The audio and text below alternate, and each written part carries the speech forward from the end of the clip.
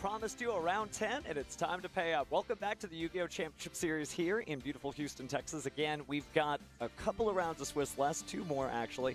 I wasn't ready. I was still eating. I was still eating. You saw from the competitors. Holy shit. Yo, what's going on, Miku? Oh, is it a confirmed list that drops? Yeah, they dropped a... They didn't outright say ban list at the end of finals today, but they literally, they dropped a video here. Hold on. Oh, there we go. Ah! Ah! I wasn't ready. I wasn't ready for today. I wasn't ready just yet.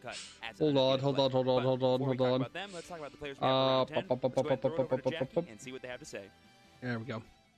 Large this. For our first duel Boom, of there the we go. day, a bubble match. We begin with the blue chair, hailing from Elmont, New York, Pascal Manigat. So they didn't outright say that there was a ban list, but they launched a, they posted like a video bit last night on Twitter of the same like guy who covered the ban list last time after the last finals, and they're doing like a whole RP bit thing, and said that there's an announcement after finals on Sunday. So it's basically without saying, hey, watch finals because we're dropping a ban list. They said we're dropping a ban list. But this should be a really awesome match to see. Oh, how's it going? Good meowing, good meowing.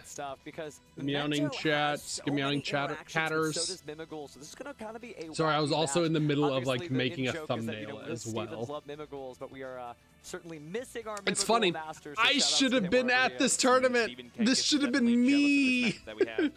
I've been watching all of day. I watched most of day 1 yesterday. Reason why we didn't stream yesterday is went out, had date night with the or date day with the partner.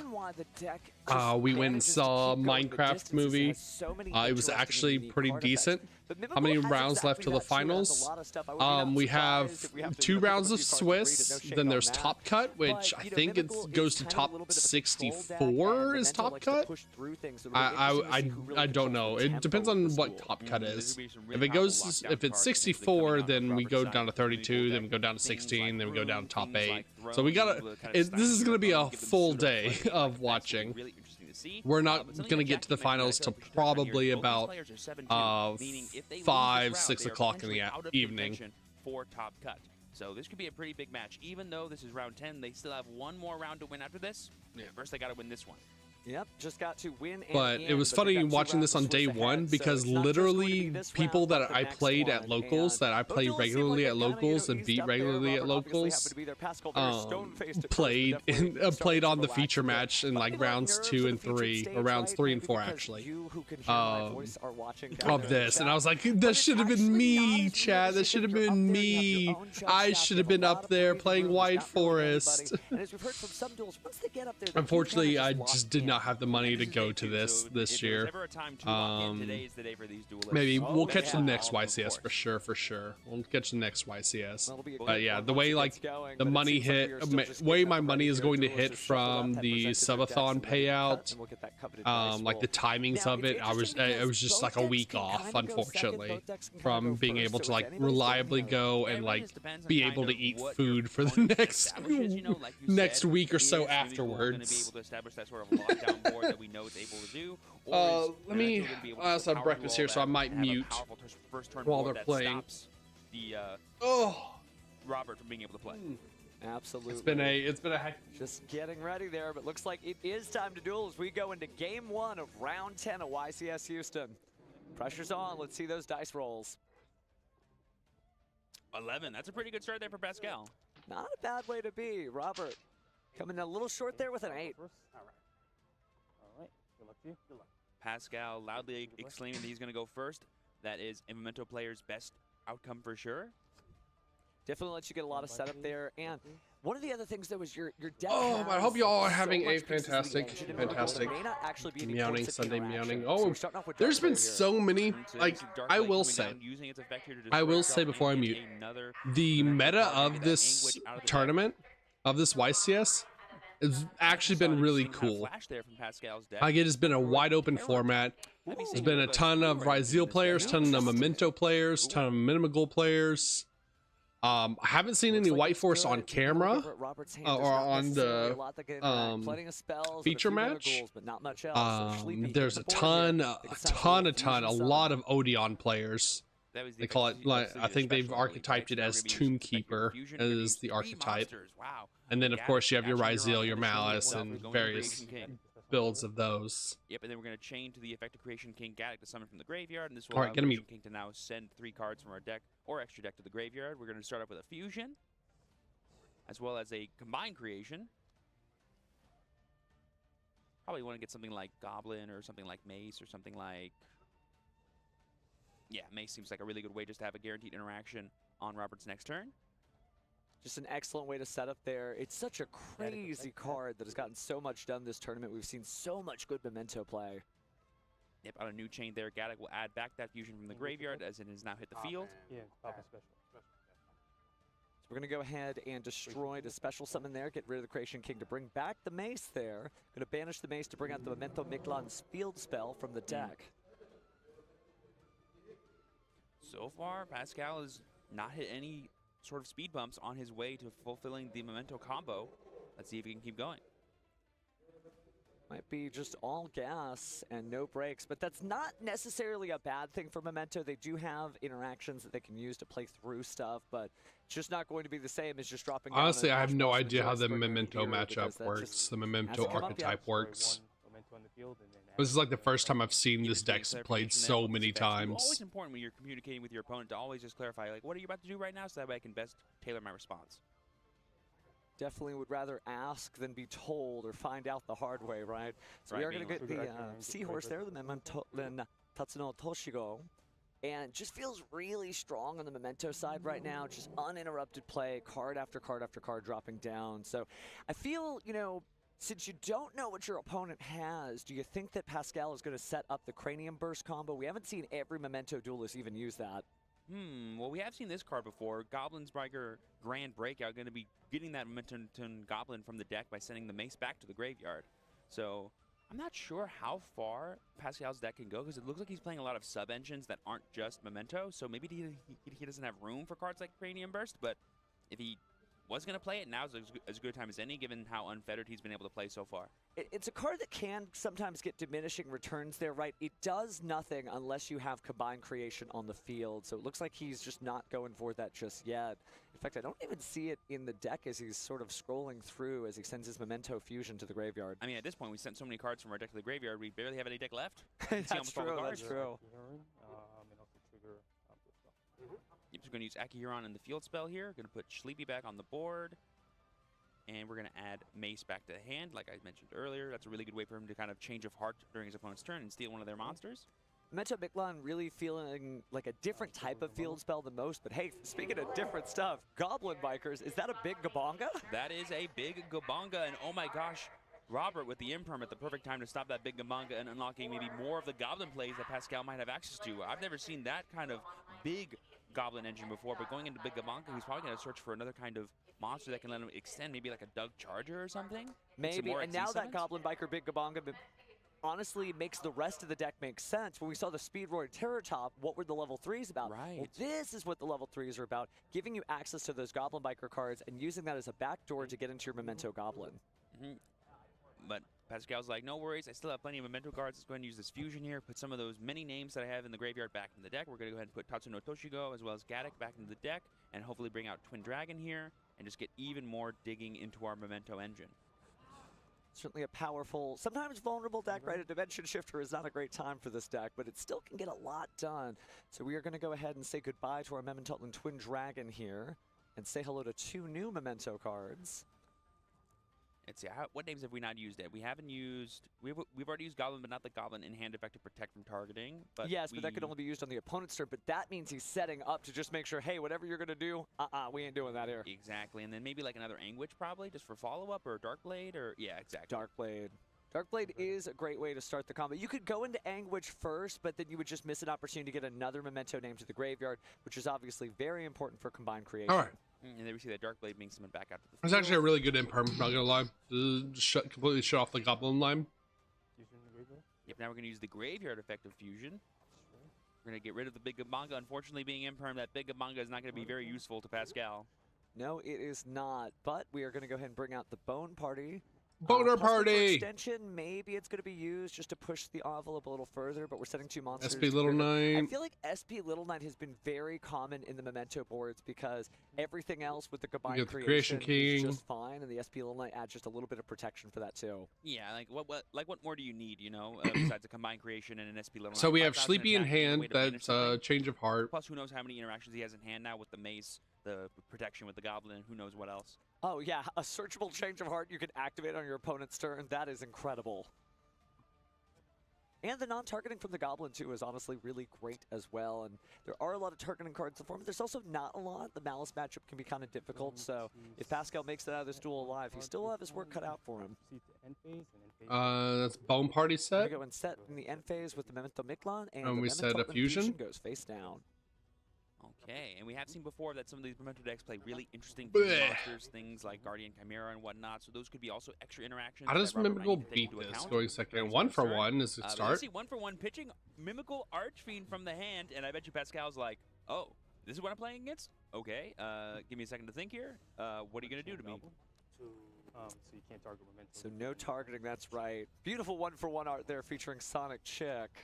I don't think the Mimic. I I don't think the Mimical stuff targets. It just says flip. Speaking of Sonic Chick is so adorable. It is, it is. Let's go ahead and grab our Mimical Dragon. Yeah, he's on summon. Okay, so you go first.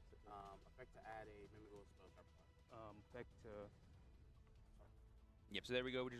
We're just naming the chain links here because Robert's turn player, so we chain 1 dragon, and then I believe Pascal's going to chain 2 combined creation. Yeah, in fact, discuss something from graveyard. Sure. Yeah, That's this one right. special, a Mimical from the graveyard. A Memento.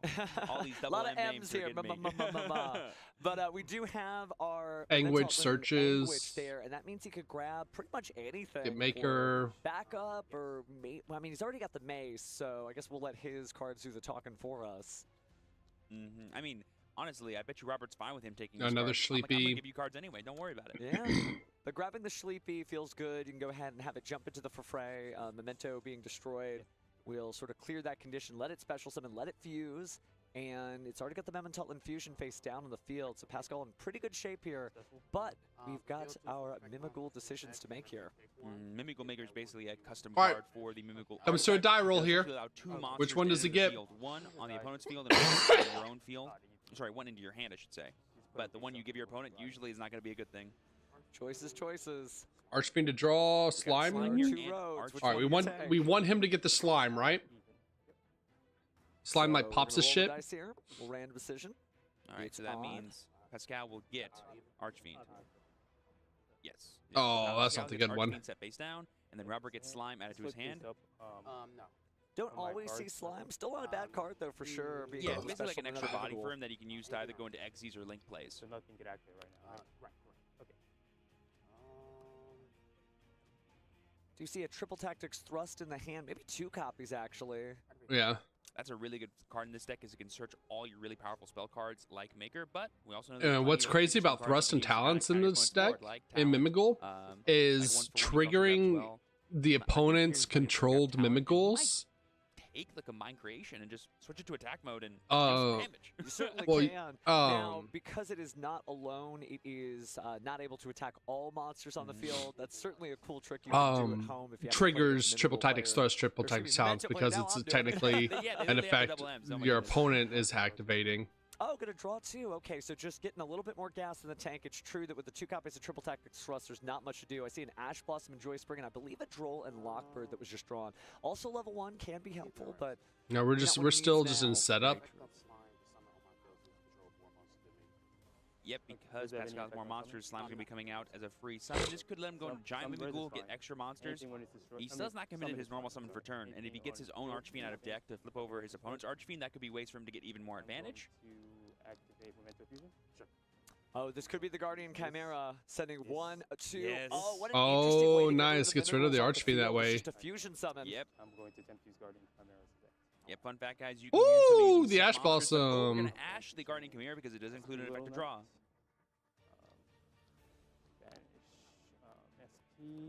So now he doesn't get the pop. Ash Blossom coming in Very handy. heads-up play, preventing any Xyz summon if you get rid of those 2 face-up level 1 monsters. And we haven't used our normal summon yet, so that really was a troll and Lockbird. I see it could just be normal summon in order to keep Robert's plays going there, but it looks like we're going to say goodbye to the slime for now. This giant mimic will need to have only 2 level 1 monsters. That means you could still go into it here, even if you had to commit his normal summon to Yep, droll. normal summon droll. There's the droll. It's a level 1. Bone We're party. getting the bone party going. So I wonder what monster would be used now in order to keep that. I mean, Xyz we summon haven't used from a Sleepy happening. yet, I mean, right? Obviously, using Memento Mace is huge because you could just take your opponent's monster and then they wouldn't have 2 level 1s. Oh, the mace you is know your the opponent's kind of in change a of heart. desperation phase when they are normal summoning Droll and Lockbird.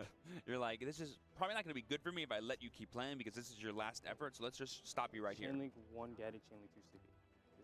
Yep, so because Sleepy was destroyed, it'll have its own effect.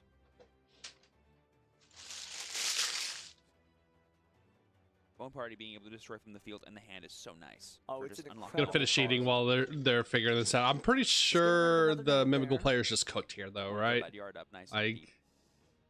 Memento just has so much in He's off. Okay, so really recursion. saving the mace and not trying to just steal the monster, doing something cute. Instead, fusing to make a Chain link Creation 1, King. Creation King, chain 2 Gaddy, 2 summon. Sure. Yep, and now we're going to be able to send some more cards with the Creation King here. I believe in order for it to pop, you need to be able to destroy something on your own field, right? Yes, you have to get rid of some of your own Memento monsters, and in exchange, you get to destroy the same number of cards on their side of the field. But as you see, there's plenty of Memento monsters, and there's, even if you just got rid of the Gaddick, that would be enough. But he's going to do both to get rid of both. And there's no reason not to have Creation King in your yard anyway. You get so much value out of doing that. Definitely a powerful monster there. Yeah. Really rounds out the Memento strategy these last couple of support cards they've received, including Akihiran. Yeah, the recycling of the resources that the Memento deck has is just so impressive. Well, I mean, it's a deck about coming back from the dead. Certainly they do just that.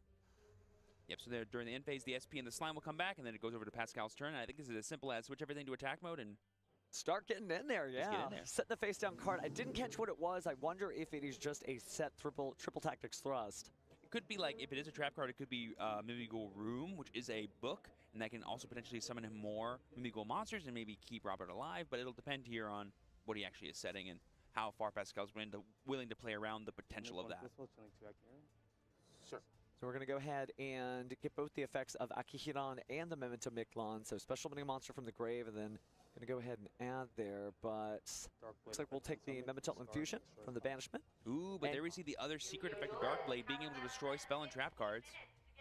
Charging in there. This is going to force something. Do you reveal that card? Robert considering his options. It is the Mimigal Room. This will allow him to book something in play, but I don't know if he targets something that hasn't been summoned this turn, if he'll be able to flip it back face up. Now, he Yeah, does so also get to special summon a Mimigal monster, so maybe that'll be enough to keep him in the duel, but Oh, it that's just true. seems like, as you say, the sun is getting real low here. Yep, so Pascal's just debating if he wants to chain anything to this. So Oh, he's gonna let him You go. only use 1 effect per turn, right? Correct. Okay.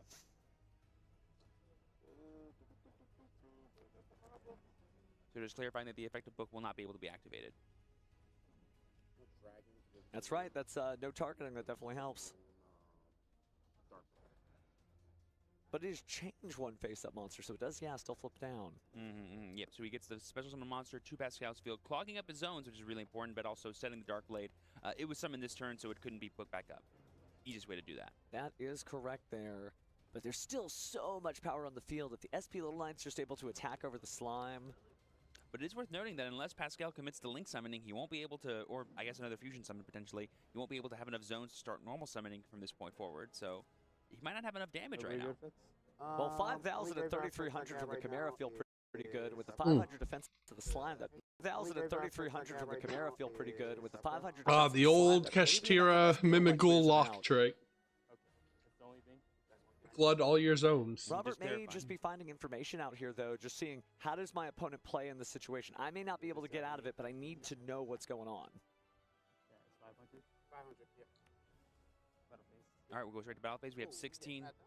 Yeah. Oh, well, that's Robert not knowing the 5,000 attack of combined creation, all of a sudden now that makes sense. That I was sitting here like, man, Good Robert boy. seems really confident. am right I now. dead? I don't think he's gonna lose this turn, Steven. Oh no, he just didn't know how much that monster has for attack points. A little smile there flashed on Pascal's face as he gets right back into side decking there. Definitely adds a little bit of breath back into Chad, his am I run. dead? Am I But cooked? yeah, it's an incredible card. Yeah, it's 5,000 attack. I guess 1,000 for each of the memento monsters you shuffle back from the graveyard into the deck or extra deck respectively. But now they've got to get side decking, and it's interesting. Not a lot of people. All right, while hatch they're some side decking, outs I've got to make a for thumbnail. memento deck, and not a lot of people do the same for a Mimigul deck. I am Yeah, like, so I- behind of on all the today's popular, schedule. You know, side deck cards that we've been seeing in this format, things like Lancia, things like Chaos Hunter, things like Dusters, or Lightning Storms. I feel like, while yes, some of those cards are always really useful, whether you're going first or second, doesn't really matter. But against these specific matchups, I'm not sure how useful they'll really be because everything is either graveyard centric or face down centric. You know what I mean? Like I'm not sure how much removal we have for face down defense position monsters. I mean, if Robert pulls out something wacky, that's cool. But if Pascal drops like Nobleman of Crossout, he is just absolutely my hero. Not to recommend that, but it is certainly an option there to clear out some unfriendly monsters. Going back to Ultimate Time Wizard 2005 with a play like that, we love to see it. Yeah, absolutely. But that was then and this is now. Both duelists have to stay locked in, of course, to make sure they continue to advance through the tournament. Obviously it's cool to see the decks doing well, but you want to go the distance. And even if you get through and scrape by at the bottom of the bracket, you're still in the top cut. So every duel counts. Honestly, I was really nice to see how much Pascal was able to do with pretty much just the pure memento engine. He was this close to unlocking all of his goblin cards, but Robert stopped him from getting that extra bit of put on top. Who knows what we might be able to see in games 2 and 3. Well, it is anybody's game here, but obviously I think Pascal is going to take an opportunity to go first there, get some kind of Mimigul stuff set up, and it'll be helpful for sure if he gets a chance, but then once we get to game 3 again, it could be anybody's game. I mean, right now, if you're Robert, I think you really want to prioritize sort of keeping Pascal's graveyard clear, whether that's stopping him from summoning cards, whether it's like Oh my god, too much alcohol last night. It's stopping him from just Too like much out of the alcohol. graveyard, potentially with cards that can banish cards from the graveyard. Things like Dimension Shifter could be an option for this deck. I know people have played that in the past when playing Mimigul. Well, we've also talked about how Memento can be its own worst enemy because so many of the vital and necessary cards, if drawn together, they can just spell pure doom, right? Imagine your hand is Mementotlin Akihiron and the Tekutlika Combined Creation, and maybe he's just making those words up. And not much else. If it's that, you really don't have much of a turn, so there's a possibility that it just doesn't happen. He is just making those words up. I've never heard those words in my life. Right? If you have a stutter step, your opponent stops you from those first initial Mimigul plays, you don't really necessarily have much else if you've already used up your normal summon. I mean, we saw as long as Robert wasn't able to get the Giant, there was really no extension he had. But let's see how that goes for game 2 here with Robert and Pascal. I don't know how Robert's going to choose here, but I think he's going to be more comfortable going first. Definitely respect between both players. Let's see what's going on here as they draw 5.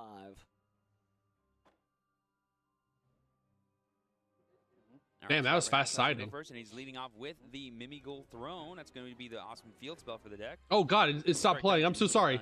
I didn't realize it stopped. That's right, that's right. Hold on. We might be sitting on the throne. Hold on. Let me move this over. There we go. Oh, wait. Can I, like... Ooh, and that makes that search If dragon I- just a little bit worse as a normal summon because now it won't really do anything because it won't be able to search for that spell card. Do that. Perfect. Nice. We're gonna activate the Triple Tactics Thrust here. Sorry about that, And chat. this luckily sets from deck. I'm almost done.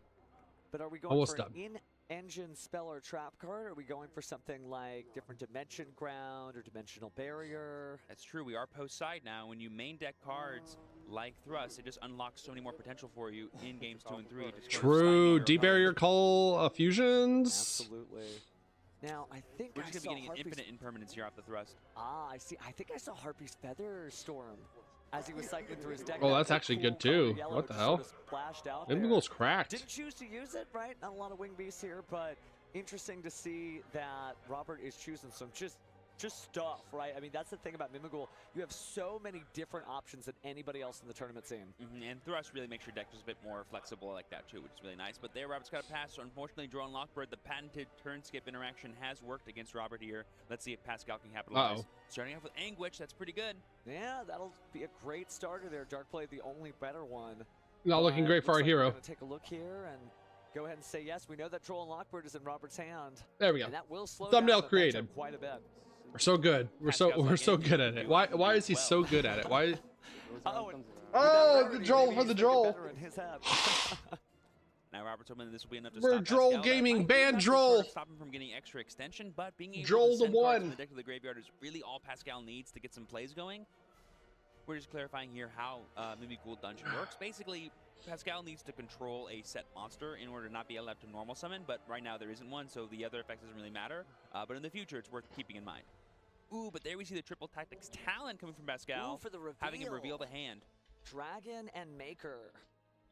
Yep, there it is. He's just reading their Mimical Mastery. Yeah, he's like the really like pseudo boss monster for the deck. He can become really big, and he on summon can like let you search for extra cards, which is pretty nice. But yeah, Dragon's definitely the bigger threat here because that gets you to Maker, and Maker gets you to everything else. Absolutely. Robert smiling there, just in good spirits. Happy to be on the featured match stage for the first time, but definitely trying his best here. He's day 2ing with Mimikyu. That's already an accomplishment. Great job. Yeah. You don't do nothing on red. No, nothing like that.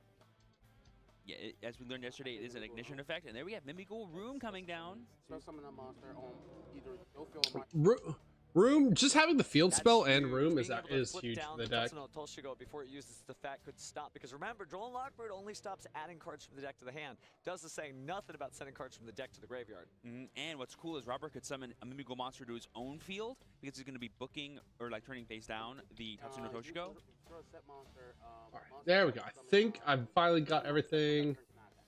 Alright. It doesn't negate effects or anything. It does not negate. I think we're finally Yeah, all it's like set a up. pseudo battle phase sort of floodgate. Stops people from attacking you if they were summoned this turn. That reminds me of some of those early Bakura cards, right? The Dark Door, etc., just slowing you down, but not necessarily stopping you permanently. Very importantly, I believe you need to control a set monster first. So Correct, but he's about to. If this resolves, it'll be able to flip down one Is of that those better? monsters. I would imagine you've got to go for that Seahorse. now, I think the question you're asking, Robert, is does Pascal have Mehmet Total Infusion? Because if he does, giving him a monster that he can't fuse with might be really important. But here we're going to give him the Archfiend and give him 2 set monsters total. The Archfiend is a fiend, though. Like, You wanna that's. know why? Because Robert has access to room on a following turn to flip up the monster that he just set, so he'll be able to get more advantage by just giving him the monster and maybe have a higher likelihood of But the styling problem him is, like, with his own field yeah, spell. he If just it's a bone fuses. party, I believe It just fuses with the it can Archfiend, destroy right? face-up cards, It's a right? fiend Correct, 'cause card. it has to have that name, and so all the cards. Or does face it have to down, be doesn't have a memento name cards? tag on. It doesn't say tribute or anything, so yeah. Correct, it's destroy. So Barn Party destroying Sleepy there is pretty huge because Sleepy could be able to fusion summon once this cycle gets going here. Yeah, choosing wisely as he goes through the deck. You do not want to make a misstep, even if you're up 1 game. Pascal wanting to make sure that this goes the right way. And so it looks like the card we're choosing is... We've already normal summoned. We probably want something like, I don't know, Gaddock? No, probably He's not. got Maybe. the Gaddock at the front, so it seems like that's the one. Probably he just wants to interaction do, for next but turn, right? Maybe we're The swapping Goblin, out. El Goblino. Another Darkblade Darkblade. for the destruction. Gonna try to destroy the field spell just to get all that funniness out of the way so we can keep playing unfettered. Darkblade to pop the spell and trap the field spell. But we know Robert still has that imprint face down. He could just use that to stop the Darkblade. Certainly could. Oh, we're not gonna be Darkblading. We're just gonna be using the effect of Bone Party Descent. Sorry, the Sleepy Interesting. Descent. I'm going to attempt to use Dark Blade to spell. Oh, it's an ignition effect, not on summon. Okay, gotcha, The gotcha. other effect is on summon. That's right, that's right. So it's going to be destroying. Now it's tough. Even Robert's like, oh man. Oh yeah, Darkblade doesn't target, huh?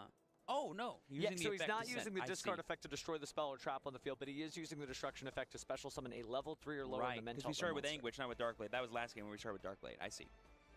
You typically want to start with Darkblade, but that's what makes Memento so cool, is that it's almost like playing like a free-form video game. You just play whatever cards you want in whatever order you want. 100%. And here we're going to add back the Sleepy. This will Okay. have access to our fusion play still, Alright. which is pretty nice. Now we can finally relax Use and face down watch. monsters to fuse? I would assume since it's a fusion Yes, summon yes, you it can. should Yeah, be it's able a- to, because Breakfast even with Guardian eating, Chimera, thumbnail it doesn't created. specify with what it's doing. But all attempt to monsters in fusion summons, destroy unless it's everything looking for something specific, they can always be used face down because you fusion summon on the resolution of the effect, not as a 100%. cost. Yes, 100%. if that makes sense to the chat. My apologies. No. It's always interesting, you know, when you have set monsters incorporating with all these new summon mechanics that we've had ever since 2018. All right, we get back to the Goblino, El Goblino. Play. This is what The XQC. is about, you know, is giving your opponent things that they think are gifts, but actually are harder to use than you might think. I really love how Mimigul has this sort of like dungeon master feel, right? Where you're like, you encounter a dungeon, you open the treasure chest, bad things happen, right? You're almost telling a story. But Memento have us a story to tell too. They are just going to keep on coming. And then there's a dragon. It's insane how. And then it's a big old dragon made of bones. Oh, excuse me. It's insane, like how just this deck is able to play through so much. And he does. He's going to Flipping in import the perm. goblin. Interesting. All right, we have a Sleepy. But now, very few cards left. We're still under the effect of Joel and Lockbird. Nobody forget. I'm going to chain link one creation king, chain into Gadget plus summon. He's still under Joel. He's been able to Yeah, add come this back many and cards. What King the to fuck? send more cards from the Joel deck to the does just graveyard, which again, Joel Lockbird barely does does stop. anything Like to I said earlier, Memento. That's all Memento needs to do. This could be it. There's certainly enough Memento names that if you just throw down a few, including Well, he can the attack, right? Combined Creation, Or while then he all of a controls sudden face down 5,000 monster. plus 3,000 equals 8,000. Last I checked my math. Creation king, when It is worth noting that any monster. Oh, that is he soaks able to in pop the this field turn spell? cannot Okay, attack yeah, on you're the just other dead side. now. But unlike, I was just about to say, until that dungeon is cleared, Pascal is going to have a little bit of trouble That's going for right. game this turn. Jesus, laugh.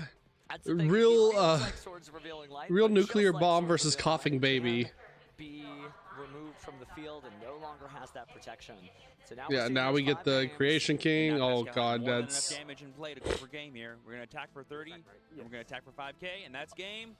Pascal takes it, guarantees his game win here, going up to 8. Still needs one more to potentially get in contention for top 32. so like all of our rounds, our feature match rounds are gonna be just basically who's on the bubble to making top cut. Now that you see him, all smiles, ready to represent his scene and ready to keep on going. And great stuff. Just showing that, yeah, big monsters get it done and keeping us cool against a very wild deck there. But Robert Who's ready for the obviously no slap. Getting Mimigul Dave to Master Mimigul, Duel a lot of support, people or not can do Mimigul, that, that's Memento for sure. Master Duel support. We're finally getting it. Congratulations. Finally to both players getting it here. this It's really month. an accomplishment to be day 2ing a YCS at all, but really happy to see an expert like Pascal who used the Memento deck to its fullest potential get the win here today. Absolutely. So signing the sacred slip there, and soon we'll get to hear from Robert himself, or excuse me, Pascal himself. But just a really cool duel there, and it goes to show you, you know, we're not fibbing when we say that there are multiple decks in this format that can make it to day 2 and go the distance. There's a lot of stuff still out there, from Labyrinth, Tombkeeper, to Blue Eyes, to Memento, and hey, even Mimigul's out there too. So I know I say it a million times, and you're like, yes, Steven, I know. But I'm just saying, you can play what you want. You can play what you want. If you have Yu-Gi-Oh cards, you can duel. And if you can duel, you have the chance to win. Always keep that in mind. It's all it takes. It's all it takes. Just a duel and a dream, right? But again, we can only crown one YCS champion here. So Robert going to go ahead and exit the stage there shortly. And just some really incredible stuff. Absolutely hyped to see it happen. Oh yeah, and I know someone who was really hyped and wish he could be here, and that's Stephen Kangas. Getting to see Mimigul live is his favorite thing to do over these YCSs. Sad he couldn't be here, but happy I could share it with him and make him jealous. That's how you know we're honest, by the way. We keep telling you, you need to be here. Now we're telling our friends they need to be here. So Yeah. you get the message. We But hold everybody accountable, even ourselves. yeah, absolutely. But really just great stuff here. And again, we've seen some really cool stuff out there in the field too. And public events are getting warmed up too. I've been seeing all the calls out there.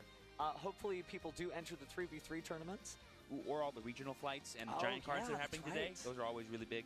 Yeah, that's the thing. People are like, well, I don't have my invite yet. And I'm like, go get it. You can go get it. There's regional championship qualifiers here at the YCSs. There's even last chance qualifiers, although I could have last chance qualified for nationals. It could have been me in Houston. But there's still a long road ahead, and we've still got, you know, another set dropping. So Yugioh now and Yugioh when we get to the qualifiers, that's going to look very different. I'm really excited through and through. A very different beast. And I will say there is a level of confidence that I really like of someone who's like, I'm just going to win the last chance qualifier and be in no problem. I'm like, you know what? That's a bad idea, but I respect it. You should always be dueling. Always give yourself the most chances possible. No, they've got that like anime plot armor, right? They're like, no, because I made it from the last chance qualifier, I got there on Friday. I went to Indianapolis on July 11th through July 13th and got there, and that's the road. I mean, I'm sure somebody's done it. Remember last year, we had somebody who missed their flight just hoping to make it, and they did punch their ticket to the World Championship. So maybe you're headed to Paris too, friends. The bigger the deal of tournament, the better I'll show up. People think that way all the time. Makes a lot of sense to me. Why not? It's one of those things where duelists come from all walks of life. They're all different, stories to be told here. So I'm really excited to see once we do get our winner's interview what his story is. But man, coming all the way from Chicago down to Houston, that's a long flight for sure. And Robert coming from the East Coast too. There's just so many people from everywhere. You think it's YCS Houston, but this is really an international fair. People from all over, everywhere coming down here. Oh yeah, these are essentially pseudo conventions that celebrate Yu-Gi-Oh! While also giving players the opportunity to make all that hard work, all that dueling, ever worth it. Yeah, and that's the thing, like, it really doesn't happen without the duelists, Like, we're not just trying to glaze on you, like, this is for you. I don't know if you know that, but this is, like, for you. And there really isn't, like, a Yu-Gi-Oh! Without a you. So thank you so much, because it's just been a wild ride, just getting to see everybody and meet everybody and talk to everybody. But speaking of talking, I think it's time to talk to somebody special. You want to take it? Oh, yeah. Let's go ahead and throw over to Jackie and get our winner's interview with Pascal. Thank you, Stevens. That's right. I am with Pascal, all smiles right now. Congratulations on the victory. How does this feel? This is huge. Yeah, definitely. I mean, just getting rid of like the pre-game jitters and just like really focusing on like making the right plays and stuff. So, but yeah, I'm feeling pretty good right now. And it was a swift victory. Oh yeah, the like first place out of day one was apparently a Arias Butler cosplayer playing Labyrinth in a full Butler costume. Deck, but you just have to know what every single like little effect does because all the. Let's see here. Let me see. Very relevant. Active player standings after round 9. I want to see if I can see any names. Oh wait, this is only just page 1 and 9. Fuck. Yeah, I've been playing it for. Fuck. There's no way. So I got used to it. So hopefully it could keep going on like that. It sounds like it's working. How are you feeling about the rest of the tournament? Are you feeling confidence now? Are you nervous? Yeah, pretty confident. I think as long as I don't break it, I could actually see some playable cards, and I play my cards well. There's no reason I can't, get close to top cut and maybe even win potentially. So. And feature match up here with the. I guess we're just gonna have to wait for top cut tell me a little to bit see about the like atmosphere here, if anyone's really made it from locals. It's exciting. Like a lot of people just ready to play and just. Yeah, I really like asking me. I can't play. Do you have plans to make a pre-alliance inside White Forest as a MENA list? So yeah, actually, I mean, we're gonna make it probably tonight after the ban list drops. I'm gonna finally talk about the White Forest, or not the alliance inside White Forest stuff, because literally the strength of White Forest completely depends on this ban list. Thank you so much, Jackie and Pascal. Again, congratulations on that impressive round. Like people can tell you months out in advance, weeks out in advance, like, oh, this is how you build White Forest, come alliance insight. But like without knowing what's coming out in this ban list, here, let me turn this down a little bit. Without knowing what's coming out in this ban list today, like no one knows how White Forest is going to, how strong White Forest is going to be, or like how you build White Forest.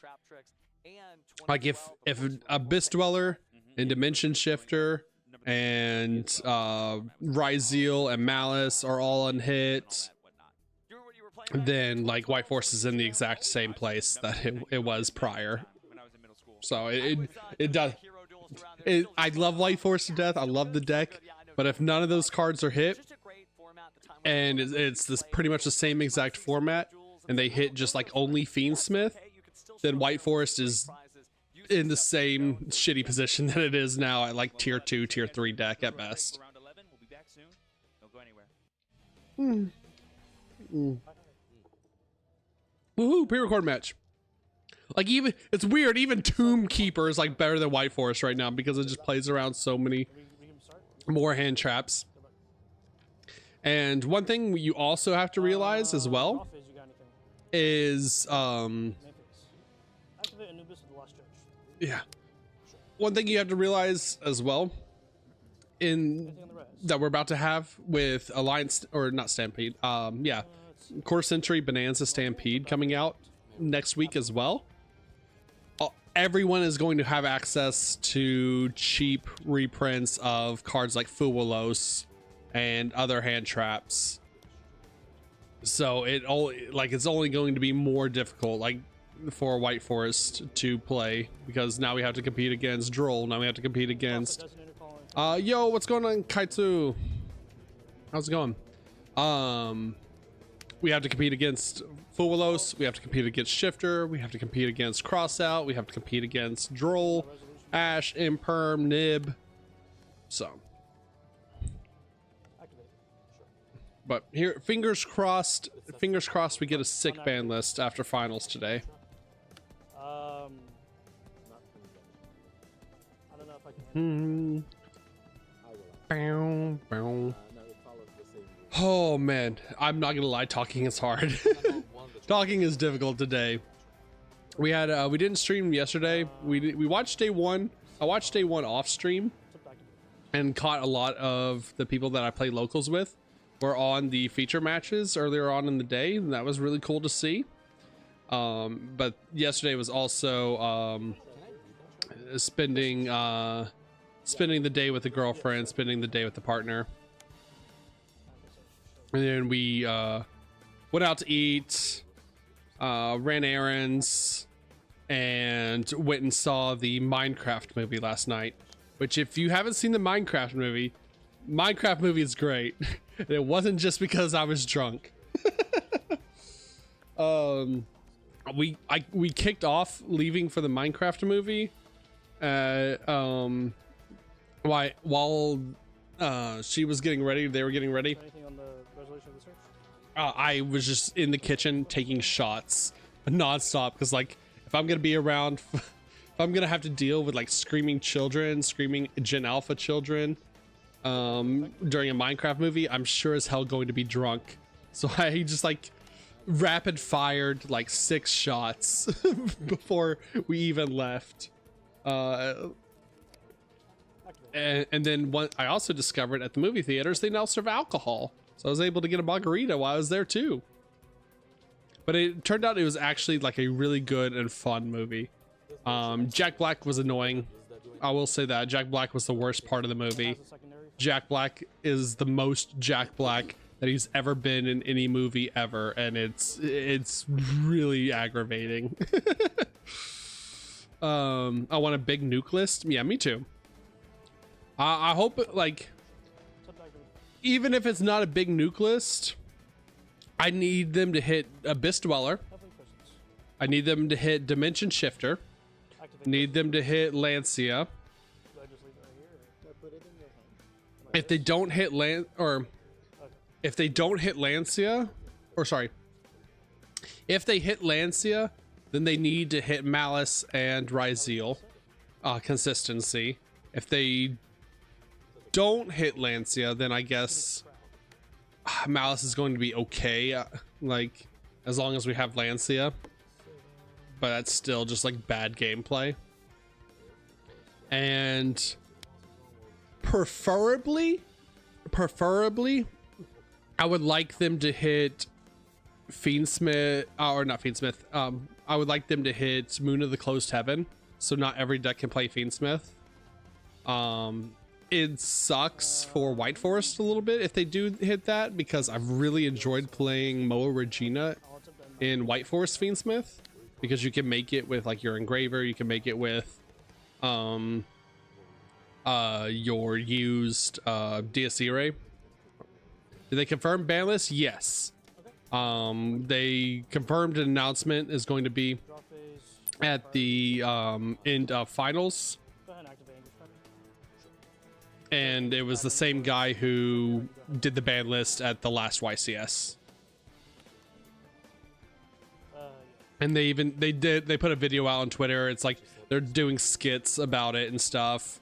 So he's gonna come out with like the sunglasses and the briefcase like he did last time with the ban list after finals, which I like them doing. I think that is a great idea. It makes it fun, makes people watch the YCS, gets people invested. Does he have priority back or quick effect? Okay.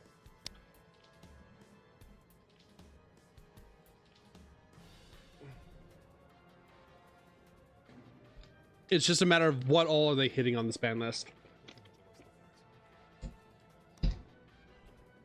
But if they do hit Moon of the Closed Heaven, White Forest can still just build Toy for the time being until we get to Alliance Insight.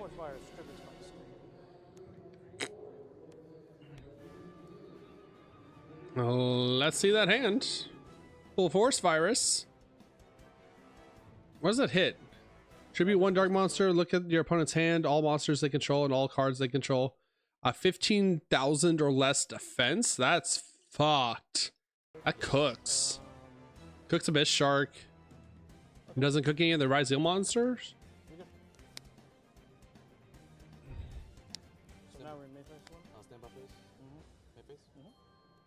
Mayface. All right. Well, he has cross out and triple tack, so we just have to stop the triple tack. 1,500, not 1,000. Yeah, you know what I mean. Listen, I'm stupid. I'm stupid and I'm hungover. You have to bear with me.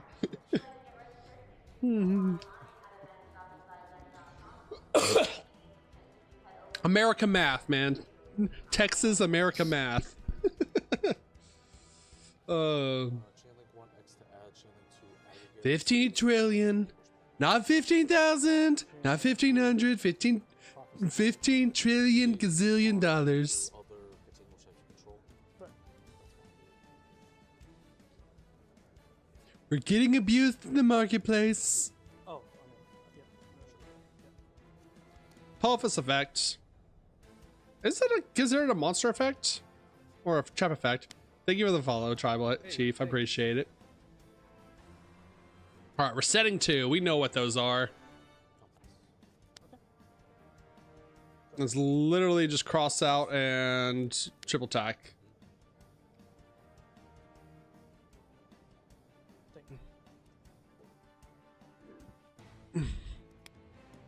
What are you sighing for? Kill him!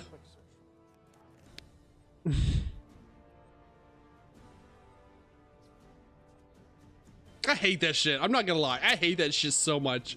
That happened to me Tuesday when I was playing locals. It was our last locals before YCS Houston, so it was just like all the sweat players getting playtesting before leaving for Houston. And my opponent round 1 fucking imperms me, effect veilers me, ashes me, and then like goes to his turn and sighs and is like, this hand's not ideal. And I'm like, you're a piece of shit.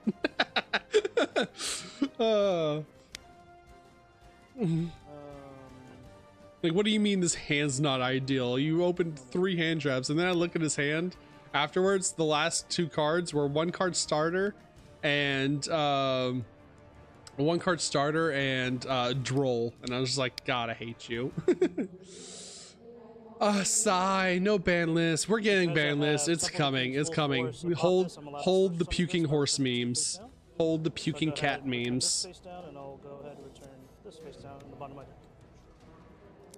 I hope I get that popular. Let me get that popular as a Yugi-tuber, Yu-Gi-Oh content creator, that people could just make a the puking horse meme with just like my cat bottle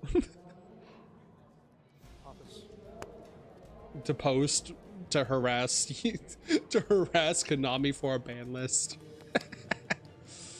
What's going on, Lycamon? How are you? Give me owning, give me owning. And then it'll allow me to set.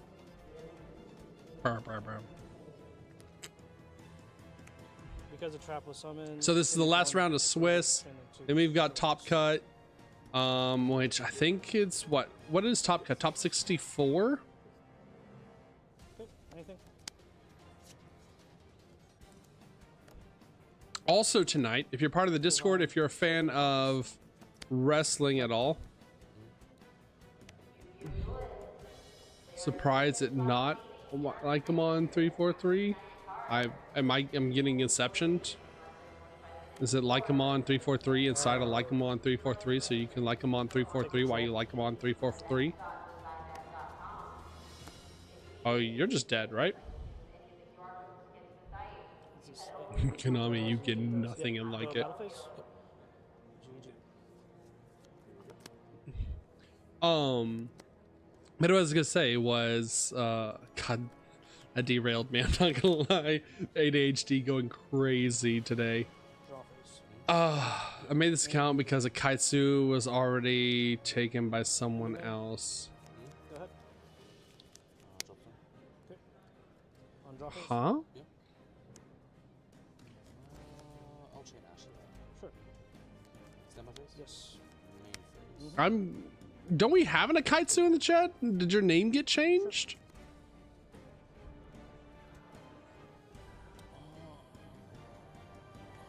I swear we had an Akaitsu. I'll grab ice rice. Aikatsu. Anything on resolution. Yes, I do. I swear your name was Aikatsu beforehand. Sure. Oh, it's okay. Wait. It's a Aikatsu on YouTube. Yeah. Okay. I was like, Restream confuses the shit out of me. I'm not gonna lie. Sometimes I still have to figure it out. Still have to figure out the YouTube and Twitch Restream thing. Like I said, chat, I'm an idiot. I'm a dumbass. I play card games. That's all I could do. I'll be going first. Goodbye. But what I was gonna say is, depending on when this ends, which this should end about what 4, 5, 6 o'clock in the evening. We're gonna be watching the AEW pay-per-view, or I'm gonna put you watching the AEW pay-per-view in the Discord. If anyone's a fan of wrestling and is part of the Discord. Yuck! Don't you yuck? It's good. I like Team WWE. Listen. I'm not a tribalist. Don't get me wrong, but I like flippy action shit over like soap opera storytelling. Like I grew up watching WWE. I've had this account for a while so I can see Shoto and Kuro stream. WWE was great. It was really great. And then like the years into COVID just absolutely cooked it. And a lot of it was Vince McMahon. I don't understand how Vince McMahon is still alive. And you banished one from deck to something. What is the ad? If you just want to read it. Vince did leave WWE, but Triple H is not much better. Let's be honest. Triple H is a product of Vince McMahon. Like, I would rather have Shawn Michaels, who books NXT. Like, NXT is great. Love NXT. I would much rather have Shawn Michaels booking WWE. All right, have a good time. Results.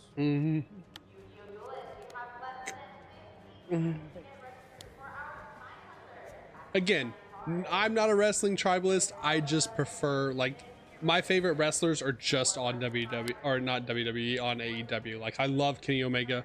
Watched Kenny Omega throughout his New Japan run, with all the way back to like AJ Styles Bullet Club. Huge fan of Will Ospreay. Could do without Edge. I could do without John Moxley. They're starting to get tiresome. Could do without Chris Jericho.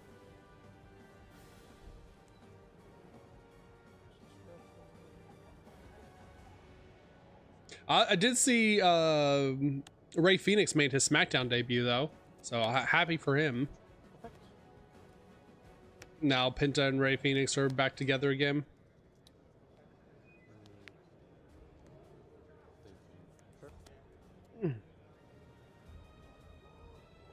God,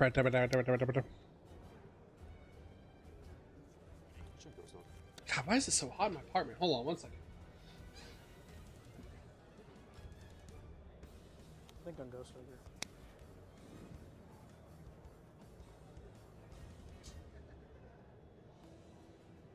Results.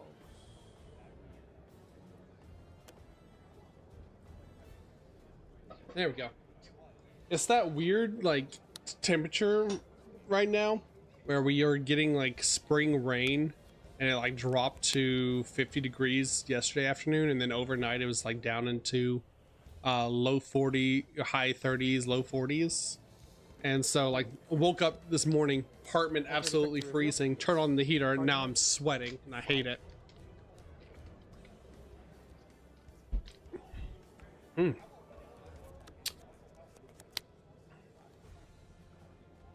Siding Ghost Ogre is actually kind of crazy for Ryzel. I'm not gonna lie. Like, how do you find that many sideboard slots? Main piece. Okay. Your crossout's not doing anything in this matchup, my brother. From the heavenly. Yeah, from the. Okay. Go ahead. Oh, okay. And then draw phase, you have priority, so yeah. I will pass priority. Let's go! All right, we're flipping Swamp Deity. Because I summoned him, I get to activate him. Yeah. Well, no, that's not Swamp Deity. That's the Snake Deity. That's the negate one. That's not the one you want to flip first. Look at those crossouts just sitting in. Oh, we set Dimensional Barrier. Oh, Right, cook this, man. Cook this fraud. That is fine. What did you do? Oh, XYZ. Cook this Ryzel fraud. That's crazy. Ah, I love the Odeon archetype. Nice droll, nice bonfire.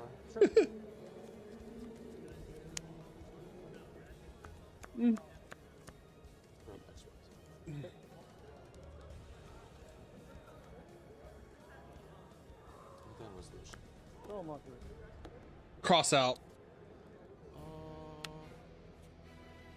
Yep. Cross out Cauldron. Do we have? Cards in hand. A billion.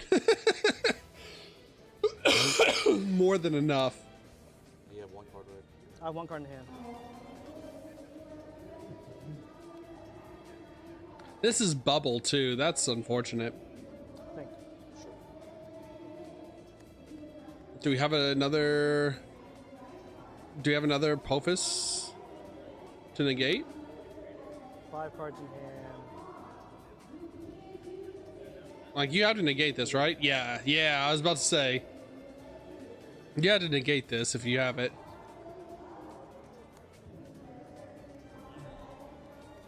Sure.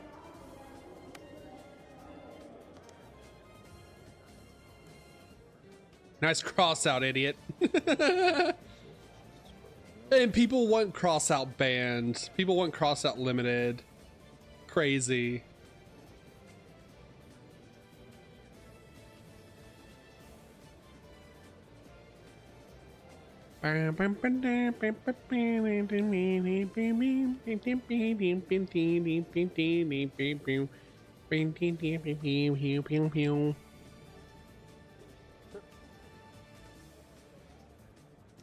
Depending on how long it takes for them to do what is it, top cut, we might play some Master Duel games while we wait. Play some White Forest, some little White Forest toy Fiendsmith action. Not gonna lie, I've been really enjoying even if they ban Moon of the Closed Heaven to make Fiendsmith less generic, I've been really enjoying playing White Forest toys.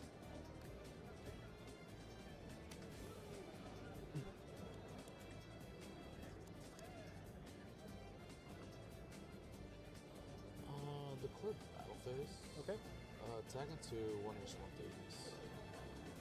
You got it, champ. Make phase 2. Sure.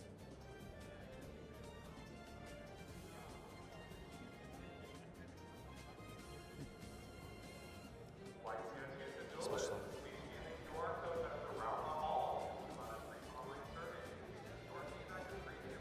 Special summon. Okay, cool, cute. Locked out of XZs. Cool deck, nice deck. Yeah, end phase is fine. Draw phase. Standby. Main. Yeah. Cards in hand. 2. So, how do we make the fusion again? Is just contact fuse of 2 traps? Tombkeeper trap tricks? Actually, kind of sounds. I'm surprised no one's built that yet. To be honest, I've completely forgot about trap tricks being a thing. I'm not gonna lie.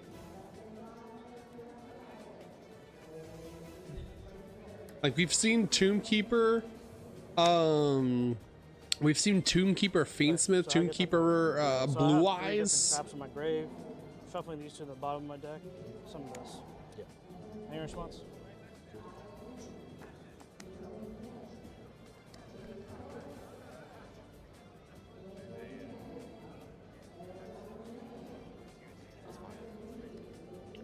Effect to search.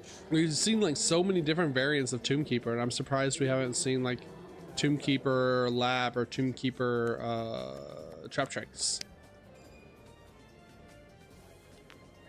That's fine. Well, I guess Lab wants specifically normal traps, so that does actually make sense.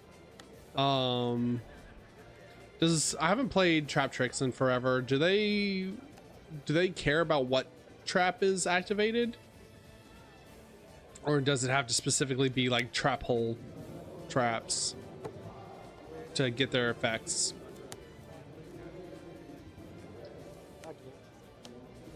Normal trap. Oh, they're also normal traps. Oh, okay, that's probably why then.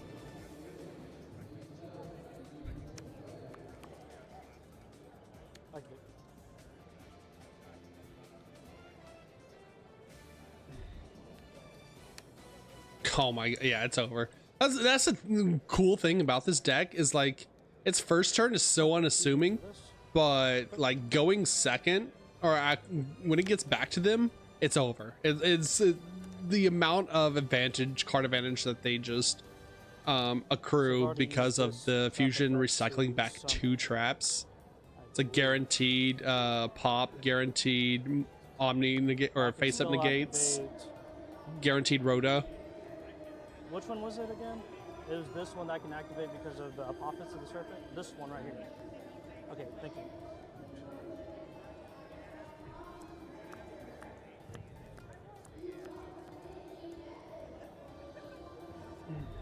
Iron Scorpion is a super folly target, by the way. I don't even think a lot of them are playing the Divine Scorpion, though. That's the crazy thing. Maybe this guy is because he's playing pure. But like a lot of the decks that are just playing like Fiendsmith, Tombkeeper, not even playing the Divine Scorpion. It's up to go battle phase. Yes, 200 attack. Attack for 28. Hello, all right, we're so back. Welcome back, everyone. Good morning. We're here at YCS. Hi, Houston. Billy. First time you're able to see myself, Billy Break, and Asalawathu Tanjige here on camera. It was an exciting day yesterday. So many cool decks are rising to the top, and I can't wait to see who's going to make top 32. Yeah, I'm so excited. Okay, top cut is top 32. Okay, so this will actually be over like a lot faster than I thought. I see those names with those decks. It was going to be really intense. I mean, so we have this round. We have top 32, top 16, top 8, yeah, and so then much to still be played out. Final 4, I mean, and then Malice finals. And Raziel are dominating most of the field, but there's so many other decks that have risen to the top, especially one we might see this round. Now, let's go and talk about the start of the tournament. We had over 1,400 players. That's right, just shy of 1,500 here competing at YCS Houston, and now there's only after 2 this round. undefeated There's duels. only 2 undefeated. I think that one of them is a guy that's remaining undefeated. Unless they there's one guy that they had on feature match yesterday that is literally just cosplaying as Arius, like a Labyrinth Butler, and playing Labyrinth, and he's like top place right now. Definitely. But I do think it's going to be an incredible tournament. Which shout outs to him. We've seen some awesome matches. We have the top matches still to come today as we get to top 32. This will be the final round of Swiss. The winner of this match will more than likely make top 32. But let's find out who these players are. Who's going to be competing in our feature match for the final round of Swiss. Jackie, go ahead and take it away and introduce us to our players. Starting with the blue chair, Jesus Barrios from Fiendsmith, California. Rescue Ace. He says he loves Hawaiian bread, especially with butter. Okay, now based. To the red chair, Joshua base bread, Doyle best bread. Valdosta, Georgia. And his Malice Bestial. Yippee. But who will win this bubble match? We shall see. All right, come on, Rescue Ace player. All right, World's biggest so racist. much, Let's Jackie. go. That's right. We Our have ace. Jesus taking on Joshua. And if you look at your eyes, they don't deceive you. That's a Fiendsmith Engraver next to a Rescue Ace Turbulence. That's right. Jesus brought Fiendsmith Rescue Ace, and now he is sitting with an 8-2 record. Racist Dante, let's go. Racist Devil May Cry. His opponent Joshua is playing that Bestial Malice deck, but there's also the Fiendsmith cards. This is kind of the new version of Malice that has been really popular over the past couple weeks and has been all over the place here at the YCS this weekend. I mean, yeah, the Fiendsmith cards. I will say, I do miss how TCGs used to let you name your decks. Like Yu-Gi-Oh specifically, everything is just like, their deck name is just the two archetypes mashed together. Yeah, I used to play Magic, used to play Force of Will, and when you signed your deck list up, when you submitted your deck list for major tournaments, you got to pick your name for your deck. At YCS Houston, like a lot of popular strategies we've known for the past few months, but the way you play them has changed. Fiendsmith Rescue Ace would definitely be Devil May Racist. Really the advantages you're going to have in catching your opponents off guard. Probably why they won't let us make our deck names anymore. Or the dominating decks of this His format. name is Sort of Jesus. advantage you can have with hidden technology in your deck will definitely pay dividends and help you find your way to that top cut. Billy, let's take a second to even talk about Rescue Ace. We haven't seen Rescue Ace in so long, I feel. And not because the deck is necessarily bad, but because some of the other strategies that come out have just been more popular, just more powerful. Oh yeah, surely they hit Bonfire also, right? Cards came out, I think I forgot about Bonfire. The strategy really well because it does have to make a Link 2 of some kind just to put the Rescue Ace monsters in the grave before you summon the Turbulence. Link 2 it would have been just an SP Little Knight to give you that little bit of protection from something along the lines of Reveal the Primal Being. But now that the Fiendsmith cards are there, that's an even more reliable way to give you protection while also providing more follow-up, Link providing 2 more interruptions. Requiem on that everything thing. the deck had asked for, it was just often more found in other strategies. So now we finally get to see how it can play in this deck. Yeah, I mean, I do think it comes down to like playing. It may not be a better deck than Rise Heal, a better deck than Malice, but just a different one. And it's always about playing with what you're comfortable with, what you know, how to take advantage of maybe the unexpectedness of Rescue Ace. That's the thing about like these decks though. It's like how much better Malice or Rise Heal is above these like Fiendsmith variant decks is very, very, very, very, very low percentage points. Like these decks are 100% still competitive, viable, and can still like win games, like still have amazing engines. It's just like how much percentile do you want to? You use the Bestial Lubellion. That card is incredible. Like how many more percentage points do you want to winning? But we're gonna have to find out who is going to go first here in game number one of our final. Going to go first here in game number one of our final round of Swiss at YCS Houston. All right, big number? Yeah. All right, looks like the dice are about to be rolled. Ooh, that is a 10. That's a huge roll for the Rescue Ace. Oh, close. Just short. Go ahead, put him out here first. Or just start now? You can start. Okay. All right, go ahead, man. All right, hands are drawn. Jesus will Ooh, Metaltronus droll off the top. That'll shut down the Rescue Ace player. Nope. Well, won't stop their Fiendsmith line though. Oh yeah, let's go. Normally, I would say the Rescue Ace is. Now we droll the shit out of that, right? Uh-oh. Stream? Very protected from motion? Similar to Droll and Lockbird, but I think every time you start with Fiendsmith Tract, it can get a little dicey. Yep, gonna add the Fabled Lure, discard the Fabled Lure. Oh, Droll. At least he didn't start with Engraver. Yeah, it could have been worse. It could have been much worse. It could be stuck like we still get full Fiendsmith combo with this. Special summon this Fabled Lure. Like if you start with the track, that's the crazy thing about Fiendsmith. And a card that's notoriously not. And why people play it in White Forest. It's just better Droll play. Useless against Rescue Ace. But now, if you didn't have to take the lead with any Rescue Ace cards, I'm wondering how difficult it will be to find access to him.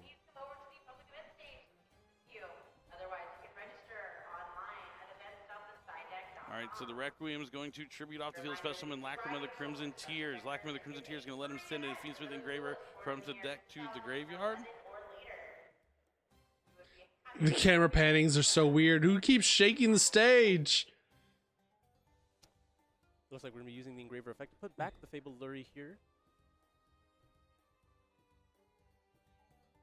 There's a response. There is a Bestial Magnemite on the engraver. Oh, that's That's crazy. not just a bestial, it's the bestial. But you don't get the ad. You drolled them. Having that engraver access, so it's going to prevent him from having a rank 6 or a link 2. He's opting. He can't. Wait. He's opting to not activate the Magnemite because of the Droll Lockbird, even though he could technically use the Magnemite here because it can add from the graveyard as well. If a dragon happens to hit the graveyard throughout the turn, But it shuts off. Oh my God! Emergency. He did have Turbulence, or no, he had Emergency, the best card. You're able to just summon the Turbulence from the deck, and then you have to tribute a Rescue Ace from your field or hand, and we're going to be getting rid of that Airlifter. All right, 2 cards left. The Droll Lockbird. Yep, normally a good Turbulence set your back row. But now it is going to have the Turbulence on the field. So he's going to be able to grab 4 another card. It needs to be banned. Spell and Trap card zones. What, Turbulence? He is taking up 1 from the Requiem. But will he have 4 targets in the deck? Or yep, Magnemite. Emergency, I think that's Magnemussy. Alert or Rescue, and then Extinguish and Contain. Yeah, Pizza Hut. All right. Turbulence is pretty much one of the big reasons to play Rescue Ace because you're able to access so many cards with just 1 card. Yeah, we talk about how powerful an individual card resolving is, and Turbulence has to be on the top of the line. Not often you see a +4 instantly. Yeah, definitely. So Also, question here: if he had Bestial Magnemite, why did he droll? We could get an additional guard, but like you could have linking away into the SP Little Knight using the Necroquip because it's the most. Like you could have just Magnemite the Luri and on the field and get the ad first. It makes no sense. Womp womp womp. Right, setting a 5th Spell and Trap here, womp womp. locking up all of those back row. Back it was when he was playing a doll making game. Turn here from Jesus. Not the craziest field, but when you're looking at 5 spells and traps, it can be a lot to deal with. Yep, SP Little Knight is solid. Surprised you really want to play, what is it? Not Title 1, Section 1. I don't know. It's like a game where you literally from the graveyard. Nice Pizza Hut, nerd. It's a game where you summoning back oh god, their stream is freaking out. Him back from adding cards from the deck to the hands of the Airlifter will be activating, but it looks like there's a response from Joshua. He has the Infinite Impermanence. Will this just be met with SP Little Knight to try to tag them both out? Yeah. Or he could just chain Emergency here. That's probably the better use. Yeah, we're going to be chaining Emergency, likely getting access to the Hydrant. Bro, it's over. It's over. Mouse player. While also effectively removing the Airlifter from the field. And this is in his draw phase too. That's crazy. Quite the way to dodge Infinite Impermanence. This is really impactful here now, having 3 cards taken out of Joshua's hand. But yeah, it's like Section 1 or Title 1 or something like that. I can't remember. But it's literally just a game where you're like you become a weed dealer. Like you're growing hydroponics in your apartment and selling it to people on the streets. To get even more follow-up on the following turn. It looks super fun. Rescue Ace HQ has always been one of the staying powers for Rescue Ace, being able to replenish those spells and traps because you set so many of them with Turbulence. It's going to be great for follow. But it looks like Joshua's seen enough. He's not going to be able to put off I don't know why the mouse player didn't Magnemite first. Again, and now so he could get the ad. Just 1 win away from. Well, there's still some tiebreakers. Maybe some XQs won't make it, but that seems like a huge misplay. Top 32. I feel like he also managed to not reveal what his strategy is. Joshua, of course, being he showed a Bestial, a Drone Locker, and Impermanence. You could find those cards pretty much in anything. Yeah, those are pretty generic cards that any deck would like to use. So it would be tough for Jesus here to side deck properly. Fortunately, here I'll refund the points. We're not doing like song requests right now. Joshua. We're watching this. Is, usually what Malice needs. I'll refund your points though. Both sides it gets so difficult once they know to put in those artifact lances, potentially Chaos Hunters and the like. But if you don't have that knowledge, it becomes that much easier to be able to win, especially when you're able to go first. Yeah, and I think like the Bestial Malice deck we've seen is the hardest one to anticipate that the Malice cards are there because even though we didn't. Jesus, I've not cards, like managed these points in a while. It would throw you off when we saw it yesterday with this same exact kind of deck list. Their opponent had no idea there were Malice cards until like halfway through game number 2 when it was too late. Definitely want to be taking advantage of that right now. You really need to force the game number 3 here. This is the last round here of Swiss. Yeah, I mean, if you take players. a third loss here, you're not in it. Bro is shaking his head. He is. Bro is. Okay. I will say, his fit is sick. He has a good fit. Don't like the Reebok jacket. Reebok jacket can go. That's the coward's way.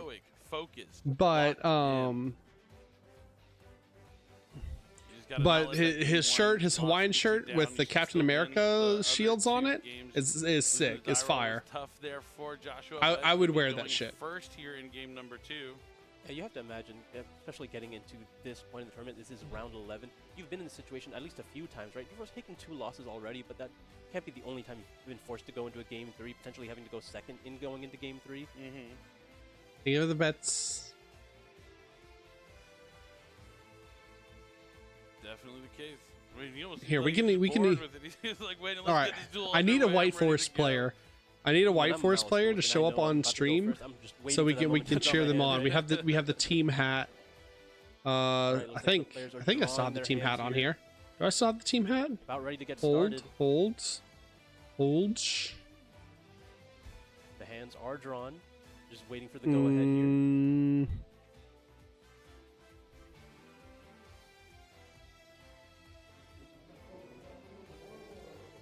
Yeah. Looks like the players have the ready to go ahead, and we're going to start game number 2 here of the last round of the Swiss for YCS Houston. It's time to duel. Will Jesus be able to close it Much out bets. and clinch his spot in the top 32? Building White Forest IRL and a Master Duel? Yeah, it's a good time, Tim. Number 3. The new support is going to be super insane. Fiendsmith Engraver. Again, really doesn't tell anything about your deck. Except that the Fiendsmith cards are in it. All right, no drone Lockbird here from Jesus. We Too much pets. Able to Too much pets. It's going on for too long. Going on for too long. Stop. When's it gonna stop? No. And then able to trigger its effect in the graveyard, special summon itself. We've Blinking it away. Time and time again. Fiendsmith combo. Requiem effect activates. Will there be an Ash Blossom and Joyous Spring here? Or no, it's actually a Molchami Fualos. Oh, Fualos, let's go. Because you're going to get the drop, but he's called by the grave. Oh, let's go. The 10%er. That's tough. There it is. All right, I think it was because I was doing that. Yeah. See, we got our little White Forest hat. Got our little White Forest hat to cheer on. I wonder how many responses there we go. At this point yeah. Team White Forest. The Wave King has Caesar, I'm ready. And then I'm ready. Along the lines of, ready for the one White Forest player to show up on stream. I think Jesus might just want to pack up his cards as soon as he can. I mean, yeah, once he sees the mouse, if he has the mouse cards on top of all the Fiendsmith stuff, it should be pretty crazy. When you're already 1 card down, it's pretty much impossible to beat. All right, looks like we're going for sequence here. Trying to bait another interruption out of Jesus. Are we activating Fiendsmith? It looks like it is resolving. Oh, we're making DSC, right? To fusion summon Fiendsmith Desiree. Do I play Among Us version on the Nintendo Switch? I do not have Among Us nor Nintendo Switch, unfortunately. I have the I only have it on Steam. Now you have a link to and also, I'm gonna be watching this all day. I appreciate the invite, though. Activating Chessie here, so we have another extender in the hand. Yeah, I got you. This can be a little weak to something along the lines of Nibiru the Primal Being, but I imagine you did have ways to extend, and we are banishing the Dormouse here, so we get maximum value. Do we not equip the sequence? Equip the sequence! Brother, the DSC rate negate is not up. It's not live right now. Access to White Rabbit, and once White Rabbit is able to resolve, getting access to GWC, everything is going Brother, to equip the sequence! For Joshua.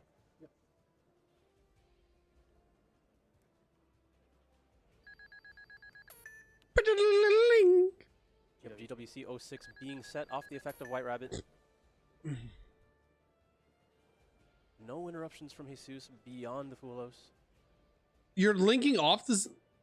Oh, I guess he can attach from grave. That makes sense. And the Chessie Cat for, I'd imagine, a Link 3 Malice Monster. It's going to be Red Ransom. Red Ransom makes a lot of sense here. You already have access to everything else you need. I don't think I've seen that. Get the additional extender in the Mouse Underground. I will say if Malice goes I unhit would already activate the sequence now just to make it and white for it, and they don't get rid of like Shifter I guess at this point or Dweller, stuff like that, right now. we might be building Malice in the near future. Red Ransom will special summon back to the field. I don't know how many Shifter formats I can play through with White Forest. Yeah, opting to not banish another card from the deck here. Mainly No Dotscaper. Yeah, there's no Dotscaper. You still have Malice in Underground if you want to banish Chessie, which is the only name you haven't used yet. Right now he's going to link away those monsters to link summon. If Shifter doesn't get banned, White like I don't even. Can be able to banish 3 cards. I don't even necessarily need it banned, but like it needs to go to at least one. Like it has to be hit in some way. We can't be the only format with 3 shifters. It's crazy. Back to Chessie Cat. Like especially now that the OCG has gone to 1 shifter, we need it out of here. We need it gone. It's past time. Bring back the Red Ransom and being able to gain 2300. Now I am going to shit if they ban Dimension Shifter. And then White Binder to come back and draw a card. Yeah.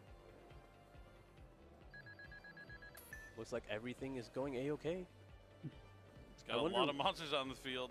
I suppose there is a good amount of time left. I think Jesus just wants to see what else is in Joshua's extra deck, because I can't imagine he's able to break this. Well, the thing is, like, if he has Nibiru, like, that DSC rate is not live right now. He needs the link attached to it. Links away Malice White Rabbit.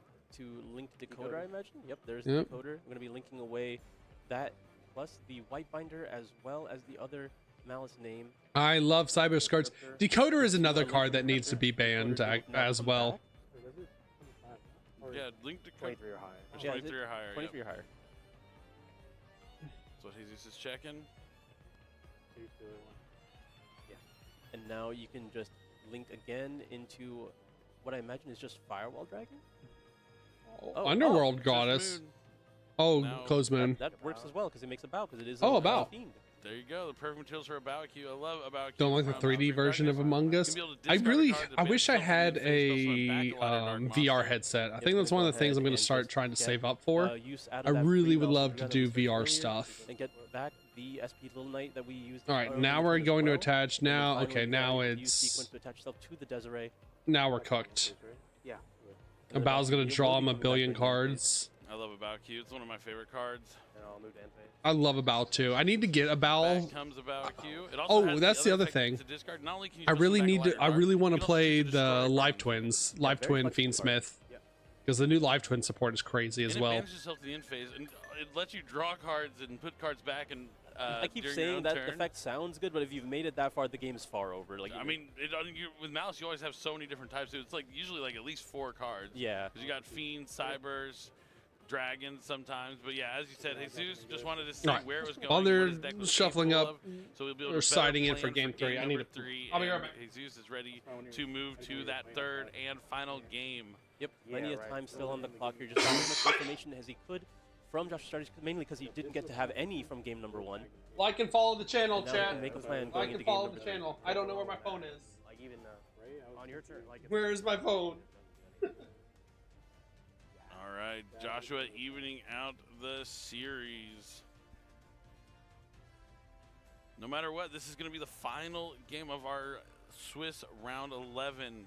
One of these 2 players will be putting themselves in a prime position to make top 32 to move into the single elimination portion of the YCS. Unless they somehow magically draw and eliminate both themselves. Hey, I've seen it plenty of times before. I've seen it in the last round of the World Championship even. 2 players playing tier and just happened to draw, couldn't get the game finished, and neither of them made it.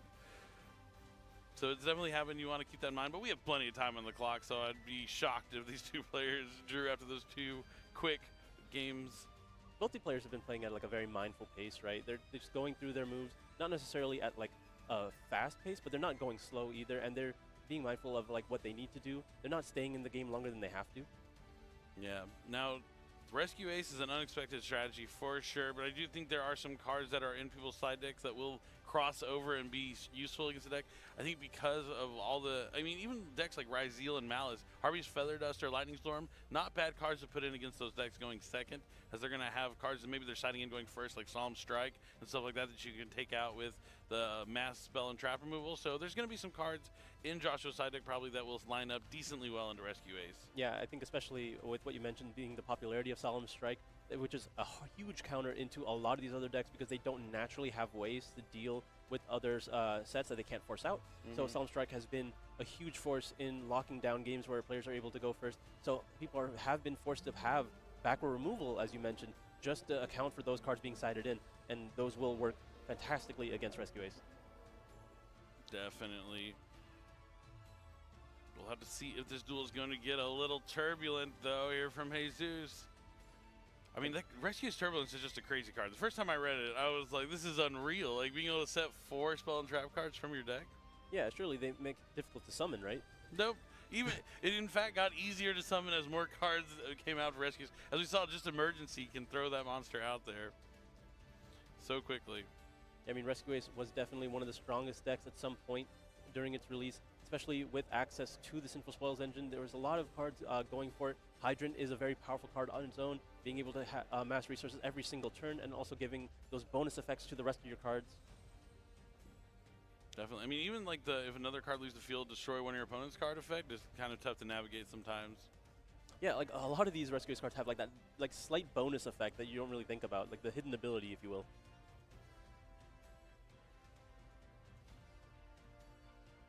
Secret effect. Secret effect.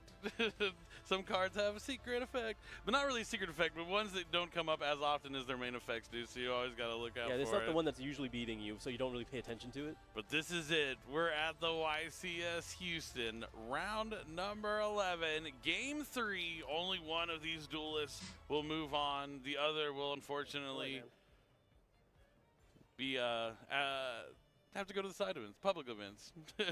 You know, they tried, yeah. There's a lot of, I mean, I'm that same way. I try every tournament, but if I lose the second I'm out of the main event, I'm running over to the public events and trying to enter and win. Just wouldn't be able to play your Vtuber model with it. I mean, temporarily. Like, that would be another thing I would have to save up for is he was the one who's going to lead things off, but I mean, this is I would have to get like a 3D model or 3D rigged model of my model so I can move around and stuff. But I mean, I could use just like a VR model for this. That's pretty good. It's able to just do it just for VR games and chats and stuff. I don't think there's going to be a response to the track. Makes a lot of sense. So he's going to add a copy of Fabled Lure to hand, then has to send a card from his hand to the graveyard. He's going to send the Fabled Lure, special summon back. Bestial him. Thanks to its own effect. Bestial this man. I'm just peeking at Joshua's hand. It seems like it potentially might be a hard counter to the way Jesus has been playing so far. Lurie has hit the field, which usually means we're going to be immediately linking in. We have the Ash for the Requiem. We'll see if that is what Jesus chooses to do. It looks like that is what's going to happen here. On the Link summon, we're going to be activating Fantastical Dragon Phantasme. Is Jesus going to chain the Requiem? Then Phantasme just becomes draw card. Yeah, it just becomes draw a card. But it's one less card he gets to see. Yeah, you don't get to like put cards back. You don't get to see as many cards. And Malice does have the problem where you don't see Malice monsters sometimes. So being able to fix your hand here is very powerful. Jesus is considering if he wants to make sure that he sees the least amount of cards. I think I'd rather have them draw one as opposed to draw 2 and put one back. I think just like some people like the feeling of like, oh, they put a card back, you know, that's worse somehow. But like, no, they do see more cards. Odds are one card in their hand. Oh, the Ash! Seeing 0 cards is also better. Yeah, it's gonna keep the Phantasme in the hand. That's fine.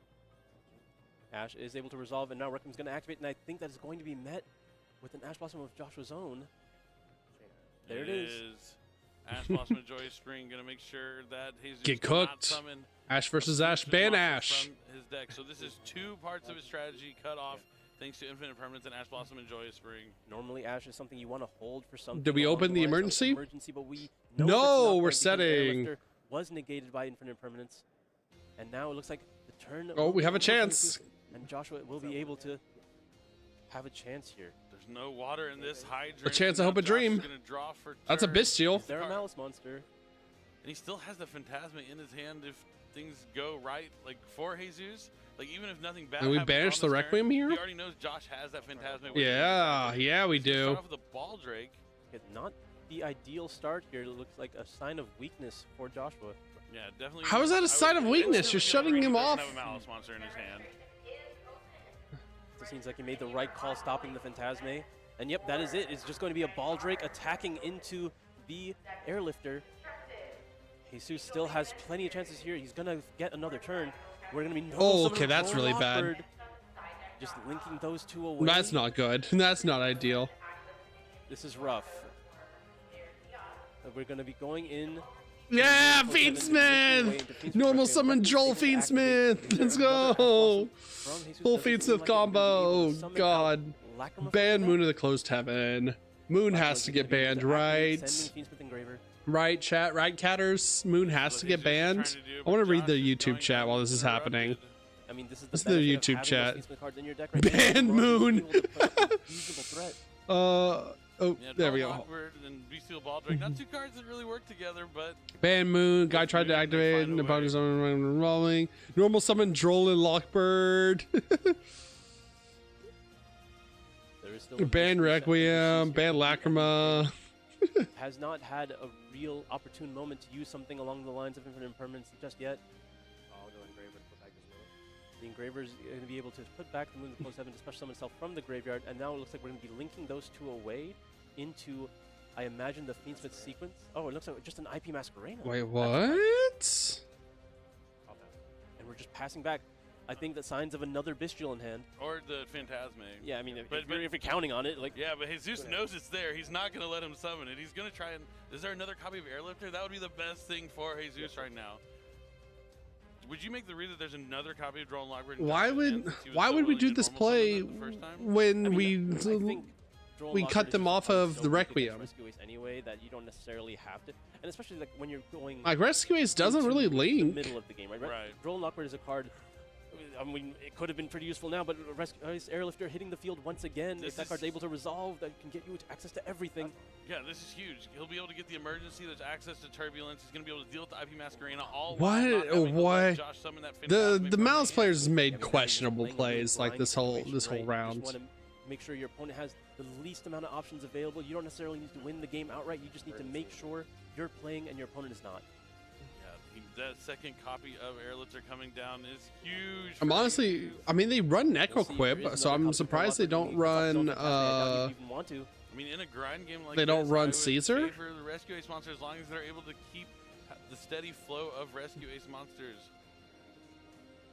Contemplating, he's like, should I go to battle phase? Will Jesus forget the Phantasmes in Joshua's hand? I would hope not at this stage in the tournament. I really don't. Yeah, there's emergency. Yeah, it's over, man. All right, so he's going to go ahead and activate emergency before going into the battle phase. Let's see if Joshua has any sort of response. He doesn't. Chain Forbidden Droplet. Interesting. Just to make sure the IP Masquerena is checked, there's no way to really get value out of it now because there are no other monsters for him to link with at this point in the turn. Yeah, I mean, I guess this is playing around there being like another Bestial in hand on top of the Phantasme, as you mentioned. He could be. Yeah, I think it is pretty understandable that there would be a Bestial. I feel like you wouldn't rely on IP Masquerena with only a Phantasme in your hand. Right. You had plenty of other options to make in that situation. You could have just made sequence. Like. True. Or SP Little Knight or just anything, yeah. But the emergency is going to summon the Hydrant. Hydrant is going to be able to add a Rescue Ace monster from the deck to the hand. Likely going to be Turbulence here, especially if you have the read on your opponent's hand, being a Bestial and Phantasme. You are free to get as much advantage as you can, and with Hydrant on the field, you are able to like just getting sets off Turbulence. Just getting Turbulence at the set 5. And we're going to be activating Lacrima now. Oh, that's of course. Lacrima also makes IP Revive. Oh, I forgot about that. Yeah. Always be able to have that extra monster on the field. But he has the Ash Oh, he had the Ash Blossom! It's so over! It's so Jover! It had to have been drawn. No, it could have been drawn for turn, right? It could have. Because he couldn't do it. Yeah, it had to have been, right? He would have. He had the second Airlifter already. Yeah. So one card in hand is the Turbulence. Like it's over. Now he sets 5 and he just outvalues them. The Airlifter. Yeah. Both Airlifters, it seems. And Turbulence will be hitting the field. Does it have to be different names? It does. There should not be a response at this point. Oh no, it's just 2 Rescue Ace cards. Yeah, it's over. Like alert, rescue, extinguish and contain. There's no way you play through set 5. Yep. The 4 classics. Or set 4, I mean. He did the thing. His opponent's not having it. He's not in the mood. This is the. That's insane that he pointed it out to his opponent like that, too. He's like trying Literally to have me. fun, while his opponent's like, "This is the worst game of my life." Oh no. He was not happy. Nah, he does. doesn't. I don't think he's siding Duster. Yeah, just resolving turbulence. And also, one of the cards is a negate while he has a rescue ace If monster. the +4 is not good anymore, I don't want to be here. All right, so since the rescue ace hydrant is on the field, they'll be able to activate. Looks like alert. The turn is set, so he's gonna be able to add any rescue ace monster from the deck to hand. He's gonna add Preventer. Very strong, extremely strong in this matchup, I'd say. He just has to Preventer's the monster the negate Phantasme in is hand. in Joshua's hand while he is going through the motions here. I mean, yeah, I think just summoning Preventer, going into the battle phase, and then having it live on your opponent's turn to Yep. immediately answer a drawn Malice monster should be able to seal the deal here. But there's so much more you can do if you link away that Preventer, though. I think it's tempting. He's been playing pretty tight up to this point. I think he understands what he's doing here. Yeah, no, yeah, like your set 3 is enough He to also has beat access to Extinguishing Continuous. anything that he doesn't need to link draws. summon at all.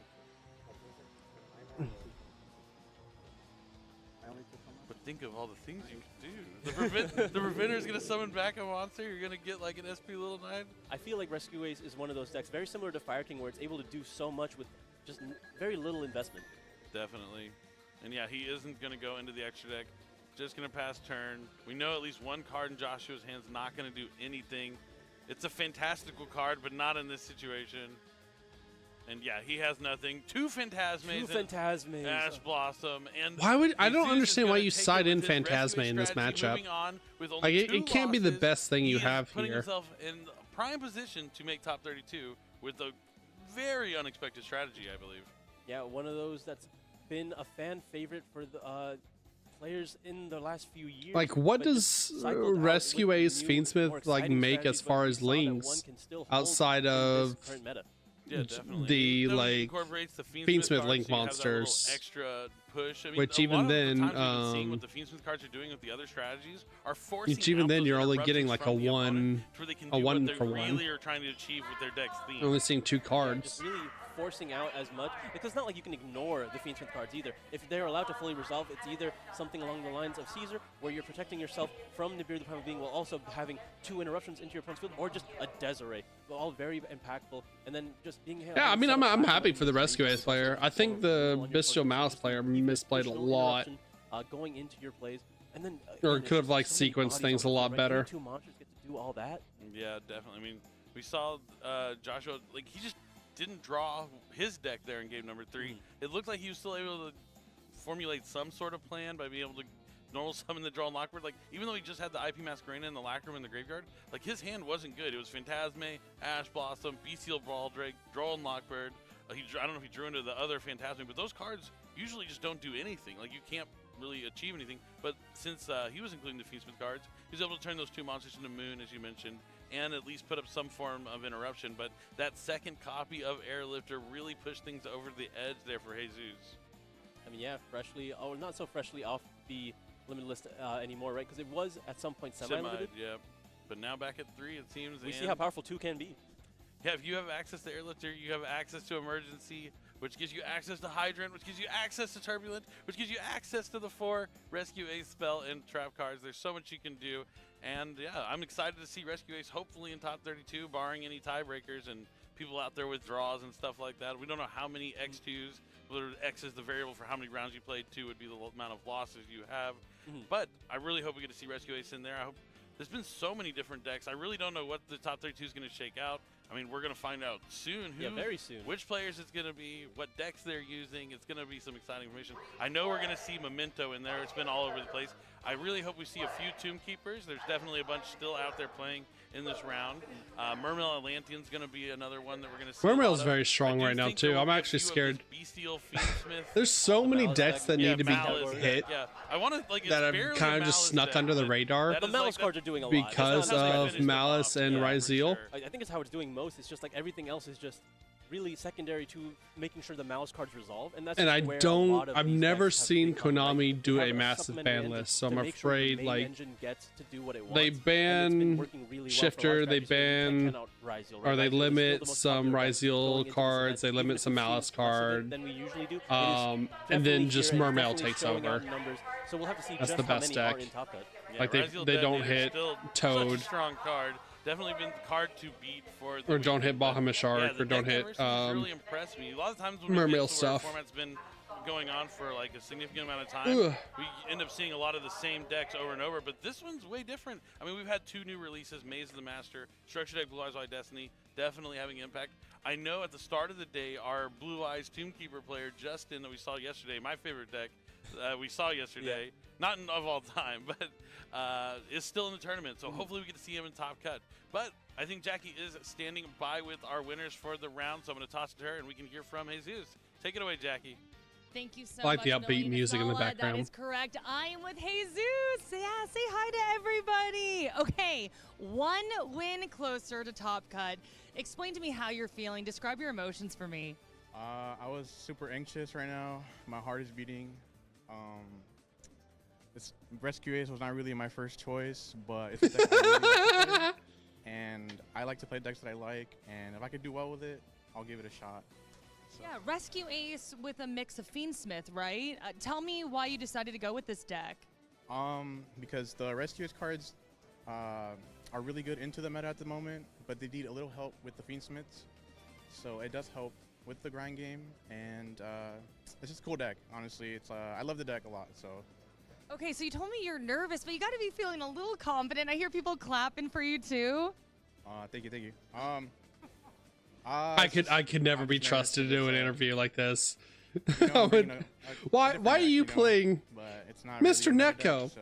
Why did you choose to play White Forest today? Why did you choose to bring White Forest? It's just absolutely I like little white girls. I've been having fun all day. All my points have been cool. Playing is really fun, so if I'm having fun, I don't care if I lose, right? But shout out to everyone watching right now. Good attitude to have. To my brother. Pogger's attitude. I mean, if you make Top Cut, you're getting like money back, Jesus, right? Thank you so much. Or and you're getting like again. decent pricing, like packs and like one-of-a-kind items. Salah, I'm glad his heart is beating, because if it wasn't, I would have to be running up on the stage. Hey, I'm CPR certified. I could get him right back in it if I needed to. But it's good to hear from him. And yeah, Judge, my opponent's having a heart attack. Judge. Tell you that meta only happens until like you actually play and win. But let's go ahead and talk about something cool that we have going on right now, and that's going to be the Master Duel campaign. That's right, 80 million downloads. I can't believe we're at 80 million. You log in, you just get free stuff right now. That's right. Thank you to all you Yu-Gi-Oh! Master Duel players. We've reached a massive milestone with Yu-Gi-Oh! Master Duel being downloaded over 80 million times across the world. To show appreciation to all our duels, you can log in daily, claim rewards during the login campaign, including 1,000 gems and special pack tickets. The campaign ends on May 7th, 2025, so be sure to log in before the rewards are gone. You're going to be able to get cool cards like Dominus Impulse, Dominus Purge, Red Eyes Black Full Metal Dragon, Performance Trapeze High Magician. The Red Eyes Metamorph stuff cards, actually is pretty sweet. Gone wild. Goblin Bikers Gone Wild. There's a specific card that's like Red Eyes awesome. with black metal, or Red Eyes Black Dragon with metal claws or something like that. Going on in Yu-Gi-Oh! Master Duel right now that you're not going to want to miss. And of course, this that actually like brings the archetype together that we don't have in the TCG yet. Who's going to make it? What decks are going to be facing off in the single elimination portion of the tournament? All of these questions will have answers. Stay tuned. Don't go anywhere. We're going to be back with our top 32, so stick around. Ryzeal, Fiendsmith. Okay, we don't want to watch this matchup, right? Sure. I'm going to text my buddy. What's the record looking like?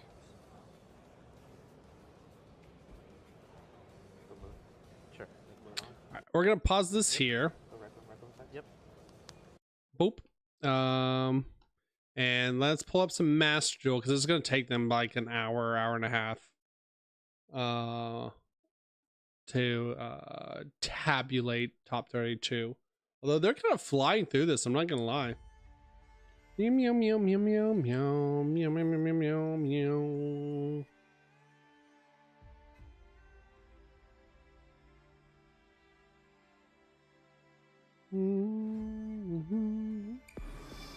Meow meow meow meow meow meow. What reward do I have? Oh, we got a pack today. Oh shit. Metal Raiders Dominus pack. Let's go. Nothing. Oh boy. Hey, they said I could get a Dominus Impulse, a Dominus Purge. Where are they? Hello? I just got clear, crystal clear stuff. I'm gonna play a couple of games. In Master Duel. We've been playing. If you haven't seen the list recently, we've been playing White Forest Toy Fiendsmith. Basically, idea of the deck. You can't break if it's all engine. As long as I open Toy Fiends, White Forest stuff, we're going strong. That being said,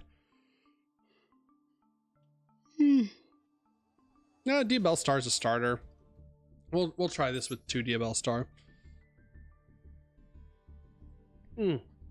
This is more or less the deck I've been playing recently, testing recently in TCG as well. But if they hit the Fiendsmith engine like I expect them to today, then we're just gonna be making it into White Forest toys.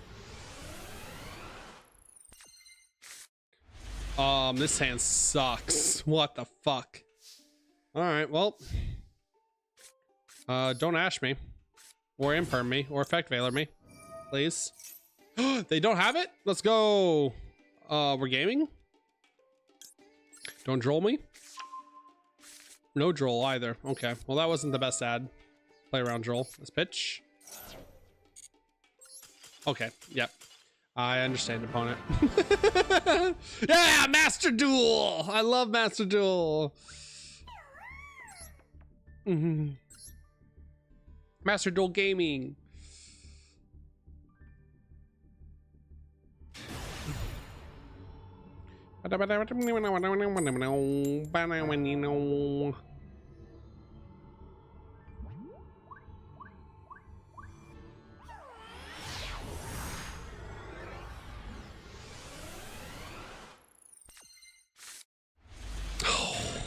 Why couldn't I get this hand going last game, except minus the Lurie?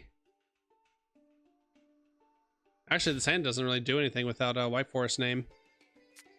Oh, can we beat Voice's voice?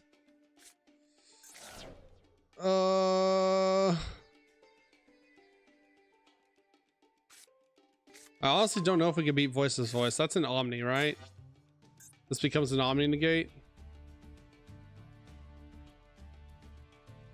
Negate and destroy.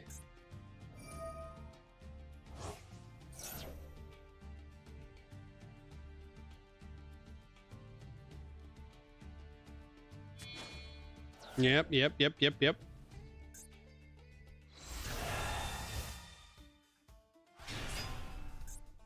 I still don't have low though. Well, I guess this adds low. Yeah, I was about to say this adds low. I forgot she's a voiceless voice monster. Okay, we have low. We have, all right, so this is one Omni negate.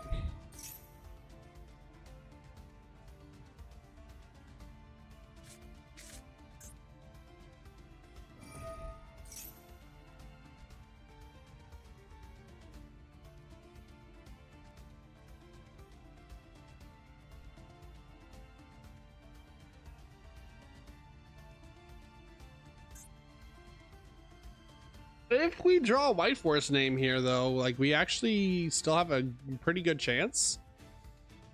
We just need exactly like a White Forest name, or a DBL Star would do it too.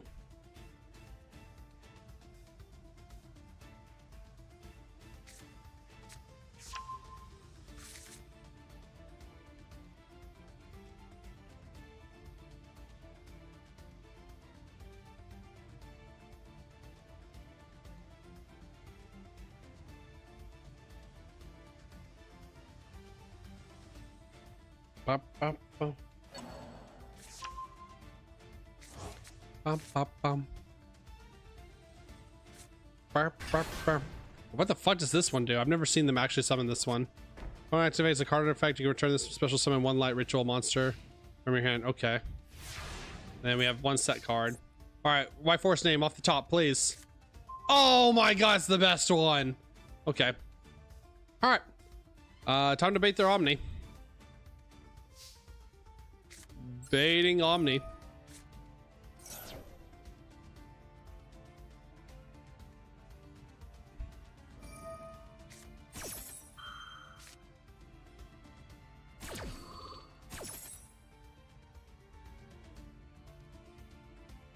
What are we summoning with this? A second? Oh, a Saravis? Opponent targets a monster. Opponent would special summon a monster. You control this. Okay, so it negates a special summon. That's fine. It's not great, but it's fine.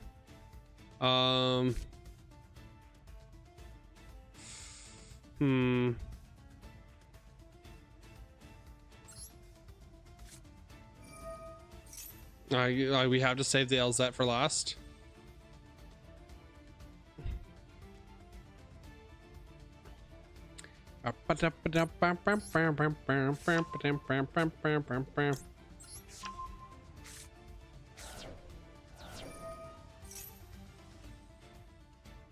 Surely they just banish this, right? Oh no, they don't. The fuck?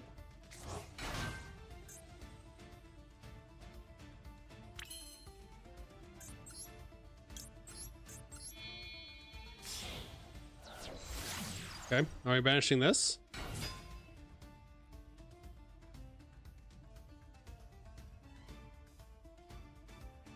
Eventually you have to use it, opponent.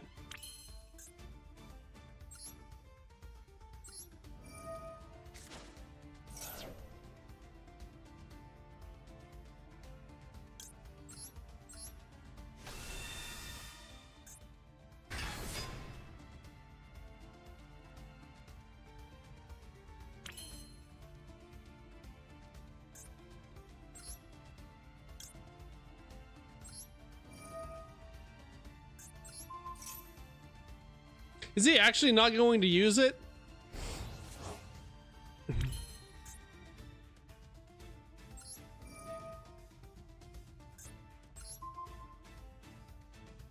Oh, I can't target? Why can't I target? What the fuck? Also, your opponent cannot target light monster. Oh, I did not read barrier. Oh well. Whoops.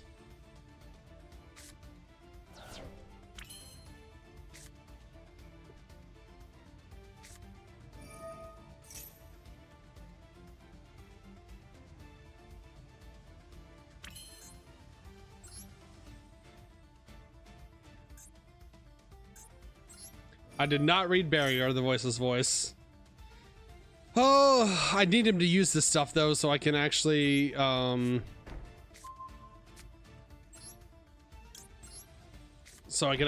like activate. Hit your soldier.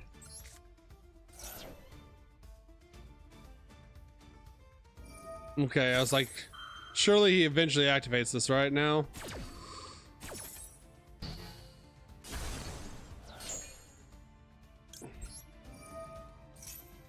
Now he services. Oh, he still doesn't. Okay. Crazy.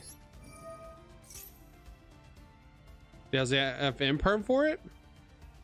No. Okay, we still haven't normal summoned.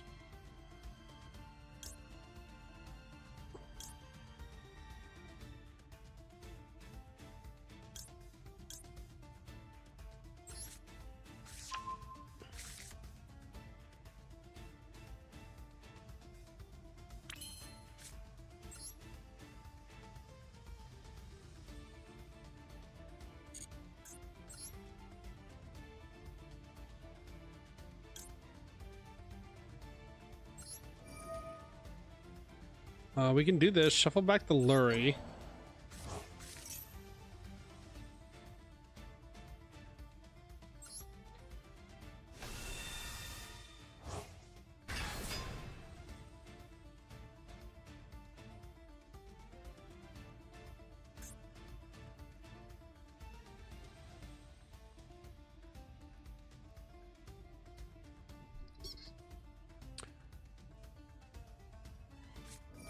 Oh, he had the trap card too? Jesus. Oh, we're just passing the time before they announce Top Cut.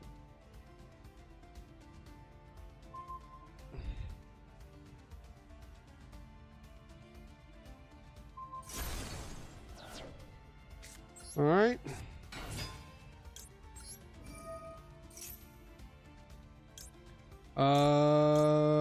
Guess we get Sinful Spoils here.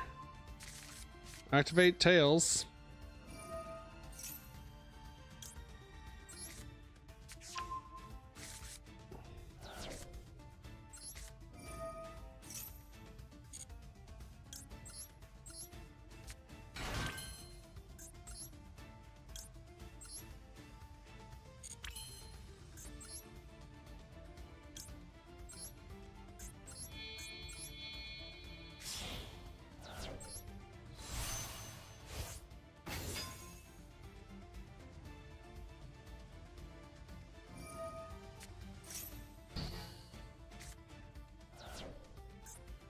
So, okay.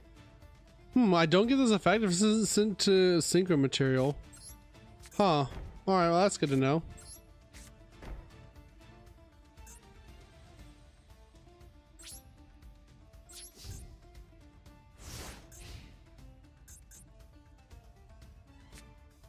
Turns out I could not beat that. Wonder if there's anything else. Yeah, I mean, they opened like the actual nuts and I opened 0 interruption. Oh, and they just drew fucking Saphira too? Jesus, okay.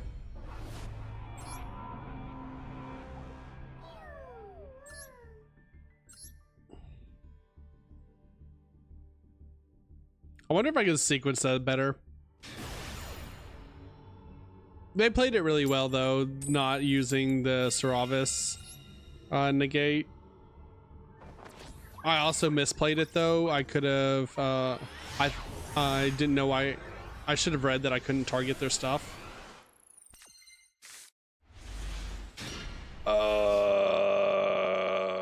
This hand sucks. Okay. Well, this hand still plays, but it's kind of poopy. I'm gonna pitch the Fuwalos here since that does nothing for me.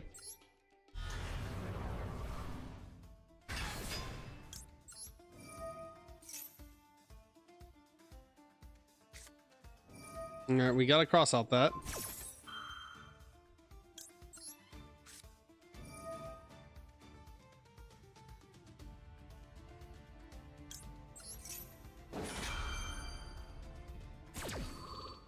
Okay, no effect failure, that's good.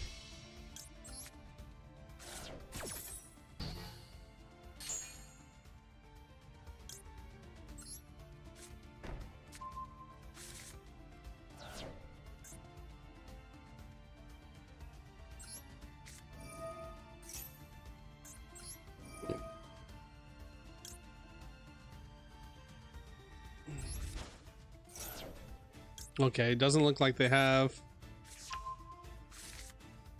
Oh, do they have? Oh, I was about to say, they have a Droll. They have Molcharmy or something. Oh my god, they had the Maxi! That's so tragic, dude. I love this game. I should have just pitched the Russia. I got greedy. I should have picked the Russia.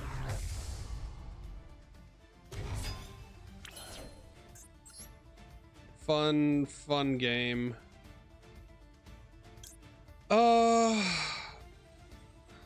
Is it worth giving them another card?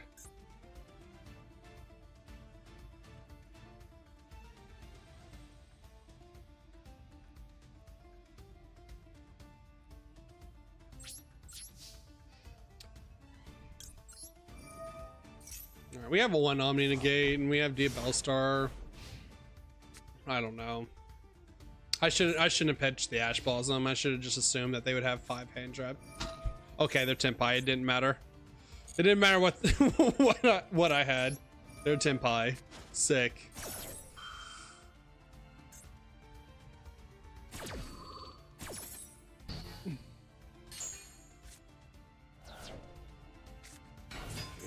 I love this game.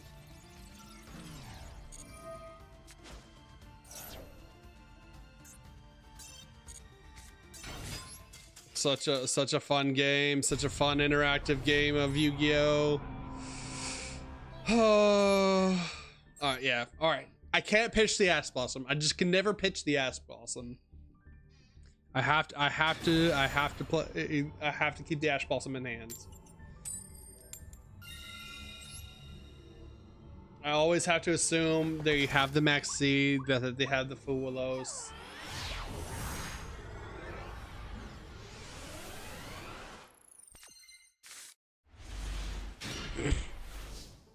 Meanwhile, we open garbage. Maximi on standby, you cuck. Damn.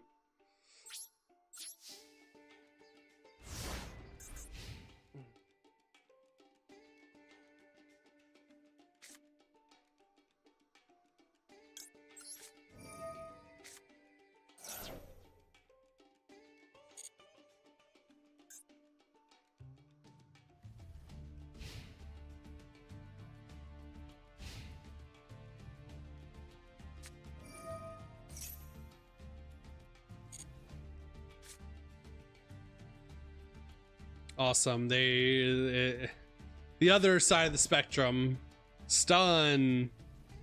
Yippee.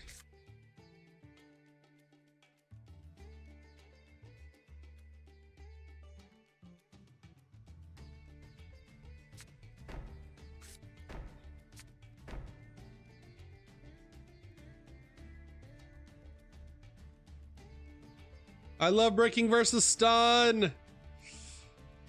Oh.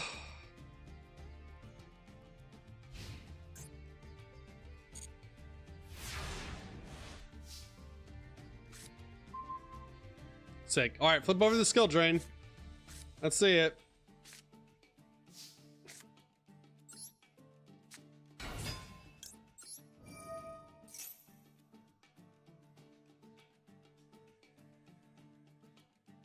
No skill drain. Okay.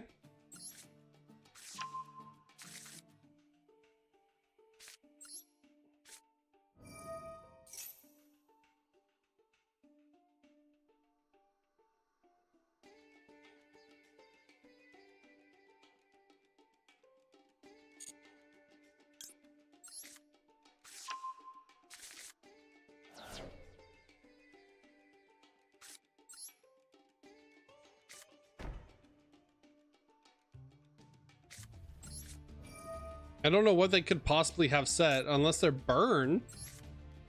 They could absolutely be burn.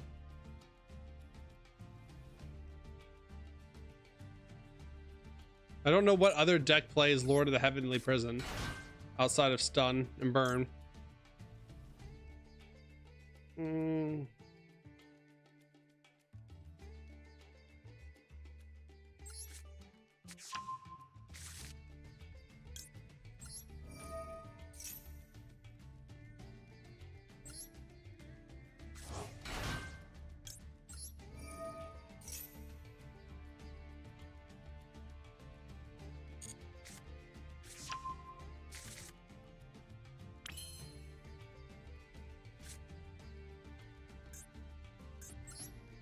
Do I get greedy here?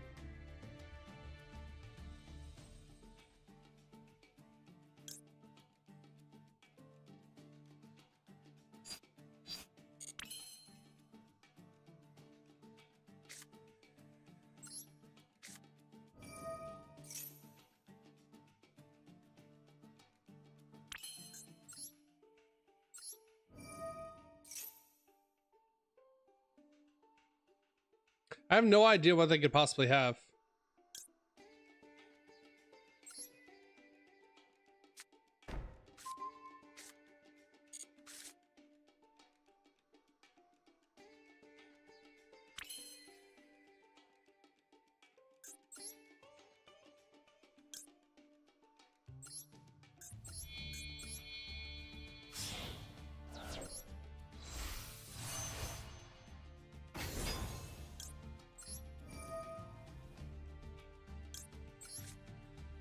In the tank.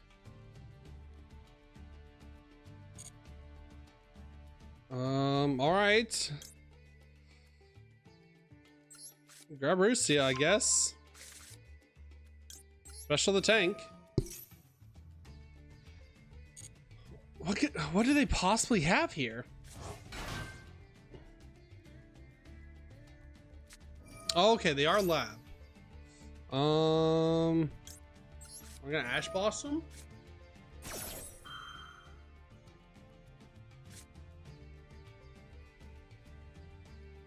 Oh, you finally bought the Blue Eyes deck? Nice.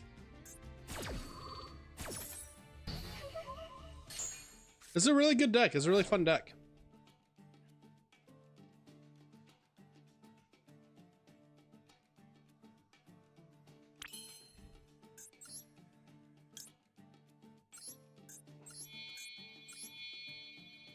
We're gonna make Baron because I don't know what they're on.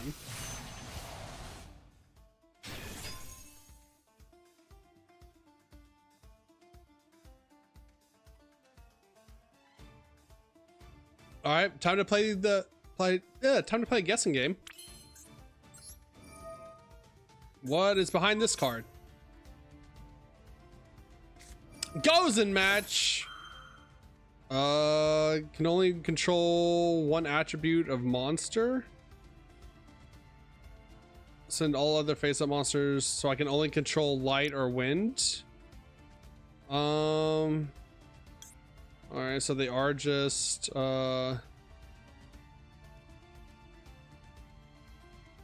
that's annoying.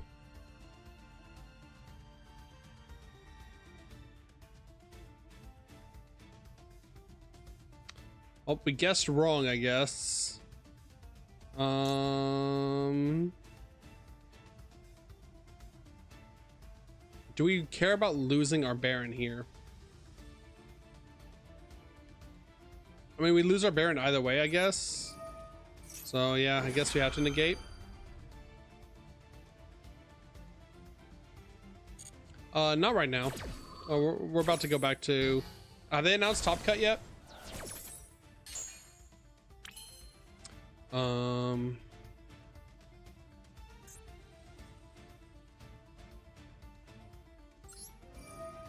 Okay, that's their one of that.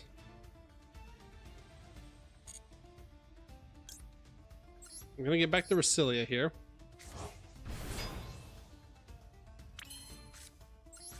Activate the effect of LZ as a mean of the White Forest. Special.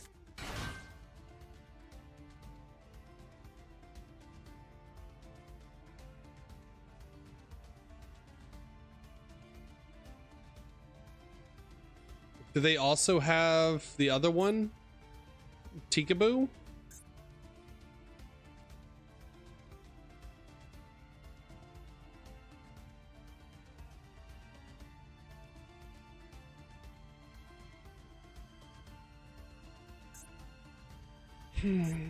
Come on, opponent. You're playing stun. Come on.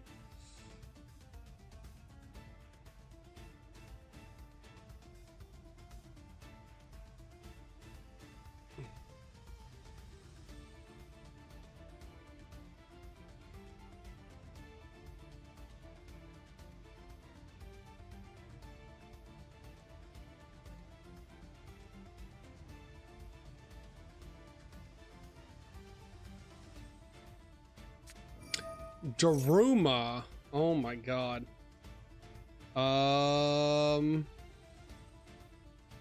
Shit. I guess so. Sure. Yeah.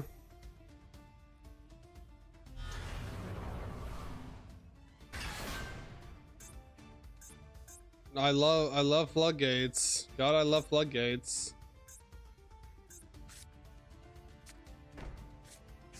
Big welcome, okay. I could still contact Fuse into Torozo, actually. That's kind of funny. It doesn't do anything, but it's cute that I have that option.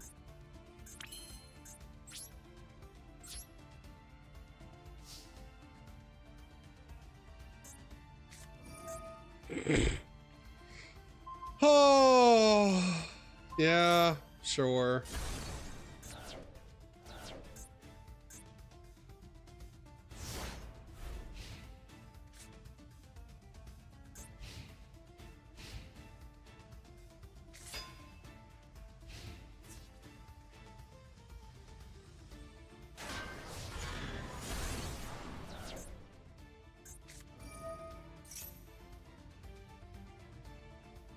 I love floodgates. God, I love floodgates so much.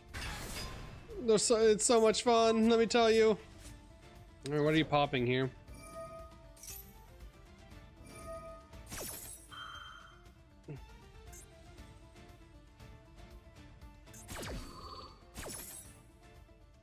Why do people play cringe?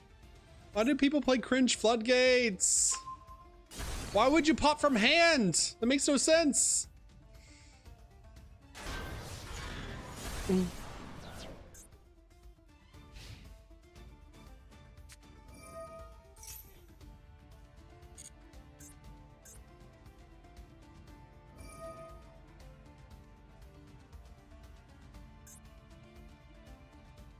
He just gets Daruma back and we're locked. Yeah. Awesome. Fun interactive game of Yu-Gi-Oh!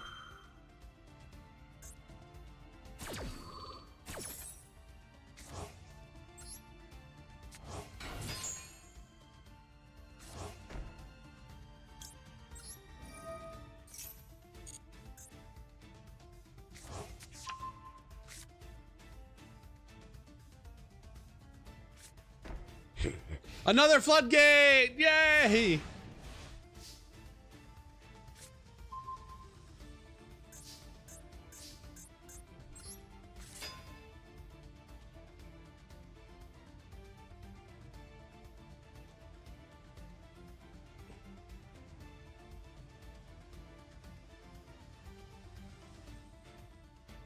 Oh, it's not just lab. It's lab. Also, good morning. Hello, good morning. No, it's not just lab. Lab I can beat. It's lab with goes and match, skill drain, anti-spell fragrance, Tikaboo, and playing Lord of the Heavenly Person so we can search all of them.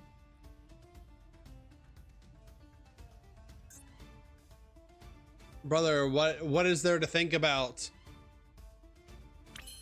Okay, sure.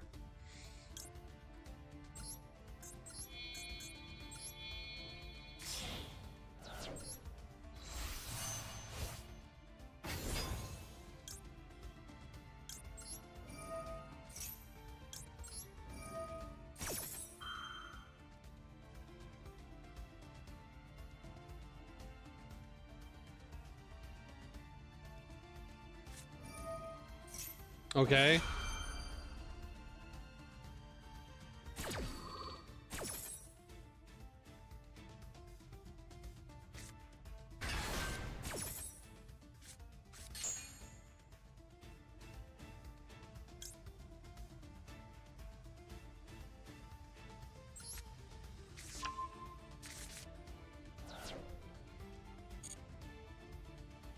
So we know this card's Daruma. This card is random that they set, and then we still have the one unknown from the beginning of the game, and now they get to search another card.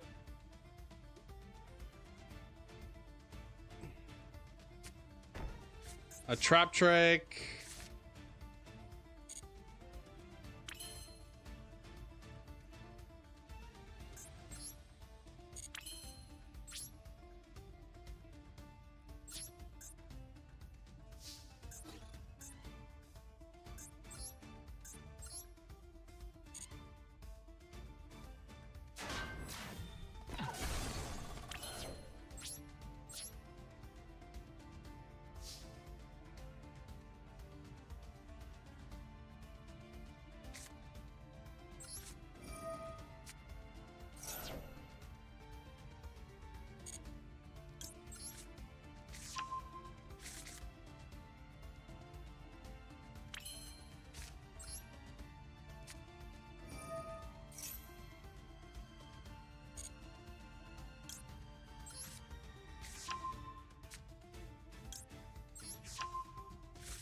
I have to make him use the Daruma before we go into the White Forest stuff.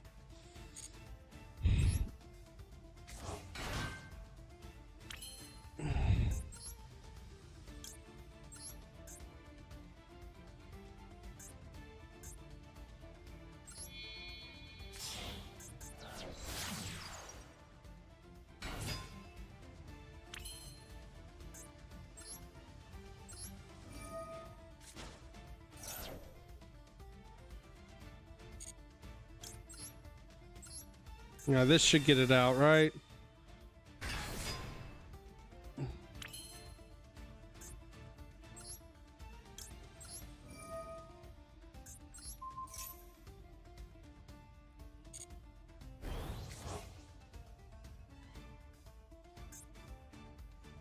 It's one face-up monster. No, it's just one monster.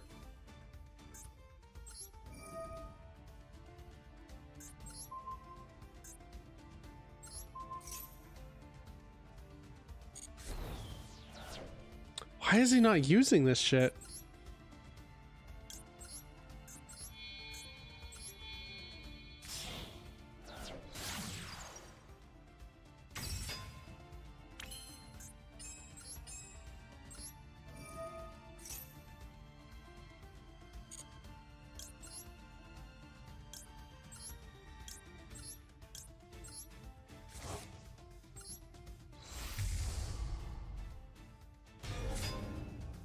Eventually, he's got to use this, right?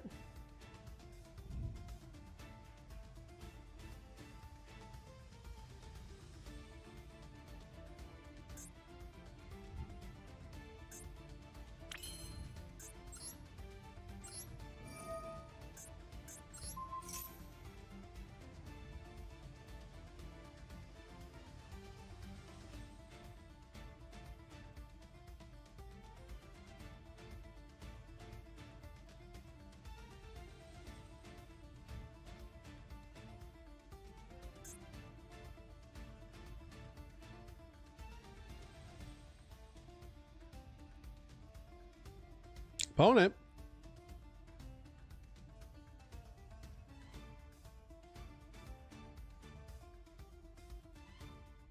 Okay, no, he's still not doing it. All right. I guess that tells me he just has multiple negates. We can't shuffle back Fiendsmith. We don't. Let's go Deception.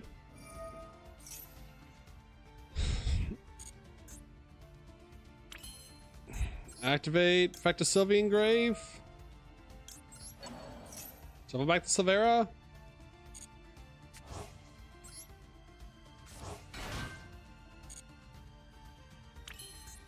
Deception, tribute the Sylvie.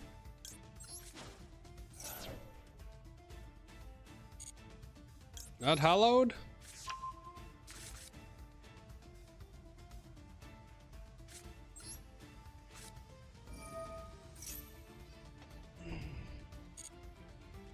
Hallowed for Sylvia? Okay, let's see. We can shuffle back the... How do we get another Deception? I don't think we can get another Deception. I think we have to do Rusiliago here, which is a little unfortunate.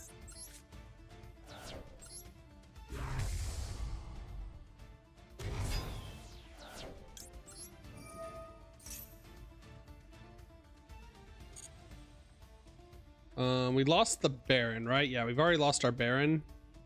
Let's grab Wanted here.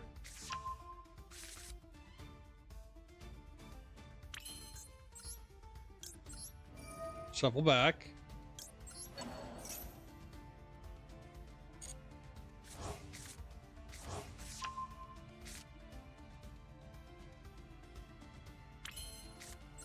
Hallowed Chain Wanted?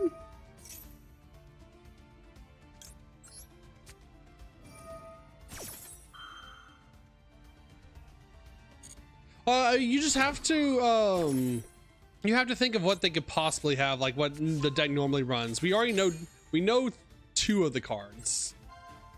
So we're playing around those because he reset them. But we now have like multiple negates for them. So I don't know. I don't know what his plan is at this point.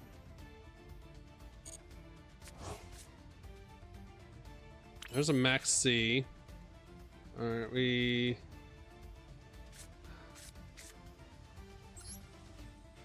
it's normal out the Russia.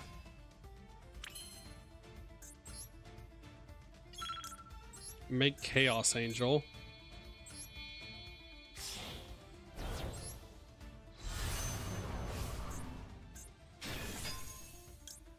Chaos Angel, banish the monster?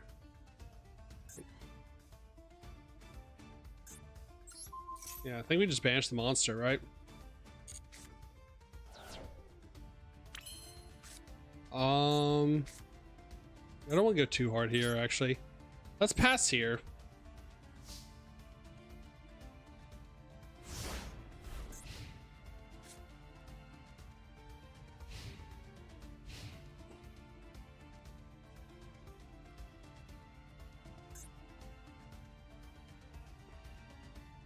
I really wish I had a toy box or like another toy. We have a negate 2. We have an Omni negate.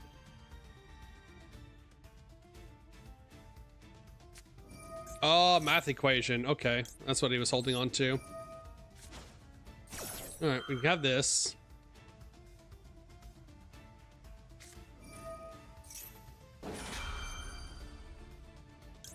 Let's draw.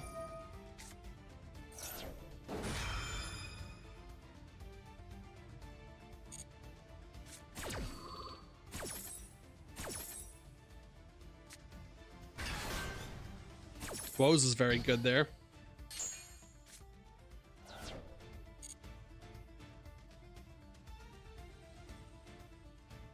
Like having Desiree out, negate 2 every turn kind of seals this game. All right, we have to negate that because that also wipes the trap track. Okay.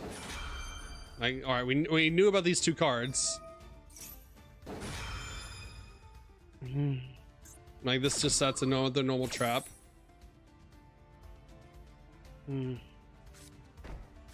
Another big welcome.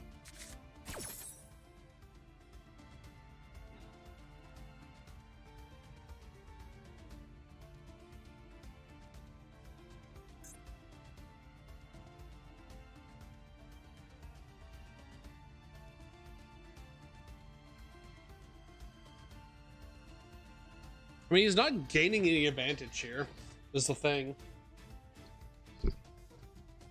Ugh.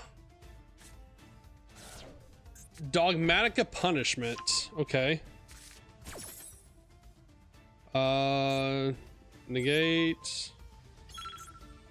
Negate. Whatever.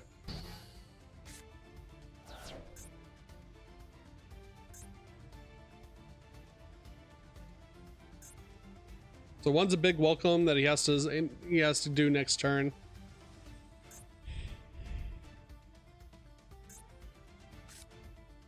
We've already burned through one lovely labyrinth lady.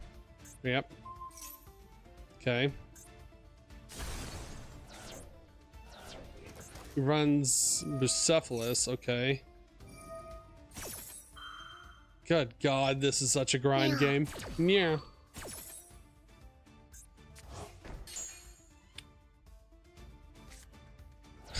Oh my God, they just get to Garura.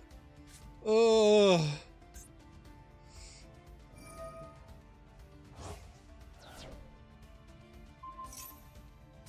That's smart.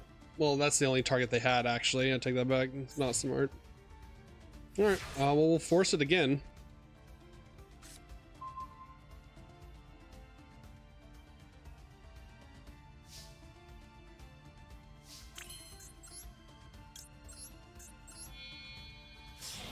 Running out of time, though.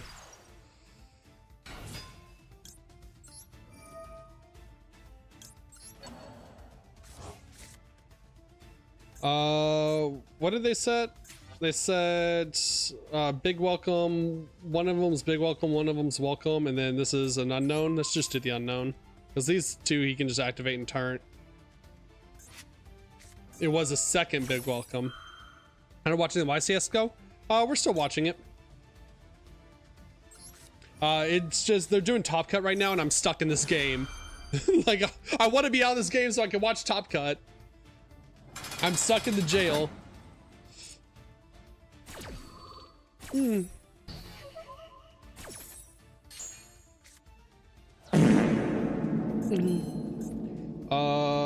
Special summon Fiendsmith.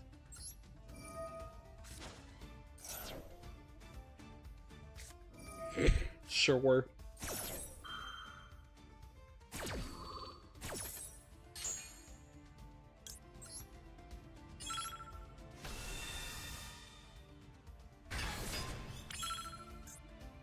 I'm running out of time though, unfortunately. Oh, shuffle back the Ela Sevilla.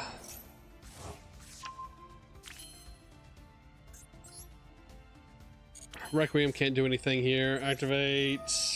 Send the woes. Okay, cool. Sick.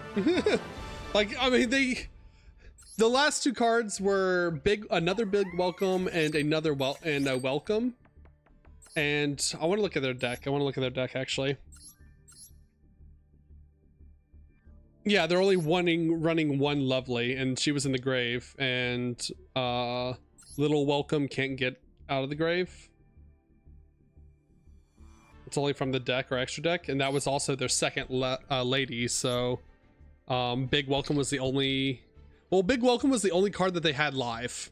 Everything else was just floodgates. Not. All right. We're free. I'm sorry about that, chat. I'm sorry. I didn't want to scoop. That was a battle of wills.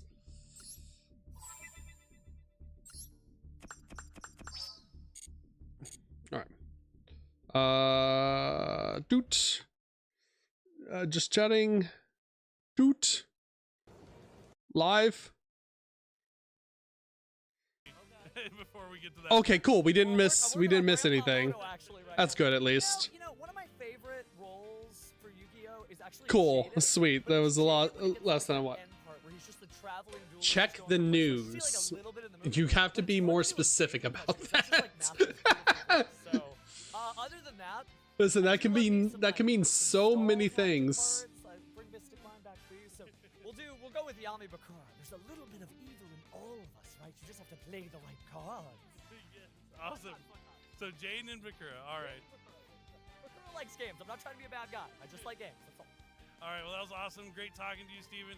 Can't wait to see you back there on the commentary desk with me this weekend. Thank you so much. Hello, everyone. I'm here with another part of Team Max Steve. Steven Rodriguez, thanks for being here this weekend. How far did you come? Just like you, I came from California. Pretty far. So what are you going to be doing this weekend? You be back there on commentary? That's right. I'll be doing a lot of shoutcasting with my boy Steven Darling. Unfortunately, our other boy Steven Kangas will not be joining us, but don't worry, plenty of Steves to fill the roles. The Yu-Gi-Oh news. Check the Yu-Gi-Oh news. Okay, hold on. Definitely the recent trend of all the Temple of the Kings players I've been seeing, whether that's with Fiendsmith or just like pure really fun trap decks. I'm excited to see if that makes a big wave here this weekend. Awesome. Now, so we'll just jump into it. Since there's a lot of these questions are about the YCS and like what you're playing and stuff. Like on Twitter? Twitter? About the anime. So the Yu-Gi-Oh anime. If you could be any character in the Yu-Gi-Oh anime, who's it gonna be? Well, first of all, I would be Yami Merrick from the original Battle City Finals, and the reason why I would be him is because I am a masochist. I love punishing myself. Let's see here. Voice actor autograph submission. Okay, Wheeler, I summon the Winged Dragon of Ra. That's pretty good. That's not bad. Can't wait to be back there at the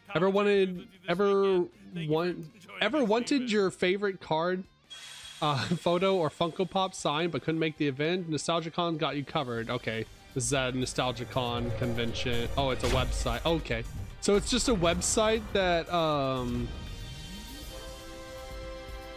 it's a website that voice actors from the Yu-Gi-Oh anime will mail you shit, autograph shit. Oh, the voice of Yugioh, though. Hello? Hello?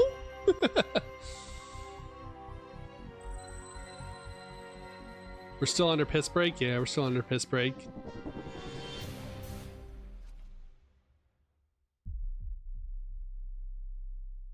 Course Entry Stampede next week, though. Let's go. Poggers, we're going to be opening that on stream. Hopefully, if I can get a box in time. That might be next weekend. Houston, and we have something a little special for you that we've never done before. But we're going to do an interview with our YCS Orlando champion. We're going to ask him a few questions. I'm here with... Going to be opening a box of Stampede on stream next week. Yes, first of all, thanks for joining us here. So excited watching your finals match in Orlando was so exciting. Big stretch. A lot of fun commentating it, but big stretch. Got to walk away with the trophy. That was your first YCS win, right? Yes. Yeah. All right. So we have big stretch. Looking back now at all that excitement from Orlando, which was so exciting, take us back to that moment and describe how it felt to win the YCS. I don't think you can put it to words. Like, it's an unreal feeling. I've been playing since I was 4 years old, and finally to get a win, it's just been amazing. It was just like at that moment, even that's something you've been wanting for a long time. Yeah. It really is like an epic moment to finally have that victory. So like it's a long path to get there. You mentioned you've been playing since you were 4. Was there any moments where you maybe have doubted your ability to win? And if so, like how did you push through it? How did you overcome those doubts? Yeah, after Nats last year, I took a break from the game and had more doubts about myself, but my friends encouraged me to new stuff to try again, and it worked out pretty well. Sorry, texting my friends who are at the YCS. Doesn't look like my buddy who played on round 3 feature match is gonna make top cut. He lost in round 10, so he always be prepared. So I think he's like X3 now, which I mean still possibly has a chance, but that's completely dependent on like at that point it's completely dependent on tiebreakers. We'd have to see the rest of the the format. Yeah, that have ever went back to back, so that would be an incredible feat. So it's something you're really looking forward to doing. So is that something that's on your mind? Was there a way like you prepared differently for this YCS as opposed to before already having that win under your belt? Honestly, I practiced more for this one. You had a buddy? Well, that's the thing. So this Houston, not to dox myself, I was supposed to be at this event. I was supposed to go to this YCS. Unfortunately, the way the like Twitch payout timings and the Twitch payout timings and paychecks and rent being the same weekend as well, I was too broke to like reliably, like I could have gone to this. I could have gone for like a day or so or see if I can make it to day 2, whatever. But yeah, it would have been touch or go, like if I would be able to eat food the next couple of weeks. If I was to be able to afford groceries until I got paid again. So I did the responsible thing. I stayed at home. I watched this instead with all the FOMO. But like literally people that I play locals with, that I play locals against each week, we're on round 3 and round 4 feature match. I was watching them yesterday. Not even just in the game, but in life in general. So I was just like, damn, that could have been me. That should have been me up there at the feature match stage. I beat those people. I play those people. That's so good to hear. So awesome. Now, moving away kind of just more specific about the YCS, but into this like format in particular, are there any underrated decks or tech cards that you've seen out there in the meta that maybe need more attention that might be hello, what's going on, Sir? How's it going? Give me outing. Welcome back. I don't think there's really any hidden techs. I think it's welcome home, Meowster. Yeah. Who executes better along the course of the tournament. Yeah, everyone blames Serp. It's Serp's fault that we didn't get to go to Houston and play in this YCS. Your friends are on TV again? No, not today. Not so far. I've been texting them this morning, seeing what their schedule was. Yeah. I've been texting them, seeing what their schedule, or not their schedule, their record was. See if they are going to make it. And it doesn't look like any of them made it. He's beat me 3 times. I haven't beat him yet. We'll see. Well, they're about to announce the top 32 though. Those dominant couch, yeah, three-time Team YCS champion. Eventually. Duel is definitely a monster, so that's a good one to pick. But ambitious, but I think you might be able to do it. If anyone can Welcome back to the Cat Club, Serp. Fist pound the camera. Talk about how you made it to the highest level. You're a YCS champion. Is there any advice you give to people that also want to become a YCS champion? Keep practicing, first and foremost. No, reason why we didn't stream last night. Reason why we didn't stream last night is Serp and I made the conscious decision, the conscious choice to go see the Minecraft movie. And I started out that night. I started out before we left taking 6 shots of rum, just so it cooks me, just so I'm nice and settled in for the movie time to deal with the screaming children. And then I got a nice margarita while I was at the movie theater as well. So stick around, everyone. It's time to duel. So we were having a great time. We enjoyed the movie. Oh, I still need to play through this. I still need to play through the Sky Striker. The children were more behaved than me. True. Actually real. I still need to play through the Sky Striker story, actually, on Master Duel. That'll be a fun video. Oh boy, red eyes!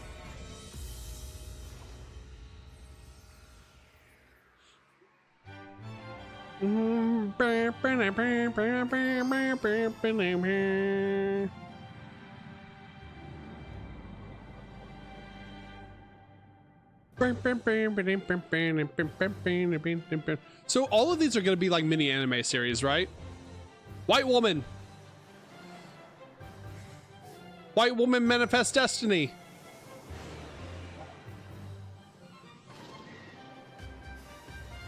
The Spirit Charmers are so cute. Who's your favorite Spirit Charmer, chap?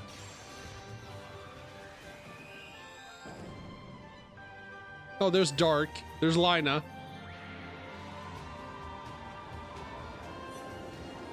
Ice barriers.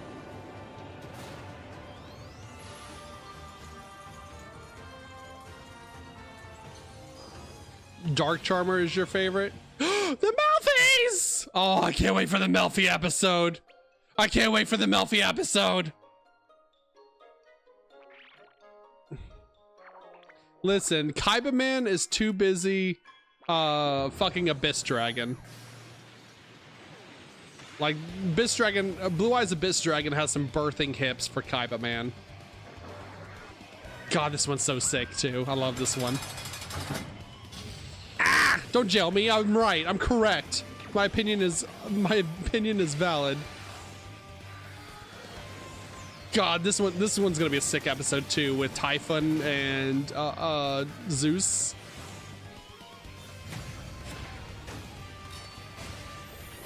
I detached 2 materials!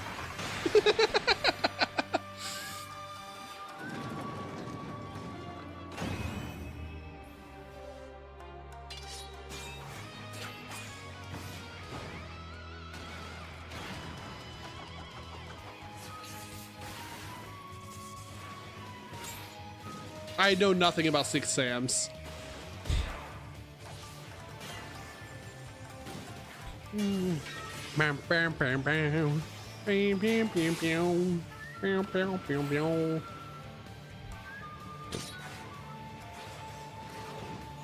Six M's. Yeah, my girls, the best girls. I can't. This episode, I'm going to die. I love them so much. They're so cute. I love my toxic Yuri.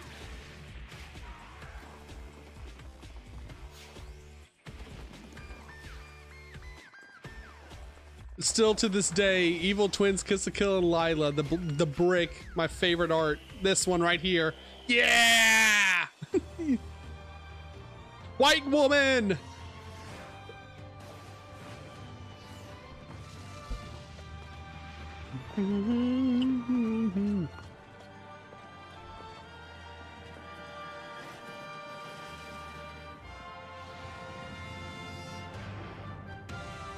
If this is successful, which I feel like it will, we have to get a Vtuber, or not Vtuber. We have to get a White Forest one, right?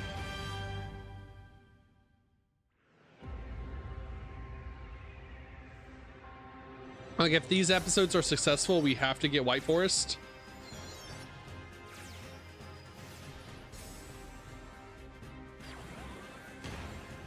Exodia, I didn't even see this one. What the hell? Visas? I guess these are the next coming ones. Yo, Fire Kings and Atlanteans! Yeah! Diabell Star! We're getting a Diabell Star story! And Dragon Rulers? Okay, that's sick. Magistus, okay. I do enjoy Magistic. Self Accord. All right, so that is the next lineup of the series. Hell yeah. Visa Starfrost. Are we getting... They're so cute.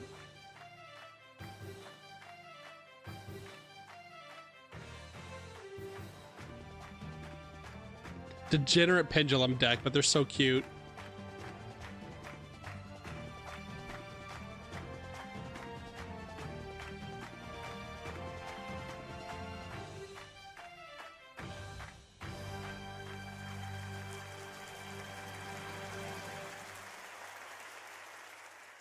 I can't wait for the Diabell Star story. I've honestly got my shit rocked by someone playing Self Accord. Yeah, Self Accord is degenerate as hell. Yeah, and here's the Sky Striker one, which we've already gotten. Or we're going to be getting first. Like, they're still working on the anime series.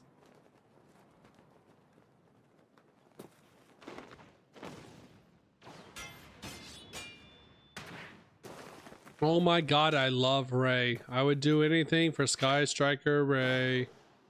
If my girl was drowning and I had a chance to quick effect link off into Sky Striker Ace Kagari, I would quick effect link off into Sky Striker Ace Kagari. Welcome back, Duel fans, to YCS Houston. My name is Steven. His name is also Steven. Here we go. Top cut time. Finally with the top 32. We finally made it. 11 rounds of Swiss, and all these duelists have been waiting for just this moment so we can find out who the champion is of the Yu-Gi-Oh! Championship Series Houston. Yeah, let's go ahead and take a look at that bracket so we can update you guys on We'll still go down to top 16, then top 8. So we have 1 into top 8. So we've got Lewis versus Anthony, Lexus versus Logan, Jose versus Bryce, Aditya versus into Julian, top 4. Hector versus Manuel, So we have George 4 more versus rounds. Juan, 4 Nathaniel rounds, versus chat, till Simon, ban and then list. Colby versus Israel. What are your predictions, chat? Great competitors there for sure. What are your predictions for the ban Second list? half of our bracket, we have Pascal. We saw him featured in round 10 versus Brian. We have Jared versus Jesse S. We have Tavion, our former YCS Orlando champion, versus Francisco. We have Javier and Kai Wang, the match that we picked for you guys to feature in top 32. We have Tyler. Jesus Kevin. made it. We Let's have go. John versus Darian. We have World's Jesse biggest S versus racist. Christian. And finally, we have Edwin versus Jesus. That's one side of the bracket for sure. Let's take a look at the other. Oh, and we are done there. My apologies. We've got plenty of great dueling action for sure. Really excited to see Kwai Kwong on the stage. We had him on the featured match backup stage. We have him on the written coverage, but we haven't seen the Heard Master of racist? Oh, Labyrinth he's in a action. Fiendsmith Rescue Ace player. He played 2 rounds ago on feature match. Move into the top cut. Just 32 still competing. Let's begin our feature match. So yeah, Starting it looks with like the top blue cut was chair, caught Javier cut Soto at from Tampa, Florida, and he is 2 wearing losses. his lucky Jinzo sweatshirt again. Now to the red chair, Kai Zhong, hailing from Yeah, my hero. Let's go. Labyrinth Butler, and this cosplay costs hundreds and is tailor-made. Looking both fantastic, but who wins? Let's duel. Most Caster? normal Labyrinth player. Thank you so much, Jackie. It's good to see Javier again. We featured him yesterday as well. Again, that beautiful Jinzo sweatshirt. I am very jealous of it. This man But is he's gonna be this man piloting has that been mystical cosplayed. Smith Malice deck, as well as Kai Huang piloting This man has Labyrinth been as he is cosplay. actually Yeah, for it. this man's that's the cosplayed real as a thing you have to think butler about. Like, not both only did days this playing duelist have to Labyrinth. get ready just like everybody else. What an absolute but then they had Chad. to fully suit up and completely get the makeup and the hair ready and everything. I told my That's a buddy competitor who played in exactly, they're locked in, who they played know on what to feature do. match So yesterday we'll that get he this looked extra like little intimidation back when you're fighting his against fit the little screams duel Seattle box you're playing. conservative, and he's you like, might know no, this. I We tried to have Google dress up Academy for all those people out nice. there that want to study hard and get ready for YCS. Is there a Google cosmetologist. Like, brother, you wore a red hat all and the a flannel cosplayers out there. shirt. Well, I think I'm ready Come to apply on. to go teach there for sure. I have done this before. Like, I have actually done the full cosplay run, and it does add a little bit to it because, you know, and there's no slang.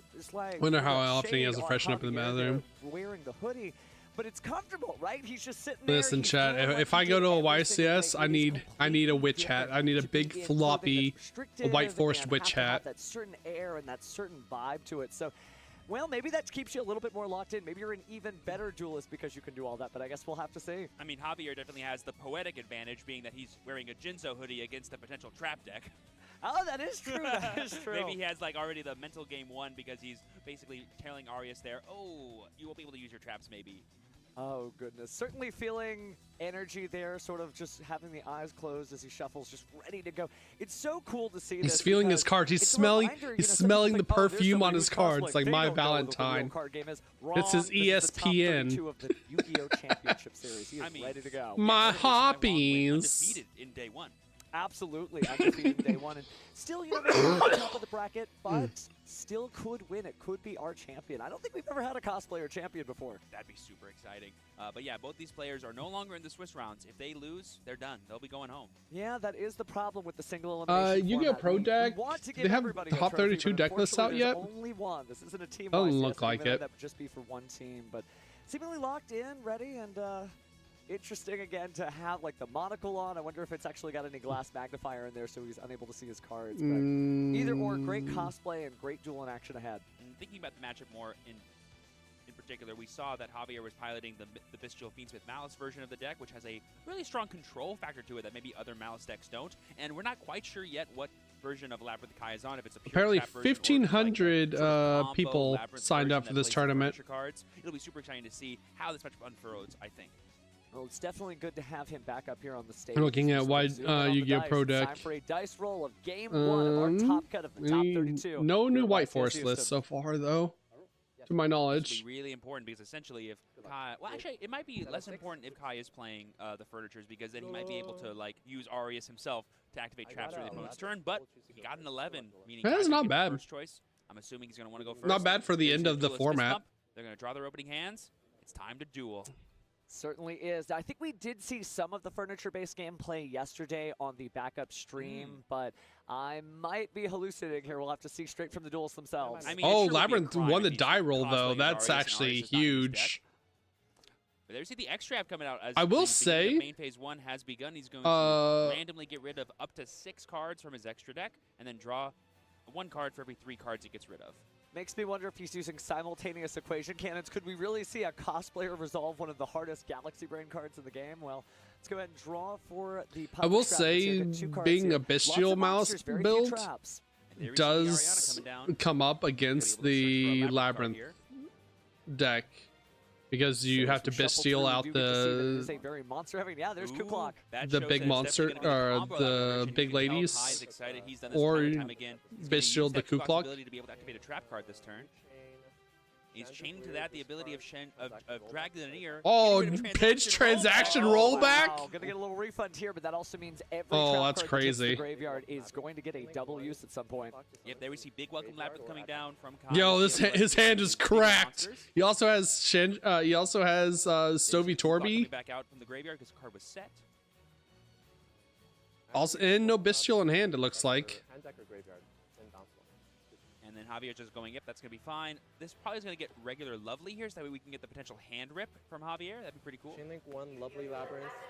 Shows you the deck still is very viable, obviously competing in a God, I format used to love dominated this by deck things so like much. Rizal, Malice, Blue Eyes, even Tombkeeper. Somehow this deck managed to get up here, so let's see what it's all about. Yeah, I know the talk of the town has been Tombkeeper all weekend, but hey, Kai Wong is proving there's other trap decks in this game that we can totally All right, we're utilize. hand ripping. Let's go.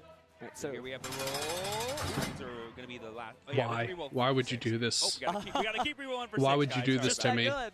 Why would you do this to the stream? All right, so destroying that card.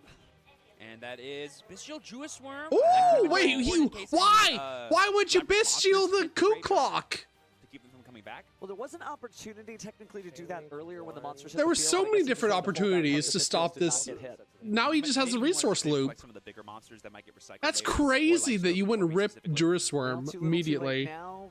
We'll see how this continues to play out as Kai Hong continues. Speaking of Torby, we're going to use his effect, discarding this card and the Dragon. God, Mouse players are the greediest. The absolute greediest monsters to play Yu-Gi-Oh! Take a look through the deck. Always fascinated with which cool traps Labyrinth players use. Did not see any simultaneous equation cans, but we do get Welcome Labyrinth here. Nice to have the Butler bring the Butler's favorite card. Like, you know, 100% he was holding that Bestial so he could banish his own card, so he could trigger the BANLIST stuff. Equation cannon, because you kind of do want to go into Chaos Angel sometimes. I've seen a lot of Labyrinth players do, and that card's really important. Oh, the numbers are definitely on his side for that. Oh, you're gonna cut?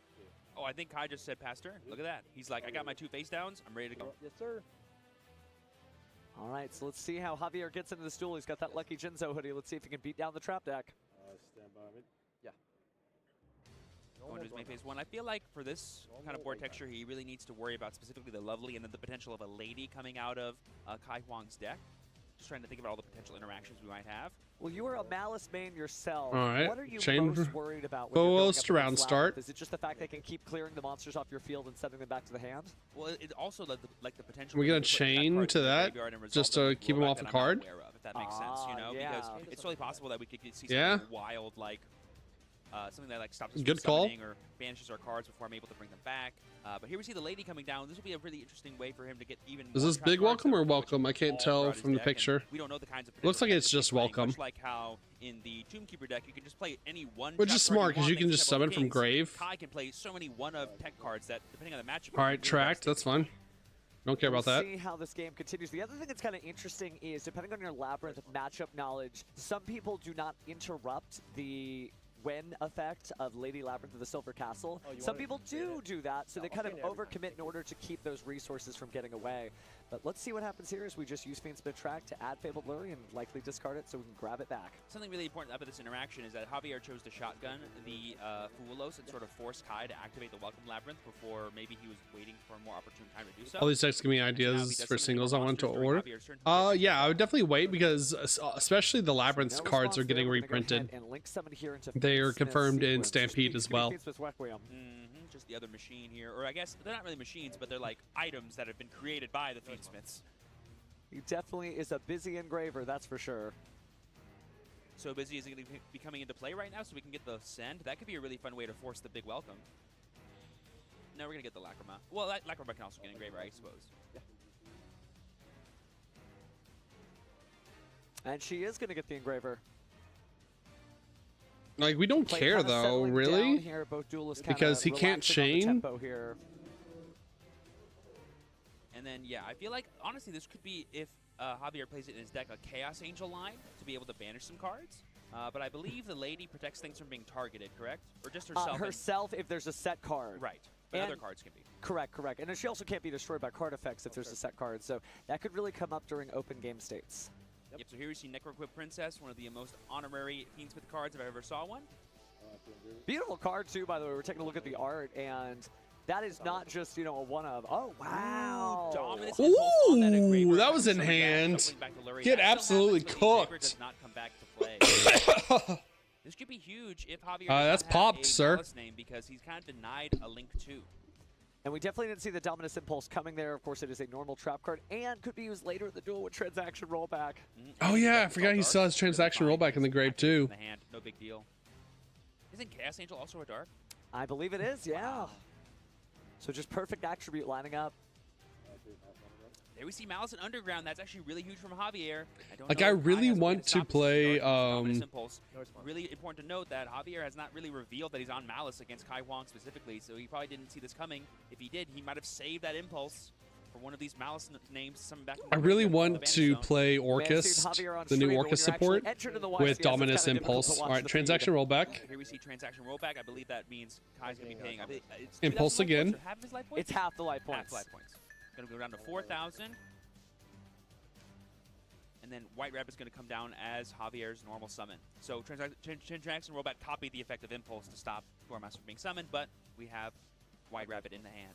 Makes perfect sense. This is going to be kind of an awkward matchup for Javier because those normal trap cards do trigger the effect of Lady Labyrinth of the Silver Castle. So every time you're trying to activate that, you also are risking one of those cards being set. Here we see the Yugioh 6, which could get you access to that Dormouse, so you can use its effect to banish. That'd be really huge for Javier to keep playing, but like you said, it is a normal trap card. It's kind of a weird interaction there. You're like, oh wait, I'm helping my opponent. This is awkward. Yeah, unfortunately, you wouldn't be able to chain block with Dormouse because it would. We got 2 cards in hand. We know one of them is a furniture. I think one of them is the Stovey Torby. So Javier takes a look through the graveyard here, thinking about the extra deck. We are going to go ahead and activate the Yugioh 6. No, chain, set. Chain the lady, like you said. This will get another normal trap card from Kai's deck. And we're going to chain the Coup Clock effect to be able to activate that set card that So now we can activate it? Wow, he could grab something like a Destructive Cannon, Dharma Cannon. That's really good against Link decks for sure, yeah. Kind of just like wipes them off the board. Oh, and I see it. Yep, yeah. let's go. Just play a lot of Labyrinth, that's all.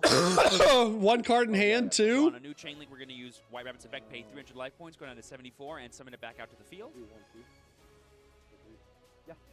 Oh, I see the backjack in Backjack in hand. God, this is just pure lab, pure furniture lab. This is definitely an hour turn deck if you ever saw one. Oh yeah, the combo version of Labyrinth is really cool. Being able to set trap cards, and activate them in the same turn is always impressive. So there we see the big welcome. That'll be really huge for Lovely, because we'll be able to return a card to our hand and then be able to get a pop from either the hand or field. That can get rid of the Dormouse and stop its ignition effect from ever going off. Oh, wow. Put the Coup Clock back into the hand to use it next turn. Chain to pop. And then we're going to also chain Ariana to get a draw. And then we're going to chain... God, this is so clean. This is so good. Chain 4. Ooh, that is a crazy chain there from Kai. I love like pure Labyrinth, where it's just this value like control engine. It's so nice compared to like degenerate like Floodgate builds.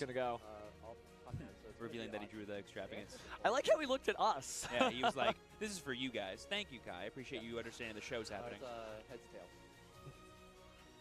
Oh, he chose the hand, and he's going to just randomly pick one. Yeah. Yeah, because he's about to card Karma King. Coin! We love a coin. Don't get a lot of coin flips in Yu-Gi-Oh these days, so nice to see it. What a showman. But Javier still is putting in work here. Oh, and he's going to concede. Wow. Let's go. Let's go. Clean. To win this game on the following turns, but amazing job from Kai, just showing us the power of the Labyrinth strategy. Certainly knows exactly what he is doing, and we didn't even get to see him use Arias's effects, but I don't think he needs to. The Butler knows exactly how to deliver what he has been told. So great stuff. It shows you that Labyrinth is still a very powerful deck in this format and does have a good matchup against the Malice. Of course, getting the double samples and being able to have the cannon. And it just goes to show like how that transaction rollback for Kai, because if he didn't have access to that, he had no way to stop the Dormouse. How these decks that a lot of all that extension he did anyway. A lot of people pass on to play the top meta or like what's the top deck like Rise Zeal, Malice, so now we're gonna get to see the flip of Blue this. Eyes, etc. What Kai Huang's ultimate or opening hand is. Like these decks still like keep up and play with them. Like they are still like a strong. First turn, they get those plays set up. You know, 2 monsters. Maybe it's a soft open for Malice trying to go for the Lizard Haggardos. If those monsters are flip face down, they are not Link materials. Yeah, the really fun thing about specifically the monster version of Labyrinth that play the furnitures is that it gives you much more powerful abilities going second. It gives you the Arias, it gives you the furnitures that can get you your trap cards and your engine during your opponent's turn, and if you draw the combos that let you play them that turn, you can stymie your opponent pretty well with just your engine cards. But because you're playing so much of your monsters as your engine, you have less room for non-engine, things like Ash Blossom, things like Effect Veiler, things that also stop your opponent during your turn but have less steps involved. Absolutely. Yeah, Labyrinth has been reprinted a few times. Things where hopefully getting just that perfect hand gets Javier back into the game, but there's and they're pretty cards too. Resistance. If you want QCRs though, they are QCR available in this set or in Bonanza. Throughout the tournament, but right now, kind of when you're playing Labyrinth, you have access to both. You have a soft board clear. Flipping everything face down feels just as good, and being able to do it on the opponent's turn when you haven't even played yet, a sort of turn 0.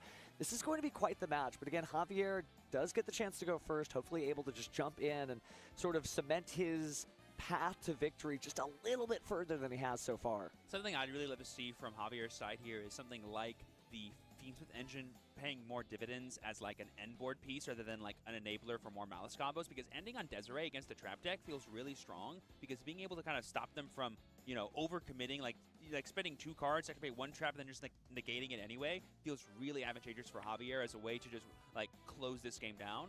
But we did see Kai, I think some cards from his side deck were things like the Molcharmies to try to incentivize Javier from not comboing off as hard as he normally could. So let's see how this round goes for sure.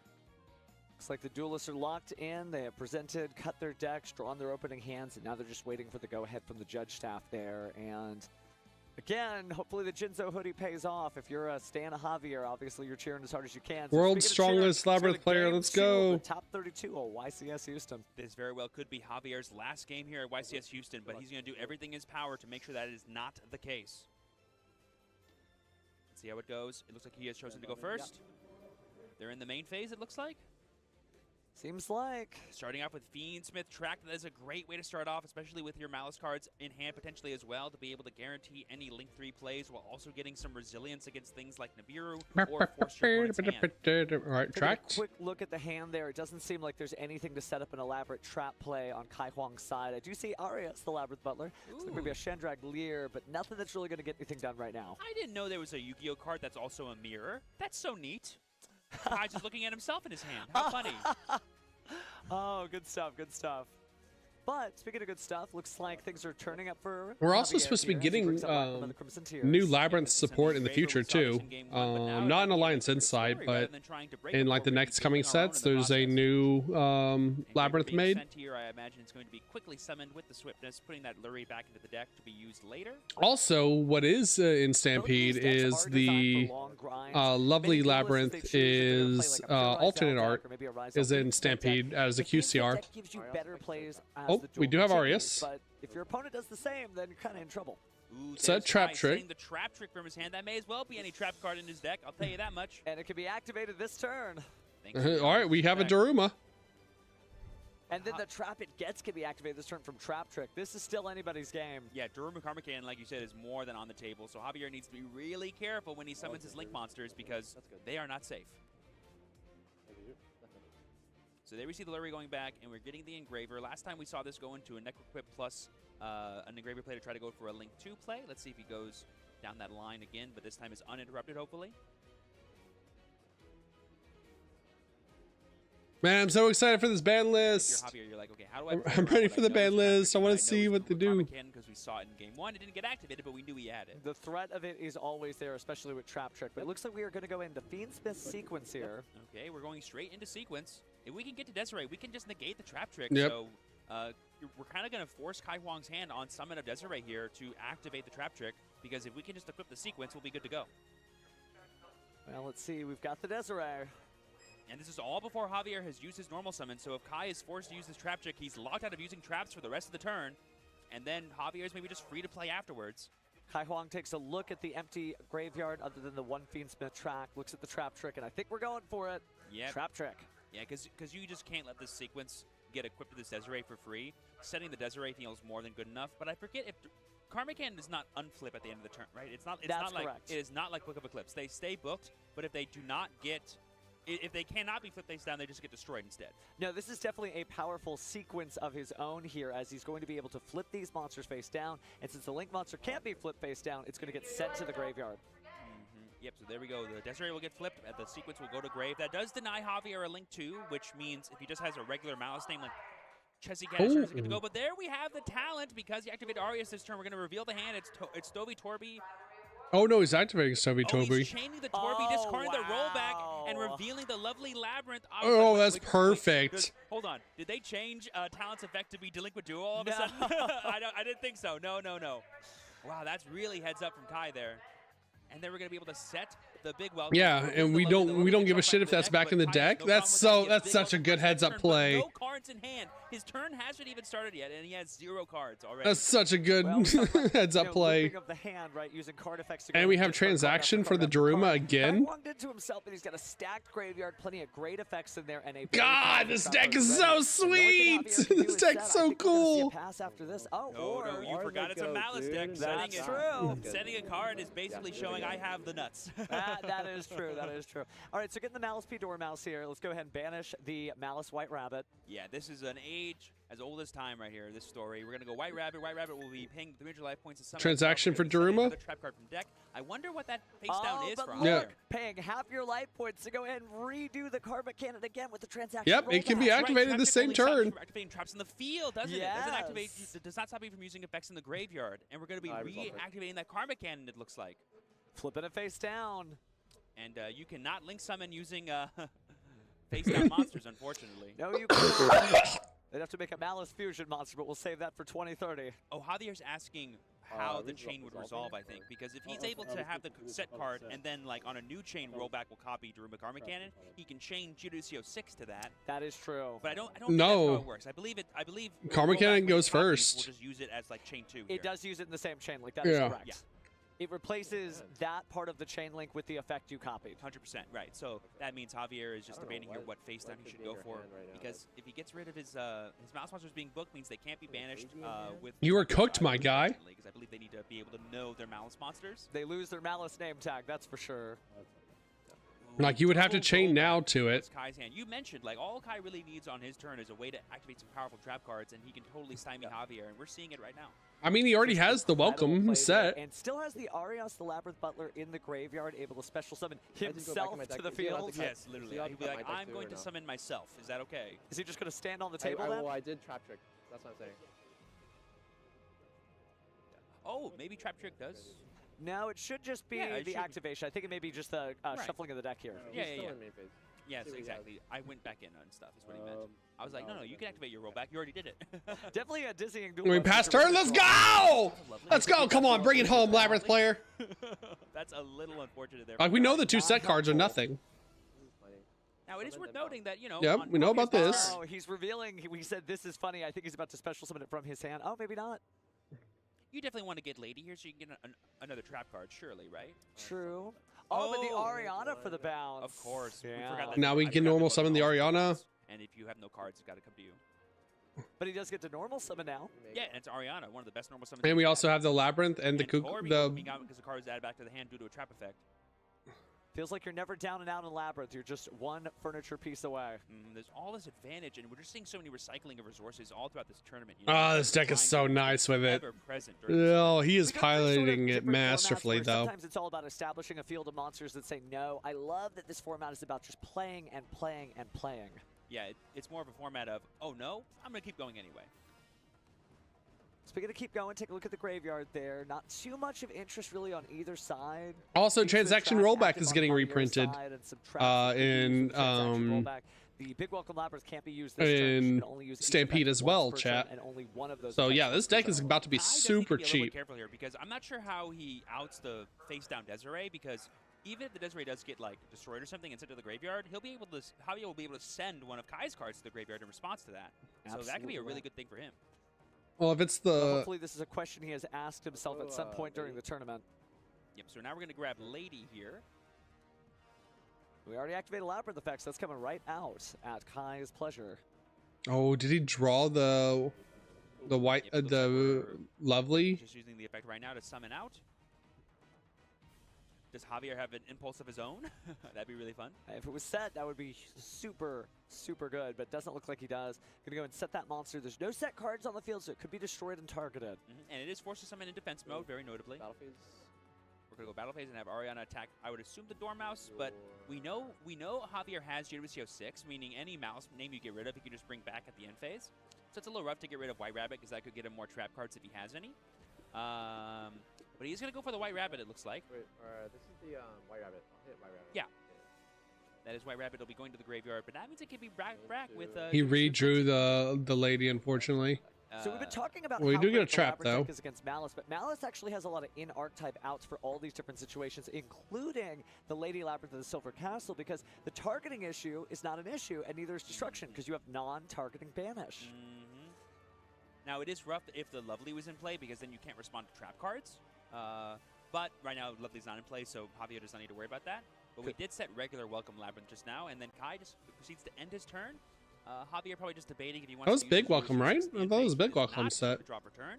He I can mean, we just have go build flip welcome summon in the grave for a Awesome, flip bounce. summon Desiree, and then just like first action, bring back sequence seems really good. And equip it to it, so you have the double negate. I think that's what we're going to do, taking an eye look at the Fiendsmith Desiree face down and the Malice Dormouse face down. It is a trap deck, so you got to be careful what you flip up first, but take a look at the graveyard. There is that single bounce there from the Big Welcome Labyrinth to the grave and the Arias. Yeah, plenty. And technically, like, if we do end up getting a Big Welcome online at any point, still Vtuber comes back too, but so far, not. Looks like we're banishing to bounce. Yep, there it is. Does mean Desiree could come back. But without any other Fiends with the cards being able to put back that sequence, this could be really rough for Javier. There we have Torby coming back, like I said, because a card was bounced due to a trap effect. And then we draw a card. I think that was another cannon. Not the best to have in this situation, because unless he has another Arias access, he won't be able to set it this turn. Well, Javier may be able to run away with this duel by just punching through this Malice monster. So we'll activate the effect of Malice P. Dormouse to banish one Malice name. Yeah, another really good card, specifically in the Malice deck for this matchup, is going to be White Binder, because you can banish all of the Chessy cards, Cat, traps, okay. monsters, doesn't really matter. They're all... Sorry, I'm enthralled with this. Like, I love this Battle of Labyrinth two deck. Queens, I just realized. Yes, the Malice Queens and the Labyrinth Queens. But here we have Chessy coming down. This could just be the last name that Javier has besides White Rabbit and Dormouse, because this deck plays a much smaller Malice engine, notably, than other Malice versions. But 2 cards in hand, but both those traps are at least one of the traps we know is the Malice trap. A long time here, so maybe running a Slimmer Bestial package as well. Certainly helpful to maybe get rid of that Arias and have another body on the field, but nowhere in sight. So Javier, taking a look at that face down card, thinking about it. And it is the MTP-07 to be able to search for that Malice name that he needs to either summon from hand or banish and get more value. That's going to be really huge if Javier can resolve this. Chain to set a trap. It is a normal trap card, so he's going to be chaining the Lady effect here to get trap another trick? set face down. Just a very weird match for sure. Oh no, we don't have another Karma Cannon. Common, you know, as the All right, it's another big welcome. Labyrinth isn't going anywhere. There's we do we have Kukluk in rotation? I don't think we have it in this game. Yes. So there you see the Dormouse being added with this MTP-07. Because there is no Malice Link monster in play, you will not get the non-target banish, but you do get a free Rhoda, essentially. And now, I think because we haven't used Dormouse's effect to summon from the banish this turn, we're going to use Chessy Cat here to get the extra body on board and get a free draw too. Maybe draw some of those Bistils you're talking about, which would be really useful for Javier here for either extending or stymieing his opponent. This match is far from over. Well, Javier keeping the cards close to the chest, didn't get a chance to see what he drew. But we are going to pay 300 to bring the Malice P. Dormouse back. Yeah, if you're a Javier, do you try to go for a straight Link 3? Oh, but we have welcome here. Not giving him the option to. He's going to go straight for that Welcome Labyrinth to summon. Do we have? Is going to summon from the deck here. We have another Lovely. This could be what? Kukluk. This could be. Oh, it's Arias. He's going to summon himself the hard way. Walking up on the table there. Arias effect. Yep, and then we're going to use the Arias effect. And he's not going to be able to... Oh, wow. Yes. Then he can set the Karma Cannon from his hand. And he can activate it. Oh, that's crazy. I didn't even know this line existed. Ariana is Karma Cannon. I was like, how is Kai going to get access to another Arias this turn? Duh, he can just add it from his field. There it is. Oh, my God. Get cocked. But... to my knowledge, he also has no other Malice names that can be summoned from deck, but he does have the GWC-06. We didn't see what he drew. Maybe he's lucky enough to have gotten another Malice name? For a normal summon, for sure, yeah. Or Engraver. That'll do it. Engraver is yeah, that's not bad. It is worth noting that all of Kai's monsters did get booked as well, and to my knowledge, he has no more floating effects because the other effect of Big Welcome has already been activated, and I believe you can only use one effect of Big Welcome per turn. That is right. That set one is not. So if I'm so sorry. A full Fiends combo line instead of Desiree again, like you were mentioning earlier, that could be really huge for his follow-up. This is such a good round. And we have tracked as well. Okay, this is going to be a full Fiendsmith board here. That was a really good draw off the Chesty Cat for sure. We've got about 19 minutes left on the clock. Kai down on life points. It'll be interesting to see if he goes ahead and calls it in or decides to go the distance on this one. Because again, single elimination, the rules are a little different. Yeah, this definitely feels like a Desiree Gambit to me, and Javier might try to also end on being able to go like Yugioh 6, summon back the White Rabbit, and then use the sequence that he summons off of putting it back with Engraver to go for White Binder, banish all of Kai's follow-up, and then go Desiree, re-equip the sequence, and then attack, and go, your turn, Kai. I have a negate plus a White Binder. Over to you. Well, let's see what he definitely passes into. Yeah, we are going to go ahead and use the Requiem now. Yeah, it definitely feels like we're going to go back for that sequence, for that Lacquer that we sent back earlier. We're going to use... Not going to use the Effectus? Yeah, we're going to probably send something like Paradise, something like another Engraver could be really good. There we see the Paradise. Oh, yeah, Paradise, Javier okay. Is setting up his responses and all of his interactions that he might need to stop Kai from being able to do anything on the following turns. Well, this is definitely Javier's window, right? If there were ever a time to play the Yu-Gi-Oh! Trading card game, it's Does now. that mean we're not going for catch Kai off guard Desiree? without the ability to activate any of these traps or his monster's effects. Everything is known. He just needs to figure out what he thinks is best here for moving forward. Yep. Okay, here we're choosing the Yugioh 6. Maybe you want to go straight into like maybe a Haggard and make a play. Oh, okay. You know what? Maybe It's only if you banish a monster can it be activated that turn, so that's been set. Okay, now I'm understanding. Now I get it. Dark. Dark. Oh, that's Dark crazy. Right now, talk about stealing your opponent's monsters, and we take the lovely Labyrinth. That's pretty awesome. That's good. And the effect to set the trap card, and he can control fiends in this deck. This is so cool. That is so amazing. We didn't even. That's think a about really that. good We've heads been up talking play. About how Javier's deck, including normal traps, is hurting him because of all the interactions with Kai. But he's like, yeah, I have normal traps too. Yeah, this discussion really swings both sides of the table because it's a weird matchup, it's a good matchup, you want to play it, you don't want to play it, but this is so wild for him to set a free GWCO6. Now, pay attention in the chat, though, he can only activate that while he has a Fiend, which is not uncommon in a Fiendsmith deck, but he does need to make sure that he has that Fiend unless he wants to get a procedural error minor. Yeah, unfortunately, though, he has used both of his Malice Trap cards that have been in rotation this turn, so he's not going to be able to activate them again this turn, but he can keep this Use those, link off. But here we've returned the sequence like I thought we would, and then we're going to summon out the Engraver here, and we can still go for the line that I was talking about, but we get to do it while having a lovely Labyrinth the whole time. That is so different. Which is pretty awesome in this deck. Definitely different to my eye, and getting the effective lovely Labyrinth against a Labyrinth cosplayer on the YCS feature stage. Didn't have that on my bingo card. I'm not going to lie, it's kind of a little rude, but like I'm here for it. Like I love it so much. All's fun in love and Yu-Gi-Oh! So the Engraver got rid of the Lady Labyrinth now that it's no longer protected and set face down. We could go for that sequence. We could go for... Does the Labyrinth deck have any way of like burning in time? Zones available to him, but those 3 zones can get a lot done. Is he debating going for some damage here? I mean, may as well, right? We know the only set need card. to do 4,000. We know the set card is Torby, right? As well as Yes. Ariana. It's 2,000 defense and 2,100 defense, I believe, for both of them. Both of them certainly stacked in the defense department, but not so much that you couldn't pierce through with a monster or two.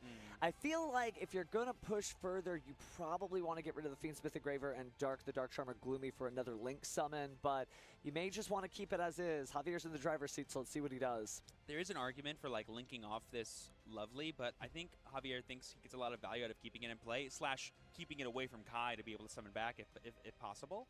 But he really wants to go to a sequence line here, I think, if I'm Javier. Oh, there's Haggardos. White Rabbit's effect to summon back from the banish yet. That so is we're going to do correct. that this turn and get access to our Link 3s that way.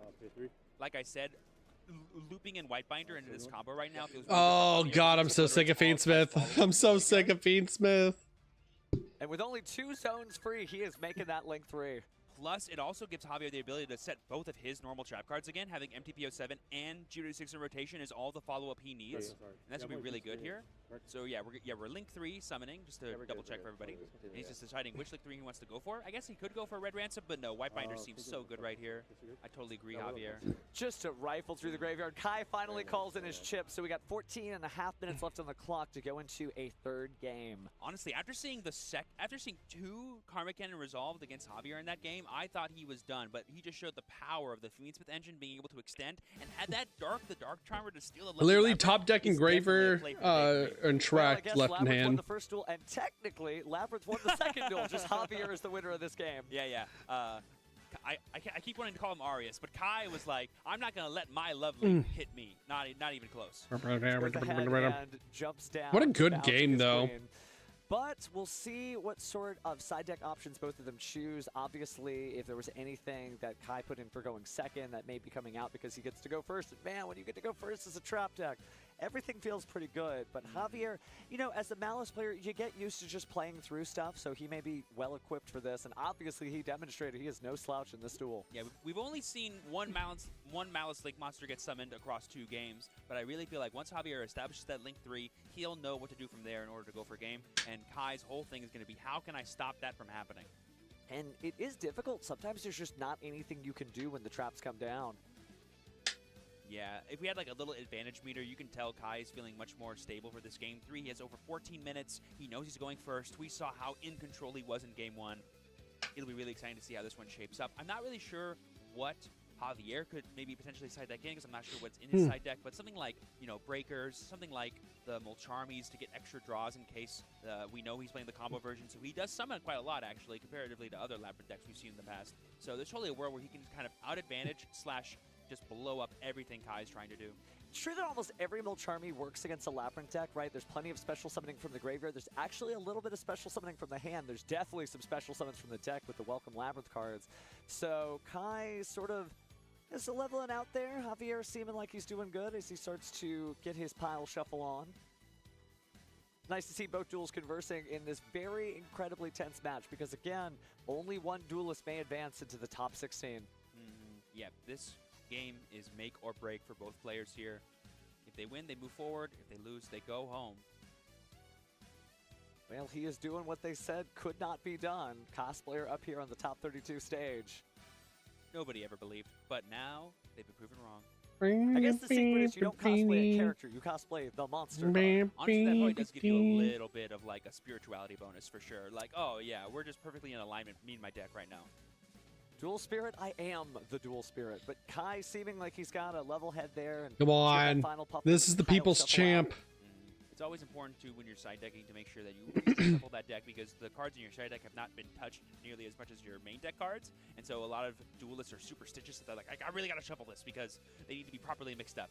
And we've all had that situation where we side deck in like 6 or 7 cards, and then we draw 5 of them, and we're like, okay, now I can't play the game. I didn't stir the pot quite enough. I'm sure there's some chaos theorist or quantum mechanic person who is out there like, actually, yeah, if you don't shuffle enough, it does make you draw your side deck cards.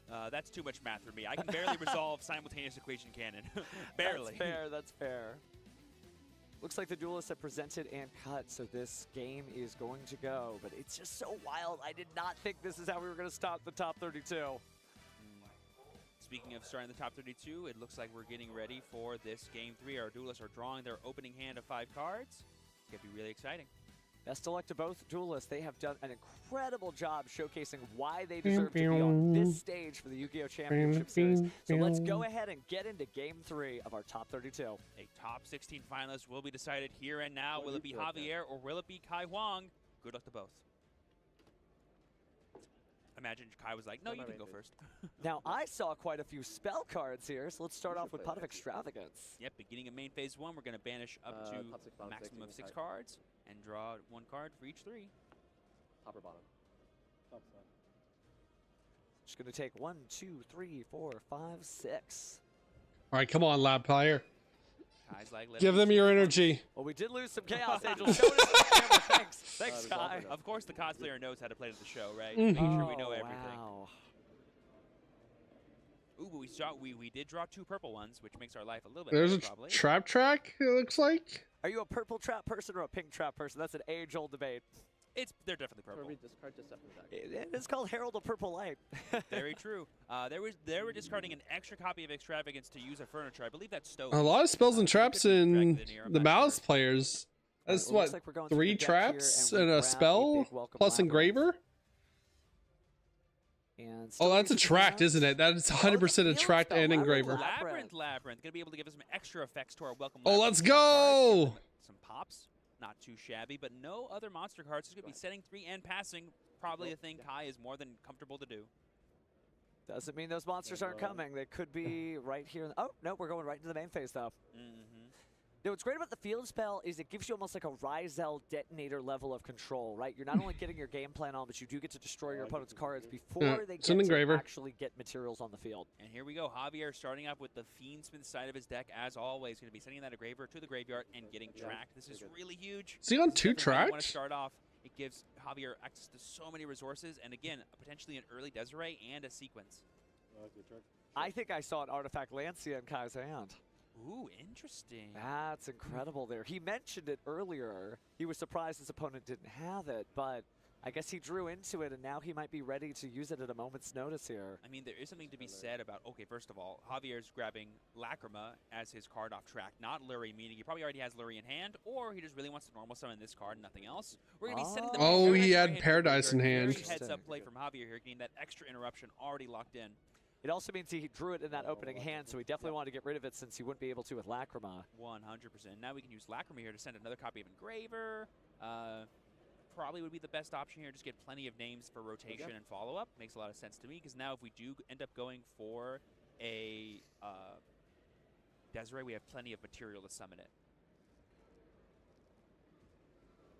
And then here we can go for Requiem. Weirdly, Requiem could, in theory, I guess, summon out Lurie, or does it? You know, you can only summon Fiendsmith cards, right? That's correct. That's correct. I was like, no, no, that one doesn't. It requires Light Fiends. It doesn't summon Light Fiends. They play well together, but not that well together. That'd be funny if he did do that, though.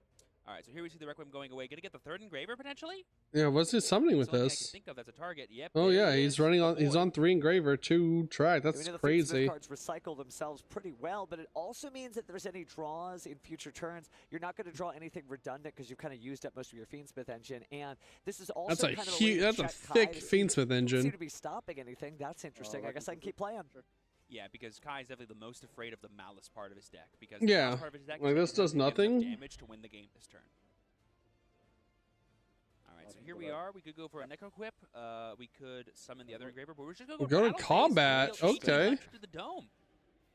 Oh, that's 2,400. Life points may need to be updated there because that is first damage. Yes, well, actually, it looks like on Detect Declaration we're activating Welcome Labyrinth, so it's still 8K to 8K for both players for those watching at home.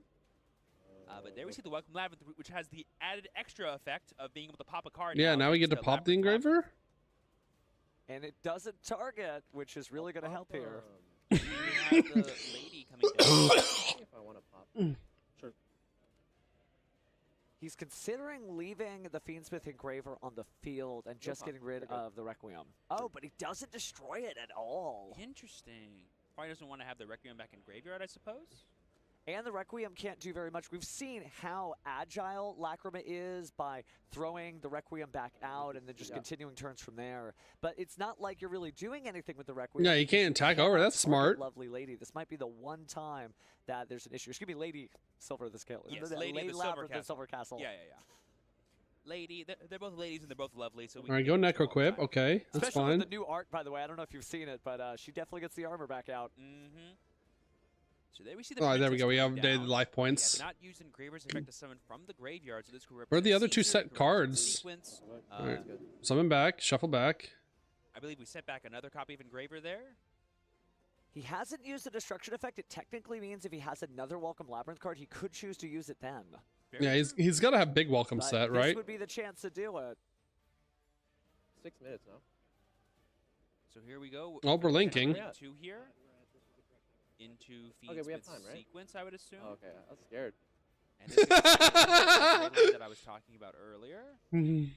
All before we're using our normal summon. Oh no, we normal summoned Lacrima, didn't we? We did. We did. Oh, he got it. He did normal summon Lacrima. Okay, there's dark. The dark here because Neko Quip is a dark monster. We have Stovey Torby as our only target right now. Could activate a trap to get it out of the graveyard. We're just going to use the effect on summon here, and we're going to chain Welcome Labyrinth. So they did save the Welcome Labyrinth effect there. The additional effect you're getting out of the Labyrinth to destroy it. I guess you can get rid of the Dark Charmer Gloomy now. Yep, we went ahead and summoned the Torby, but then in the same effect of Welcome, added it back to our hand to stop the Dark Charmer from getting the extra bit of material. But because Kai did summon a monster, is he able to activate Paradise here? I don't believe so. Well, no, yeah, he can, because a monster was special summoned, right? Well, I'm not seeing it on the field there, but yeah, I guess he is going to do it. So he banishes to send the Desiree. Yeah, so what he did was he went Big Welcome, summoned the Torby, but then he just added the Torby back to his hand using Big Welcome. That so makes it was sense, still makes sense. special summoned. And then we have Desiree, and he's going to chain the trap trick to the Desiree. Okay. Send it to the graveyard. So we can set so this. Nothing really got done here. A lot of interesting Karma plays, Cannon? but able to just. I mean, he's already normal swiftly summoned, so dodge there's no Javier's real attempt to point. Get rid of the face down card with the Fiend Spit Desiree's effect, but a lot of choices here for the trap trick. Yeah, Javier's just kind of forcing. Oh, impulse. Okay. And there we see the trap That's trick strong. hitting Dominus Impulse, banishing the other copy to the banishment, so that way he can stop any summons. If Javier does have something like a Gold Sark or a Malice in Underground or a Bestial, these impulses will be able to stop them from being summoned. Definitely a masterclass in patience, when to hold them and when to fold them, right? We are in Texas after all, but the joke aside, not activating that effect really cornered Javier into these specific plays, and now Kai looks like he's doing good again. Yep. Looks like Javier had no extra engines from his deck, but during the end phase, we are going to be discarding the Artifact Lancia, like you said. Normally, the really big selling point for this Bestial Malice Fiendsmith version of the deck is that you don't really lose. All right, the now we get Lancia because of welcome. other Now we get the big engines lady. that can Recycle back our like traps. Like Bestials. But Engines on Lime. Lancia is no longer needed, and Kai's like, I'd rather have a We trap start card. popping cards out of his hand too. So, Drew, I think I saw an Ariana drawn. Labyrinth Servant. Wow. Oh, if he drew, oh no, it's a backjack backjack. Trap card using still Vtuber, that's pretty big.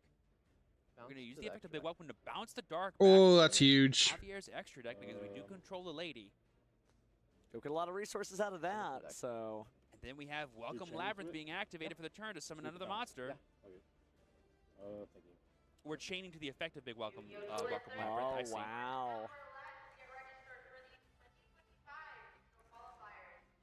So just to reorganize this, activate Big Welcome Labyrinth, banish from the graveyard in order to target Dark, then chain Welcome Labyrinth because there was no response, and technically can also chain Lady Labyrinth, the Silver Castle. Bestial Baldrake is going to try to banish something from the graveyard, but we'll see Dominus Impulse to stop that. Now, Infinite Impermanence is going to chain, but you can still chain the Infinite Impermanence.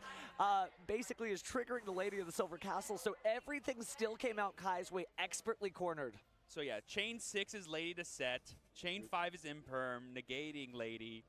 You're gonna wind all this back. Where's my lovely Chain 4 was the other trap card, Dominus Impulse. That's bounced to hand or bounced to the extra deck. You still have both queen, both ladies. To summon Pop back row. And now we're going to, on a new chain, use Labyrinth to pop the trap card. Or sorry, the set face down for Javier. You cannot chain it, it's non-targeting. Really skillful, and using the additional effect to finally destroy a card, almost making Javier forget that that was a thing that the field spell did. Getting rid of GWC06 using Labyrinth. One to pop. And now we're going to chain back, Lovely to pop, and then we're going to also chain Sylvie Torby and chain. Oh, it is banished, correct. Labyrinth. Just set to the field. Sorry. So set pop.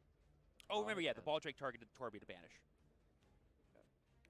So we'll reset the Pop from his hand. He's on one card. We attack over the Bestial. Oh, it's setting the Dominus. No, it's so over. Let's go. Malice. Yep, so we're going to swing 29, and then we're going to swing 3K to the face. And with 1:40 left on the clock, that is a very important 3,000 to the face indeed. Javier's now at 5,000 life points, and Kai is representing all the resources he needs to go for game next turn. And besides the few Fiends with cards that Javier has in his yard, I'm not sure how much follow-up he has. So yep, he's going to go ahead and use the Requiem here. Sorry, the Lacrima to summon back the Requiem, and he's going to use the Requiem to potentially summon the Lacrima during the end phase of Kai's turn. Get another send from the deck to the graveyard. Going to be Resend the Engraver. again, just maximizing his chances to draw into I have 1 minute left. And he can't go to battle phase. He has 1 minute to finish main phase 2. In draw phase, we have Welcome Labyrinth. Or main phase 1. Pop here if he wants to. Are we going big welcome? We're gonna pop. Ladies effect to set it from the deck. And there we see Ariana, and the pop will be happening on Lacrima because of Labyrinth. And then we pop the card in hand. We pop his draw. Oh my god! Get hand looped! And Javier scoops it up. With the cards in field, he has no hope of winning. Oh my god! Oh, that was insane. I think it's our very first cosplayer getting this far. On his draw phase, hand loops him. But this is a person who is in it to win it. Labyrinth is not a joke deck. It is a Let's deck. go. He is having some really good results here. World's strongest Labyrinth player. My king. My goat. though he went second, he was still able to resolve 2 Daruma Karma Cannons against his opponent. That was insane. I need his list. I need his list. I need to play this list in Master Duel. But Kai certainly did. A smile on his face, a little gentle nod to his fans, maybe new followers he has, but just good stuff. Oh my goodness. I mean, great dueling always deserves big hype moments like that. So if you guys are excited for Kai Wang, be sure to give him some cheers in the chat. But of course, also give some condolences to Javier. He played like an absolute master against a matchup he probably wasn't expecting for this tournament, but he was able to play the best he could, and he almost got there. And that's always the story about the Labyrinth duelists. They just kind of, quote-unquote, sneak on in because people forget the decks that have existed for a long time. They're still good. They didn't go out of style. They're still good. But Javier did a great job there. That is the cool thing about Yugioh. That's the thing I appreciate about Yugioh. Since there's no rotation, there's no standard format, you have like these pet decks that people have been playing for ages. Like this guy on Labyrinth that sometimes gets support coming up. But I mean, they're still playable. They're still good. Just some incredible stuff there. I have to say, like, just watching that match is just wild because all of the different ins and outs of Labyrinth and that just incredible stuff. It shows you that like Malice has great strengths. It has some really cool in-archetype matchups, but just couldn't make it that time, unfortunately, for Javier. Imagine winning a game without summoning a single card from the extra deck. Couldn't be me, but Labyrinth all the time. I mean, it shows you there's certainly some stuff, and there's definitely other support in the future. Maybe the extra deck will go out of style. Maybe we won't have any extra deck. Jokes. But it still goes to show you that, like, it plays really well into all the Mocharmies, too. You can, so I think it's time to hear from the best, right? Oh, potentially. It's going to be really exciting to see what they have to say. I imagine the matchup is particularly interesting for the Malice player involved, and I'm sure Kai's going to talk about how that was a matchup he really took count on how to actually counter. Really interesting. Yeah, I have to say, just some incredible stuff there for sure. And I'm very curious, you know, how early did Kai have to wake up to get the full outfit on? Everybody else is just like, oh, it's just a certain time. I'll just wake up and I'll get here. That's a certain process for sure. Well, why don't we hear from the man himself and throw over to Jackie to see what Kai has to say. Thank you so much, Stevens, and congratulations to Kai. Okay, I see you holding up that card. It's you. Yes, you're cosplaying Arius, using that Arius energy, getting this win. Describe to me the emotions you're feeling because, oh my gosh, you're moving on.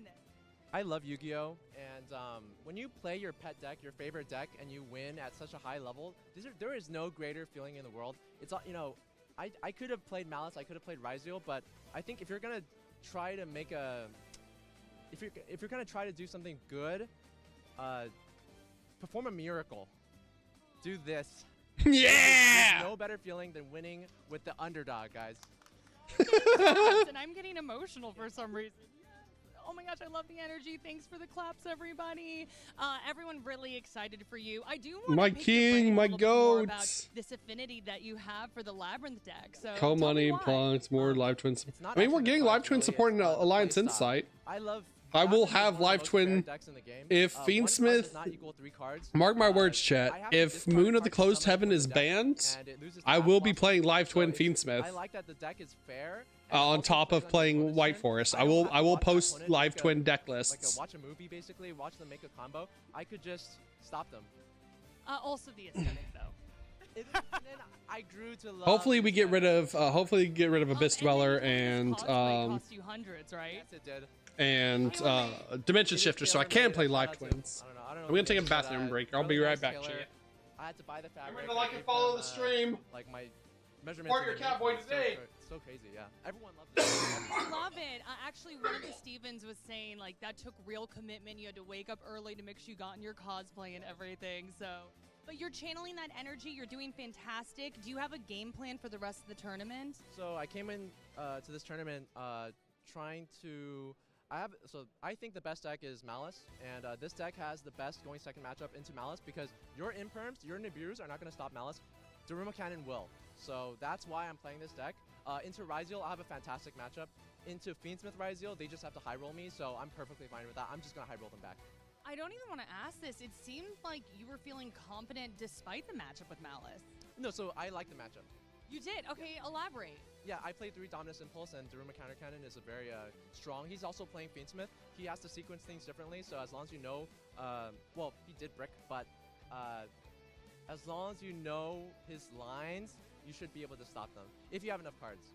Okay, Kai, is there anything that you want to say to everyone watching? You had some people clapping and waving earlier. Thank you to everyone. Thank you to the live stream staff. I just want everyone to know, never stop believing. Oh my gosh. Okay, fantastic interview. Thank you so much, Kai. Back to our casters. Wow, that's a lot. I'm getting the vapors myself over here. Never stop believing. I've said it, but it certainly means more from somebody up on the YCS feature match stage. If you're going to do something good, do a miracle. Words to live by, for sure. Do a miracle. Well, speaking of miracles, there are other formats of Yu-Gi-Oh going on right now that you could dominate with the best of them. Let's talk a little bit about Speed Duel and Yu-Gi-Oh! Duel Links. Oh, good. Go ahead. Yeah. I was going to say, like, oh yeah, the new Speed Duel set, Scarred Resonance, has come out recently, featuring Scarred Red Dragon Archfiend, Ultimate Conductor Tyranno, Accel Stardust Synchro Dragon, and Pot of Avarice finally in Duel Links. Yeah, there's Super some crazy stuff. A lot of people think of Duel Links as just cards from the anime, but it's not just cards from the anime. It's also really good stuff, right? You can play all of your favorite decks like Cosmo. Maybe you want to play Sky Striker. Yeah, Sky Strikers and Duel Links. And now Ultimate Conductor Tyranno. That is just insane. So yeah, if you got some Dino DNA, that game is for you right now. It's going to be a good format for sure. And I love the tagline for Scarred Red Dragon Archfiend. Does Red Dragon Archfiend have a new form? Oh, super exciting to see in Duel Links right now. Ah, good stuff, good stuff. Great animations, great music. You know the whole vibe. It is so cool. Speaking of which, this has been such an incredible tournament so far. I mean, I could not believe that we had Kai get up here and do everything that he did. But let's talk a little bit about the bracket update that we've got, because again, there are more duelists than just Kai. That's right. We know Kai for sure is in our top 16. Let's see who else we have guaranteed. We see Anthony taking down Lewis and going into top 16. He'll be facing off against Lexus, which was able to get a 2-0 victory against Logan. Really awesome to see all these 2-0s here. Very decisive duels in day 2, just the best of the best. We also have Bryce S and Aditya D in top 16. We have Manuel K waiting on the match between Lucas and Juan C to decide who they are facing off with in top 16. Then we have Israel F versus Nathaniel V. Really excited to see that for our first half of the top 16 bracket. And then moving down, we figured out most of the bracket here. Pascal advanced over Brian, and Jared conquered Jesse in a 2-1 victory. Tavion did not conquer Francisco, so he moves on to fight Kai Huang, who we just saw here on the stream. Kevin beat Tyler 2-1. John managed to conquer Darian 2-0. So they'll be playing against each other, and we're still trying to find out who will be next as Christian advances against Jesse, but we're still trying to find out who is Edwin and Jesus' victor going to be. Sad to see that Tavion, our YCS Orlando champion, could not get that run back here in Houston, but top 32 in an event this competitive is nothing to scoff at. Oh, yeah, back-to-back championships are great, but don't lose sight of the fact that you get good tournament results. Making the day 2 cut, people are like, oh, yeah, he just got to day 2. Did you get to day 2? That's what I thought. There's some incredible duels out there, and we hope you do next time. But speaking of next time, it is that time, isn't it? Yep, we're going to go ahead and throw to a break, you guys, and we'll be right back with top 16 of YCS Houston. Don't go anywhere.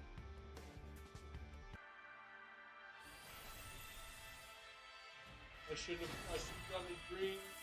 I should have done it green before starting stream. Game on, world. Ah! Thirsty.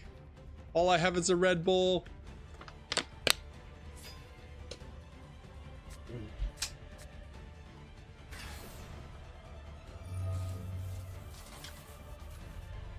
Do they have different card arts for Japanese Master Duel?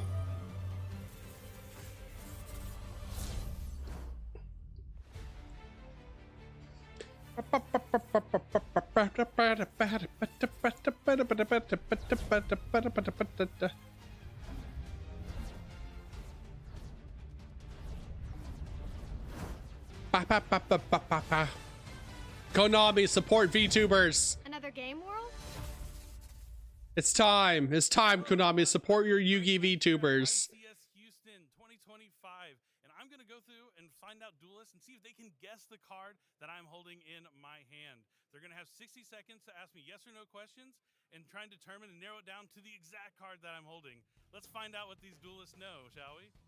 I'm here with Johnny, and he's going to try and guess the card. You have 60 seconds. Ready, set, go. Is it a monster card? No. Is it a spell card?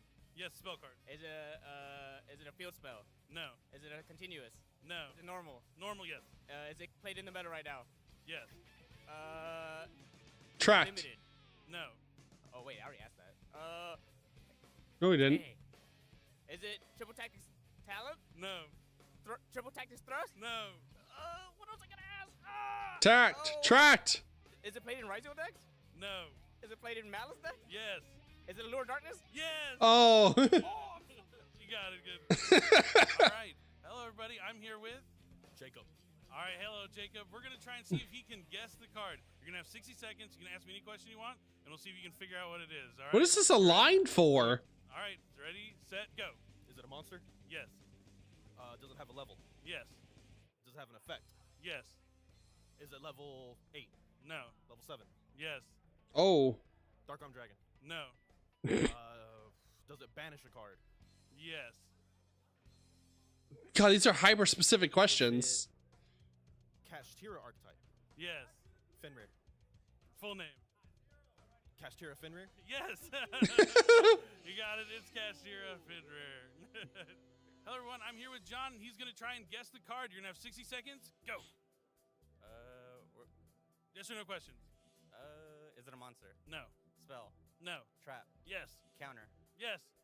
Solemn? Which one? Judgment? Yes. Solemn Judgment. Hey, everyone. I'm here with Rayfield, and he's going to have 60 seconds to try and guess the Yo, card. that fit is crazy. That's sick. What's going on, Jared? How's it going, dude? Is it a continuous spell? No. Quick play? Nope. Oh, Billy's not in charge of the ban list now anymore. It's the, I don't know his name, but it's the guy that showed up in the sunglasses with the suitcase the last YCS, or the last time they did the ban list with like the suitcase handcuffed to him. No. Hey, thanks. Yo, Emu Land, thank you for the follow. Welcome, Arigato. Give me outing. No, it's not. 30 seconds left. Card of the Mind? Nope. Change of Heart? You got it. Oh, let's go. Change of Heart. He's so happy.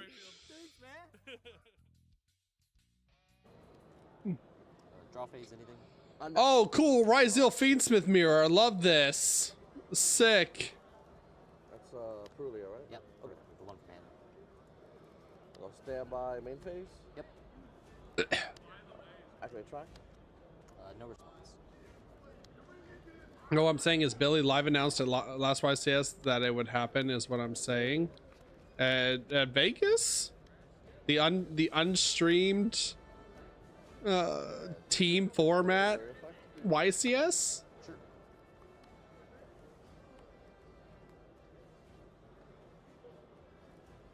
Go into Requiem. Yep. Requiem effect. I will chain full helps. Jesus! Blech.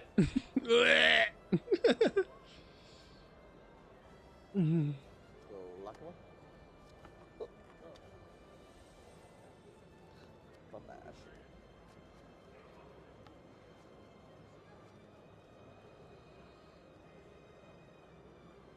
You're gonna Okay. The resolution we add. So you added. I don't even know which YCS was before Vegas, honestly. Wasn't Orlando, was it?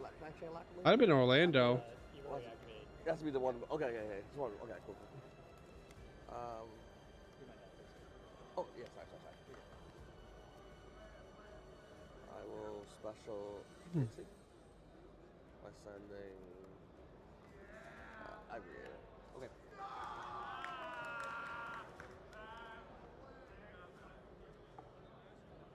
Oh, get drolled, idiot. Sick. I will go.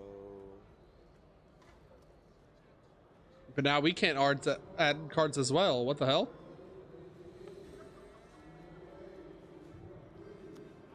Detonator pass? Detonator pass? It's detonator pass, isn't it? Oh, look! Detonator crazy. Yeah, it has to be. Sorry about that. Well, Dweller, and I will pass turn. Okay, your deck. Oh, yeah, please. 9-2 with Ryzeal Fiendsmith versus 11-0 Ryzeal Fiendsmith. That Dweller ain't gonna do shit, my guy. Yeah, no, that's fine. No. Draw phase. Stand by. Main phase. Yep.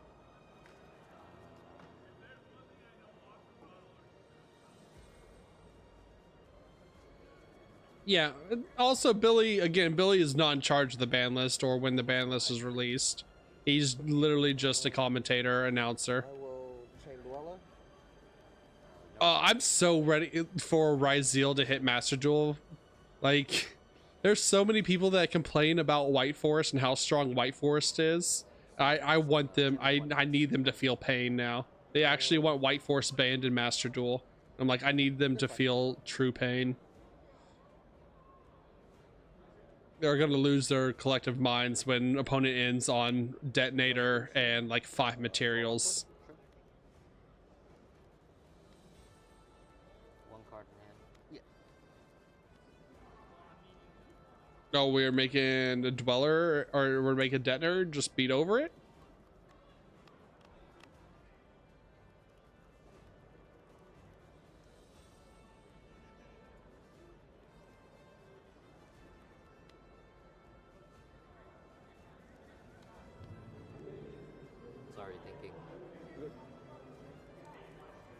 It's all monsters in his hand.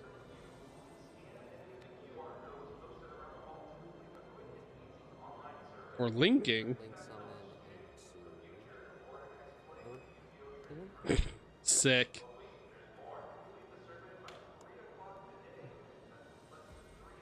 Link summon into Requiem.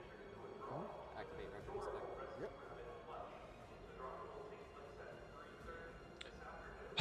I hope they hit the consistency of this deck. I really do. Activate Lacrima. Like, get those bonfires out of here.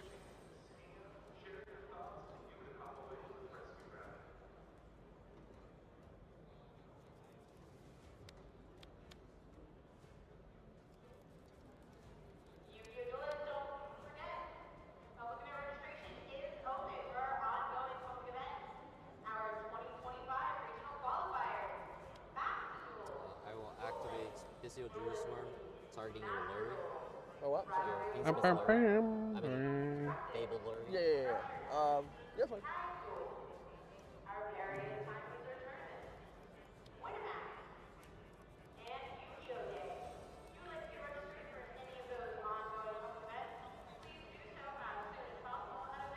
Maybe he was uninformed, but again, like, it wasn't him who announced it this week, or that it's happening after this finals. It was the and it's also posted on the official Yu-Gi-Oh TCG Twitter as well. If I can find the like fucking little video.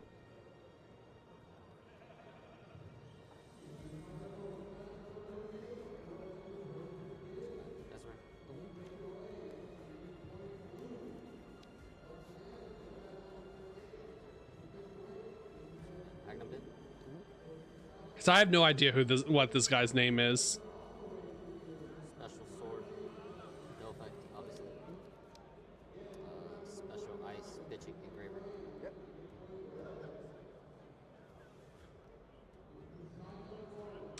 Oh, okay. It was Jerome that announced it. All right, that's who, what his name is. Summon detonator effect on summon. Attention. Oh, okay. What do I want banned? What I think should be banned versus what is probably going to get banned is very different. I I personally want I will declare attack with Magnum Day for 100. Yeah, you got it. Yeah, Jerome. Jerome McCall. Yeah, that's who it was.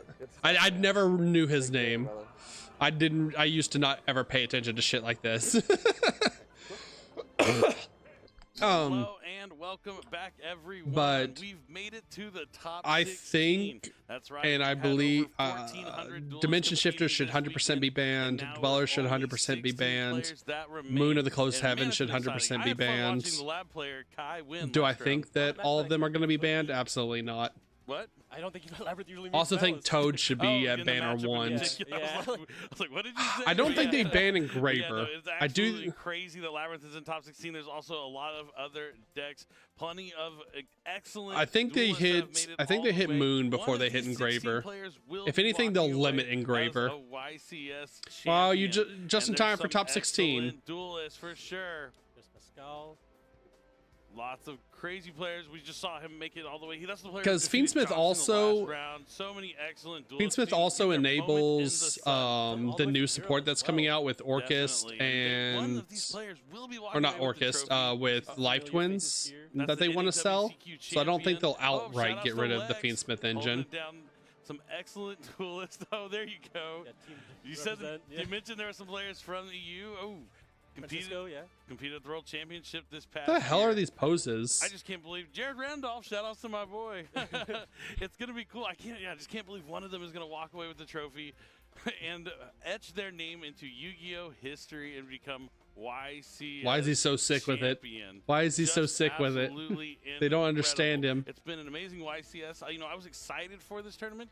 Oh It's no, gone I'm. far and surpassed what I expected. I think they yeah, I think Moon of the Close Heaven 1000% has to go. It's all Like, been fantastic here at YCS Houston. Fiendsmith doesn't need to be in every deck as like a backup engine, which I'm fine with losing for White Forest because I can still just play toys. Crawling its way up throughout the format, but now we saw Memento. We don't get to play Moa Regina anymore, which kind of sucks, but it is what it is. Yeah, let's go ahead and take a look at the top 16 bracket so we can see who is remaining.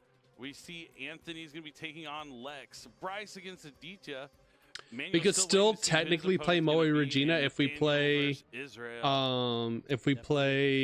Azamina Debtors in the main. Jared, that is a battle of the East Coast right there. Francisco holding it down versus Kai Huang, our Labyrinth player. Then it's Kevin versus John, and then Christian is still waiting for the result between. Don't need toys after All In. Yeah, I'm talking about before. We still have a month before All In though. That's still 3 more weeks. That's the Jesus I believe we saw play in the last round. So that is the Fiendsmith Rescue Ace deck.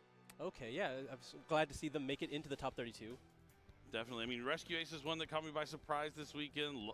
Labyrinth is one that definitely caught me by surprise. I mean, I don't know if I'm more surprised to see Rescue Ace or Labyrinth. I think I'm leaning I'm towards glad I have my Rescue Ace, Fiendsmith though. package for Life Labyrinth Twins is though. one of those decks that's been kind of in and out of formats. I think I've seen it be a little bit more popular with, again, the Fiendsmith strategy, being able to turn your 2 bodies that you generally are able to put on the field that don't necessarily need to do anything. A lot of the time, it would make something along the lines of Chaos Angel, but again, any 2 bodies going into the Fiendsmith, and again, they are Fiends, so then you can start climbing in to the Unchained cards, but from what we saw, this is a bit more of a pure Labyrinth strategy. So just focusing more on the trap cards and the general advantage the furniture can give you. Yep, Labyrinth, Rescue Ace, Malice, Mermails. There's a plenty to find out. I think who's gonna Mermails win is here in also top about to 16. be But I set. think we're If ready they for our top hit, 16 feature match, so I'm going to toss it to Jack if they hit to Malice introduce and our players that are Bryzeal gonna be dueling on the main stage. and Fiendsmith, I think Mermails is about to be the top deck in the format. I'm actually terrified of Mermails if they go untouched. Only 16 remain. Who will make top 8? Let's begin with the blue chair. That is Speaking of Mermails, from Plano, Texas, Aditya Dara. Obviously filled with enthusiasm right now. Okay, there's a smile. And then in the red chair from Houston, Texas, we have local Bryce boys. Sharp. Fun fact, he owns 100 chickens. Yeah, he does. My man. That is a Texas Southern boy right there. God damn. I need y'all to get louder than Oh. Y'all, give me a cheer. Okay, there we go. Let's get this started and send it back to our casters.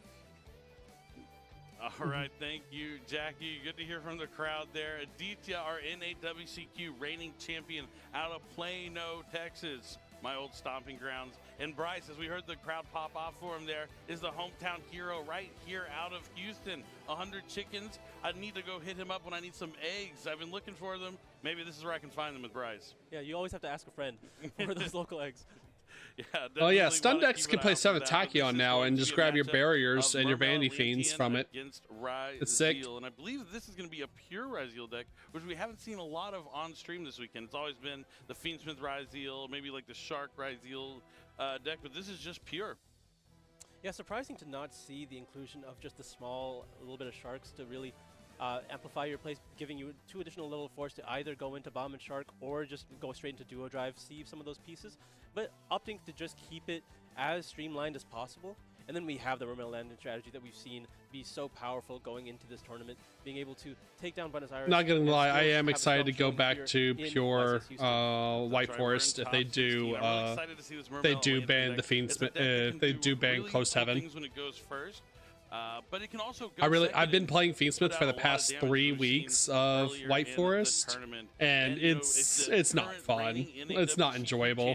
It's strong, don't get me wrong, but it's not as creative. And as you mentioned, it did win the YCS this past a couple weeks ago, which is really cool to see. It also won 2 of the 3 team members of the Team YCS that we had in the past month were also Mermail Atlantean. I think that was kind of the moment people started shifting towards realizing it's a competitive deck and it's going to be one that's going to be included in our current meta. I mean, yeah, you even got in the top 4 of the European YCS not so long ago as well. Yep, definitely a strategy players we're counting on seeing in the main event, and not surprised to have it here. God, that trophy is pretty though. Jesus. Pure Ryzeal strategy. The one thing I do like about the pure deck, it does get these cool cards. It's not fun at all. Same lines. No, it's really being able to take advantage of that extra space. Sort to of. More powerful spell cards. And like the only thing I found fun about playing the Fiendsmith engine was the fact that I could play Moa Regina start with Desires, but if you're able to just start with the Ryzeal cards and then as an interruption piece, non-engine, it can really push you ahead. I mean, that's really what like everything else was just like forever is you do your whole do Fiendsmith combo, make them burn their hand traps on Fiendsmith combo, then normal summon your White Force name and go full White Force combo. So powerful. But if worst case, yeah, you just draw in a hand with no thing to get your engine going. It's not anything like it's not anything spectacular or creative. Copies of something, it's essentially pot of greed. Yeah, I mean you can lose some. What does that do? I think it draws. And you don't, and because you're running Fiendsmith, you don't have room for like I hope you lost non-engine cards like yeah, there are definitely some things that can go wrong, like Black Goat deck as well, but or Triple Tack, things like that. The level 2 lineup still for the Witches, 3, 2 LZ, 2 Astiller. No, we've changed that a long time ago. Right now you're only running. If you're playing Fiendsmith, you're only running 8 or 9 names. Just Ryzeal cards, mainly because there is so much space. The Ryzeal cards themselves do not take up that many slots within the main deck, so three. And there are some interesting ones that normal LZ. Definitely, Bryce has 3 Sylvie, cool 1 Rusia, and 1 Azamina LZ. Like if you're running 8, some people run 1 Stellar, but a lot of people have even been cutting that extra Stellar now too. Yeah, as the format got wider, it's hard to really focus down on what tech cards you should be playing. You want as many generic options as you can to really mitigate playing against the various matchups that are available. And if you're usually going towards powerful spell cards are a lot more targeted, right? There's not as much that you can focus on with spell cards because they're usually designed to do one thing, and it's rare that you're able to encompass the entire meta with. Yeah, if I was definitely. I'll have to see if when we go to pure, because I've only built the all-in deck based off Fiendsmith still being available, so we'll mess around with it later after if they do. We'll look at what cards to include, because we have the 2 new Diabell monsters. We have the Fearless Diabell, we have the Trap card, those both get played. That's 4 additional cards to the deck. We have the 3. You run 3 of the new field spell. Down on what they have to do, they just have to get past this one game here in game number 1. That's right, game 1, top 16. Yeah, the Magistus cards are really cool, and I love Magistus Chorozo. Who wins the die roll? Bryce is gonna roll the dice first. Rolls a 7. That's the average. As average as it gets. That seems like less. Snake Eyes. 2 is not gonna be enough to beat 7. And now Bryce will be opting to go first. And our top 16 match is underway. I think this is a situation. Wait. One thing I also love. Oh, hell yeah. Molcharmi Fuwalos. One thing I also loved about there. I imagine at this point, players have some kind playing of match pure knowledge of their opponent, is you so can going into make the top 16, it's very easy as to part of your see inboard what you players can are make playing throughout the tournament, especially when there's monsters so like Abyss few Dweller remaining. Definitely. And the or advantage IP he gets to somebody who Masquerena. falls in the draw phase instead of waiting is he's playing around cards like Triple Tactics Talent, needing the cards to be activated during the main phase only. as part of your inboard. Whereas if you're playing the Fiendsmith, like you always ended on Desiree, Yeah, normally Elisavia, at least in the and beginning Diabel. of Ryzel's dominance, you would send just any other monster like Aggregator because you didn't need to actually be able to use Duo Drive's effect to attach because you would usually search a copy of Ryzel plugin along with the Ryzel Cross to then insulate yourself from So I the Duo, recently, because at any point if your opponent activates you can chain plug it to give this your past Duo Drive week, material and then you can add resolution, use Cross to negate it. But since a lot of we had a video uploaded Wednesday. So ever since Wednesday, I've been testing White Forest Toy Fiendsmith. Format has shaped out. But we're going to see the Sword Rise. It just runs both engines, and it's actually been pretty sweet. It's been pretty cool, and on some disgusting boards. Unlikely to see Bryce summon it unless he's willing to commit to giving Aditya Been saving up for the White Forest QCRs. Yeah, they're definitely going to go up. A kind of an indication that you're. I don't know, because even with the all-in support, White Forest hasn't been topping a lot of OCGs. Sort of indicators that we're getting here Like Dragon Tail that comes out after all-in is great. Malice and Malice and Ryzel are still going to be top tier regardless. So now we're going to overlay those two level 4 monsters. We're going to see someone I guess is going to be Ryzel Duo Drive, but it looks like Bryce is contemplating. And yep, it is Duo Drive. Duo Drive makes a lot of sense here. You're going to give your opponent an additional card, assuming you're going to end on the detonator later in the turn. But it's always worth it because if they did have an answer to the detonator, they were going to have it anyway, even without the draw. So like if they were going to respond to the Duo Drive, they would have had an answer to the detonator anyway. But it looks like we're going to be using Ash Blossom, a card that would not have worked on detonator. But now he has activated. Now we have triple tack. Rip a card out of their hand. Triple Tactics Talents will be back online. We'll see if Bryce opts to use it now or after allowing Aditya to draw another card, because I don't think he's going to pass with just the Duo Drive here, unless he can see that his opponent has no plays. We're going to opt for talents right now. Oh, good God. Here. That is just gas. It's Teus, Poseidra, Dragoons, and Minstrel. That is a lot of water monsters, a lot of good going second cards. I think you have to put back that Poseidra, but he's still going to have the Minstrel and Dragoon. He's reading. Access. Opponent is reading. I think you have to put back the Dragoon. No, but there's no good choice. There's no good choice. The Poseidra will get you 2 Dragoons. The Teus, it's between Poseidra. God, I hate Mermail. I hate it so much. This deck is going to be. This is the deck to look out for at post-ban list. We'll see what they hit. We'll see what they hit, but like this deck is literally just all gas. I think it was very much a consideration. He was going to kind of see if he needed to. If he saw that his opponent didn't have very many plays, I think he was going to for sure not go back in. But now he might have to, assuming his other cards in his hand can't handle the cards that remain in Aditya's hand, right? Because if you know that the cards you currently have available will not be able to answer what your opponent currently has available, then you have to commit more. That's true. Maybe his first thought was going to be not to summon anymore, but after he sees what his cards are, plans change. I mean, he has perfect information here up until choosing to summon another monster from the extra deck. I mean, it's rough because the monster that he added to his hand was Ice Ryzel, so normal summoning Ice Ryzel will also give Aditya another card here, so it's going to be really difficult, but we're activating a Pot of Desires here. This will be resolving to draw. Pot of Desires is interesting in this deck.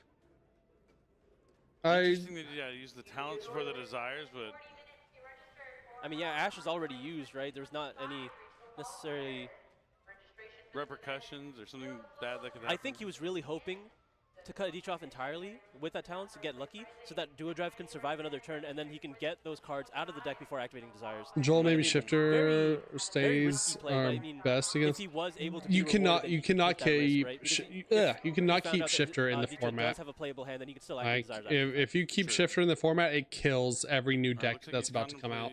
Setting a card face down, setting another card face down, another card face down, another card face down. I don't know how real all of those can be. At least I imagine at least 2 of them are real. I do not think all 4 of them are real. At this point, I do not think you're going to normal summon Ice Ryzeal. You've given your opponent a lot of information. You're not going to give them 2 draws to make this worth their while.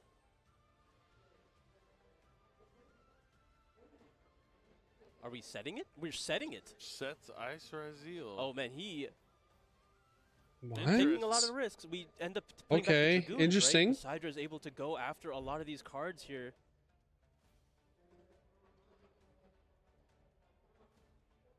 I think Bryce might be aware of effects along the lines of Poseidra Abyss. Nope. Oh, we drew Neptabyss? That's a good. Oh my god. You know how strong it is because he's revealing the one card he drew, but it's the best card. It's he could absolutely use, the best pretty card. much. It demands an answer. It doesn't. Oh, have an there's full immediate interest combo. in being able to pay the cost for Neptabyss to send an Atlantean. I mean, we're gonna get access to the Dragoons again, and now I think this game's over. If Shifter goes allowed to unhit, resolve here after then sending Malice Dragoons just across. becomes the best deck before Mermail, because Malice gets their support in all in as well. I mean, thus far. That makes them so much more consistent. Yeah, wait until the Dragoons activates is fine. Not give Aditya the information before he chooses what he adds off Neptabyss.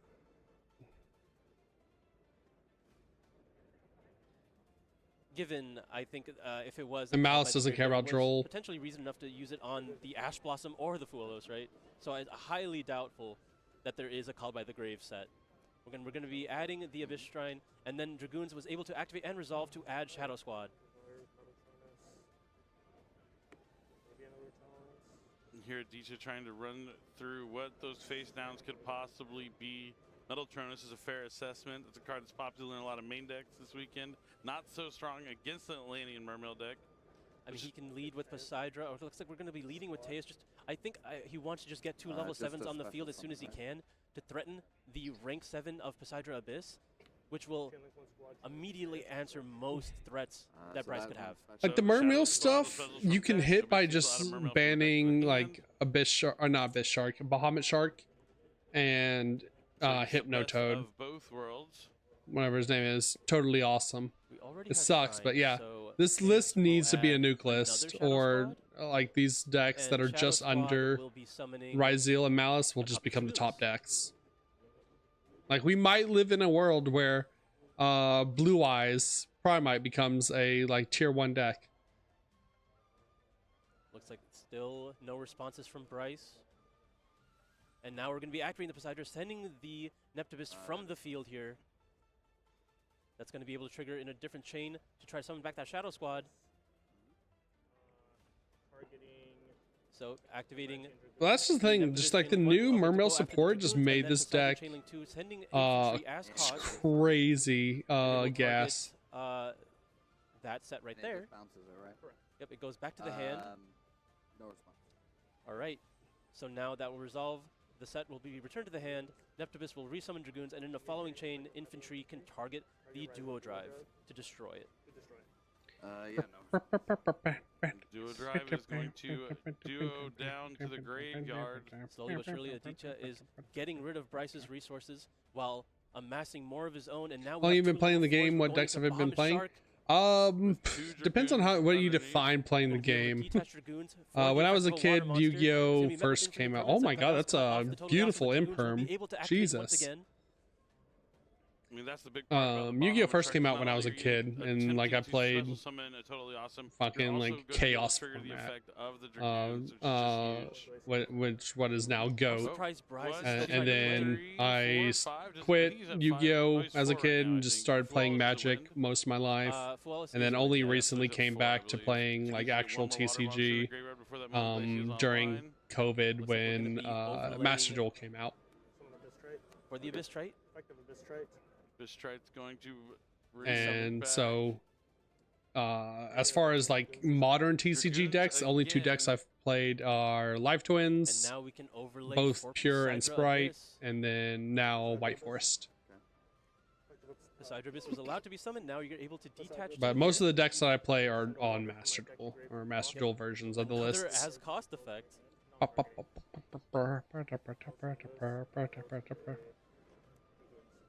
I am not a boomer. Yet another copy of Dragoons here. I was a very small child getting dropped off at the mall while my parents got to go shop, going 0-2 at the arcade Yu-Gi-Oh tournaments. As well as being able to get another copy of Welcome back. Welcome back, Kaitsu. He has the Mulan Glacia in hand. I got so. Counting out the waters. He's at 6. He needs to bring one back without putting another one in the grave. Wait, I missed what happened. How did we bounce the whole board? Oh, the Poseidrix Z's monster. I forgot it does that.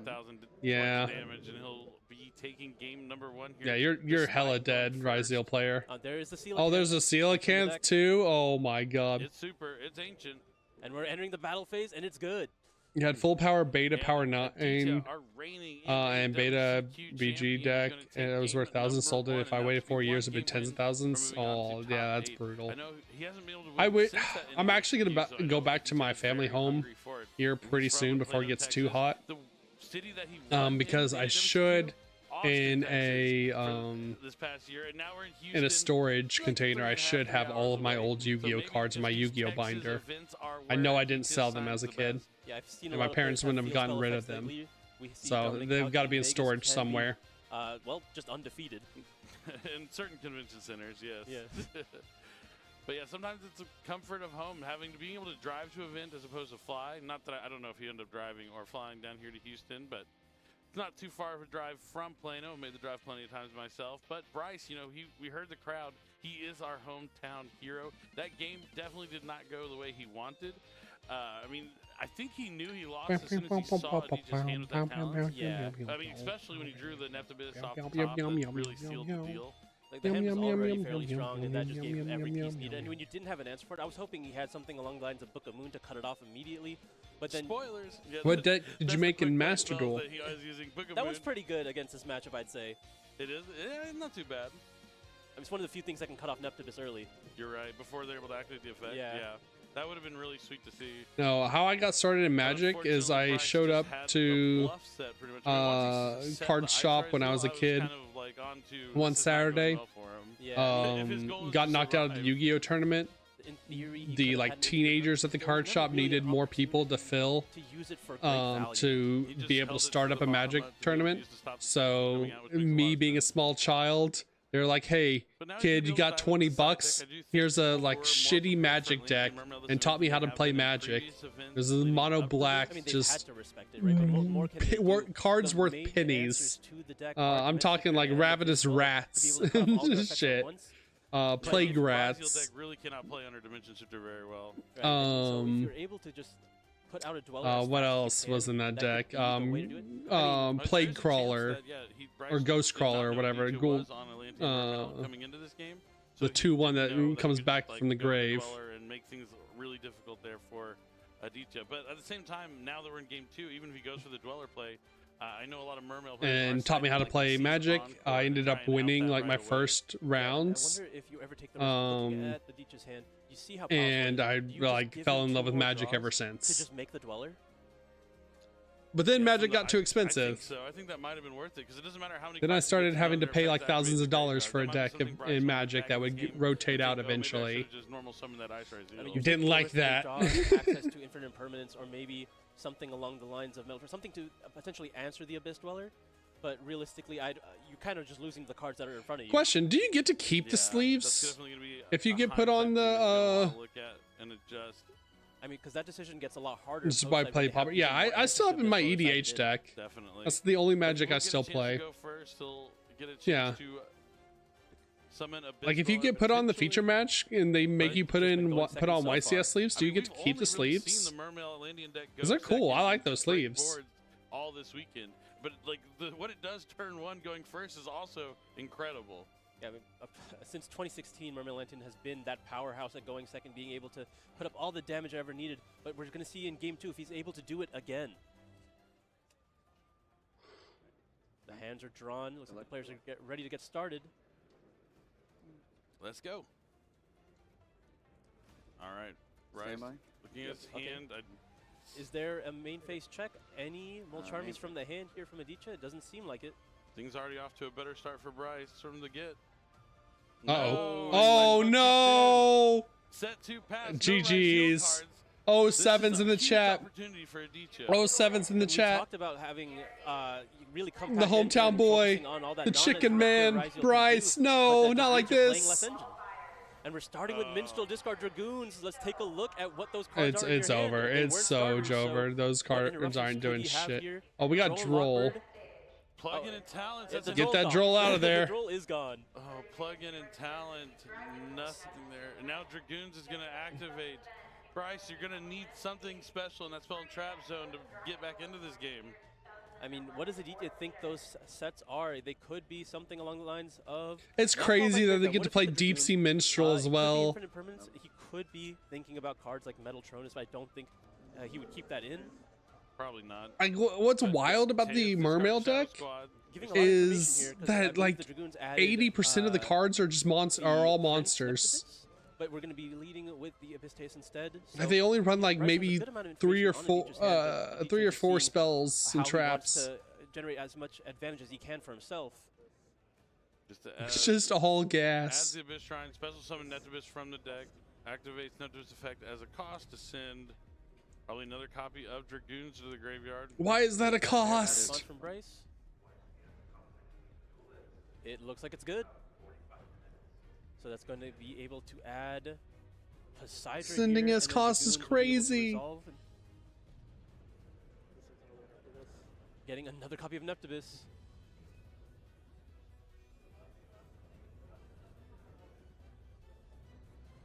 We will likely see Poseidon being activated next to go after one of those sets.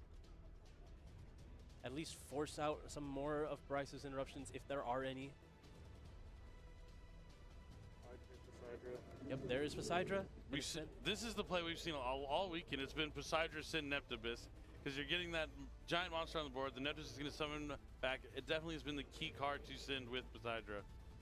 I mean, Neptibus getting maximum value, getting 2 cards initially on its own summon, and then getting another card from its effect in graveyard. And it's a body on the field. It doesn't really matter. You're typically just linking it away anyway. And did he send the Bystius with the Poseidon? Yeah, there's nothing left, right? Yeah, he has so much going for him that he just has to just send any card, any Mermail. Now, if Aditya can put another level 4 monster on the field here to set up a Bahamut Shark once again, he can lock this game up very quickly. Is it okay if I look at your graveyard? I sound so... No, Bryce. No, not like this. Bro is broken-hearted. Oh my god. That was the most meek. Hey man, can I look at your graveyard? Can I? Oh, dude. You can pinpoint the exact moment his heart breaks, chat. Just in case anything goes wrong, he's going to have the infantry. He's going to go straight battle. We're just going straight to battle phase. Oh, he could have the Book of Moon to survive. Come on. Book of Moon. Book of Moon. Book of Moon. Say it with me, chat. Book of Moon. I will. Yes. Okay, it's something. It has to be Book of Moon, right? I'm surprised he didn't use it on the Neptibus, but I guess it, like. Book of Moon. All right, it is a Book of Moon. Let's go. Seal and Keth going to his town. You hear a What's he gonna do about it? Well played. He said well played. The game's not over yet, but we know his hand is not good. It's atrocious. He'll get the Droll and Lockbird back. Oh boy. There I go, activating Droll and Lockbird again. But no, I mean, there's plenty of top decks. Pot of Desires would be a great one, but Aditya is going to make phase 2. He's not even close to done with his turn. Yeah, now we just get to make Bahamut Shark, don't we? To a way to summon Bahamut Shark here, because then you can just set up. Make Toad. He has it right here, yeah. Yep. Yeah. I mean, that's what I'm looking for. He's going to summon the other Dragoons. You're going to be able to set up the Bahamut Shark here. And then you just need to have the infantry available in your hand with the Shrine in the Grave to really stop your opponent's normal summon and then have the Bahamut Shark available to stop the tactics. I think that's really what you're looking for here. Yeah, like we know his hand's nothing. Has not been coming down. Like it all comes down to I top don't deck. think that would have been useful into the Minstrel, right? We started with Minstrel. Yeah, no, we know he doesn't have it, but it just reminded me that this weekend it just hasn't been like around. People have not been drawing it. But that's totally awesome. Breaking with pure Ryzeals actually is crazy work. That's tough. Of the Shadow Squad to the hand. Now, can we set up an Abyss Gaios as well to really lock this game up? Because the infantry on its own will not be able to stop a normal summon of Ice Ryzeal. or even like an X Ryzel off the top could put Bryce back in this game. Yeah, he would need something like X over Pot of Desires now since the Toad is alive. Bryce trying to navigate these shark-infested waters, but it is going to be tough to come back in this one after such a slow start. All right, we're going to be linking away the Bahamut Shark and the Abyss Trite here. Is it going to be Coral Anemone? Is it going to be... It's going to be Oshia, right? Yeah, Abyss Ocean, yeah. Mermail Abyss Oshia? Abyss Glacia. Abyss Glacia. Oshia is the main deck monster. Yes. Abyss Glacia is the link. Yep. Close. All right, so now we're going to be passing with the Toad setup. We have the Abyss Shrine in the graveyard. And he just drew another copy of Droll and Lockbird. Oh no, Bryce. So disappointing. Brother. I thought he was putting his hand on his deck and calling it, honestly. That's what it's gonna be moments away. I think he's just enjoying his last set of monster face down. You know, I can respect this. He's counting his chickens, yeah. I mean, he's just going down, playing his hand the best that he can. Too soon. His chickens have come home to roost, chat. Set some cards face down. So now no. he's gonna use the Glacia, discard 2. Let's see what he goes to add. He's gonna add Mermail Abyss Spike. And then Neptibus can trigger. Let's see what he goes for. Top. Oh yeah, we don't have top 16 results yet. I was about to say. Send another card here. Poseidra really the card that put this all together. Really, I mean, yeah. Bryce is just in a car underwater with time to kill. And now another Teos. These Teos are just being sent as cost from the deck. Oh, Tavion got knocked out. Nope, holy! Seen enough monsters on the field. He just drew cross out tactics. I didn't even see what the other card was. From the hometown hero, but brutal. The NAWCQ champion of 2024 will be moving on to top 8 in just 3 wins away from becoming a YCS champion. It's great to be an NAWCQ champion and all, but to become a YCS champion and pad your stats with something like that would be amazing for Aditya. I mean, it's already hard enough to get one title under your belt. Being able to get multiple really sets you away in the scale of players that have ever played the game. You know, I used to think that, but now with people like Jesse Cotton running around, just keep winning like every other. It's not like there's that many Jesse Cottons. There's one Jesse Cotton. Well, to me, that's all it takes. But yeah, it's definitely put you in an upper echelon. Sag chat 07s. If you do have multiple titles, but if Aditya will be joining that, will be the question we have. And you know, I would love it if we saw Mermail Atlantean win the event. I mean, it's proven. Why? Why would you love that? Go on. Expand on that answer. To multiple titles, and I feel like it's just been so disrespected up to this point. Everyone talks about Rise, everyone talks about Malice, but Mermail is up there. It's been here the entire time, and people just have to start respecting it now. Yeah, it's definitely a deck, and it's here to stay. It's positive. I mean, we talked about now that Bryce knew that he was going against the Mermail strategy, maybe he could go into something like Abyss Dweller, but there were no Ryzeal monsters anywhere to be seen. It's just an awful time to not draw well in game number 2. He drew decent in game, but I think the big thing you should look at is that game 1 where is that a Drytron Fafnir baseball jersey? Maybe we end up going to a game 3 despite drawing. How much is okay? It's not like we can say starters will automatically win you the game. Yes, they will. Starters, it's not. Those are pre-release prices, so it's okay. A lot of damage the bad news is so much damage. all of the art, all the alt artworks are all QCRs. And I want the Diabell Star alt art so badly. I need the Diabell Star alt art. That's one of his Bryce's interesting tech choices. He was playing Book of Moon. I need at least one. The whole. The suite, yeah. The whole suite of them. The fact that they're all QCRs is crazy. Offering the handshake, great sportsmanship from. Yeah, it's a I know it's a live twin alt art. I know. I want it, but comes to an end. Yeah, I mean, if I wouldn't be upset getting it. Feel that hometown luck. You have the field spell here going for you. You're in Texas. You've won here before. Not necessarily in this location, but you have that buff going for you. Yeah, Nib was 80 apiece. Holy, yeah. I don't give a shit about Nib. Again. We'll see how it comes down after pre-release when more people open the product. enter to We'll see how much it comes NAWCQ down. this year. Maybe you could win back-to-back NAWCQs. That's something that's never been done That's before. unheard of, yeah, right? Yeah, so history could be made. We're going to have to find out, but I do think Jackie is standing by with our winner, so I'll go ahead and toss it to her to find out how Aditya felt about his match. Okay, cool. We're at the ban list countdown at this point, right, chat? We're just at the ban list countdown. 2 more rounds. Just 2 more rounds. And I love the smile. That was probably an amazing victory. We're going to top 8 now. How are you feeling? You're surviving and thriving. I'm feeling great. Top 8, top 4, the finals. His first YCS top. He's local. He's a local guy. I know him. It was a great game overall. So. Fantastic. And Secret password getting rarity bling so I can pump up my building. Oh yeah, that's another thing. It's like I'm excited to get like max rarity secret passwords, and I don't know if Sunny Snitch is in it. I can't remember. Win a YCS, I know the 2 twins are Kiss a Kill and Leela. The level 2s are in it, so I can get them max blinged. Because for the longest time, I've only had them as supers. I love it. Dream big, right?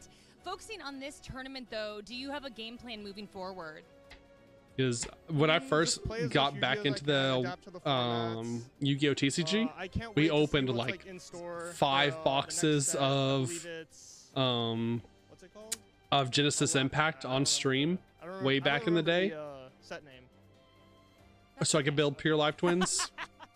But like, yeah, with all the new Malice cards coming out, I'm really excited to play that deck as well. So yeah, that's pretty much it. Talking about decks, I believe you're the only Mermail deck that is left in the tournament. So can you talk to me about your deck choice? It was just the deck I was most comfortable with. I was testing a lot of Odeon Fiendsmith, the new release out of Maze of the Master, and I just saw too many. The matchups were just too difficult into the Ryzeal matchup and the Malice matchup. The Malice matchup especially is really, really hard. So I just took a comfort pick. I've been playing the water deck, Mermail Atlantean, for the past 2 YCSs at YCS El Salvador and YCS Las Vegas. So I just took it today, and I happen to do well. So. Yeah, you're familiar with it. That totally makes sense. Is there anything that you want to say to those She's hot, watching at chat. home, to the crowd Sorry. right now? I love her outfit. Very play a lot cute. of Yu-Gi-Oh! Just have fun. Aditya, thank you so much. Fantastic playing and great interview. I'm going to send it back to our casters. Thanks, Jackie. We totally didn't just walk off and run back over here really quick, but just kidding. Yeah, it was an exciting match. Top 16 was amazing. We're going to be going to our bonus Top 16 match very shortly, but before we want to talk about something awesome that we have going on right now. That's right. It's Yu-Gi-Oh! Duel Links Rush Duel. Yo, Rush Duel! I highly advise you to do that. It's a match made in heaven for these 2 games. Are we actually getting English Rush Duel? The flames that seek truth. Combust your way to victory in a flash. The themes that you're going to find in the newest pack are going to be Chemicalized, Hero, Cyber Dragon, and Join Tech. Some of the key cards are going to be Chemicalized Salamander. Maddox The arts of these cards are so insane. Go Rush, I believe. But yeah, definitely want to check out Yu-Gi-Oh! Duel Links and then go to the Rush Duel world and play that. It's a lot of fun. You can normal summon as many times a turn as your heart desires. Yu-Gi-Oh! Rush Duel and Yu-Gi-Oh! Duel Links. Something about making cluster MRLs, but there's only one printing and it's going to be painted in the stampede. Yeah. Shortly, but you're going to be able to enjoy our other banned, right? Match that we'll have going on, and then we'll be back for top 8, and eventually we're going to crown a YCS winner. So stay tuned. We got a lot more dueling to come. I know it's Edison legal. I thought it was banned. Primite Blue Eyes Fiendsmith versus Ryzeal Fiendsmith, 12-0. It's still the undefeated. Stand by main face. Yep. How's this man not like been on the feature match when he's undefeated? That's crazy to me.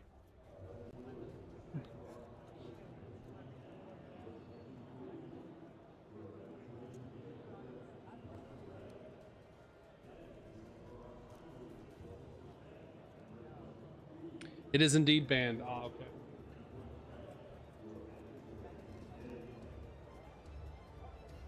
Because there are loops you can do with Amaryllis to FTK. Yeah.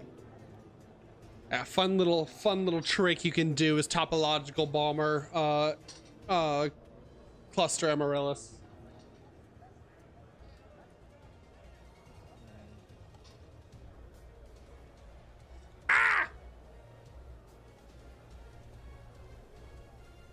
We're just 2 rounds away from BANLIST. BANLIST hype, chat. BANLIST hype. Give it the bets. Draw for turn. Okay. Draw piece. Stay my main.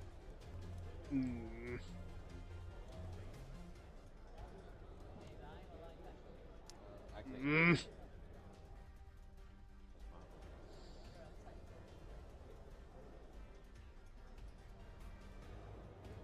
Add track. Anything on res? Activate. Feeds this track. Go.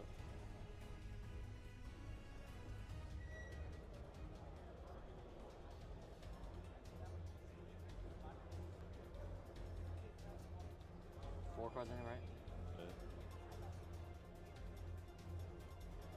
Activate Fable Lure. I'll summon everything. Sure. Back. Sure. Okay. Nothing else? Nope.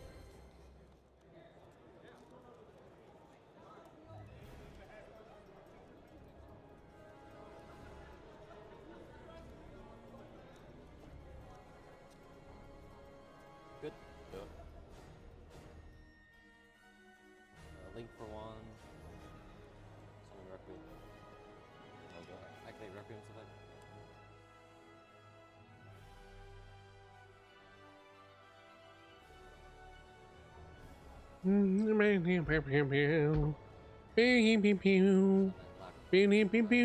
Wait, how is Molcharmy in his grave? What?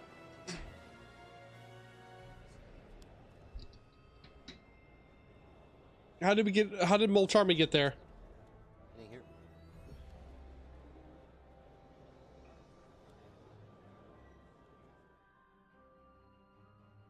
Just seeing this match, just watching this match, Fiendsmith has to get hit, right?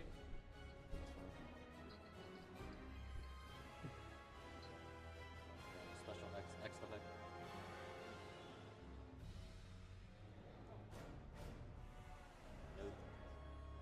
Fiendsmith has to be getting hit. Like, this is crazy to me.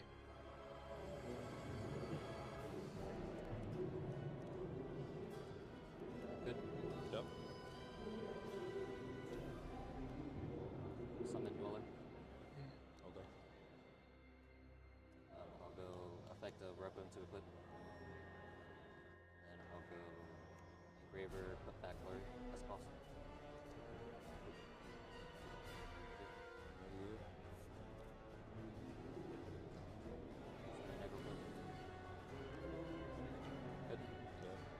Coming in here to say something unrelated. Go ahead. I'll allow it. But made a lot of sense to you. Okay. This is about the Minecraft movie. No, I don't have any res. It's just gonna be a few. Especially the people that we're using. You guys are gonna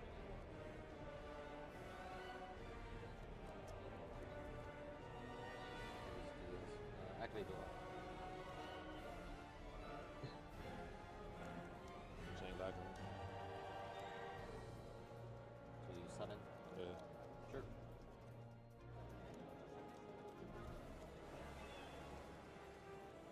The Minecraft movie was described as being Napoleon Dynamite, and I highly agree. I don't know. Now special sword.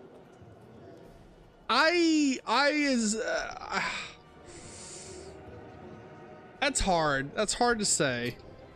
Because on one hand, I thought Napoleon Dynamite fucking sucked when it came out. I still think Napoleon Dynamite fucking sucks. And that was my age, like everyone else around my age, that was like the quotable movie. The non-Minecraft parts, you mean? I don't even know that. Like, I enjoyed the non-Minecraft parts. I like the Minecraft movie more than I like Napoleon Dynamite. I think that's going too harsh on the, like, the only, like I said, the Minecraft movie would have been an 8 out of 10 for me, almost a 9 out of 10 for me, if it wasn't for Jack Black.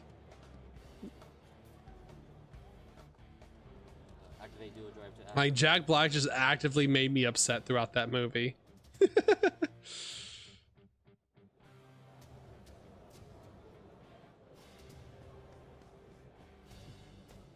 If you haven't seen that movie yet, Chad, Jack Black is the most Jack Black he has ever Jack Blacked in any movie.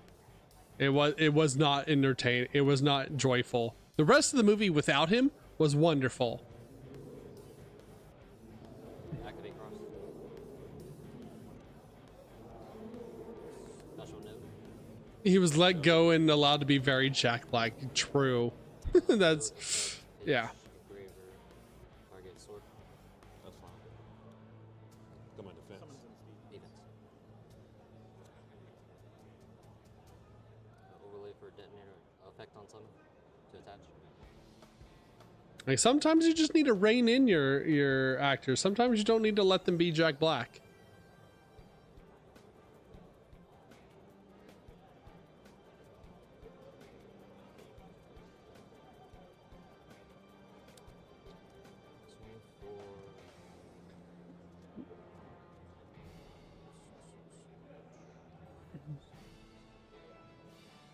Sorry, I'm doing math. Can't pet me if I have no hair. Ha ha! Joke's on you, opponent. Oh, but we're talking about gaining.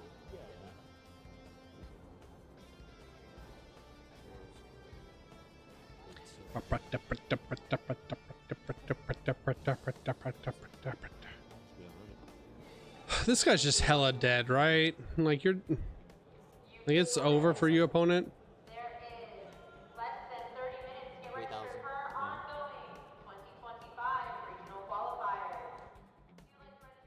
I mean, he's not dead, but he's up there. Okay, he's scooping. Oh, that is lethal. Oh, yeah, because I forgot Bistler buffed himself for some reason. I will not. I will not do that. Not today. Not right now. I'm about to turn off channel points.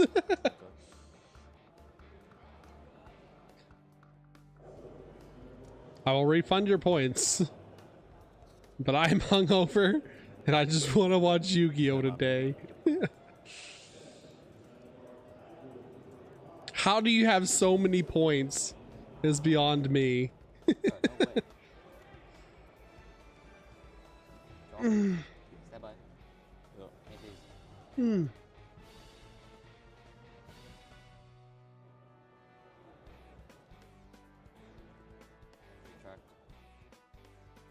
Main phase 1, we open track. Wait, how is he going first game? Oh, you bricked. How do you brick with Blue Eyes Primite Fiendsmith? How do you go set 1 pass?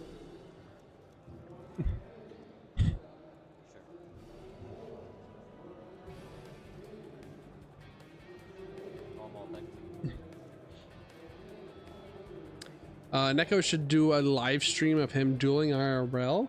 I might be setting that up with a friend of mine. I have to pick and choose who I do it with. Unfortunately, it has to be like real life friends. We are eventually. I did get permission from my store, my local store, because we hit the sub goal on the subathon last week. We are going to be doing a live locals recording. I just had to find a weekend to do it, but they're going to be sponsoring the video. They're going to be giving me a sponsored playmat with the store and all that, so it's going to be a lot of fun. So we will I was going to wait till after the ban list for sure, since it's going to shake up a couple things with like how decks are built, and hopefully, fingers crossed. And then also just need to find like a good time that I'm not going to be, because here in like the next couple of weeks I'll be going to a convention.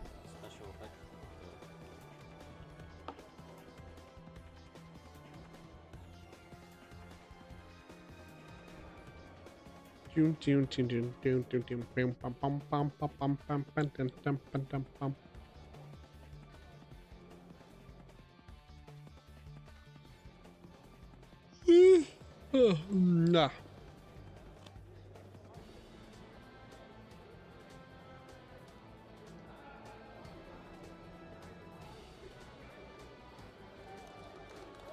It's quite a feat for this dude to be 12-0. Like, he has a chance to go undefeated this whole tournament. He has to win 2 more rounds. Effect to attach.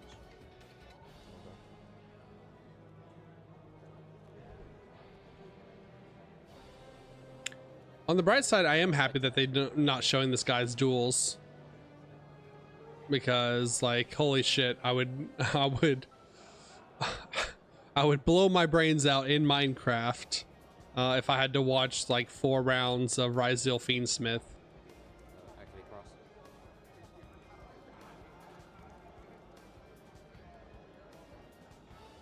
Special move.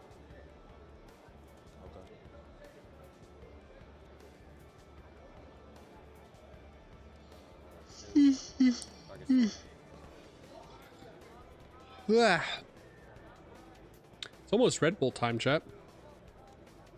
I'm trying to stay strong. I think we take the Red Bull during top 4.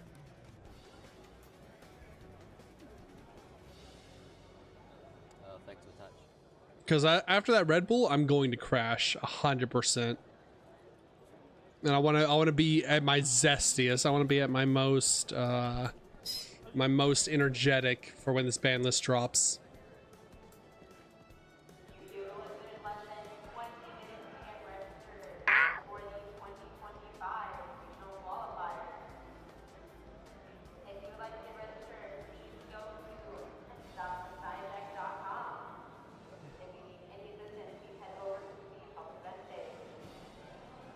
My brother in Christ, Scoop.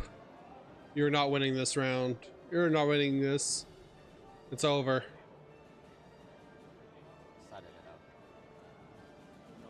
Oh, I'd say minor. What the fuck? Yep.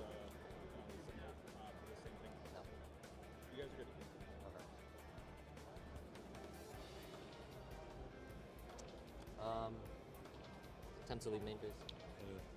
26, 31. Yeah, you should be at 23.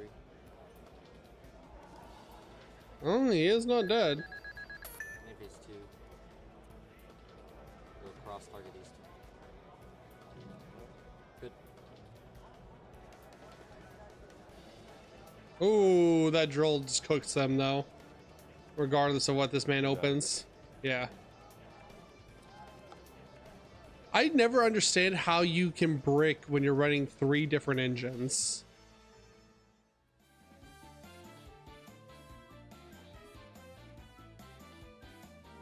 Sir, this could have been us. I could have been sitting around like sweaty Yu-Gi-Oh players.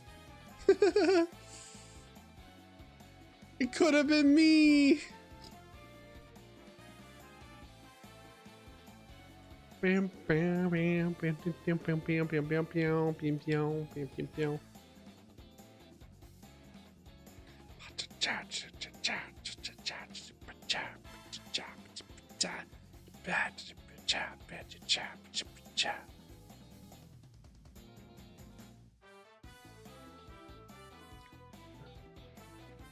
Who's the werecat?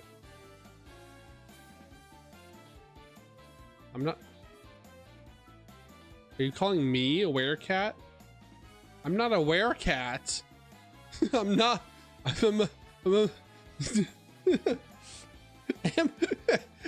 werecat? Wait, hold on. I need to think about this. Okay. So a werewolf is a human that turns into a wolf, or like a humanoid wolf. But I'm not either of those. Actually, hold on. Actually, I need, wait for it. Hold, 1 second. 1 second. Where are my items? Where are my fucking items? There we go. Here we go. Hold on. They're in here somewhere. Yeah, here we go. Perfect. All right, hold on. There we go. Nailed it. All right. Actually, Actually, I'm not a werecat. I'm a moon god deity that has come to Earth, and I just so happened, if you read my lore, if you read my VTuber lore at !lore. Wait, I don't even know if that link works anymore. Hold on, does that link work anymore? I forgot Twitlonger doesn't work anymore. Shit, Twitlonger doesn't work anymore. I'm gonna have to find a new link for that. We're gonna have to find a new place to post that.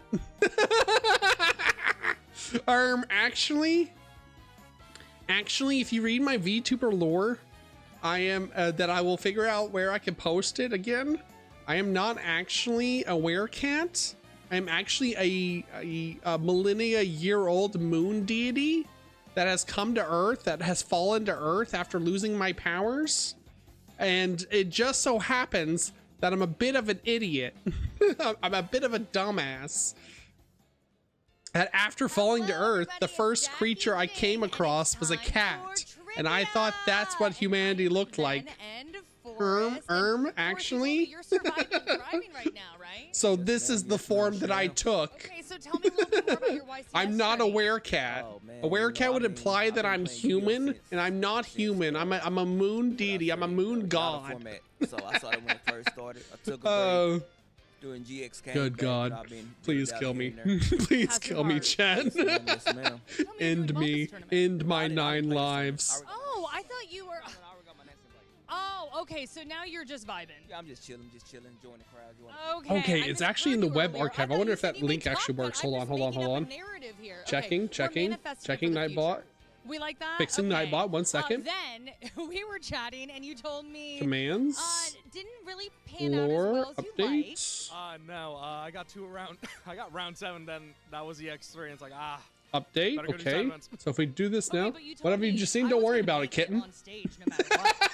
My exact words to my group there we go. All right, so if I go to this link. Okay, cool, that works. Yippee! All right, that link works. Sweet. Yes, lore fixed. Lore link fixed. Some tickets. We love that, right? Okay. Don't worry about it, kitten. Just look at the nice children's card games. Look at the Yugioh cards. Are we ready? Are we ready, crowd? There we go. I love it. And y'all aren't gonna cheat and shout on answers, right? Chat, you can drop answers. We can't see it. Wait, is the Labyrinth player still in? The Labyrinth player better still be in, right? Question. Please. Which Mulcharmy can you find in Maze of the Master? Confident clap. That would be Perulia. Correct. Okay.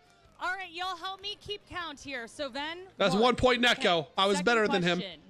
Name one of the 2 cards you can find as a quarter-century secret rare in Maze of the Master. Silent Magician level 8. Ooh, they're thinking. Silent Magician level 8. Silent Magician level 8. What? You're scared? You don't think you got it? Come on! Do it, pussy! The crowd now? Oh my gosh, look at all those hands. Look at all those hands. Okay. That was an apprehensive clap, but okay. I want to say Temple of the Kings and 7th Tachyon. No. No, you just need one of them. I see the crowd. They're shaking their heads. They're like, no. You just need one of them. Silent Magician level 8. I really didn't really pay attention, Maze, to be honest. Oh, no. Okay. I was like, I wish we could phone a friend, but that's not an option. Let me give a hint. Oh, I hope this isn't too much of a hint. Number 107. Okay, you clapped. No, it's not Tachyon Galaxy. Hold on. What did you say? It's a Tachyon Dragon? No, it's not. Okay, you're really close. Tachyon Galaxy Dragon? I don't know. It's Tachyon. Okay, you're saying all the right words. You're saying all the right words. You gotta put it in the right order. Oh my god. Galaxy Tachyon Dragon. What is number 107? You're saying the names. Okay, you said Tachyon. That is right. Number 107. Crowd, he's warm, right? They're nodding. Okay, Forrest, let me check in with Ben. Ben? Oh god, this is painful. 2 points, Neko. They're throwing their hands up. Half of my people from college are with me right now. They are mean bugging me right now. Who are your friends? We're like, what is going on, man? Oh no. Okay. Bro has a UNT shirt. Oh god. Oh god, it's too real. We're too close. Crowd, wasn't getting a thumbs up. Okay. No? Okay. Oh, Galaxy man. Eyes Tachyon Dragon. Can I phone a friend? Someone in the crowd. Someone in the crowd. Okay. You've been looking really confident. Is it okay if I walk over there, Cal? Okay. We're going to walk over there. Okay. Slime Magician level 8. I want to hear what you think the answer is here. 107, Galaxy Eyes Tachyon Dragon. You are correct. Okay, do you know either of them? Okay, well, Oh, look, who was correct? Who was right the entire time? You know what we're 2 gonna do, points, since we got Neko. the answer, let's rock, paper, scissors for that one. No, one shot. One shot. Are you 1, 2, 1, 2 shoot? 1, 2, 3 shoot. You did 1, 2 shoot. What? Okay, redo. Okay, 1, 2 shoot. Okay. Oh my gosh, then he got Man's your cheated. head Man got during cheated. rock, paper, scissors, didn't he? It was with that first one. Okay, Ben is 2-0 right now. It ain't over though. It ain't over for us. Okay, we ready for the third question? All right. I love you, crowd. You guys are awesome. Finish the card name. The man with the. You didn't clap, Ben. Mark. Man with the mark. Okay, Forrest, what is it? The man with the hand? No.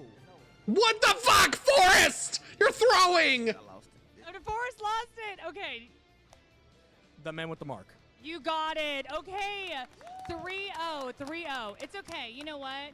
Everyone's a winner here. Because Except for Forrest is Forrest. awesome. So, we're working for 3 second points, place here. Neko. Let's see if I'm we the get only any points winner. on the board. Okay, we got a couple more questions.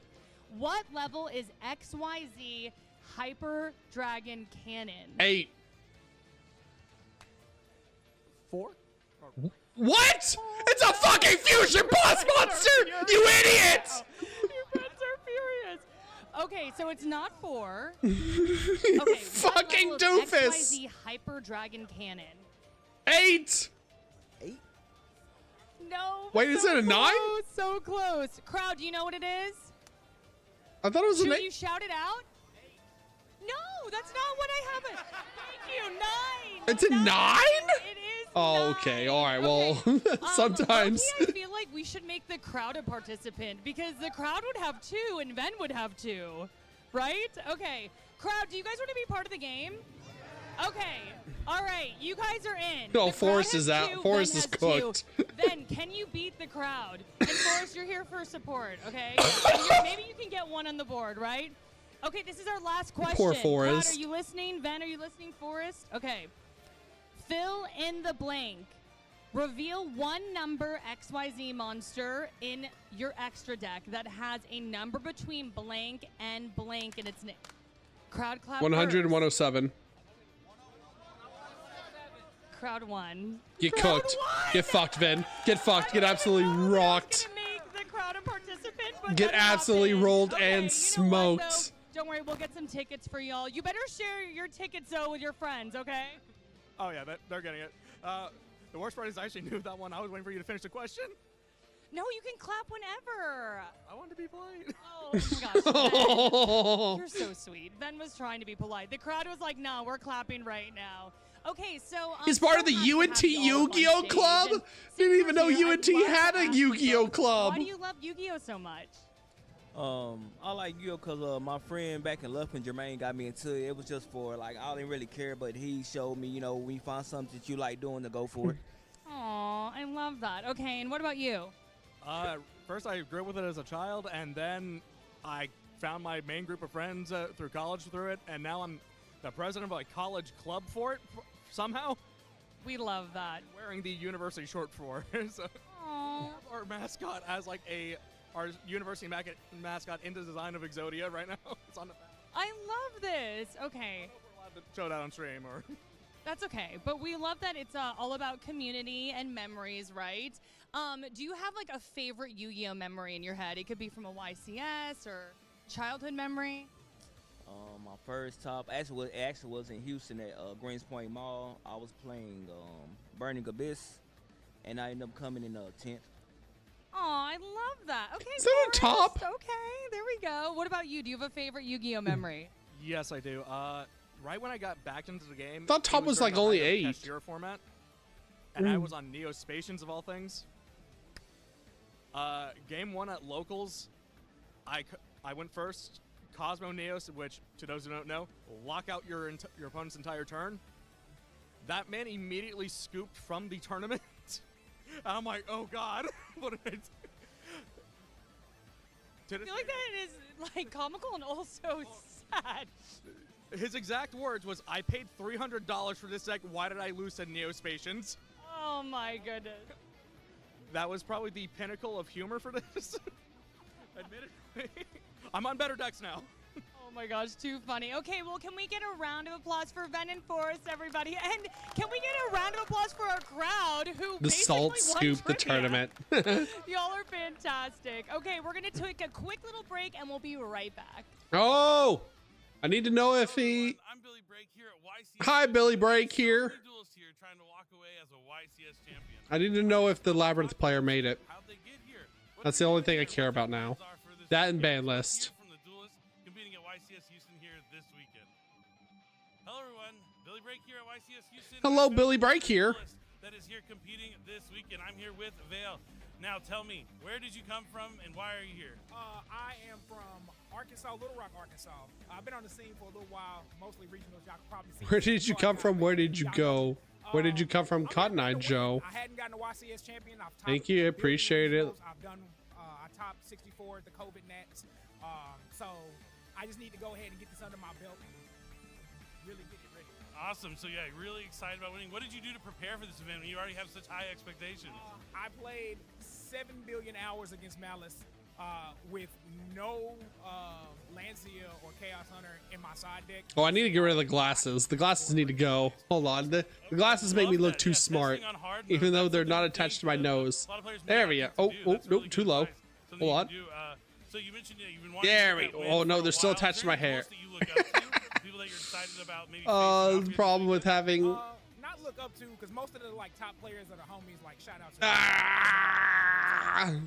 I really want to play Jesse Cotton. We've seen him for a while. Glasses are going away. Glasses make me too smart. Not smart enough for glasses. On the competitive scene, I hadn't got a well, he is here. I did see him earlier, so maybe you'll get that opportunity to face him here this weekend. Now, it's a long weekend. It's a YCS. You mentioned you played a lot of regionals. Those are one-day events. YCS is 2 days. How are you going to stay focused dueling throughout this long event? Like I said, it's just I've been doing it for Yo, that man's shirt in the background is sick. Shout outs to Tropical Shirts. So, as a football player, we know one game at a time. Same thing here. One day, one game at a time. Day 2, one game at a time. Don't let day 1 success taint days 2 success. If you drop a game, short memory and get back to it. Keep doing what you do. Yeah, definitely excellent advice. All right, we're going to end it with one fun question. I don't know how much you know about the anime, but if you could be any character from any of the anime series, who would you be and why? Easy. Seto Kaiba the GOAT because he got the bag. Big bag Kaiba. Who would you be, Chad, if you could be anyone from the anime? To play him. My pick is Yami Bakura. So he brought him back. I love Bakura. I too want to be British. And so Kaiba will forever be the GOAT no matter what series. Definitely. My favorite Kaiba duel is against the Shizu, and the Shizu predicts the future, and he's like, no, not even your future reading is going to stop me from winning. Because I'm Big Money Kaiba, baby. Yes, sir. Awesome. Well, it was great talking to you. Good luck this weekend. Thanks for watching. I'm here with Walter Jewell, YCS champion. Thanks for joining me. How far did you come to be here, and why are you here this weekend? I came from San Diego, California, and beautiful city. Yep. Can I pick NPC number 4? What deck does the NPC number 4 play? I like staying on track. So you're about having fun, but you'd like to walk away with the win this weekend, right? Yeah, hopefully. Okay, cool. So you played at a lot of events. What would you say is the best part about competing at a YCS?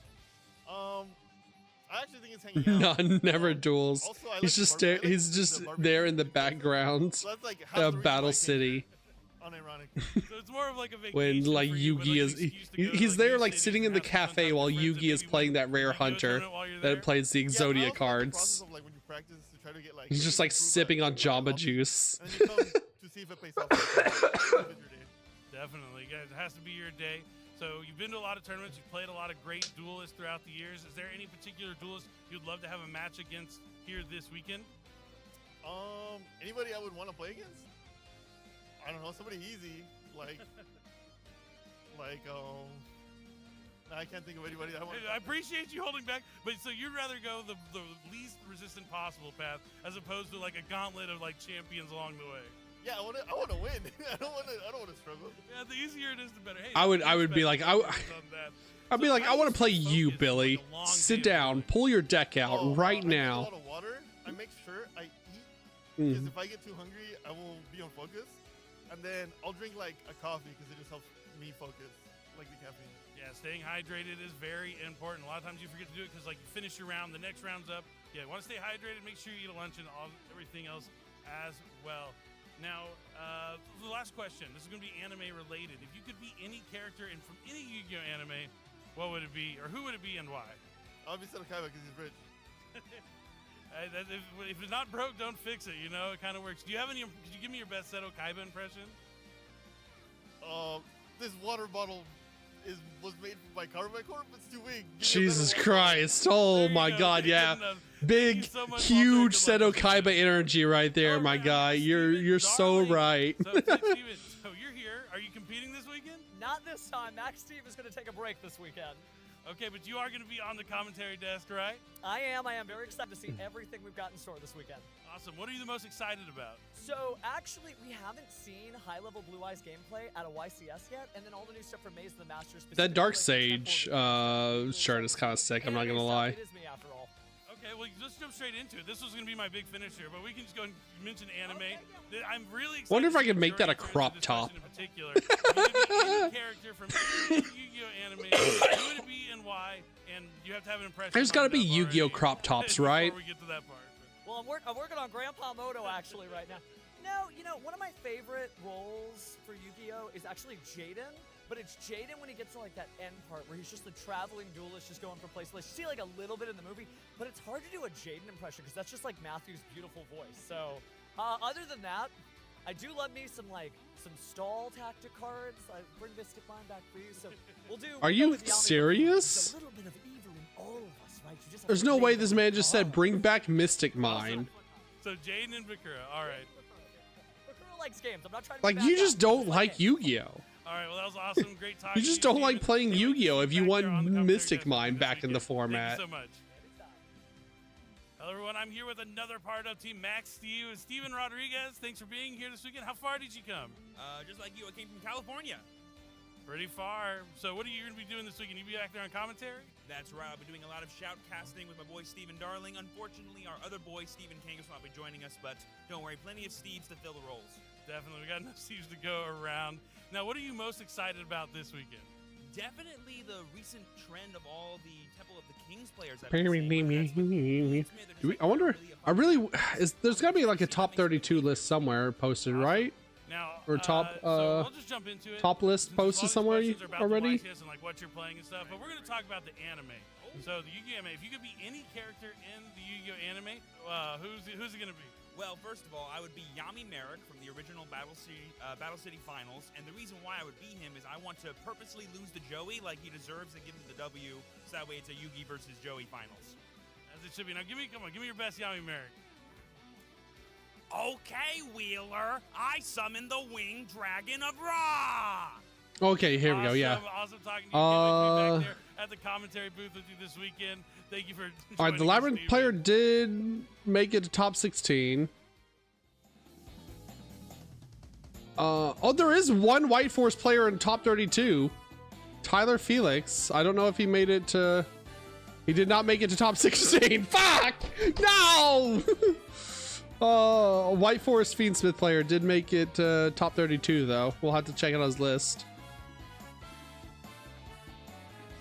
Although depending on BANLIST, it might not matter.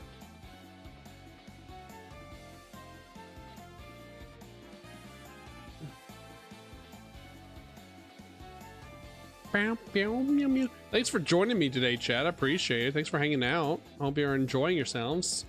Remember, if you're new here, follow the channel. All that good stuff. Check out the YouTube channel. We have Yu-Gi-Oh videos posted there.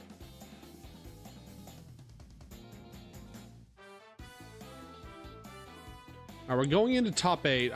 Like I said, I just want to know if the Labyrinth guy has made it to top 8 yet.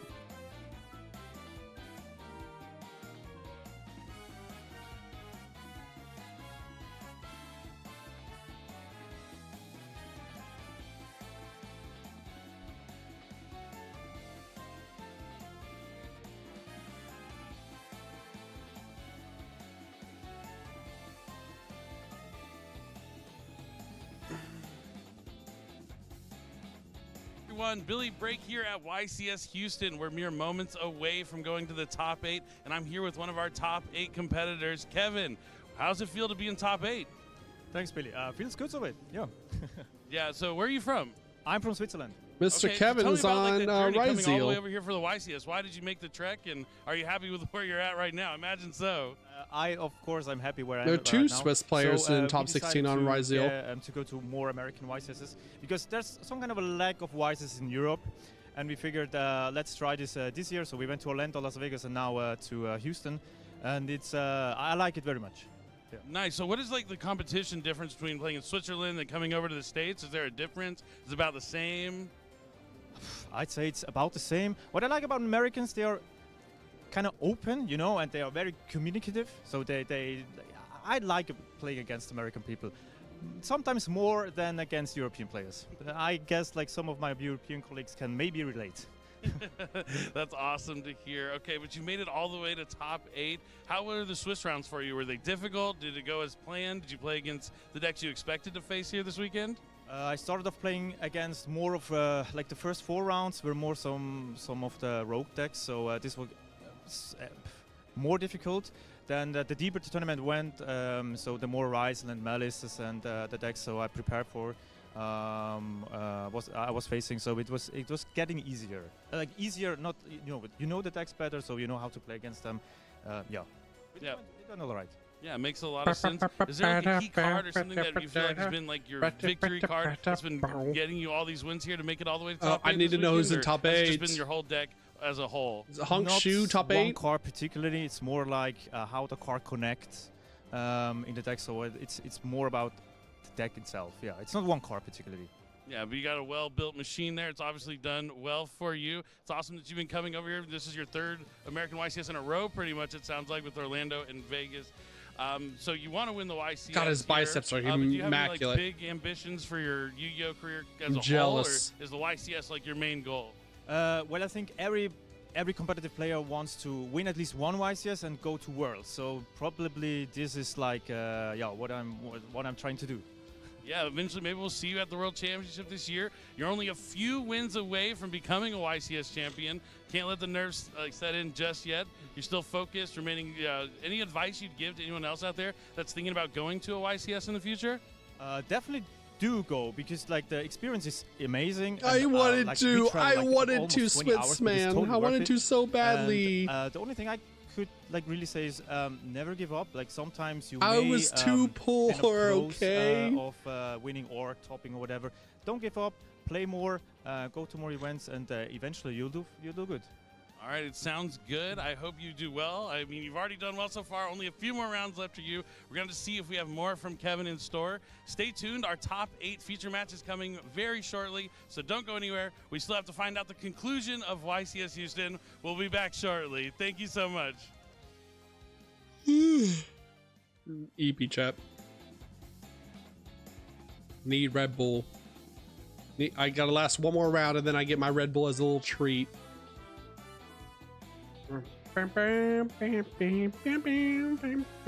Hope you're hanging in there too.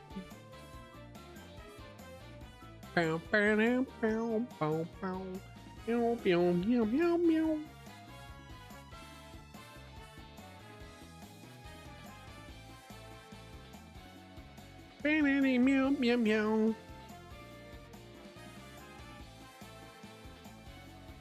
Meow meow meow meow meow. This is music. Oh, this is from GX.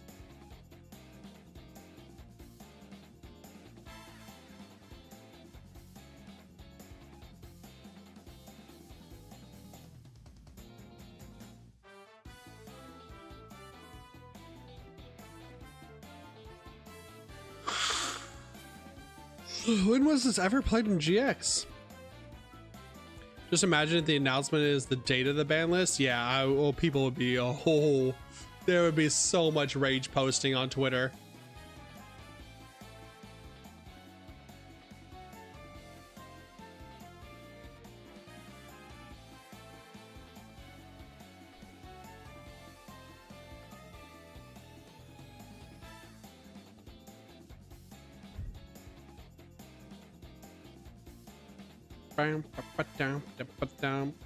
I could have been sleeping this whole time if there wasn't a ban list.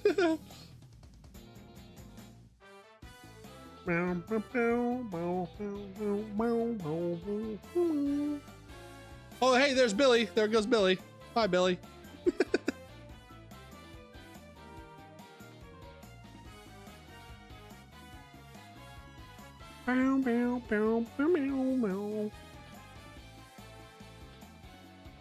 Meow, meow, meow, meow, meow, meow.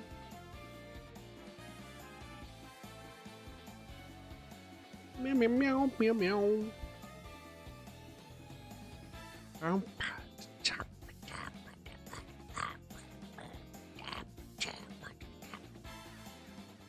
How much longer till top 8? There's only 8 players. How can they be taking so long? Play the games. Get the matchups. I looked at your Diabell Altar pre-sale 100, so about 68. That's what I'm thinking. Good news is we only need 1.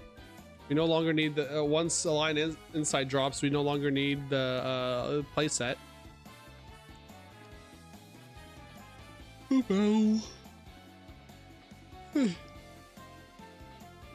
I dance like a white man. Listen, there's only so much motion I can have. It's left, right, up, down. It's sway to the side, sway to the side. Yeah. It's not like I can do the lawnmower. It's not like I can do the Running Man.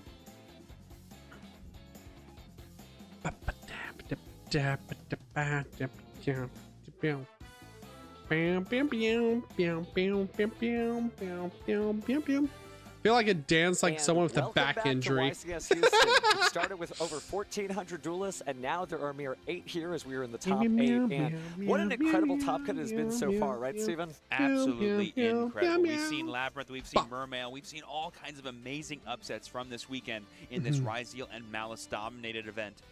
And I gotta say, there really isn't any clear victor of this format yet, right? Because we've seen a lot of Malice decks on the main stage not be able to make we'll it. see what we pull in our box. I mean, we have a chance. With some of the Ryzeal There's stuff at least one alt art in every box, I'm pretty sure. Out that way. We've also got to see Mermail gameplay. We've seen Memento. This is a really wide open format. And now we're about to crown our champion. Well, after a couple more matches, of course. That's right. Speaking of the matches we have to play, let's go ahead and take a look at that bracket so we can update you guys on what matches are happening right now in the top 8. We, of course, have Anthony W. facing off against Aditya D that we saw earlier, piloting that impressive Mermail deck. We have the matchup for you guys here, which is going to be Manuel K versus Nathaniel V. We're going to see them in just a moment. Wait, hold on. Pause. Okay, none of these are... We could have... All right, there we go. No! Wait, no, yeah! Yeah! The Labyrinth player's still in it! Let's go! Labyrinth player's still in it! He's in top 8. Like Pascal, and we saw him qualify today playing Goblin Biker Memento. And he's let's go, Labyrinth player, Labyrinth's strongest deck. That we're in for some amazing dueling gameplay. Just great stuff. And you mentioned, look at that top 8, how diverse it is, right? Labyrinth strongest. You know Labyrinth's in there. You know Goblin Memento is in there as well. We've got Ryzeal, we've got Bestial Malice. So again, it's one thing to just say diverse. The format is diverse, and then you see the top cut, and maybe it's not as diverse as you think. These are literally multiple. I mean, that's a pretty diverse top cut. It's one thing to say that. Like, yeah, there's a lot of Ryzeal. Yeah, there's a lot of Malice. You feel comfortable with, but it's another thing to see that work for people. We heard that Kai Wong was like, I just really like this deck. Like, there are multiple decks, like good options for decks you can play in this format. All I have to do is do it. Definitely got to sing the praises of a fellow cosplayer, but I love that he again. I hope this ban list hits like some problem cards that shouldn't exist. One of the cosplayers just from the get-go. So really cool stuff. And I can't believe we can't give all of them trophies and giant cards and everything because all of these duelists are amazing. Oh yeah, these are all kings of the game in their own right. Just incredible stuff. But with that in mind, we do still have to get through the top 8 bracket. And since all of these decks and duelists are known at this point. Are you excited for this particular matchup? Oh yes, the matchup we have for you guys today between Nathaniel and Manuel is going to be really exciting. We have Pure Ryziel versus Ryziel Fiendsmith. How is this exciting? Oh wait, is this the undefeated guy? I think Nathaniel's the undefeated guy. Still an amazing deck. I feel like for this format in particular, these two are the ones that duelists have been sort of gleaming to. It's true that we kind of saw Mitsurugi Ryziel sort of What fall a off the format. fascinating Sometimes things matchup just between kinda like fast fashion go out of Variant. vogue. But these two decks were kind of asking the same question, right? Which Variant is the better version of Ryziel this? And it's gonna versus be really Pure exciting to see these two go Ryziel. head-to-head. Wonderful. One sort of prioritizes like very low to the ground, resilient gameplay. That's the Pure Ryziel one. And then the Ryziel Fiendsmith tries to add to the already impressive way to play. Do you have a preference between the two of them? Not trying to play favorites, of course. Well, you and I got to play during the Team YCS, and I love the way you played the Pure Ryziel deck, and so ever since I've been like very attracted to how that strategy works. It's kind of slow and steady wins race, which I know, again, I've said it, it's a weird To be thing fair, to say the again same about that person on particular commentary deck, that but said it's that just so crazy. Ryziel So versus one of those Fiendsmith things where Ryziel is going to be an you interesting want to see the matchup. deck do what it does Also best, said but that he it wants seems like, Mystic just like Mind the back. Fiendsmith He wants engine does Mystic Mind so much to unbanned. push it over the edge, so I guess we'll have to find out when we find out. And we're actually going to be throwing to a break in just a moment for you guys. That we No! So don't go anywhere. We'll be right back. We just had one. We just had Duel Links.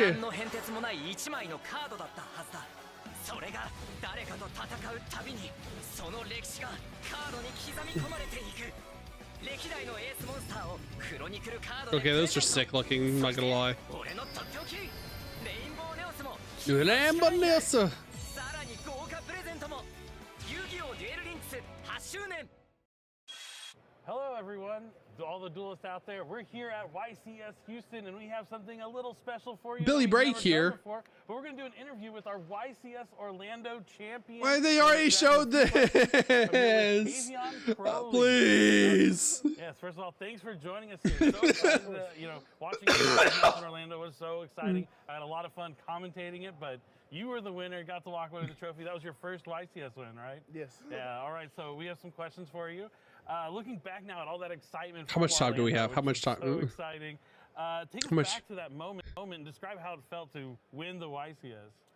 I don't think you can put it to words. Like, it's an unreal feeling. We've been playing since Let's see. No one cares. Let's go Labyrinth.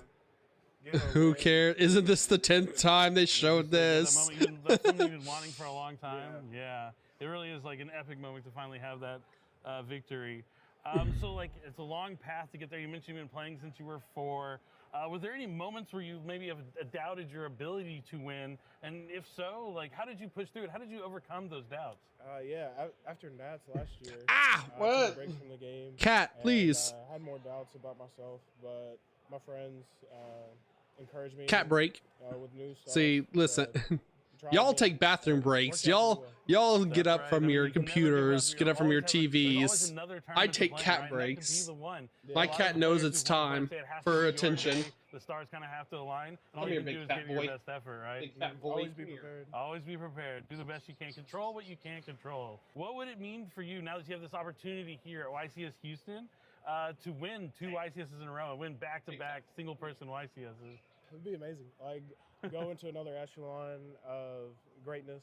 You're just gonna lay down on the floor and just stare at me? Yeah, lay down on the floor and just stare at me? So that would be an incredible. You'd rather rub into my sock.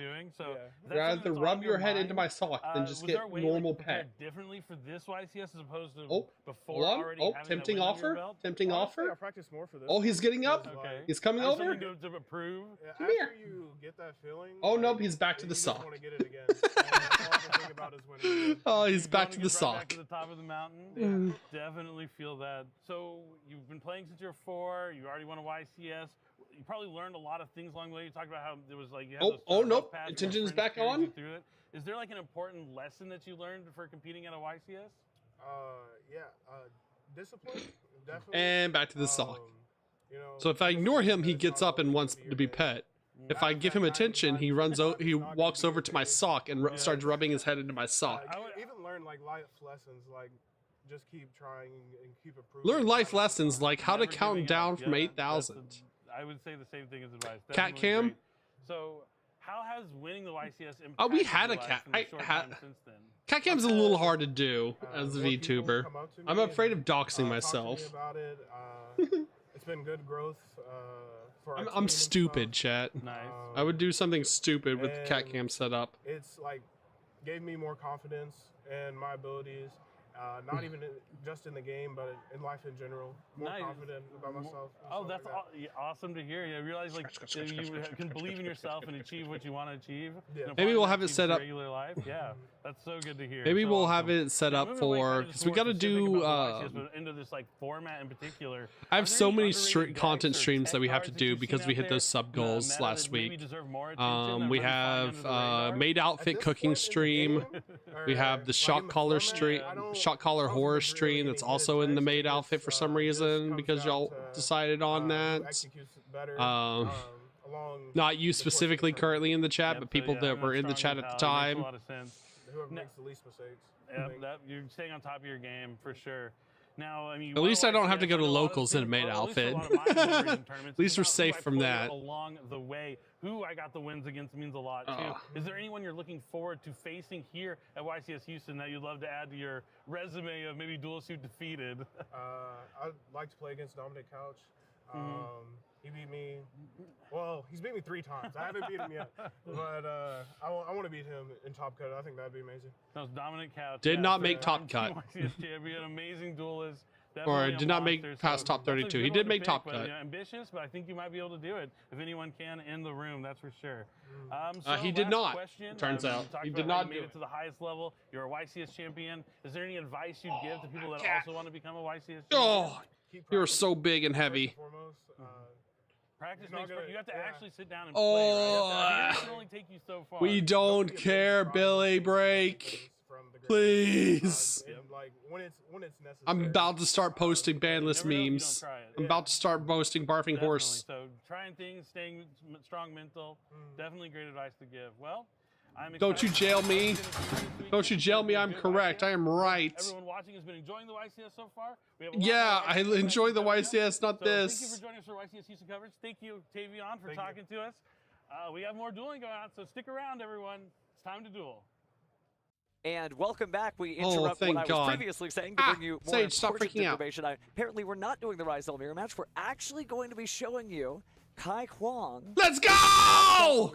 Yes! So fuck the Rizal match! No one cared about the Rizal match. So you're saying because me and you are going to be commentating the Memento and the Labyrinth player who's a cosplayer? Interesting. No, I didn't have anything to do. Don't give me that look. Don't give me that look. Just because I play Memento and I cosplay doesn't mean that I canceled the Rizal. I also play Rizal. Rizal for some of you in the chat, I understand. But yeah, no, we are going to be showing Kai Huang versus Pascal, so my apologies for the previous thing. We've got those players ready on the stage, so you know what to do, fam. Yeah, let's go ahead and see Jackie and talk to those players. Instead of doing the Rizal mirror match in top 8, they're instead showing the Labyrinth player again. Which much better idea, much smarter. Well, let's begin. No one cares about the Rizal match. Blue chair. And we have Pascal Maniguet from Elmont, New York. He loves weightlifting, and his PR, 380 pounds for squats. Now to the red chair, Kai Zhang from Alhambra, California. His fun fact, he speaks 3 languages, Chinese, Japanese, and English. Okay, crowd, the are we GOAT! ready for this Labyrinth's strongest! Our boy! All right, let's get started, sending it back to our casters.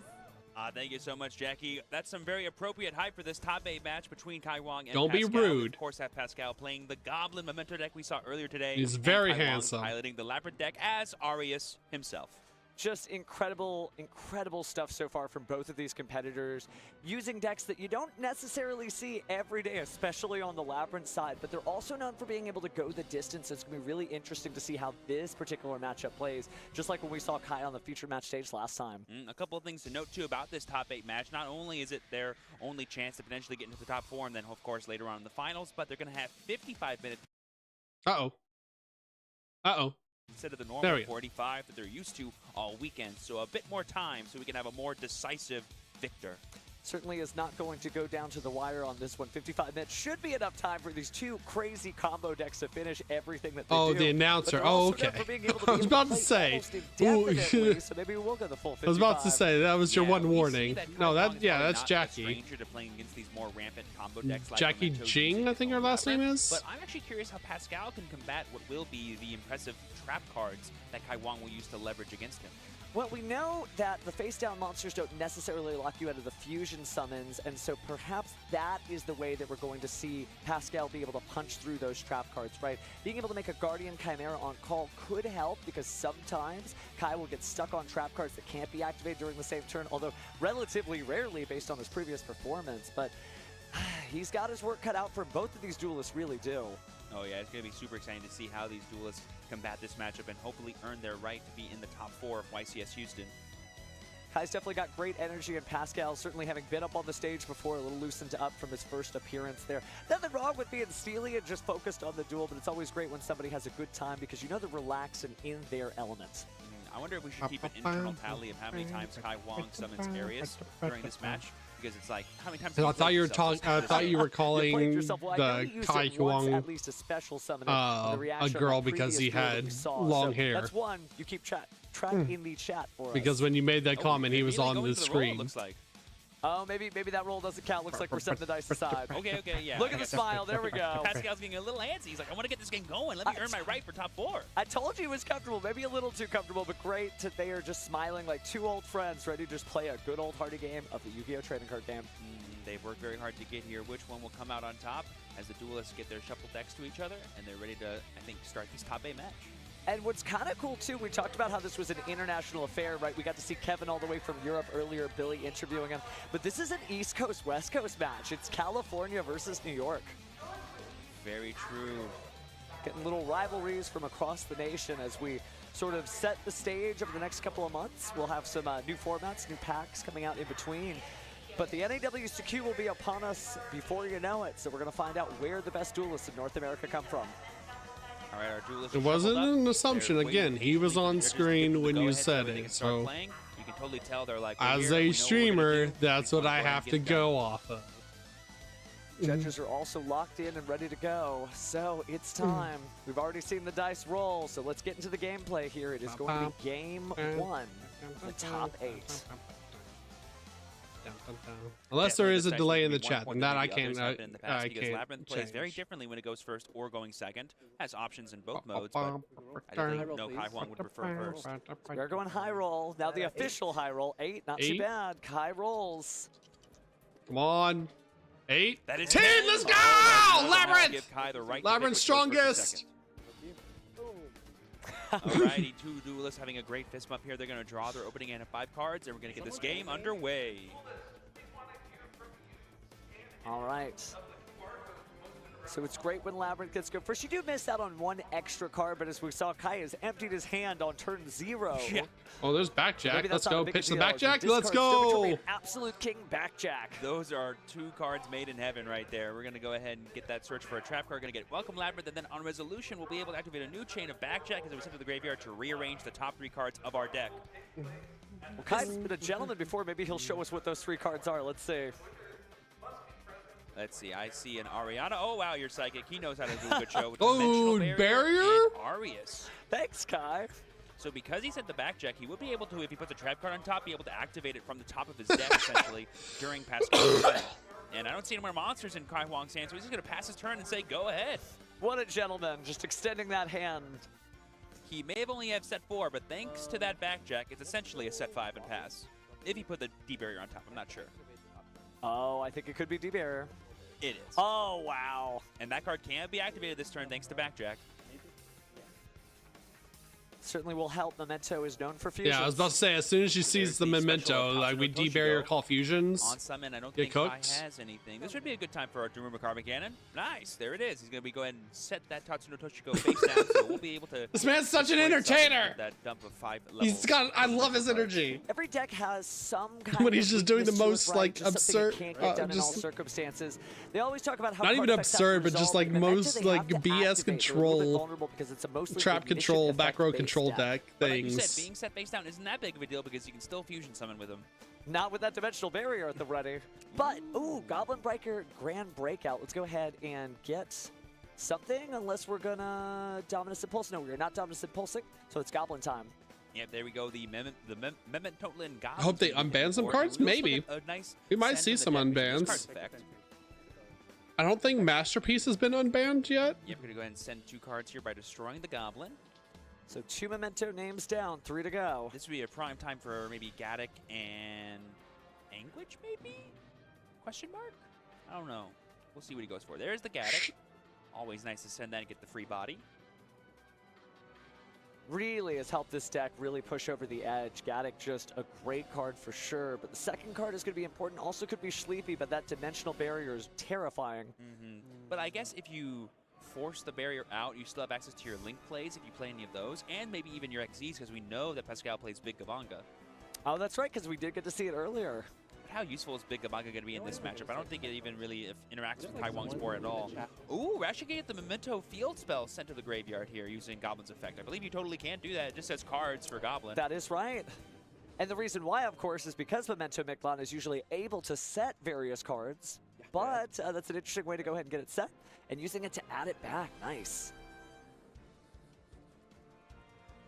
Pascal still has not used his normal summon for turn yet. Everything has been a special summon so far, but we haven't seen any sign of Anguish or Darkblade in his hand. But there is the Sleepy. Can I read this card? Sure. Kai Wong just getting a clarification on how it fusion summons. I believe once it's summoned to the field, it'll be a quick effect to be able to do that. So Memento Monster was destroyed, so that's how you're getting the special summon. Yes. In the hand, Chain Deeper, Call Fusion. Okay, so there we have the chain of the effective Sleepy to summon itself. Okay, so we no longer we're cut off fusion. All fusions have their effects negated, and they cannot be summoned. Is that Grand Breakout or no? That's Bone Party. Memento Monster for my deck. So we are going to go ahead and destroy a Memento Monster on Resolution, and then special summon or add to the hand. That's important for some of the bigger Memento Monsters. This is very true. There's no cost? No, it's not. Yeah, you're good. Yeah, on Resolution it destroys. It's like part of the effect, essentially. Absolutely correct. It's kind of like, what's that new Skystriker card? Linkage. I say new, but the newest one. I'm going to trigger Anguish to add a Memento. Card or monster? Monster, that's good. So Anguish will be able to search here after being... This is crazy. This is all off of the normal summon of Tatsunoko probably would be a really good thing being stunted by Daruma. He had the fusions may be gone, Goblin but Biker Grand combining Breakout. 5 names is not a fusion summon when it comes to combined creation. Continue combo. True, you can essentially have a pseudo fusion summon by using the summoning mechanic of combined creation. And there we have 2 level 3 monsters. Going to be XZ summoning here into Big Gabanga. On summon, this will let him search for another Goblin card. We could see the Doug Charger coming out and just get the extra body for some maybe link climbing, or just get more resources essentially for Pascal. Still haven't seen any of the speed roids that we saw earlier when he was scrolling through his deck. Obviously a little too late for opening up with no monsters to get that speed roid Terra Top, but you're right, there's the Doug Charger from the deck to the hand. And that will be able to summon How many cards do we have in hand left? From his own Big Gabanga, and then give him extra cards on board. It is worth noting that it is Pascal's going second, so he might be looking to deal some damage this turn if he can. Oh, speaking of which, we're in the battle phase. We're going to attack with Big Gabanga. All right. On attack declaration, looks like Kai has a response of Welcome Labyrinth to Summon. Okay. That is good. No Ash Blossom from Pascal's side, so Kai's just going to go ahead and search his deck for one of the big ladies. Going to get Lady Labyrinth at the Silver Castle herself. And then on a new chain, I think he'll be able to... That's 0 triggers. I love that Kai is singing out his plays, by the way, whenever he gets one of the boss monsters from the Labyrinth strategy. Just the energy in him comes alive. We're going to swing with the Big Gabanga. I believe it has a battle effect that would it out the lady? Does it only sucks up monsters if it uses its effect to detach, correct? And typically attaching monsters doesn't target, but let's see what happens next. Yeah, that's good. All right, the attack is good. I believe that means Pascal would take some damage because the Big Gabanga only has 2,100 attack points. I'm so confused. You can target one face up. Yeah, no, it targets. Crash into it. Oh, here we see the second effect of Goblin Grand Breakout in the graveyard, banishing itself. And now we're going to detach, and we're going to use Big Gabanga's effect, like I thought, it targets to attach the Lady of the Silver Castle. But I'm not sure if Pascal took damage. Well, I guess we'll get the life pods updated in again. just a It targets here, but interesting to see that actually protected there for sure. Yep. I'm so confused. Destroys. Oh, okay. Or it sends to the graveyard. One of the It would have to send to the graveyard because there are face-down cards on the field, and Lady Silver does not usually get destroyed in that situation. Ooh, and because we attack with an Xyz monster, we go into Zeus in main phase 2. We're going to activate Zeus's effect to send all of the cards on the field to the graveyard. We're going to chain Big Welcome to that, and we're going to chain Trap Trick to our very own Big Welcome. Oh, and huge to set the transaction rollback to basically get free traps, right? Because since that's getting sent to the graveyard, it's always the hardest part of transaction rollback. I'm so confused what's happening now. Because you can discard it. This is too big brain for me. Trick, that's huge. Because So like, how did he? How was he able to? Is it a non-targeted send? Dominate with fusion monsters. So of course Kai was like, Dimension Barrier. I gotta read Goblin Biker Grand Breakout. Goblin. Well, it's been kind of Biker something we Grand picked up since Breakout. last year. The Dimensional Barrier is a great card, but typically the Fiendsmith engine gives you something that is Dimensional Barrier immune. What a great way to play around Dimensional Barrier. Banish to start effects. summoning. I'm not going to fuse. Oh, okay. Detach any number of materials. Okay, so if he detaches materials, monsters lose 1,000 attacks, so he just beat over it. Okay. But then how did he take damage? Rollback plus a Big Welcome in the yard. And that is a big old graveyard full of traps. Incredible. And since transaction rollback is there, it could be used to banish itself, pay those life points, and chain to a fusion summon effect and grab the effective Dimensional Barrier to stop it. Then he shouldn't have I may only lost one life card in hand, points. but we've What? seen him be more than comfortable at 0 cards in hand, so this game is far from over. Speaking of cards in hand, it's time to drop down the Memetotlin Tekutlika combined creation. We have exactly 5 different names in the graveyard, so it's going to be able to meet its summoning condition and be summoned from the hand. And that man is an absolute house.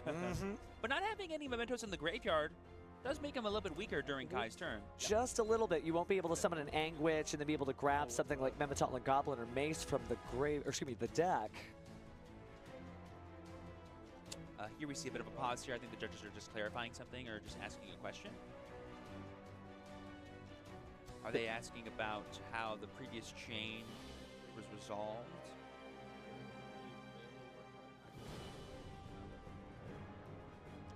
Oh, how interesting. I overheard our assistant head judge. So Goblin Biker Grand Breakout only works on attack declaration.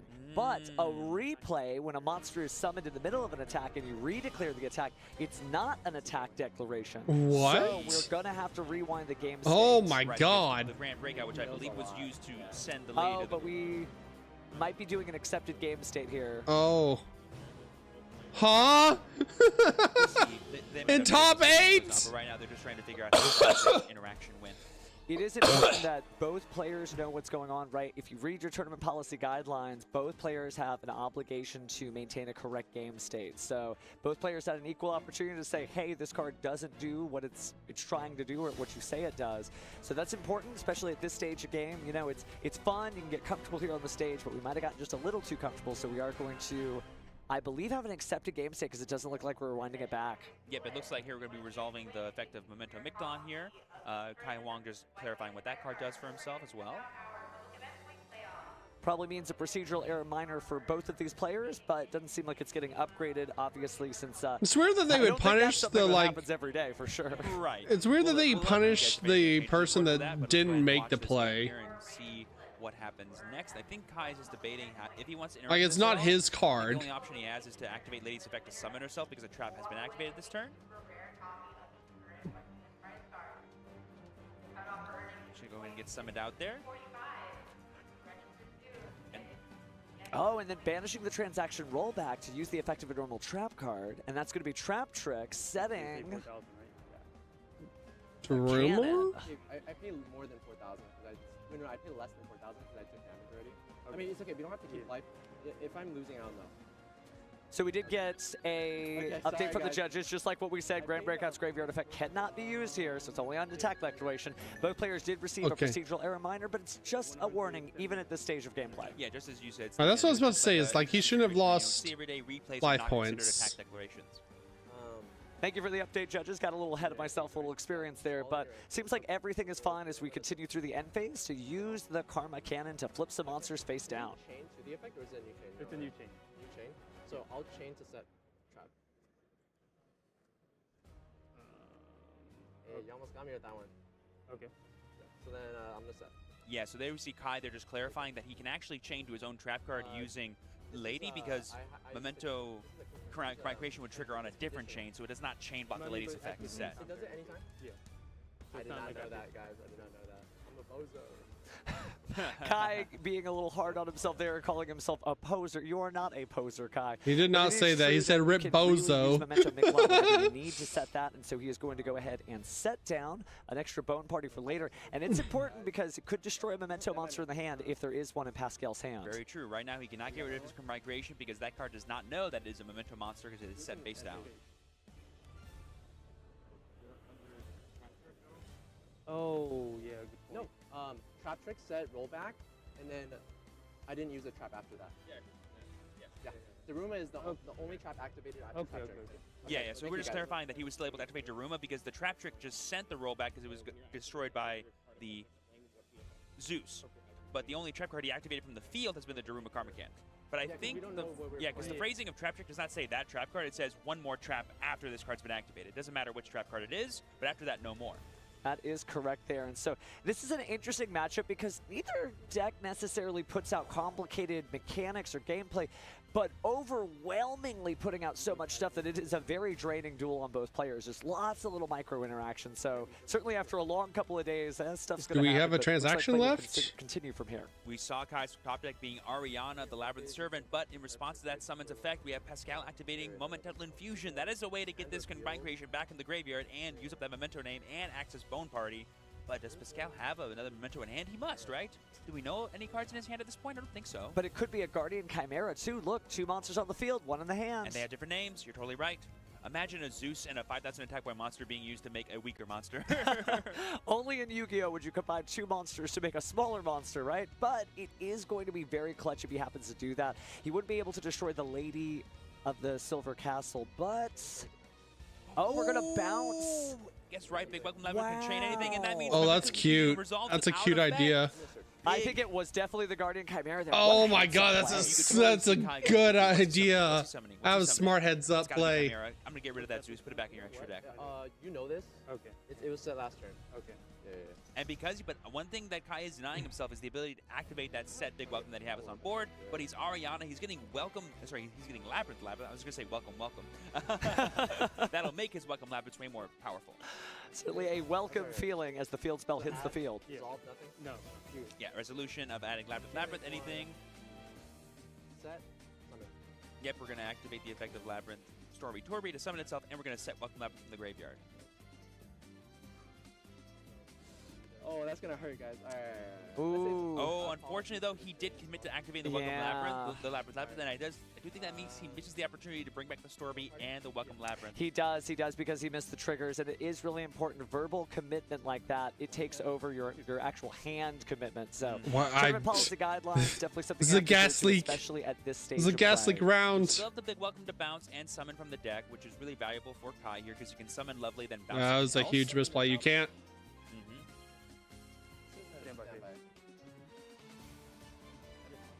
You can't do that. What the fuck? We're gonna chain that to set. Oh no, it's during his standby. Okay, never mind. His own Bone Party to stop the Lady Labyrinth from summoning because this will give Kai the Welcome Labyrinth he wanted last turn. So Kai found a way to get back. Probably needs to slow down, right? There's a lot of Labyrinth and cosplayer fans certainly cheering him on, but at the same time, Pascal just kind of holding it together, making sure to make concise, decisive plays, and by doing slow and steady, that may win him the match here. So we shall see how this proceeds. We see Kai eyeing that trap trick there, but he's going to choose to get the Dominus Impulse set here to maybe turn off any shenanigans like that known Bone Party from being able to summon, and we're going to add back the Lady of the Silver Castle here with our effect. Yeah, just clarifying which effect adds the card back to the hand. It's all one effect for Big Welcome Labyrinth because he controls a level 8 Fiend monster. I'll pop Bone Party. So using the full effect of the field spell and getting rid of the Bone Party before there's even an opportunity to use it. And obviously, there's no face-up Memento monster or anything left in the hand that would be Memento. We draw a card. We pop a card in hand. Here we have the new chain here of Ariana, and then chaining the Stovey Torby, and of course the Welcome Labyrinth to reset itself. So all's well that ends well for Kai. Managed to still get that same play back, but he's going to have to be very careful again. Remember, there can be upgrades. We've seen that before during the tournament. We would hate to see this duel decided that way. Yeah, it can definitely get a little too exciting when you see like an open game saying you're like, I can just play, right? And then you miss a step every here and there. So So here we're going to chain something as Pascal here. We're going to chain Forbidden Train Droplet. Droplet? We're going to be sending our Combined Creation and the Memento Field Spell to target both of the monsters and negate their effects, and you can't respond with monsters or spell cards. Cross. This and this? Yeah.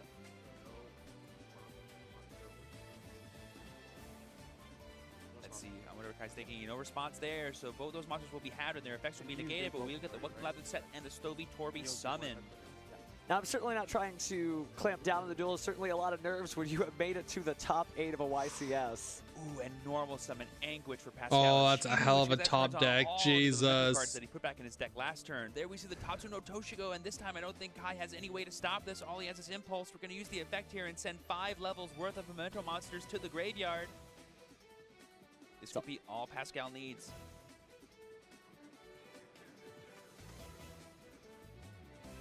If something like Creation King hits the board here, I feel like Pascal could just have the game this turn. We knew this was going to be a wild and crazy duel. I don't think we could expect this. This is still game 1. Yeah. Yep, so we're sending Mace, Goblin, and we're going to use Garrick to summon itself back. And then we're going to use Garrick on summon effect to add back Memento card to the hand. This could get back the field spell like we saw in turn 1. Don't know if there's any way he lives through this turn, right? That we haven't used yet. That could be pretty huge. We do see him going for the fusion. We're going to use Anguish's effect targeting Gaddock. That's all she wrote, though. Kai has decided to concede this game. Nah, that's brutal. A little bit of a breather and to get back in. I'm sure he's kicking himself with that bit of a misplay there with the Welcome Labyrinth.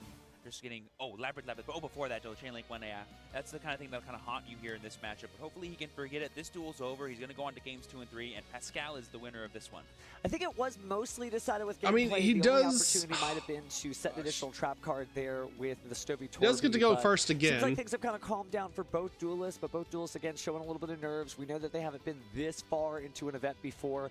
And even if you get comfortable, sometimes you can get too comfortable, right? There's slow play and there's too fast play, and we've seen a little bit of both throughout the tournament, but it seems like they're okay. We've got a great, assistant head judge up there to kind of instruct them, make sure they're following all the rules here. So as they side deck, what do you think they're thinking about as far as this matchup goes? It feels like for Kai, it's only as simple as making sure that you prioritize the kinds of interactions that stop your opponent from going for those big resource gains. Like if he can keep Creation King off the board, he can win the grind game against Pascal. And Pascal's going, how can I protect my combos from these trap cards? There's very few ways for him to actually interact with them. The best he can do probably is put in cards that actually increases his advantage, like Mulch Armies. But as we've seen, Kai can play around those pretty easily. Certainly can, and there is certainly, we talked about how Labyrinth has a sort of vulnerability to each and every Mulch Army, but you also could just save the plays for next turn. Unlike other decks when the Mulch Army comes down and they just say, you know what, I skipped my turn, it's your move. Kai literally could say, Fulos only really hurts. The end phase. And now that it's your turn, it's like you only get one draw off Perulia. Fulos, Perulia, and they go, okay, cool, set 5 pass. And you're like, oh no, I just went -2 for no reason. Yeah. What special summons? Looks like both duelists are locked in now. Pascal just calmly going through the cards there as he pile shuffles. Kai doing much the same. It's very nice, though, to see both these duelists playing at the highest level of play possible. We saw some impressive plays there from Kai, being able to counter Pascal at every turn, but was stymied there just at the last moment.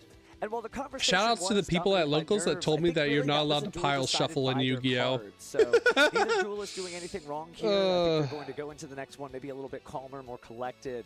But they're still doing a great job of maximizing how much value they get out of these decks that just play and play and play. Yep, and they have at least 35 minutes on the clock for both of these games, so they have plenty of time to play it out and see which duelist is the better one this go around.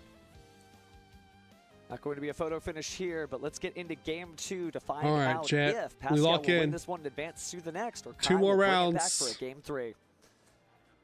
Alrighty, both players seem ready to go. My assumption is that Kai has chosen to go first. They're going to draw their opening hands. 2 more rounds to BANLIST. Start of main phase 1, Pot of Extrav. Is pile shuffle the one where you separate them into X piles and then pick them up? Any of your opponent's ash blossoms that they might have in So yeah, like you like deal them out in a pile of 6, and you just like deal over them, and then just like put them and then maybe the least shuffle them together. Let's see what 2 cards we draw. I definitely saw a transaction rollback. Ooh, I see a big welcome and a trap trick. I think Kai has everything he wants to be a happy camper as a Labyrinth player. Starting off with Torby. There is a specific way of pile shuffling that is banned. because you Go ahead can and let him cheat set another and trap stack card. your deck, but it's only that specific way. My guess is he wants Welcome Labyrinth. Yep, that'll be the best one to kind of get him into the rest of his engine. And then I think That's I saw why you 4 have to, purple like, cards, after so it's you gonna be pile, set you do 5, have to, pull, like, and do, pass. like, a normal shuffle. I think you're right. Set. Yeah, let's All we gotta go. do. Oh, All right, God. Pascal, let's see how he can combat this. It was many YCSs ago when an Eldritch Duelist set 5 and the Draw crowd cheered. phase. This is wild to see set 5 in 2025. Here we have the Welcome Labyrinth. They're probably get Lady here. Usually the first one you want to start with because that gets you into even more trap cards during this turn.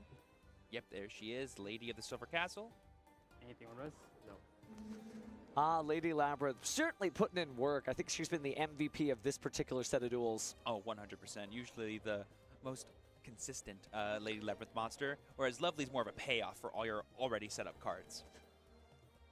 Well, the Queen sits on her throne, but she hasn't arrived yet. We're taking a deep look into Mementatlan Darkblade here to consider whether or not we want to stop it. Would be kind of scary. Are we activating the effect here? Oh, yep. Does it go in the field spell zone? Yeah, it was originally in the farthest right zone. Or left if you're Pascal. Oh, it's not doing the All right, we're effect. just going to go ahead and destroy the Mementatlan Darkblade to special summon level 3, and there's the Anguish in attack mode. We're doing everything we need to. We have that extra name in the yard thanks to the Darkblade. All right, back into the deck, no response. So searching out a Memento monster from the deck to the hands. This could be a Sleepy line. This could be a Goblin line. This could be... Probably that's it, because you want to be able So to... glad Anguish and Bone Party are getting reprints, yeah. Summon Goblin could be pretty cool I don't know what it We is are gonna about the get the Memento Tatsuno deck. I'm just not a... it's like a cute archetype. I'm just not, I don't know. I'm not a fan of it. Cards. Eventually, you have to get rid of some of those before you bring out your biggest bosses. If Kai does not already have a Karma Cannon, he might force it out here from Pascal. There we see the big welcome. This will let him put back the Tatsuno Toshiko in Pascal's hand because he does control a level 8 Fiend. And then he's No, gonna that's chain not what the that Lady's effect to does. set another trap card. And we've already normal summoned. I've seen some desperation play where Tatsuno Toshiko was tribute summoned, but not this turn. Oh, but there's the cannon. It currently cannot be played this turn, I believe, because Lady does not let you do that. Unless we get to a coup clock, but there is no clock in sight. Speaking of the clock, we got 33 minutes, so plenty Ariana. of dueling time left. Ooh, we're getting Ariana, and Ariana can get the coup clock, right? That's true. Because Labyrinth does not negate their effects. Chain 2 to add back, summon, set to the field. So let's see, Chain Link 4 is going to be Welcome Labyrinth to set itself. Chain Link 3 is going to be Stovitorby to summon, Dragleer to add back to hand. Jesus, and then this is so Ariana to much. search. Chain 5 for Pascal is going to be Forbidden Droplet. on the Ariana would be pretty huge here. We're going to go ahead and send that Otaka Tomborg from his hand to the graveyard, the patented Speedroid engine requirement. Not getting locked in a win for now, but We have another another cannon! Yet another cannon, the It was bait! the biggest bait of Kai's life. Yo, just proving that it is in fact a different Wow. one. Let's go! I did set this one this turn. This one. Keeping great track Oh my here. god. Now, does that mean that Droplet no longer applies to Ariana because it's been set face down? Is it like imperm like that, or does it not target? So you negate face-up cards during the resolution of Forbidden Droplet, and since it's no longer Oh, face what up, you a can't negate that ultimate face-up bait. card. Look at the Jesus. search of activate the other Daruma Oh, Karma what Cannon. happened there? Really heads up play from Kai, getting a card that he already had set face down. Tick-tock, tick-tock. Amazing play right there. It is worth noting that Pascal has used his normal, but he has Momental Infusion, and we have let's go! He just had it all! Pascal, at a loss for words, at a loss for actions, but he's going to keep playing, and he's going to banish that fusion from his graveyard to activate its second effect. Just making sure he has a clarification of how this one works. Banish this card during... Yes. Just on the edge of my seat here, because every one of these Add a plays spell or is trap to absolutely hand, okay. incredible. Every one of these plays is pushing the envelope of this, and Kai just had some great luck with that opening hand, drawing exactly the normal trap cards he needed. Tatsuno Toshiko hits the graveyard, and now Pascal is switching his deck for another Memento monster. Oh, are they clarifying if Fusion can send face-down monsters? It's summoned after. It was Daruma resolved before this came out. Oh, they're asking if the Stovitorby should be face down. I believe it was Chain Link 3 and Daruma Karma Cannon was Chain Link 6. I don't know. You got the keeping track of the back. Yeah, red. So yeah. What did you search? Sorry. Party? Yep, so we got Bone Party thanks to Fusion. It summons from deck. Also can add to hand, although it doesn't seem like that effect is being used much. It can still be Ash Blossom, by the way. Yeah. Oh, yeah. But I don't think Kai has that. So we're going to send the Goblin from hand to the graveyard, or destroy it, I should say. Destroy. Now that it's destroyed. This is very tight. It's funny too. I mean, you can see Goblin having a party right there on the guard. What other memento extenders could he do? He currently does not have the names for combined creation. He could get Mace and maybe use that during Kai's turn to maybe stymie him from going for game. But Mace only works when you have combined creation on the field. Oh, you're totally right. I'm not sure what Pascal has access to anymore. He's gone through almost everything. Not being able to get into Creation King has been super tough for him both these games here. Well, it's man spinning his wheels. Advantage, right? We've joked about how the Pot of Extravagance means you don't care about your extra deck, but Kai doesn't care about your extra deck either, but he does grab the Mace and special summon to the field. Of course, he could destroy itself to grab another memento card from the deck to the hand. I wonder what sort of miracle panacea he's looking for. We could get Sleepy, but without being able to fusion summon, what's Sleepy doing for you?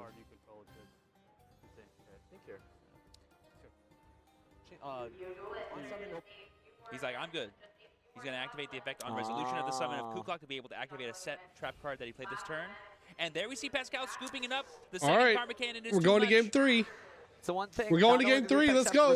You have to be able to activate it. If that monster's face down, it just stream lagging? What's going on? Kai has a little bit of smile on his face, a lot of relief, a lot of energy too as he my stream should be fine. Takes a smile at the crowd as they applaud for him, a little fist pump there. But he is not out of the woods yet. Pascal is still demonstrating great play here. So he's got to dig himself out of this hole, but he'll be able to go first. Depending on what Kai gets in his opening hand, may mean that, well, Pascal is able to run away with this duel. I feel like Kai Wong definitely made it up to himself about that maybe misstep he had in game 1. He played that game 2 like an absolute master and truly dominated. Well, his game plan was to win 2 out of 3. He's still got to do just the same. Yes, this game 3 is going to decide who is going to be in our first semifinalist for YCS Houston. I imagine both these duelists are both ready, but also extremely nervous. Kind of a wild one here, but there's the smile again, that trophy within reach. But you haven't earned it yet, Kai. What would you say is the percentage buff that Kai gets for being dressed as Arius playing the Labyrinth deck? You know, I don't know if you get any gameplay buffs, but man, the Riz is on point. Yeah, the spirituality buff is what I'll say. Like, his spirits will be high no matter what. He's on camera, he's in top 8, and he's playing Labyrinth dressed as Arius. That's got to be a win no matter what happens here today. Oh, yeah, and sometimes that's enough to get you through the next game. Not to say that if you come here dressed in comfortable clothes, locked in on the Yu-Gi-Oh! Trading card game, you're not going to do well, because Pascal is doing exactly that. But you're right that if you're just feeling it, you don't get those doubts in your head. You're not thinking, what if I do this? What if I do that? Now, that did get Kai into trouble during game 1, but he definitely has the energy for it. So let's see if the We're streaming because of the sweet cosplay, but he's a fellow Cali boy. Yeah. Pascal's favor here is that this will be the first game where he gets to go first, and he potentially gets to go as unfettered as possible, depending on if Kai has any. Oh no! In a meta of like Ryzeal, Fiendsmith, Memento, Mermails, I gotta cheer for the Labyrinth player. Like the Goblin Bikers and the Speedroids. It's such an underdog deck, but it's such a sweet deck when it's played pure. Now, if he was playing Floodgates and all that, then he would be a villain. Patented 2-punch combo, which would be super awesome for Pascal. Pascal just taking a little breath there. Got to get it done. Kai just looking out to the crowd, gathering energy. Oh, there's the smile. Okay. Yeah, a lot of duelists are in focus mode until the game is over. You know this as well as I do. Just that feeling of relief. You're like, oh, I won. Oh, I could win again. My emotions, they've been unlocked. They're no longer distractions. Well, we are here at the YCS after all. So let's find out in our game 3 who is going to move on from top 8 to top 4. Sorry, Jab, my eye hurts. My eye is killing me. I don't know why. It's been like this for the past few days. One heck of a show. Everyone lock in. See a good, clean match. It's time to duel. Pascal, of course, starting off, and he's leading with Memento and Goblin. That's a pretty good start here. Going to get 2 cents from the deck. Kai Wong just making sure he's like, I want to understand fully what's about to happen to me right now. Yeah, that's fine. He's going to destroy itself. And then send 2 more cards to the graveyard. I mean, Kai is at a huge disadvantage going second. Really nice getting extra but I mean, he has built his deck for that. Woo! Let's go! Chain Link 1, Gaddock, Chain Link 2, Meow was going to get that draw because a card was summoned from the graveyard, which is something that Memento loves to do. The forgotten Mulcharmy of the format. We've seen lots of Purulia, we have seen lots of Fualos, but Meows has taken the stage. As a Malice player, that is a very scary card. Well, I mean, you know, Kai said earlier in his interview that he thought the best deck was Malice, so he came equipped for it, and that will help him in this Memento matchup. So they receive Fusion, sending Gat to the graveyard and returning the Goblin to the deck to be able to summon Memento Twin Dragon. Oh, wait. Is this in grave? Yeah, I shuffled it back. It shuffles back from grave? Yes. Yeah, just double checking how Memento Infusion works. You can either send cards from your hand and field to the graveyard, or you can return cards from your graveyard back into the deck. Because it was monster destroy, goblin destroy. Oh, it's like the second sentence. Yeah. Yeah, just making sure we fully understand why he was able to do that, because earlier he didn't do that. It's just an option you have when cards are destroyed. What does that do? Sorry. Destroys, add 2. Anything? So on summon, it does what? Destroys itself to add 2 Memento monsters. That's good. Going to go ahead and destroy itself and add 2 Memento monsters from his I deck saw a to his deep barrier in hand. Probably get some extra extenders here. We've already used our normal summons, so things like Darkblade and Anguish are a bit weaker now. But Sleepy is definitely online. It's going to be difficult to decide what to do next here for Pascal. You don't want to give too many draws to Kai, because every single time it could just mean the right Labyrinth card hits the hand, and discarding it could mean doom. Yep, and here we see Kai just double checking what the graveyard effect of Fusion is, being able to search for more Memento cards, essentially get him even more consistency. That card's really strong for this archetype. Absolutely has pushed it over the edge here to really make the deck a lot more competitive. Was always good, played it right when it came out of Valiant Smashers, but obviously it is a new beast from what it once initially was. Oh yeah, for me the biggest unlock has been Creation King, no question. Okay, so here we have Pascal probably thinking if he wants to order this any differently, or just go straight for that Tatsu no Toshigo and get some more Memento cards in his yard. Now Pascal's careful here. There may not be that many more summons from the graveyard and or banishments. Here we see Bone Party going to be destroying a card from the hand, it looks like. But it's on resolution. So Kai just thinking if he wants to respond here. Usually the Labyrinth cards want to have stuff already established in play before we interact with them, so it's probably fine just to let I mean, he can't coup clock or anything because he has to control a fiend or a Labyrinth card. Is it Fiend or Labyrinth? One of the two. I guess about what is available to them to be able to be played. I mean, it is a complicated deck indeed, not only for the duelists, but for the judges as well, having to keep track of a very complex series of gameplay interactions. Again, the overall deck, not too crazy, but you're just constantly seeing cards interact. Both duelists getting a nice reprieve here. They have plenty of time to finish out this game 3, but I bet you the nerves are piling up. This will decide whether or not one of them goes home. What are we pausing here for?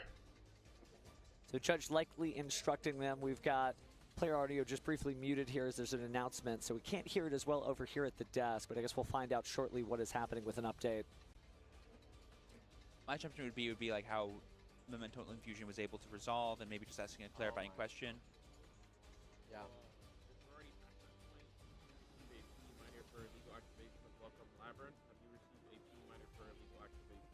Oh, the Welcome Labyrinth was an illegal activation. In the game 2? To be able to set itself? In game 2, I believe so. Didn't we just get a minor for different? Oh, I'm sorry. No, you're good, man. Yeah, just clarifying. I think so. Are they saying the effect to be able to set it last game? Yes, I believe so, but that was previous. We're just keeping track of things. I'm so confused. This is such a jank. Like, why didn't you catch it then, judges? Like, how are we retroactively? How are you retroactively giving minors in for this game? Just a little bit of a warning. In game 2? Maybe a little too quiet. Needs to explain the full part of the effect too. So Bone Party is not just special summoning, it's also adding to the hand, or could add to the hand, so can't give half answers there. Good job on our judge team over there, making sure that both these players have a clean, honest game of Yu-Gi-Oh! I mean, it's difficult. You got to remember, both of these duelists have been doing this for days, and because it's an East Coast, West Coast battle, neither of them are from here, so they're even in different time zones as well. So it's looking like Pascal's going to be resolving this Bone Party here, destroying a card from his hand. What? I'm losing the plot. I'm losing it, chat. Kai Wong giving us a bit of a heads up. I did see the Arias in there, which means he does have a potential interaction here during Pascal's turn, but like I said, I think he's going to wait until Pascal commits more cards. And there we see the destruction of the combined creation that was in Pascal's hand once again. Like, how you stop a game to go back or to issue a warning about the previous game that the judges didn't catch until just now is actually wild. They didn't even issue it during like their siding to go to game 3. Just that single move of setting a trap card and then jumping in. All right, both these players here are locked in. Pascal is recognizing, okay, I'm still under Meowls. Summoning from the graveyard is out of the question. Unfortunately, he will be doing that if he wants to get that combined creation back out onto the board. So worth noting that he will give up another card to Kai. And weirdly, Labyrinth is one of those decks, Kai mentioned this earlier, that doesn't just like plus a bunch, but the more cards they have, weirdly, the more access to their entire deck they'll have. So you still don't want to give them too many cards. The more you use, the more you can do, absolutely. But like when the big guys on the field, like essentially like take. If you control it, it's a take quick effect. Yeah, quick Yes. In the main phase. Yes, just clarifying that Mace will only work if you control combined creation. So jumping back in, apparently during the last duel around the 35-minute mark, if you're checking out the VOD, unfortunately Kai did use Welcome Labyrinth's effect to summon Lady Labyrinth during the draw phase of Pascal, but later in the turn, Kai also used Big Welcome Labyrinth during main phase 1. On a new chain, he went to Ariana for Chain Link 1, Shadrach Veer for Chain Link 2, Welcome Labyrinth for Chain Link 3 to set itself again, and you cannot use Welcome Labyrinth to reset itself as it was sent to the graveyard the same turn. So great catch to be able to go back in time there and for the judges to be able to catch that to make sure that this is a full and fair, honest YCS top cut. Back over here to game 3, we do see the resolution of Sleepy fusing Mace, Katsuno Toshigo, and Sleepy to summon Creation King. It finally is here. We got a fusion summon off. This is the first time this card's been able to resolve for Pascal. Now we opened the field spell. We're going to be able to send another Creation King from the extra deck to the graveyard as well as 2 other cards. We're going to send Akihiron. What's going on? This is sending 3. Yeah, so we're just clarifying what effect is happening right now. We're saying we have Creation King sending the Creation King from the extra deck, the Akihiron from the main deck, and then 1 more card. I get it in Kai's position. If I had never seen Memento before, I'd be like, what do you mean you're sending 3 cards, 1 from the extra deck and 2 from the deck? What? Yeah, there's a reason why you turned off my fusion monsters in game 1 and 2. Because I could do this. He just heard the word fusion and said no, but little did he know how powerful these fusion monsters truly are. Yep, and now we have Creation King's effect to banish itself and then set Memento Mictlon from the deck to the field.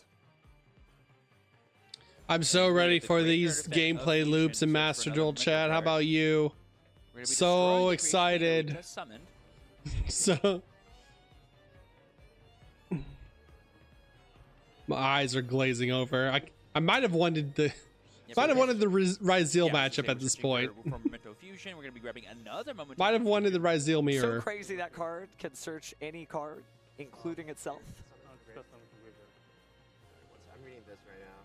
Yeah, this isn't damage. And is summon something with a lower level or something? Yeah, low level than the one short. I destroyed the fusion. Okay, so Kai definitely familiar with this deck, able to quote the text of the cards without picking them up.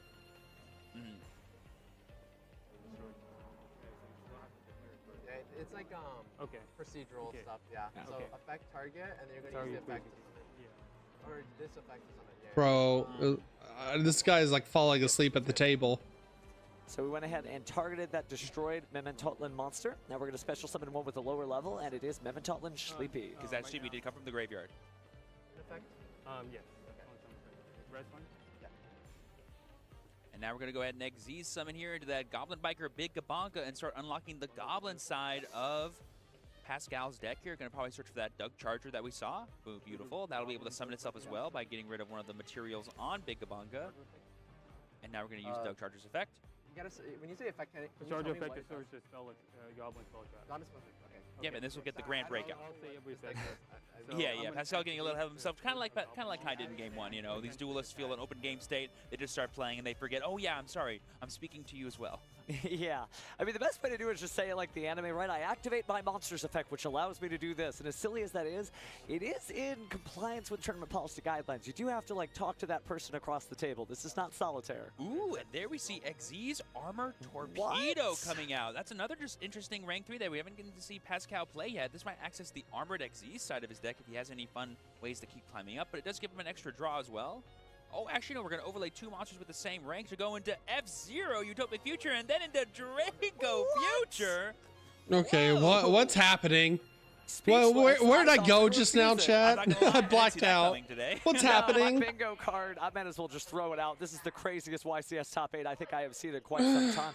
But really good I haven't seen this standardized shit plays played here that outside of make Master perfect Duel. sense, What does right? this card You've got do? plenty of level 3s. You want to be able to have that synergy to connect to the Goblin, but rather than just using that, combining all of these great cards. Do we have a nib? Please tell me we have a Utopic nib. support, that's insane. Now, I will say Kai does have a response to Utopic Future being summoned, so Pascal will not get to pop off potentially here. He got, again, a little excited, but I'd love that he showed off the Draco Future, though. That was pretty awesome. This is very tough for me. This is a tough call here. You have to decide whether to stop it right here with the Arias the Labyrinth Butler. But even then, like, what trap card does he have in his hand that could even interact with it? Looks like the cannon. That's the set. Set a okay, my turn. Arias effect to set a spell or trap or a trap card, normal trap card that can be activated this turn, or special summon a labyrinth monster. Yep. So we're either gonna set or special from hand now. Yeah, this is always started. We're gonna reveal the Daruma Karma Cannon as a trap card that we are setting. It can be activated this turn. I'm gonna go. And then we're also going to activate Chandraglier's effect to discard a card and set. That's tough. I mean, with only Pot of Extravagance, And Labyrinth, and then another trap card there, it's really, really difficult. But he's going to get rid of the field spell, not trying to be too greedy. Yeah, it doesn't really give him that much value until he gets his Welcome Labyrinth established anyway. So now we're going to set here to a different card, just making sure no imperms have been activated or anything else. Where should we set things? You probably get Welcome here. It won't be able to be activated this turn, I don't believe, because Arias only lets you activate the one that you set this turn, I believe. Yep, so there's the Welcome Labyrinth. Good call. So we have the Karma Cannon to book the field. From coming out. Yeah. How do we stop the mementos? The Pot of Extravagance is going to be huge if we get to it, but right now we're going to go ahead and banish the Goblin Breaker Grand Breakout. Oh, that's actually Grand Entrance, by the way. I misspoke earlier. Oh, it is Entrance. It is Entrance. That's what let him get the other Doug Charger specifically back out from the deck and then go into this line here. Wait, that means he's running both Grand Entrance and Grand Breakout. Yeah, because he This has the is Doug Chargers. very Goblin-centric. This is so cool. Yep, and then he's going to go ahead and detach the material like we saw there. Then he's going to go into Draco Future. And then we're going to summon the combined creation for the graveyard by shuffling back 5 different memento names from the graveyard. This will give him another Meowl's draw. Hopefully Kai recognizes that. Once he decides the 5, of course. It's a summoning condition, so we got to do that first. Yep, there it is. There's the 5. Then we can shuffle back, and Kai drew another card, and it was lovely. No, you don't want that. Because he had added the Welcome Labyrinth probably to get lovely. Yeah.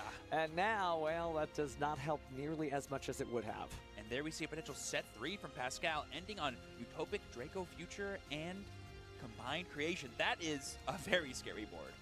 And could use the Memento Mictlan field spell during the end phase of doing exactly that. Probably to set the Memento on Bone Party. Yep. And can I read Bone Party one last time? Sorry. Sure, you go. It destroys, then summons or searches? Summons or searches. Or searches. Yeah, either or. And it destroys Has to destroy on resolution. Hand as well. And Oh, hand? from there. Am I allowed to ask what I know in hand or no? No. You know the goblin. You shouldn't say that. Oh, Kai trying to save Pascal from revealing public information there. Just trying to keep it fair again. If you haven't been to enough YCSs, I really recommend reading those tournament policy guidelines. Can't say that enough. So you set with that? Yes, I said this. Yeah. I'm thinking in your Okay, space, yeah. Yeah, we're thinking in Pascal's end This phase. is a rough top 8. I'm not gonna lie. This is a rough game. All right, so we're going to go to draw phase here Okay. for Kai. Drawing a rollback, it looks like. I think it's time for that Pot of Extravagance. We're going to have to spin the wheel here and find out what happens. That Utopic Draco Future represents pretty much a change of heart on any of the most powerful monsters in Kai's deck. Oh, that's crazy. I mean, we have the Karma Cannon, though. All right, let's see what these 2 Destiny draws are. Kai's fate depends on it. Big welcome, it looks like. And a Dominus Impulse. Ooh, even pointing to the Dominus Impulse like, yeah, that's not too bad. This one's not too shabby. That's one of them good ones. That's summon from graveyard here, non-target. Yep, effect of Combined Creation to summon.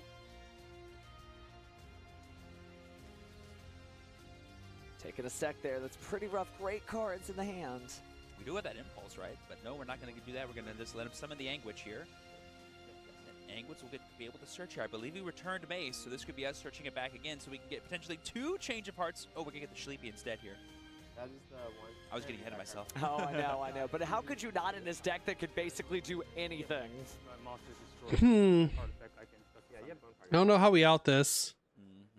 Kai's like, oh, I know why you searched this. You're going to summon Guardian Chimera on my turn. I know you. Well, actually, no, that wouldn't work with Sleepy because you wouldn't be able to use the effect. But you can summon, like, Creation King and get the pop that way. I mean, we know he has fusion set, right? Kai's got to decide what to do. We're still in draw phase, technically. I suppose you're right, yeah. Oh, no, we're in main phase because of Extravagance. Oh, that's true. We did draw during the main phase. It's been a very long main phase. But all we've done is draw cards then. We're going to activate the Dreamer Karma Cannon we set using Arius last turn. That'll set all the monsters, turning off most of the interactions that Pascal had access to there. This does also turn off a potential Mace that he might be able to kind of sneakily get in there with any of these awesome... Yeah, welcome Lameth. We get back to Chandragleer. We're going to welcome got Ariana. Aria effect on summon. He's going to be met by Oh, an Imperm. Imperm. That's huge. Yes, because we're responding to a Labyrinth effect, we'll be able to chain Arius to add it back to the hand. So chat, correct me if I'm wrong, but I think that's the second time Arius has stomped onto the field. Maybe the third. Yeah. There's I'm sorry. Chandragleer adds. This summons itself to the field. That's right. In attack mode, no less. Gonna be able to punch. I believe he has 2,600 attack points. More importantly, there are 10 stars worth of monsters on the field, including Chaos only Angel? Dark. So we may be seeing a Chaos Angel in just a moment. The honorary Labyrinth monster, being able to banish the combined creation would be pretty huge. I mean, the powers of light and darkness intertwine in quite a few decks this format, right? We've seen Chaos Angel in Ryzel Fiendsmith. We've got one left. Now we're seeing it in Labyrinth. All right. Not banished off Extra. We do get the Chaos Angel out on summon, being able to banish something.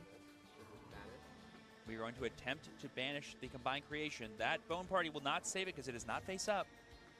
It will get banished. How much defense does Draco Future have? It has 2,500, right? Believe so. Yeah. Very, very utopic, to say the least. Yes.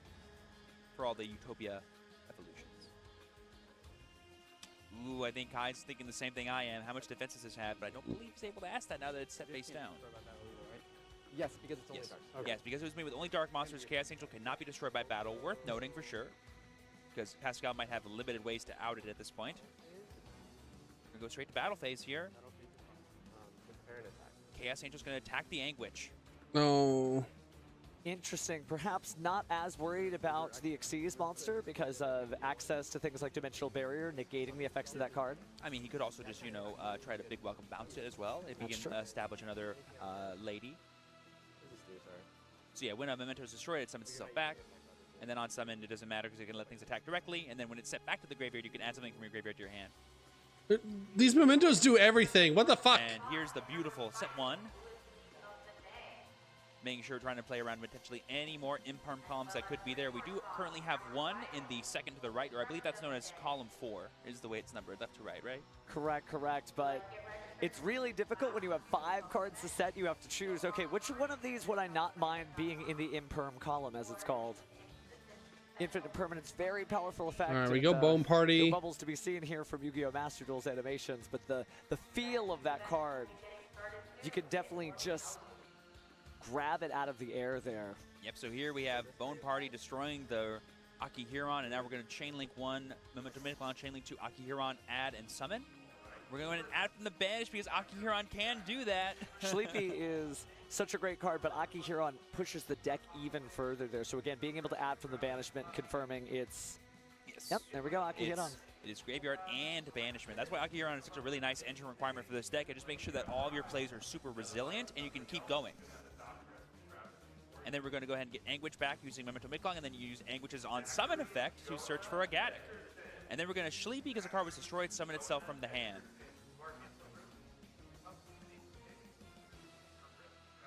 So Kai just confirming some card effects here, and we're going to Dominus Impulse. We're going to change Sleepy's effect to summon Dominus Impulse, destroying it, because we do indeed have a trap card.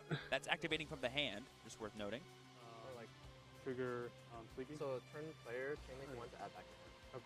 Yeah, so turn player priority, Kai is declaring for Chandelier to add to hand, and then we're going to change Sleepy. Yeah, because it was destroyed. Even though it wasn't summoned, it doesn't matter. It was destroyed by the effect of Dominus Impulse. be looking out for our Oh, what's happening? Chad, I'm cooked. the Memento and Dark Blade to the graveyard. Bro, this is all in phase effects. It's like playing Branded. Is this active on my end? No. So Clarifying that Memento is only during your end. More Yugioh, baby. These are unactivatable, yeah. During Kai's end phase, he's going to discard the lovely Labyrinth his hand and set using Chandraglier. That could probably save the fact that he unfortunately drew the card he's not used to drawing or happy to draw. And then we get the big welcome, which can summon it back during Pascal's turn. Yep. I thought he had a transaction in hand. I guess he set the transaction. Is it like Chimera Fusion? Yeah, it's only in case. That's why I would have used it now, but that's what I was thinking. Like, just Chimera Fusion. Kai's like, why didn't you use the Fusion spell? Pascal's like, I can't use the Fusion I can't spell right use now. it. Trust me, That I would wish be I could. good. That'd be crazy. I got fish what I need for the giant ballpark deck. Crazy. Kai's doing a really good job picking apart Pascal's board. This is definitely going to be a grind from here, but Pascal has a whole yard full of mementos and a ready combined creation. It's an interesting matchup like we were expecting, but again, the deck that doesn't stop stopping against the deck that never starts. All right, we're getting back the lady. Keeps going. So there we have the Bounce big back welcome. the We're actually Chaos going to be Angel. bouncing our own Chaos Angel and triggering Lovely Labyrinth to destroy a card either on the field or in the hand. I think that's very heads up for recycling a Chaos Angel because then you can go ahead and banish additional cards later when you make it with those coveted 10 stars worth of Dark Monsters. Adds the hand. Yep, so Chandralier will add to hand, and Welcome Labyrinth will set itself back to the board, and then Lovely will destroy a card non-targeting in the hand or on the board. This is all happening during Pascal's draw phase, I believe. We're going to chain Forbidden Droplet, getting rid of Anguish for cost to target the Lovely. That's pretty huge. It is worth noting that Kai did not activate a trap card during any of this time, so Pascal's free to respond. We're going to chain Transaction Rollback from the field. Targeting this. So you pay half of that? Yeah, or sorry, this targets Imperm negates this. Okay, so I'm 8,000, you have 4,000. Yep, Transaction Rollback what's on your field can actually top a trap your opponent has in their graveyard. Kai's going to pay 4,000 life points for that, though. But he might have signed his own note because, again, 6 minutes, 45 seconds left on the clock, 4,000 life points. We know these decks can literally play forever. That could come up later. Yep. The will still resolve, so now this is rough. Lovely has, There's the transaction rollback. oh, no, I guess it's not being resolved now because of the trap being activated, right? Copying that infinite impermanence. Thanks for bringing one to the duel. But jokes aside here. Oh, I guess, yeah, I guess that's how that works. He transaction rollback, but because transaction rollback was set, it counts as infinite impermanence being set. So it takes out the column of the Forbidden Droplet. That's an interesting play. I didn't know I didn't know how that worked. Hopefully he doesn't make the unfortunate mistake of setting a card there himself this turn. He sets to the farthest right column, or number 5.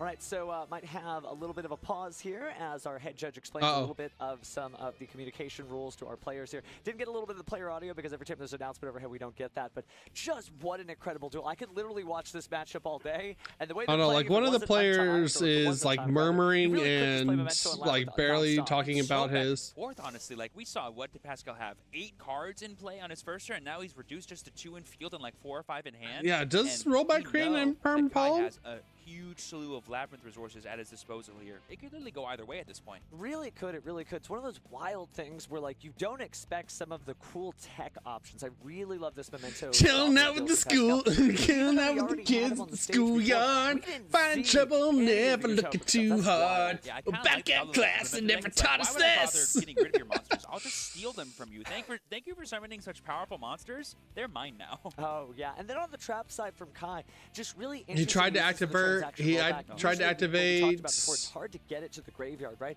But in the case of using that infinite impermanence, that was the perfect way to get it to the graveyard, and then be able to banish it again and do even more. Yeah, it was the answer to that Draco Future, because if he didn't do that, that was still going to be flip summon this turn and cause havoc. Oh, I have no idea what's happening. A moment before we get back into gameplay, but it's just again cool to see that.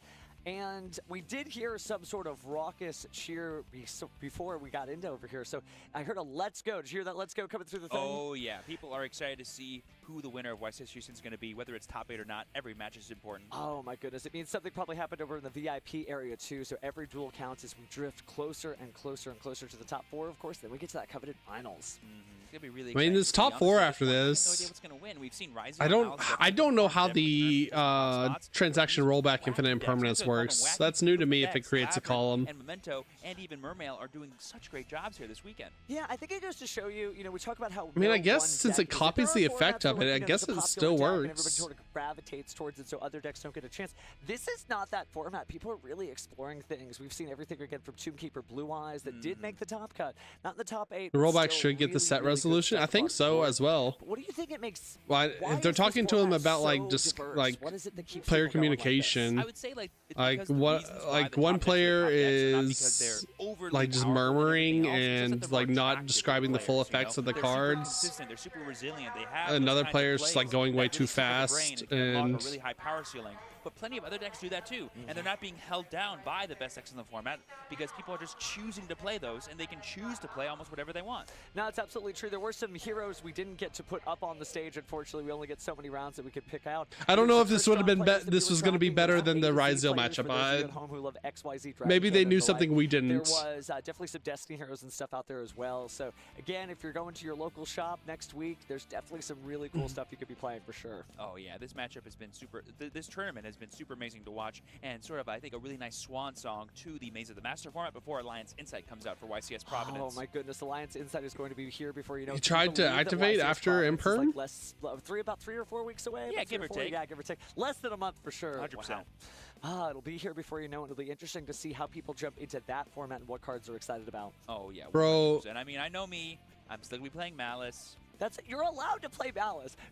There's no way they give a game loss in top 8. That's crazy. Has been out for a couple of years, and Labyrinth has been out even longer. Oh yeah, I'm really enjoying Yugioh right now. It's in a That's place where wild. no matter what I play, as long as I commit. All right, I gotta stop reading the YouTube chat. I gotta stop reading the YouTube chat. They're idiots. Well, hopefully Kai gets the miracle too, but we are still waiting, of course, for a little update from our judge staff, and it may be a minute here, so just kind of bear with us as we hang out with you in the chat. I mean, they're still at the table, so none of them have been game lost Can't yet. imagine why, but either or, we are happy to have you here at YCS Houston again, getting down to the top 8 duelists from all over the place. You could be here too, and I know I say it every time. Please, maybe you'll see me at YCS Providence and be like, hey, I'm here. What do you want? I want you to duel. Go have fun. That's all. Please, don't hurt me. As long as you're a duel, you're welcome at every YCS. Oh yeah. And it's a great place to hang out too. You do hear some. I'm about to break out the dumbbells while we I'm not in wait. the This is tournament. taking I'm not too even in the long. public events. I'm just here for the vibes. Yeah, it's duel time. Where else are you gonna go during duel time than a YCS? I love how a YCS becomes Battle City, and this is a phenomenon I think everybody knows. Maybe you get to the city. I got here particularly on Thursday, and there's no duelists. And then all of a sudden you start to see backpacks. You're like, wait, I know that guy. I don't know his name, but I've definitely seen him before. That is true. That was one of the things that I enjoyed about Nationals is walking around Austin. Like we got there early Thursday evening, Thursday afternoon, Rhode Island, wherever we go, and like just as we would walk around the streets, as the time passed, we would see people in the hotels. See people on the streets in the neighborhood, in the like city area with like backpacks and like Yu-Gi-Oh shirts and Yu-Gi-Oh cards. And yeah, it was just like it was a battle city. I don't think when Maze and the Master came out, anybody was expecting the Tomb Keepers to take over. Oh yeah, and I think what's really awesome about that deck is that it unlocks kind of a big dichotomy in duelists. There are plenty of people that love trap decks but hate the weakness they have when it comes to going second or the weakness of their monsters. Tomb Keeper has powerful monsters that unlock the power of your trap cards. You don't need trap cards to make your monsters strong. It works both ways. So it makes me wonder, since we're going to be seeing more stuff, if Jinzo will come back. But speaking of seeing more stuff, it wait, looks Jinzo's like, getting support? Take a look at the updated top 8 bracket right there. Oh, someone got a game loss. Ooh, it's looking right here that we do have some deciding factors from the game between Aditya and Anthony. Aditya moving on. Someone's getting a game loss. Really nice. Ooh, the two Swiss Manuel and making Nathaniel. That means we have top at least 4. One Ryzel going into top 4.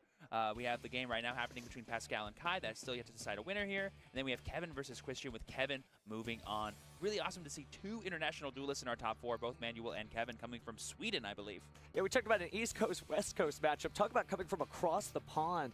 Duelists traveling literally from other countries. I've got to stand up. I can't do curls sitting down. Of their dueling, second to none. That is amazing. Yeah, given this matchup spread, there's actually a world where Kevin and Manuel face each other in the finals. And there we go, much better. Sweden versus Sweden in the finals at a YCS Houston. We've had it before. I believe it was YCS Indianapolis that was won by a player from Brazil. I remember asking, what does it mean to you to come all the way from across you know, so many different locations to get to all these different YCSs. Come here to America, win the YCS. And you know what Paulo's answer was? Brazil! Brazil! Let's go! Oh, it just goes to show you that duelists really do come from all walks of life, all nations. You're all welcome here. It is going to be such an interesting YCS if we do have just nobody from North America left in the contention. Yeah, that's one of my favorite things about card games. You know, I don't care if you're blind, I don't care if you're deaf, I don't care if you don't speak a single word of my language. As long as we're dueling, I can communicate with you and have a great time. It's good stuff. It's weird because we all do speak a second language, and it is the Yu-Gi-Oh! Trading card game, because if you see a picture, I don't care if it's like 50 feet away, maybe it's on the other side of a football field, you're like, yeah, that's pot of greed. I don't know what it does, but I know that's pot of greed. And it's, something's going to happen. Yeah, Someone's going to get it's game just lost, so chat. funny that like we do They haven't all gone speak back like to it. in like a Someone's getting pictographic banned. language, right? You see Someone's that getting card, and you're kicked like, out. oh, there's that. And They're in the same murdering way him that on somebody stage says a right word you don't now. know, if you see a picture you don't know, like, what does that do? And duelists are these amazing genius-level people that can be like, oh, I've committed this full thing to memory, and I'll know it for the rest of my life just off of this picture. And worst case scenario, you always have Yu-Gi-Oh! Neuron to translate any card you need. Oh, Neuron is such an incredible app. Like, I don't mean to glaze on it, but the idea that you could just, like, scan the card and be like, oh, and now I know it. It's in this language, and now I know what rarities it's in. Good stuff. But Good for some stuff. reason, every time I scan Pot of Greed, nothing comes up. I Weird. know. I can't. I just like. It's a bug. It's a bug. Maybe it's a feature, right? For anime fans, you know what we're talking about. Oh, goodness. Well, I have to say, after we got out of the Team YCS, right? Because we're coming off of Team YCS Las Vegas, you know. I don't think I expected the Well, format there to ain't shake no up way this they're giving a much, man a but game I loss guess to it shows top the strength 8, of to the individual side, duels top competing 8. by themselves. Yeah, Team YCS are always a different beast, you know? Like, there's always that mentality of, do we all This play is the gonna same be deck? on- Do we this all is play gonna be on different Twitter decks? for days. Usually, if you This want is to gonna have be a on team Yu-Gi-Oh! having Reddit. 3 minds on the same strategies, that way we can all share strategies, share advice. It's really nice. But having 3 different decks to try to give yourself the most sort of diverse field and not be as easily countered is pretty good, too. Yeah, it was a super awesome format, and I'm glad I got to play with you. Thank you. But focusing on the cards, not on us, right? We've had our day. It's just wild to see that, like, just through a few weeks, so much has changed. I feel like Ultimate Slayer just disappeared.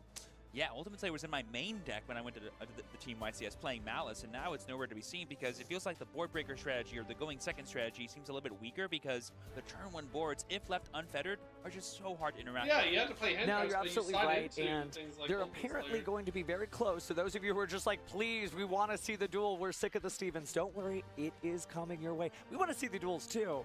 But following up on your comment on the Ultimate Slayer, it's just so wild to see it disappear because it felt so good to just be like, Myriologic Aggregator, there's your Xyz stuff. But it's true with water out there, there's not as much like mileage that you get out of it, and the extra decks have always been so crowded, so it's very hard to put so many different decks for sure. Yeah, and like if you're banking on your board breaker being enough, you just can't be confident that it is. And so if you're going for a consistency and trying to maximize your chances of being in the top cut, having just something that protects your turn 1 or gives you some powerful non-engine to kind of stymie your opponent seems like what most duelists here preferred. It's true that I that's need what to makes get back the to Yu-Gi-Oh! gameplay. I don't know Series how many so more special. curls It's I not can just like do. a 5-round tournament and like a giant locals that you may have, and it's not a My regional arms are championship dying with here. just the people around. These are people who came from other continents around the world. They're definitely going to have the cards. You can't think that, oh, he's not going to have 3. He has 3. But they also come from like different scenes, so they have different perspectives on it, and you may run into something where like, oh, no duelist would ever run that. And they're like, no, they run that over there. They do it. Oh yeah, really exciting to see. So yeah, speaking of excitement, is there anything you're looking forward to? Well, I guess in Alliance Insight, it is going to be the Malice stuff for sure, right? Well, but actually the Attic District stuff specifically that you get to play in Malice, I'm being honest. Oh, interesting. So a little bit of an update, though, for you at home. The question apparently what was, they could we were talking do with the judges, while is we're whether waiting. or not Memon Anguish searched twice in one turn. It didn't. Anguish, How do the I feel first about copy summon Azamina came from Aphis? combined creation. Azamina Aphis is an amazing card. It's wonderful, Resummoning but the it's first one only off the good field, if you and so go full the only combo. card It's a searched very was win more Sleepy, and it was card. never searched twice If off you're Anguish. if you're However, already going just full like we talked combo about, both of these are with kinda White Galaxy Forest Brain level decks Azamina, with so you're many little already micro winning the game. interactions, so we had to You don't make sure we were you verifying don't that. need But it looks like we will Aphis. be going back into the gameplay relatively soon here. We just want to update you so you at home aren't guessing or forming conspiracy Like, what theories or something happened? like that. That's what happened. We were just verifying. That's all. What Like I said, happened? the judges are there to make sure that a good, clean, honest game of Yu-Gi-Oh! Happens, and any legitimate question like, did These are kind of Galaxy Brain level decks with so many little micro interactions, so we had to make sure we were verifying that. Had to make sure. Oh, interesting. So a little bit of an update though, for Okay, you at hold home. on. The question apparently was, as we were talking with the judges, is whether or not Memon Anguish searched twice in one turn. It didn't. Anguish, the first copy summon came from Combined Creation, but the second Anguish came from Bone Party. It was resummoning the first one off the field, and so the only card searched was Sleepy, and it was never searched twice off Anguish. However, just like we talked about, both of these are kind of Galaxy Brain level sure. decks. Why? Did ask, can you Why did we step away from the answer is yes, so great time for Dimensional Barrier. All right, so they won't be able to go into Why did we creations step away anymore, but from the creation is on the the table, I think, gameplay and for that is that? more than enough to maybe I feel like that could have been destroy answered very Kai's board, 'cause quickly. remember, he's only at 4,000 life points. Oh, you're right, from the earlier transaction rollback. Now, Yeah, he does with have 5 transaction minutes rollback left, in the graveyard, he's but cooked. with limited options of traps in the graveyard. I think I only see 2 cards there for now. Ooh, and there we see the Tatsuno Toshigo being summoned from Pascal's hand. That'll be more than enough names being sent to the graveyard that he needs to start comboing off, I think. Let's see. Yep, so we got Mace being sent there. That's 1 star. We need 4 more stars worth of Memento monsters. We've got Darkblade, so that's 5 total. I think Gaddock was already in the graveyard, so we couldn't get any more value out of that. Even if I get kid, still count something grave is nice. No, it's a very good card. Just the problem, against good for Master Duel. Don't get me wrong, but if you're playing TCG, problem is people are bringing in Drolls against you. People are bringing in Nibs against you. People are bringing in. They already have Ash Blossom, Effect Veiler, Imperms, so this is the effect of Darkblade to discard and destroy a spell. and Mulcharmies.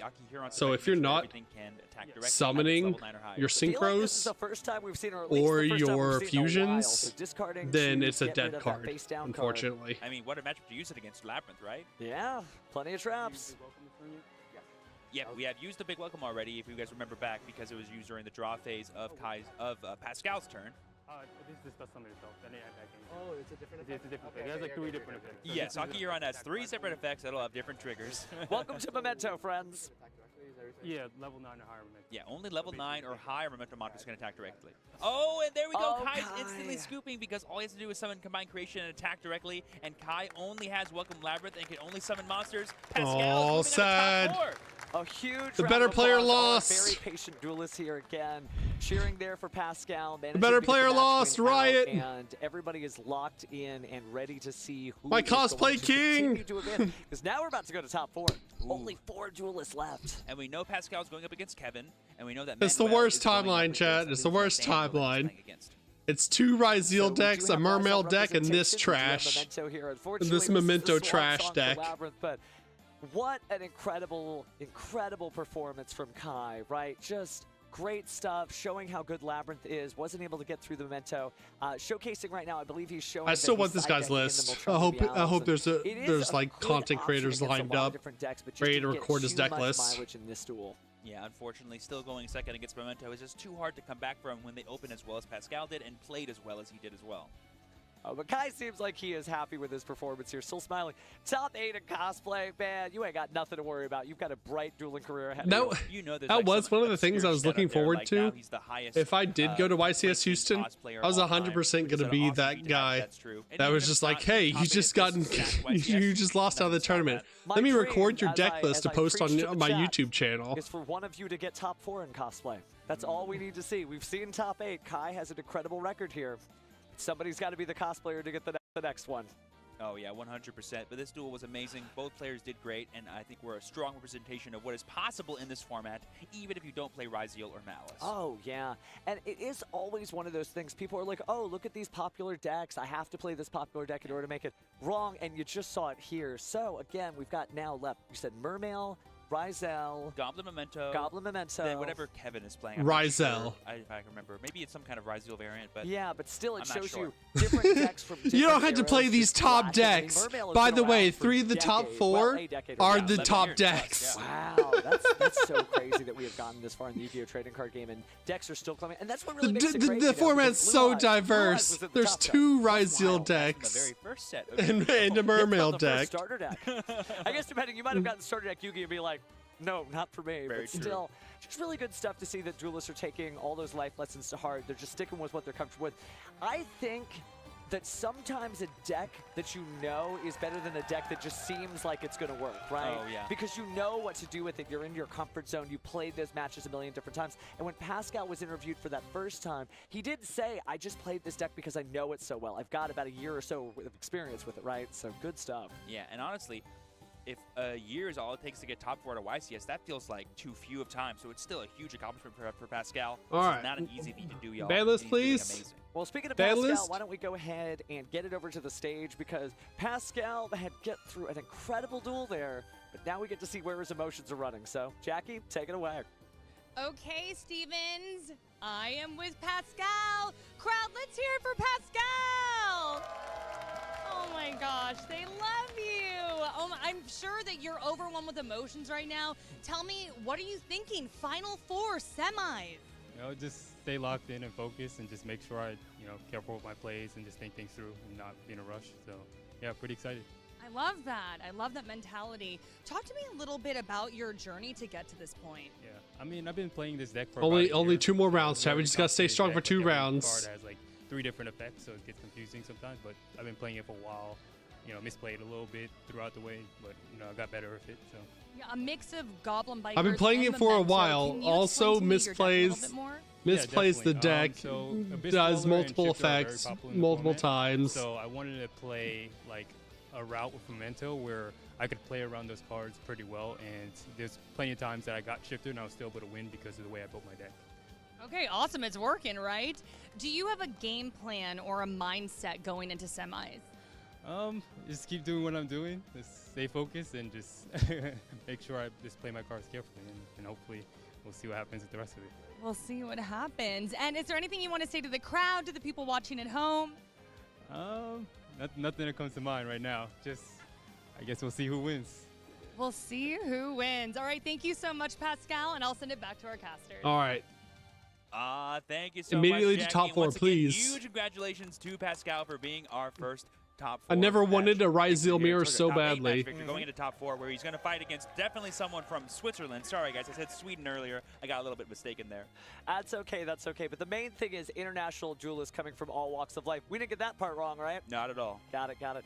But speaking of all walks of life, let's talk about all games of life. There's just been an incredible collection recently released. You might have heard of it. It is the Yu-Gi-Oh! Early Days collection.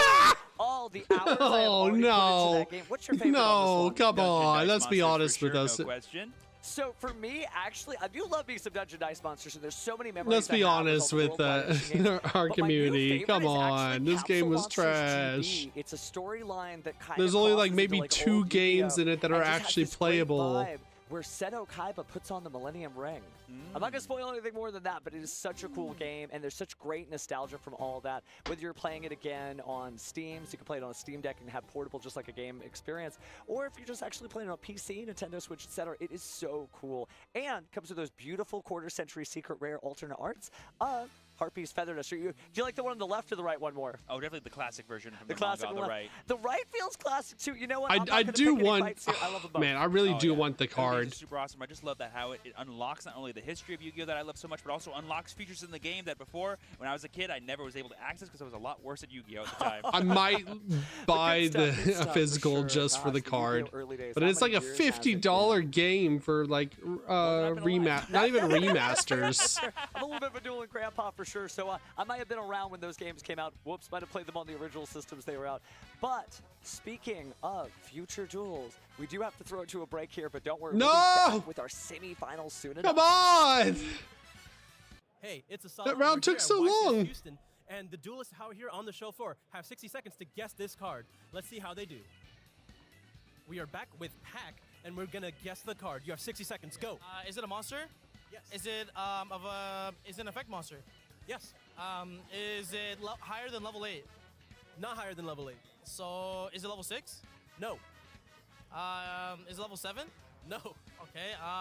Okay. Is it level 1? No. Is it a Link monster? No. Is it a XYZ? No. Is it a Synchro? No. Is it... What? Damn, this is hard. Okay, is it level 2? No. Level 3? Yes. Okay. Is it Ash Blossom? Not Ash Blossom. Is it a hand trap? Or sorry, is it a card you can use from the hand? Yes. Ghost is it Toker? Destroy? Yes. Ghost Ogre. It is Ghost Ogre and Snow Rabbit. Jesus. Thank you guys. Boom. I'm back with Logan. You have 60 seconds to guess the card. Go. Is it a monster card? No. Is it a spell card? Yes. Is it a normal spell? Yes. Is it meta relevant right now? Yes.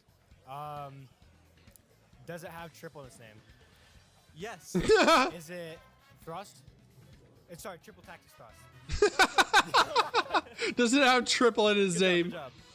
And I'm back with Nicholas, and you have 60 seconds to guess the card. Oh no. Go. Is it a spell? No. Is it a trap? No. Is it a monster? Yes. Is it a link monster? Yes. Is it like a monster they played in the anime? No. Is it like a meta monster, like a one that's popular? Yes. Is it a Malice card? No.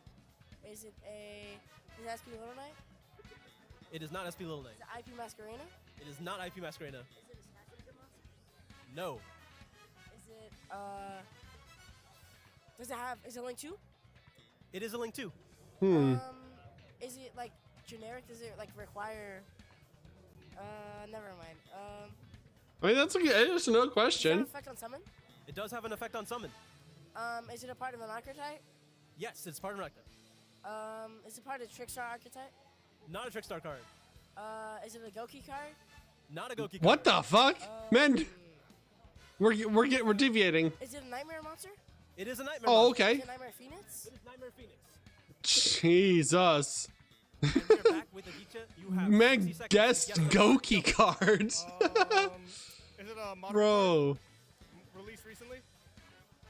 Define recently. Was it released in the past 2 sets? No. Was this card played in 2023? Was it played in the last 5 years?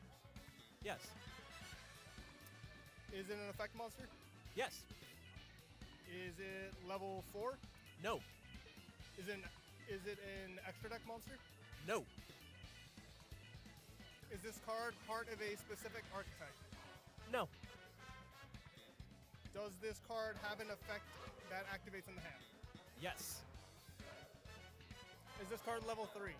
No. Is it a fire? Not a fire. Is it a light? Nope. Dark? Yes. Dark level 7.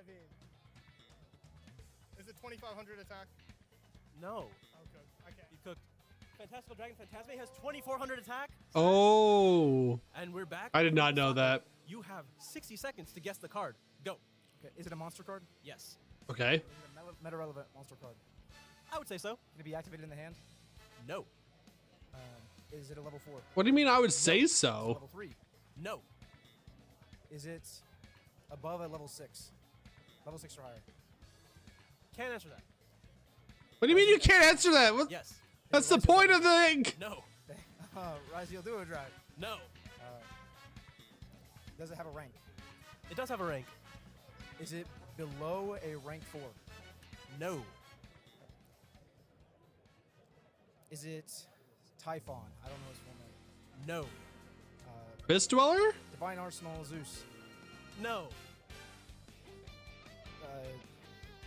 High King Waivers Caesar. I don't. Can you get it? Can you give me all of that name? Absolutely not. High King, Super Wave Caesar DDD. That's pretty close. There's one extra there. At least you got the DDD part. It's DDD Wave King High Caesar. Oh god, what's happening to the stream? Oh no. No, they're crossing. They're crossing over. Hey.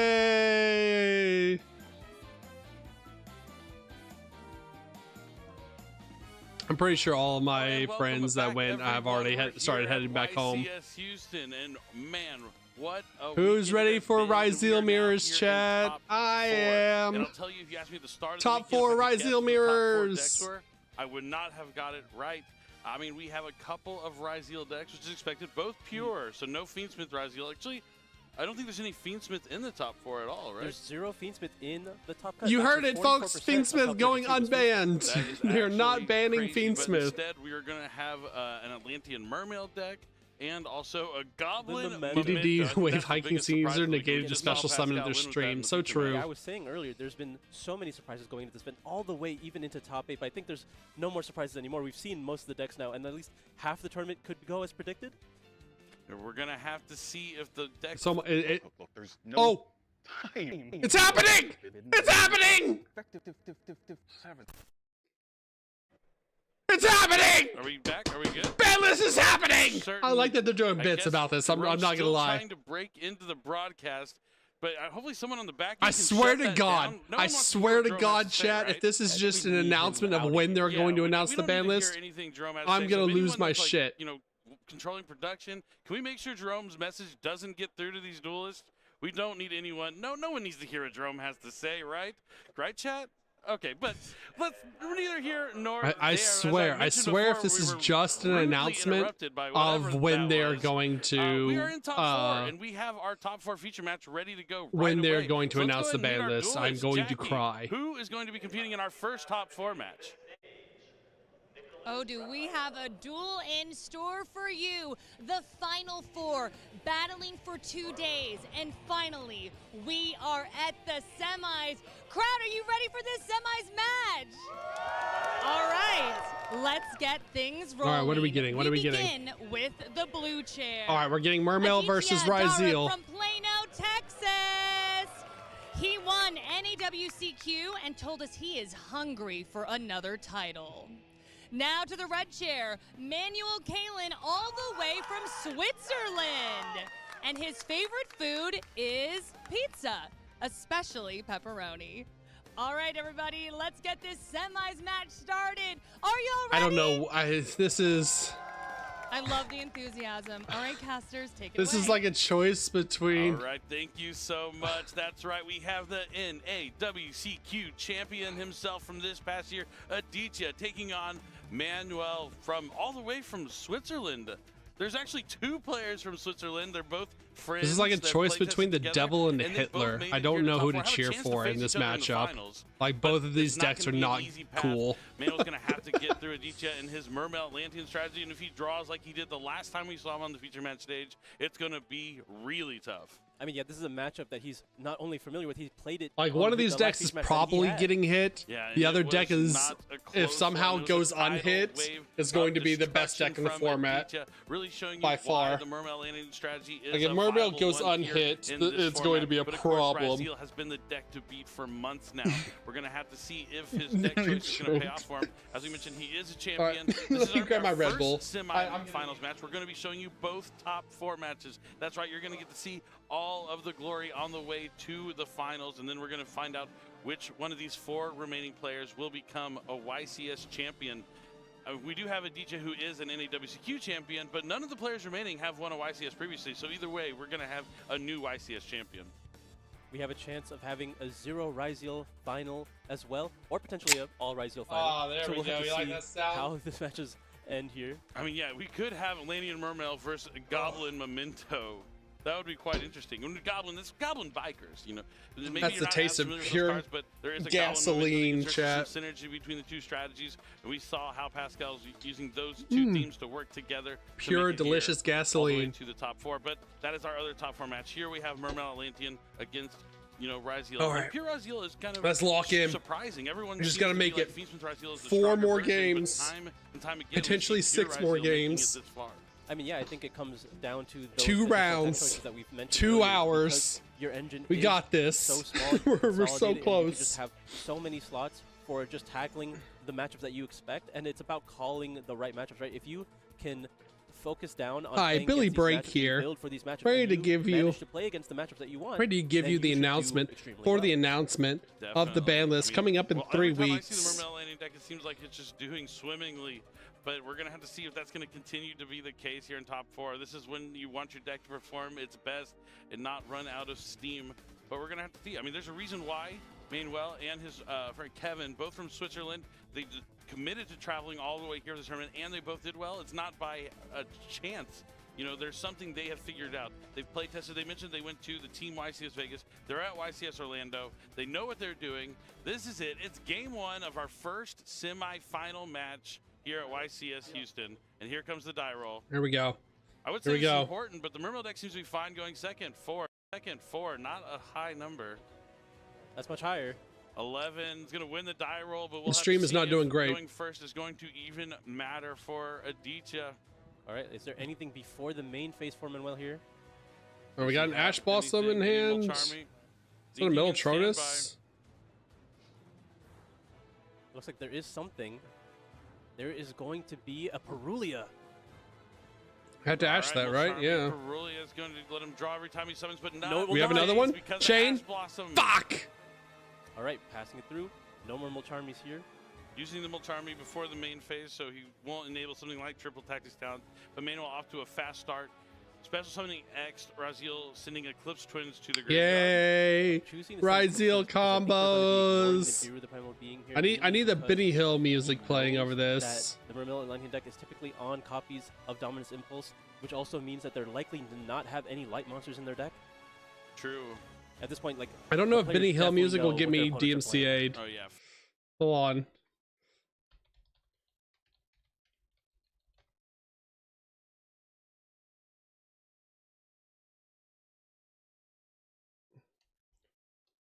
Hold on. Hold on.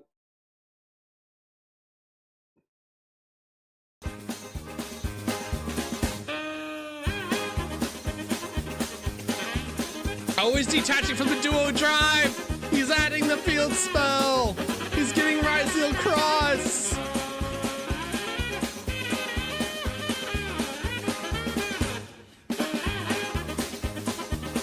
Oh, is that the Raziel trap card too? Crazy. Yo, inventive. Oh, he summoned ice? Wild.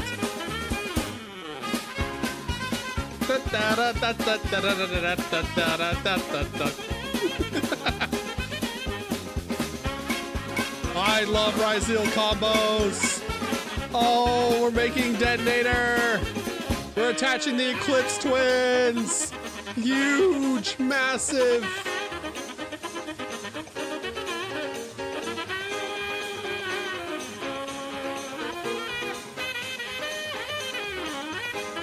Raziel combos, oh, we're overlaying. Abyss Dweller. Burr, burr, burr, burr.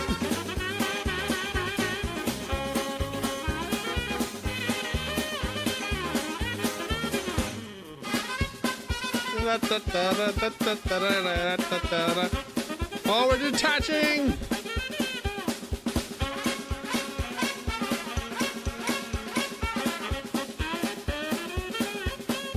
Shuffle back, draw a card. Why not?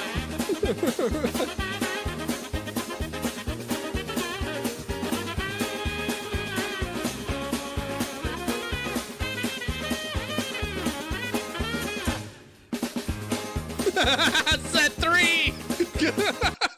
Good luck, Mermill opponent. Underneath it. Oh my god. Out for him here as he draws for his turn. Man, never seen this combo before. Whoa. Yeah, not yet. The Abyss Dweller. Now, if this resolves, it's going to be an uphill climb. Crazy. It looks like the Dweller will be resolving. Mermill Atlanteans are heavily dependent on the graveyard effects. I wonder if it Go game 2. choose to play the turn out. Go game 2. See that cool token that DT got at the World Championship this past year. He's going to start things off with 1-for-1. All right. He's going to discard the Gluttonous. Reptile Rethus. I hope they ban Abyss Dweller. I hope they ban Abyss Dweller, chat. Abyss Dweller not long for this world, surely. Two different walks of life, I suppose. We're going to have to see how this 1-for-1 is going to help with DT. He'll be able to access Neptibus, but no doesn't effects. really do much, right? Yeah. I mean, it still adds to hand, which is fine, but you've already had to spend 2 cards to summon this, and it's not getting all the value that it normally does. Yeah, if he uses the effect, he will get to add, but the Detonator will be able to take it down. He is going to use the effect, pay the cost. The reason Mermill is so good is like all these effects are so costly in their nature because they have to send cards from their hand or field to activate, but because the cards in the graveyard have so many effects that trigger, you can often just get so much of that value back, but when you're not getting any of that value, your hand depletes so quickly, and you already start at 5 cards because your Perulia was ashed. So after using 1-for-1, we're really running out of cards here. Looks like we're sending Shrine to the graveyard as cost for Neptibus here. Okay, putting Scoop him up. Scoop him up, Mermill player. Scoop it up. Just go next. It is a monster we'll be able to summon. We won't be able to get to capitalize really on having to send the monster from the deck as a cost. At least a form of removal in this instance, but you have to keep in mind, Raziel Cross is standing right there. so menacingly. It is a menacing field. Are we not activating detonator here? Cross, but we're gonna have to see the next move for Aditya. I'm sure he has encountered a few Abyss Dwellers on his way to the top 4. He might not have, honestly. That is possible as well. So he's gonna go ahead and send the Neptibus to try and special summon Poseidra from the hand. The Storming Atlantean. He's going to be able to use its effect on the field, send as cost water from the deck. Try and return a card on Manuel's side of the field to the hand. I imagine that is going to be negated with cost because it's going to go after the detonator here. Yeah. Almost certainly. I'll target detonator. Yep, Oh, detonator. yeah. So he has to opt cross destroy this. it as well if he so chooses. By chaining the effect of No, detonator. here. oh yeah, he's just gonna detonator, pop it, Eclipse Twins, bring it back. Target and destroy the Poseidra in response. Wait, what? And then during the resolution of the chain, he's also going to be detaching for the effect of cross. And now Aditya only has 3 cards in hand. Yep, so he negates the Poseidra, he destroys the Poseidra. And he still knows about the Plasma Hole, so any monster he puts on the field can be immediately removed. There's Teus, and again, that's so expensive. Yeah, I mean, the big thing with the Mermail decks is they're very costly to use all their effects, but you're usually getting returns on the cards you're sending to the graveyards as cost. Hey, guess what, chat? Ryzeal gets another main deck name to play in All In, or in Alliance Insight. Will still be able It's to so add much a low for fun. Mermail.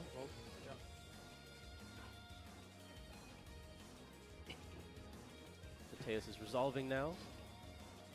Going to be able to add a Mermail from the deck to the hand. Both Malice and Ryzeal get main deck names. Maybe he's going to go for like Shadow Squad. Oh no, it's going to be an Abyss Shrine.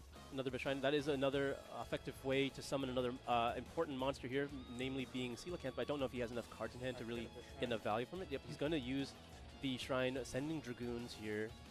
Aditya down to no cards in hand. I think Manuel will activate the card he drew, and it is It's called by. Grave, and that is going to be enough to seal the deal. Actually rolled and smoked. I love Ryzeal. I love Ryzeal, chat. Just the knowledge of know how to play it.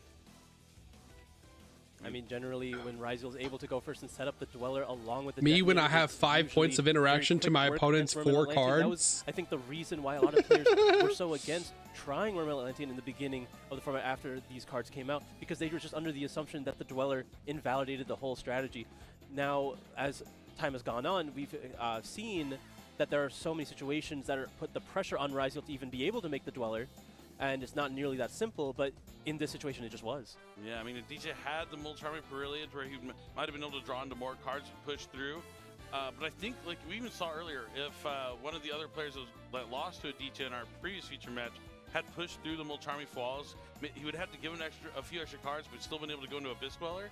No matter how many cards they have, sometimes that's just enough.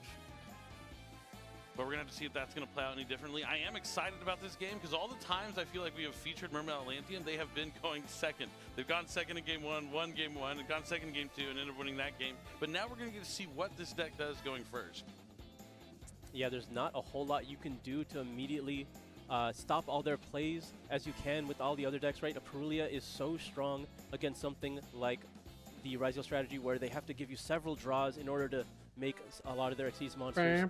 And then you have Lancia against Malice can really shut it off. And as well, Dimension Shifter is really the only card that can shut off the Mermail Atlantean's turn if it's able to go first. And that is not a card that you typically see in Ryzeal anymore.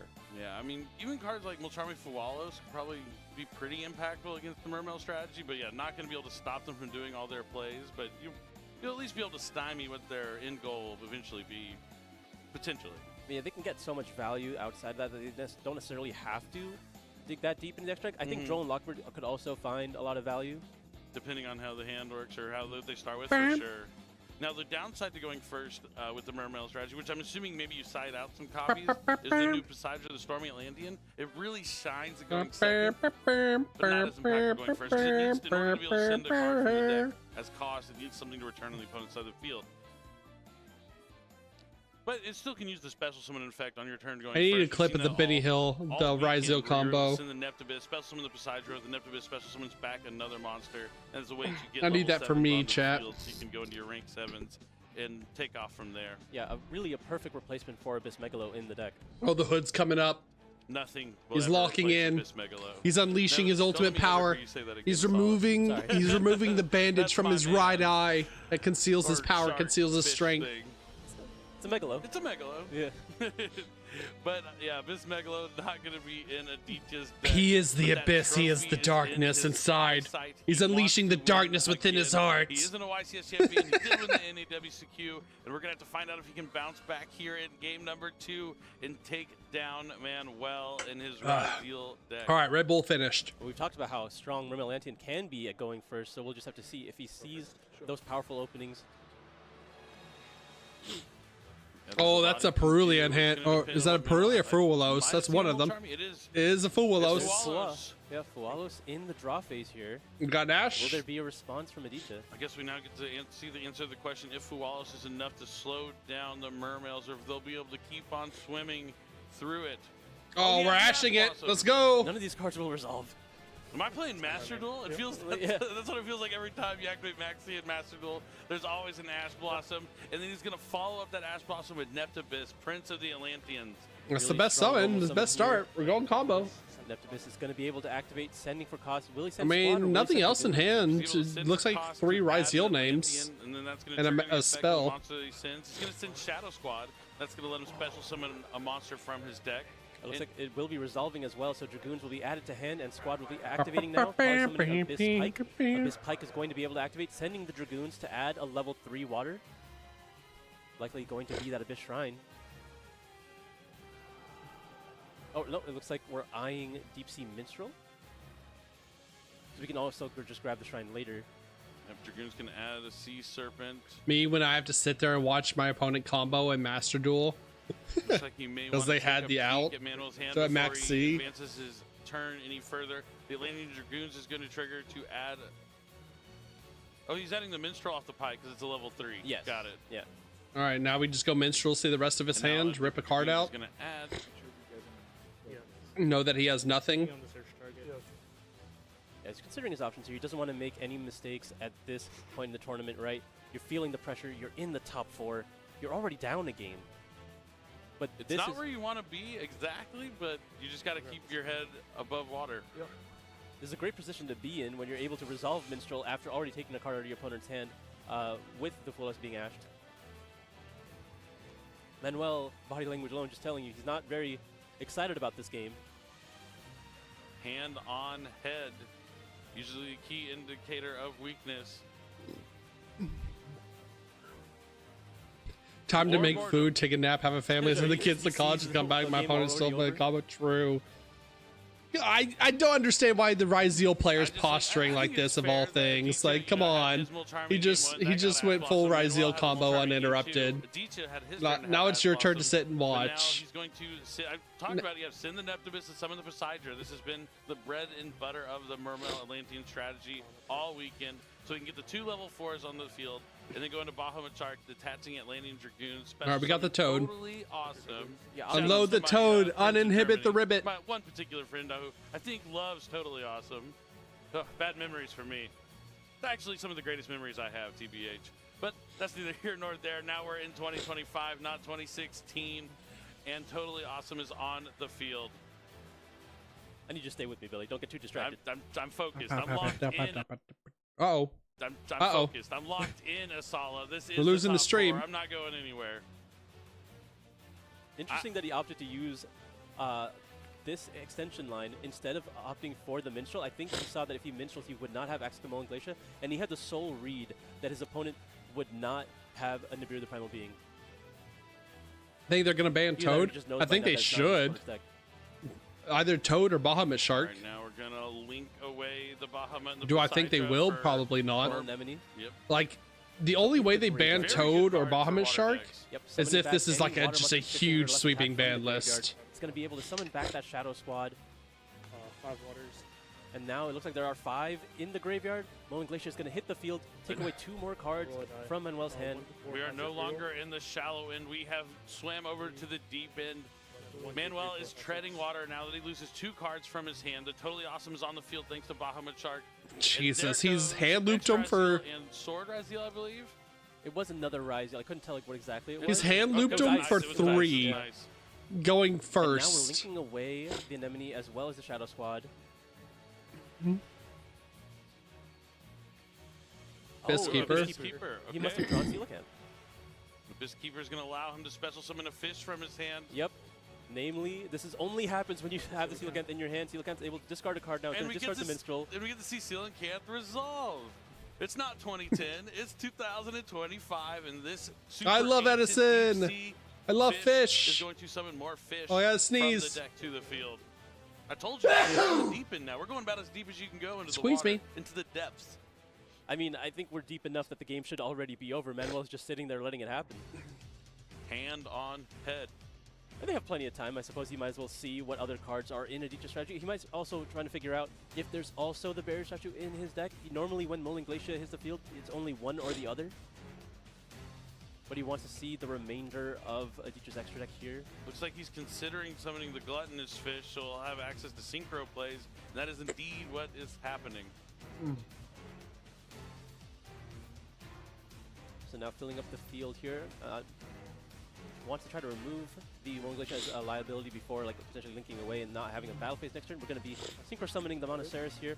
Monoceros is going to be able to special summon back a fish, so it's going to go after the Abyss Pike and then copy its level. So they're going to be 2 level 4 monsters. Again! Again! Again! For this deck. Again, dangerous! And now he's overlaying those two. Hey, for Marvel Rival memes, let's go. Level 7. Yes, he's going for level 7 here. And now we're going this is even better. He's still going to make another Bahamut Shark again. But he's going to have some more value along the way. Streamer's twitchy, true. I'm ready. I'm ready for this. I'm ready for this ban list. I'm locked in. Once again. How many times can you resolve? How many times can you resolve? Two toads! Double toad! 2 totally awesomes, 2 cards. We're double toading. We talked about how Mermelanian's been doing well, going second all day. Uninhibit the ribbit. Unload the toad. First like that, thanks to multiple copies of Bahamut Shark. Abyss is coming down next. That'll be useful. Usually it's useful to ditch Atlantean monsters from your hand during your opponent's turn. So you trigger something like Atlantean heavy infantry so you can destroy a face-up card on your opponent's side of the field. You basically want to have 2 forms of ways to discard from your hand. So you want to have access to infantry and access to Unclog the frog on the field to also go after your opponent's field. So you'll have a bounce and Is that a droll off the top? Set up on your opponent's turn. Nice droll, opponent. Everything that's already there. All right, so oh, it is a Metal Tronus was the spell card. Totally awesome. One of the totally awesomes. And that's they have another Ash. Ash Blossom. Get cooked. Yeah, Manuel's seen Get out of here. He didn't. All right, time to sit through another Ryzeal combo, chat. Going to be diving into his side deck as he prepares to go first in game number 3. But Aditya saying, yeah, you might win game number 1, but now that I get to go first, I get to have access to my side deck. I'm not going down without a fight. I mean, it's just so impressive what the deck can do going first, right? Once I you're love able to coin get flip past that checkpoint formats. of resolving Neptibus, it just seems like there's nothing that you can do to stop it anymore.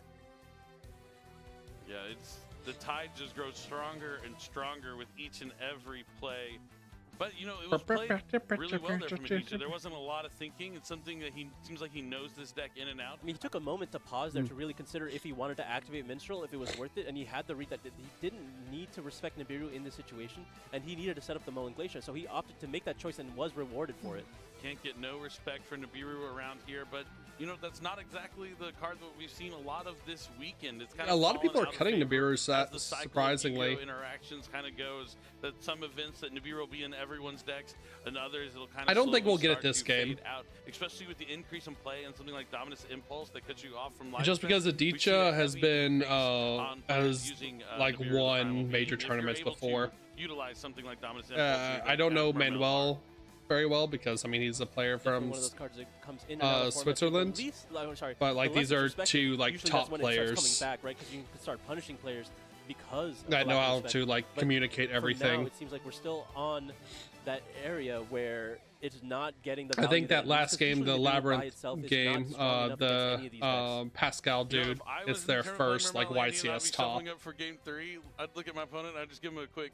But that dude is also playing another Switzerland Ryzeal player. It's a good thing you're here with me. So I'm pretty sure he's about to get cooked. And I get to be here with all the awesome duelists watching at home, trying to find out who is going to win YCS Houston. What deck is it going to be? Will it be Ryzeal taking it, or will one of these other decks? I mean, it could be Elenium Mermail, or it could be Goblin Biker Memento. I would never have predicted this top 4. I may have said like half win Ryzeal. I would have assumed one maybe being a Fiendsmith, but no Malice. Instead, we have Atlantean Mermail, Goblin Bikers, and a couple of Ryzeal decks. Only ones remaining in this tournament. I mean, I would have believed you if you told me there would be 2 Rises. I would have definitely believed you if you told me there would have been a Mermail 19, but I would have never expected the Goblin Memento. Yeah, Pascal really putting on a clinic with that deck this weekend. And if he had lost, it would have been Labyrinth in the top 4. It was so close. That match was a good one, but Pascal was able to take that. But now we're here in game number 3 of our first semifinal match. The decks are shuffled. The side decks have been utilized. We're mere moments away. I mean, Manuel still doesn't seem so confident. The head is still heavy. But he is able to go first now, and all he has to do is try to set up a Dweller again. But Yugioh will have potentially more answers in things like Xyz Encore. Yeah, that's the big difference when after diving into the side decks is there's definitely cards in the side deck that will target down Abyss Dweller because they know that is what the players are going to try and go into before anything else to make sure they can cut off those all-important graveyard effects. But this is it. This is our first semifinal match. Game 3. The winner of this game wins the match, and we'll move on to here we go. the finals. Our first finalist. What do we open? YCS Houston. Not Houston, to all you New York folk out there. I know Oh, you have that's your a brick Houston from the Ryzeal Houston. player. That's a... Down here in Texas. I would have never known that. Oh, I didn't see the bonfire. Never mind, that's not a Down brick. Here from Manuel, a good start. Oh, now that's pretty brutal. All right, we have a pot. Gamble there. Not saving it for the duo drive. We got a Pot of He's trying to Desires. say, I don't think you have any Ryzeal monsters. Pot of Desires is up next. I mean, that is technically a sign of weakness, but it can easily. Got a pot. We got a pot. Will he draw any Ryzeal monsters? He has to banish the 10 cards face down on top of his deck. Will he draw Check engine? the banish before draw player, I see. I feel like there's 2 different schools of One. Okay, that's not a Ryzeal monster. Oh, that one is. I Did don't he know hit? if you can see it. Okay, well, Oh, I won't spoil it. He did draw something that play will continue this turn. Oof. We've seen a lot of it happen where the plays have not. That's an been imperm, a nib, What happens when water gets cold? a nice. It turns to ice. Ice Ryzeal is coming down. It's water frozen. And now Ice Ryzeal is going to special. What's summon crazy a is Ryzeal that's just monster full from the combo. deck, and it's going to be If he has no other answer to It's gonna be this. Sword Ryzeal. Did we check to see if he had Ryzeal monsters left in his deck beyond that? I saw his Desires banish pile, and there was barely any Ryzeal names. I saw the Plasma Hall, but I didn't see much. You know, I think he'll live without it. Yeah, I think Many players have. All right, here comes Duo Drive. Ash Blossom's gone. The Duo Drive resolves. Adichia took the big gamble. Usually when you Ash Blossom something like Bonfire, that's kind of signaling your hand might be weak. You don't have any other forms of interaction. So you're just kind of gambling and hoping they don't have anything else to play I mean, with. all the Ryzeals are dumb. Like, every single Ryzeal name is full combo. Looks like we're just going to go for the node as well as the Ryzeal Cross. Going to activate the Ryzeal Cross here. Like, that's a Book of Moon, a nib, an imperm. Special summoning the node. The node that he just... Sword Ryzeal's going to send Duo Drive to the graveyard to try and special summon back Sword Ryzeal. Adichia picks up his hand and takes a look, but no cards are going to be played.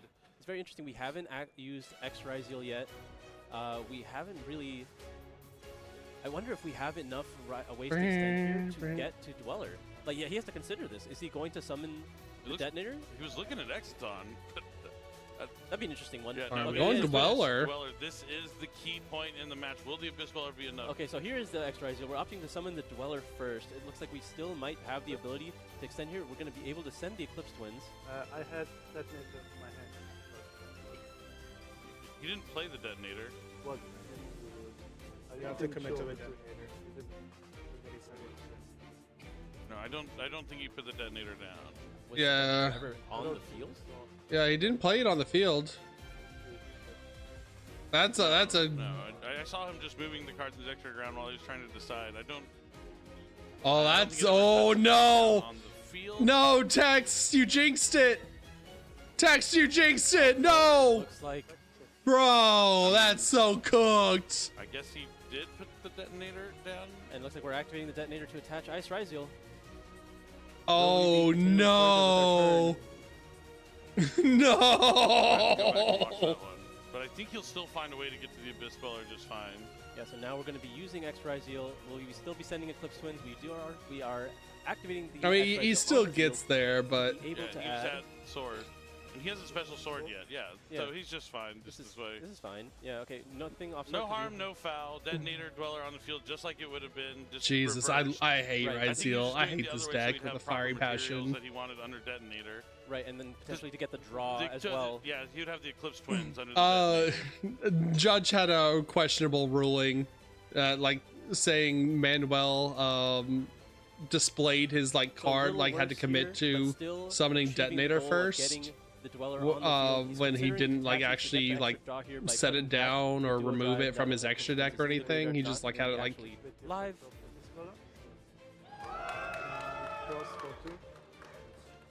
So now we're putting the 2 cards back. Mhm. And we draw another good card here. Jesus, this is all off of. We're gonna set a couple. Yeah, this is all off of Pot of Desires, by the way. Hitting one Ryzeal name. Over to Aditya.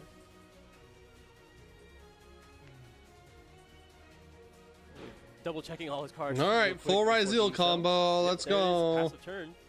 With Eclipse Twins in the grave. Here again, facing down the detonator as well as the Abyss Dweller, as well as the Ryzeal Cross. Will he have an answer at all? Does Aditya have Xyz's Encore? It's the only card that'll really do it here, and even then, it doesn't seal the game for you. You still have to deal with the cross and the detonator. Yeah, it is just step 1. Yeah. But he needs that step 1 to get to step 2. He's holding in draw phase, so the Abyss Dweller can't activate yet. He does have the Encore! He has Xyz's Encore! Okay, we have a graveyard. Thinking on target. Uh-oh. Oh, what do you mean thinking on target? What is Aditya cooking? What is going on? I'm so excited to see how this turn's going to play out. We have a game, folks. Is Xyz's Encore once per turn? It's been a while. I'd have to pull up the card text on that one It's to not see once if per it's turn. I've only ever used it once on Ophion, so I don't know if I ever needed the second one. Let's go ahead and pull up the card text real fast. It doesn't look like it. Okay, it's not once per turn, so he could have 2. Yeah, because these Encore's in a lot of side decks right now, specifically because of the Ryzeal matchup. What, Chaining Dweller? No, he picked the Dweller. He picked the Dweller. Okay, I'm very confused there. So now he's going to summon back Sword Ryzeal, thinks Xyz's Encore. Because it gets around detonator. Now, can we do it again to really simplify this game?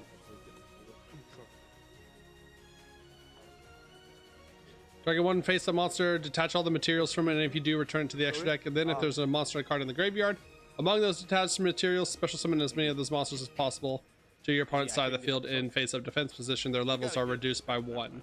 That'll be something I can talk about. But you cannot activate in the future, but we are in effects. The present right now. He's going to go Deep Sea Mitchell, discard Dragoons. That's pretty good. Check the hand. There is a card in his hand he does need to take out. It's the card I was talking about last game that we thought people weren't playing, but maybe they're just not drawing it. All right, we get to see the This is nib. prompting a deep think here from Manuel. This is game 3, a lot on the line here. The deep think for the deep sea. Like, does he have called by? You would rip called by here, right? This decision could determine. Oh, he's doing the actual thing, the fingers on the head. All right, he's going to take a peek. Nibiru, Bonfire, and X. We only have 2 cards in hand, though. Like, right? Like the only card that really matters here. It's only for the turn. Dragoons is going to let him add if there is no response from Manuel. Something like Call by the Grave again would be huge. He can use Cross. Oh, he could use Cross also. But Call by the Grave would like last through the remainder of the turn. Yeah, Call by the Grave. That would make this really simple. All right, so he's going to detach for Cross. So Atlantean Dragoons effectively negated. So Aditya is going to need more cards to progress this turn. Does he have Neptibus? It's Poseidra. This is last cards. Okay, is that good enough? I mean, he can send another copy of Dragoons here to get rid of the detonator, and it will get rid of the detonator because now that Cross is gone.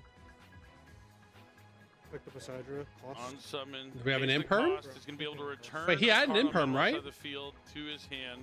I thought he had an imperm. Surely going after this detonator. Oh, it's for cost. Really considering what he has to send down. I mean, the only two options are Dragoons and Shadow Squad at this point, right? But or looks like he's thinking of. what does Dragoons do from this point on? You would Dragoons for no, going for Shadow Squad, targeting the detonator. Imperm. Flip it. Is there a response from Manuel here? Detached. Chaining the detonator to try to destroy the Poseidra. Chain He has imperm. another chain. It's infinite permanence. Oh, that's going to keep the detonator on the field. That's huge. Yep. All right, Shadow Squad effects. Aditya out of cards in hand. I think there's one material left under detonator. That makes sense. One from Cross, one from Detonator's effect here. Special summon like this. Have been Alright. used. And he's then going to Book a Moon on summon. This is the one card that's really good against Neptibus. He's going to book a Moon it before he can send it as a cost. Aditya has nothing left. GG's. Control the tides. I love They do Ryziel. indeed, and the tide is coming up shallow here in Game 3 for Aditya. He had the encore, but not enough to put Extend the hand. Extend the hand, opponent. Or Bonfire and X Raziel. Those are some good cards to have for Raziel player. The game is over. He has no other cards to play with. All he has to do is pass turn. I think Aditya has run out of water and time. Just checking the stats on that card real quick. During the end phase, Minstrel will give back the Nibiru to Manuel's hand. And then we're drawing for turn. The rest is just a formality at this point. I love Ryziel, chat. 4 more years. 4 more years of detached one. Moon. We're going to be starting with X Ryziel. Oh. Sending another copy of Eclipse Twins to the graveyard here.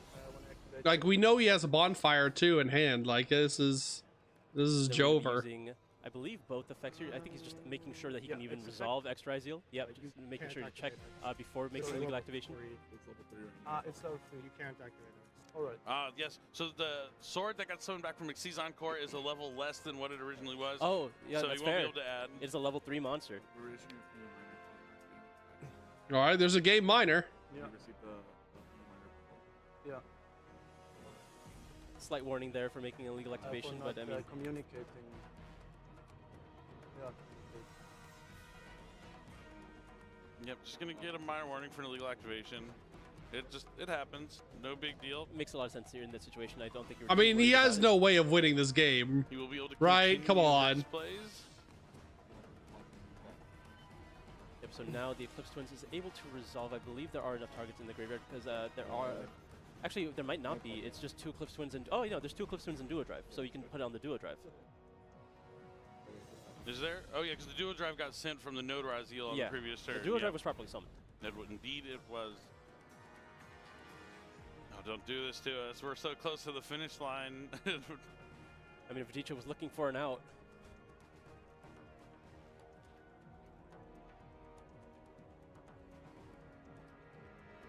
Man, this was a good Game 3, though. I mean, that's the thing. Even though you deal with the Dweller, right? There's no fucking shot! The field, like, Come on! The cross. Just let him play! Really came down to that. Like, I don't even want to root for the Ryziel player, but come on, man. He bonfired, it got ashed. If the Spot of Desires didn't get him any Raziel cards, he was gonna be able to set Book of Moon, Imperm, and have some defensive. The Murmur player had no outs to win whatsoever. And the Desires got there. And I mean, He I talked has about that's fucking one of the big game. advantages of pure Ryziel over Fiendsmith Ryziel is you do get high impact. Jeez, spell cards what does like YouTube Spot have of to say about Desires. this? I mean, at the end of the day, it's What's your thoughts, YouTube? Hold on. Let's read the playing to your outs. Judges are the worst ever. Bad judge. No way judge throwing. Next level judge support. But in situations GG dice roll. Win on technicality. Because you'd rather have the option to play than not.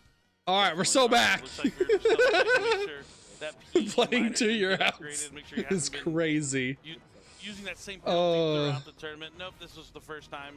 No upgrade here. Play will proceed. No Eclipse Twins effect, it seems. We're going to be activating the bonfire now. Going to be able to grab Ice Ryziel. Normal summon Ice Ryziel is going to be able to special summon a Ryziel monster from the deck. I wonder if he has a Node Ryziel still in the deck here. It would be very useful, able to just send the sword. Oh no, we're going to just be summoning away another X Ryziel here. The drain has been opened. The water is gone. All there is now is lightning and electrifying excitement from the Raziel side. Yes, excitement is certainly a word that we would use Oh, it looks like he to has describe the plugin set as well. That will make things a little easier as far as finding the damage. We're going to overlay the 2 extra Raziels here. second detonator. Oh, duo drive. Raziel duo drive. Duo drive is going to potentially use its effect to attach if there is a Raziel in the graveyard. There is. Looks like we're not doing that. We're going to put the sword into attack mode. So all Xyz monsters are getting plus 200 attack. So it's 15, 17. Oh, okay, we just have to get over the Neptune. I almost forgot that was there. I mean, you might as well have. It wasn't doing much. I mean, blocking an attack here was pretty relevant. That is. He doesn't know about the plugin. Oh yeah, because there's so many 1 cards he can draw off the top of his deck that are going to get him back into this game. Hey man, like hey, it's Yugioh. Yeah. You have to believe in the heart of the cards, because if not, what else are you going to believe in? So it was 27 after the fact with the duo drive. Okay, so I will attack with 19. Okay. Where are we at? Activate. All right, take 19 first. Then I will activate All right, plug-in activated here. I mean, this is the big thing. A lot of people aren't playing plug-in and Plasma Hull, but Manuel has decided to use them in his pure Raziel strategy, and that might be why he is on his way to the finals. Plug-in just giving the extra material to the duo drive here, so it's even stronger. Yeah. And just so you know, every time that there's a PE minor given, especially at this late stage in the game when there's been so many rounds, you always have to verify to make sure it shouldn't be upgraded, because the judge who initially gave those warnings, you don't want to make sure it's the same warning over and over again, as I explained earlier, but you want to make sure it doesn't get upgraded, and that's why, you know, the head judge had to explain to both players that it's not being upgraded because he hasn't committed that same infraction previously. Attack for 3K. Patience is there key. we go. And now Manuel, all the way from Switzerland, is now in the finals of YCS Houston. Unfortunately, it just came up just short, but big congratulations to Manuel, our first finalist of YCS Houston. Raziel versus Raziel matchup, grand finals. All the way from pure Raziel versus pure Raziel, same team members. Value out of those cards. Yeah, they really. I mean, I love Yu-Gi-Oh formats. Why Manuel has made it this far. I mean, the key card in that game that really sealed the deal, Book of Moon, Bouche de Mons. Is that the way? Yeah. Libra de Luna. Yes. Yes. Libra de Luna. We got them all day. Book of Moon, an oldie but a goodie. One of my favorite cards. And it is still. Hey, we have a ban list. We have to stick this out together, Emuland. There's a potential ban list afterwards. It's so funny because if you look at the old Mermail deck, we're not allowed bench yet. No bench. That strategy, as you know, with cards like Atlantean Marksman being able to take out face downs along the way, but that's not the same Atlantean Mermail again. Deck we've seen here. If I have to watch, if I have to sit here and watch a Raziel versus Raziel grand finals. But just short of where he wanted and to know, a player like only DJ for the announcement to be in a date and time of the ban list and not the actual ban list, I'm going to lose my shit. I am going to shit. Absolutely. I mean, we've seen how the game's evolved several times. You talk about how Book of Moon used to be worse against the Mermail deck, but the Mermail deck has changed so much, and Book of Moon, its role has stayed the same. It's able to be so strong against these strategies that need to just resolve one monster, but if it doesn't happen on summon, that's one of the few cards that can tackle it. It definitely is, especially when backed up by cards like Infinite Impermanence. I am going to shit. He uses interruptions in the perfect way. He was able to navigate despite that Xyz Encore. And I mean, DJ had a good okay, Yu-Gi-Oh! TCG has stated, attention duelists, this is 1 hour ago, attention duelists, the new Yu-Gi-Oh! TCG Forbidden and Limited List update will be announced today after the YCS Houston Finals. So guaranteed, we are getting a Forbidden Limited update. Playing against a perfect mirror match in the finals against another Switzerland player. I mean, that like never happens. So like 2 players like come with the same deck and end up making the finals. I mean, a lot has to go right. Not only do you have to beat all your opponents, you have to be placed on like separate sides of that top cut bracket. Exactly. And then you have to defeat incredible duels all along the way. I'm sure that they would love to face each other in the finals because no matter who wins, they win. We confirmed Forbidden Limited update list after finals. Now we just have to sit here through a Ryzeal versus pure Ryzeal versus pure Ryzeal finals. These YCS wins don't expire, between two Swedish or no, not Swedish, Swiss, two Swiss players from the same team that travel together. Yay! Mermaid definitely a deck that I thought oh my god. Oh, I'm suffering. We're about to go. We're about to go to grand finals. Yeah, Ryzeal just beat.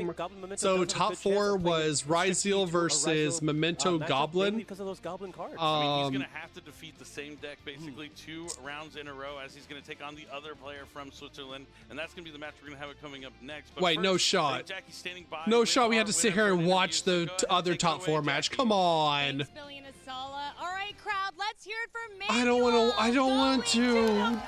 No. Please, Yu-Gi-Oh! I don't want to watch it. Just go to the finals. I can't explain. I'm just super nervous.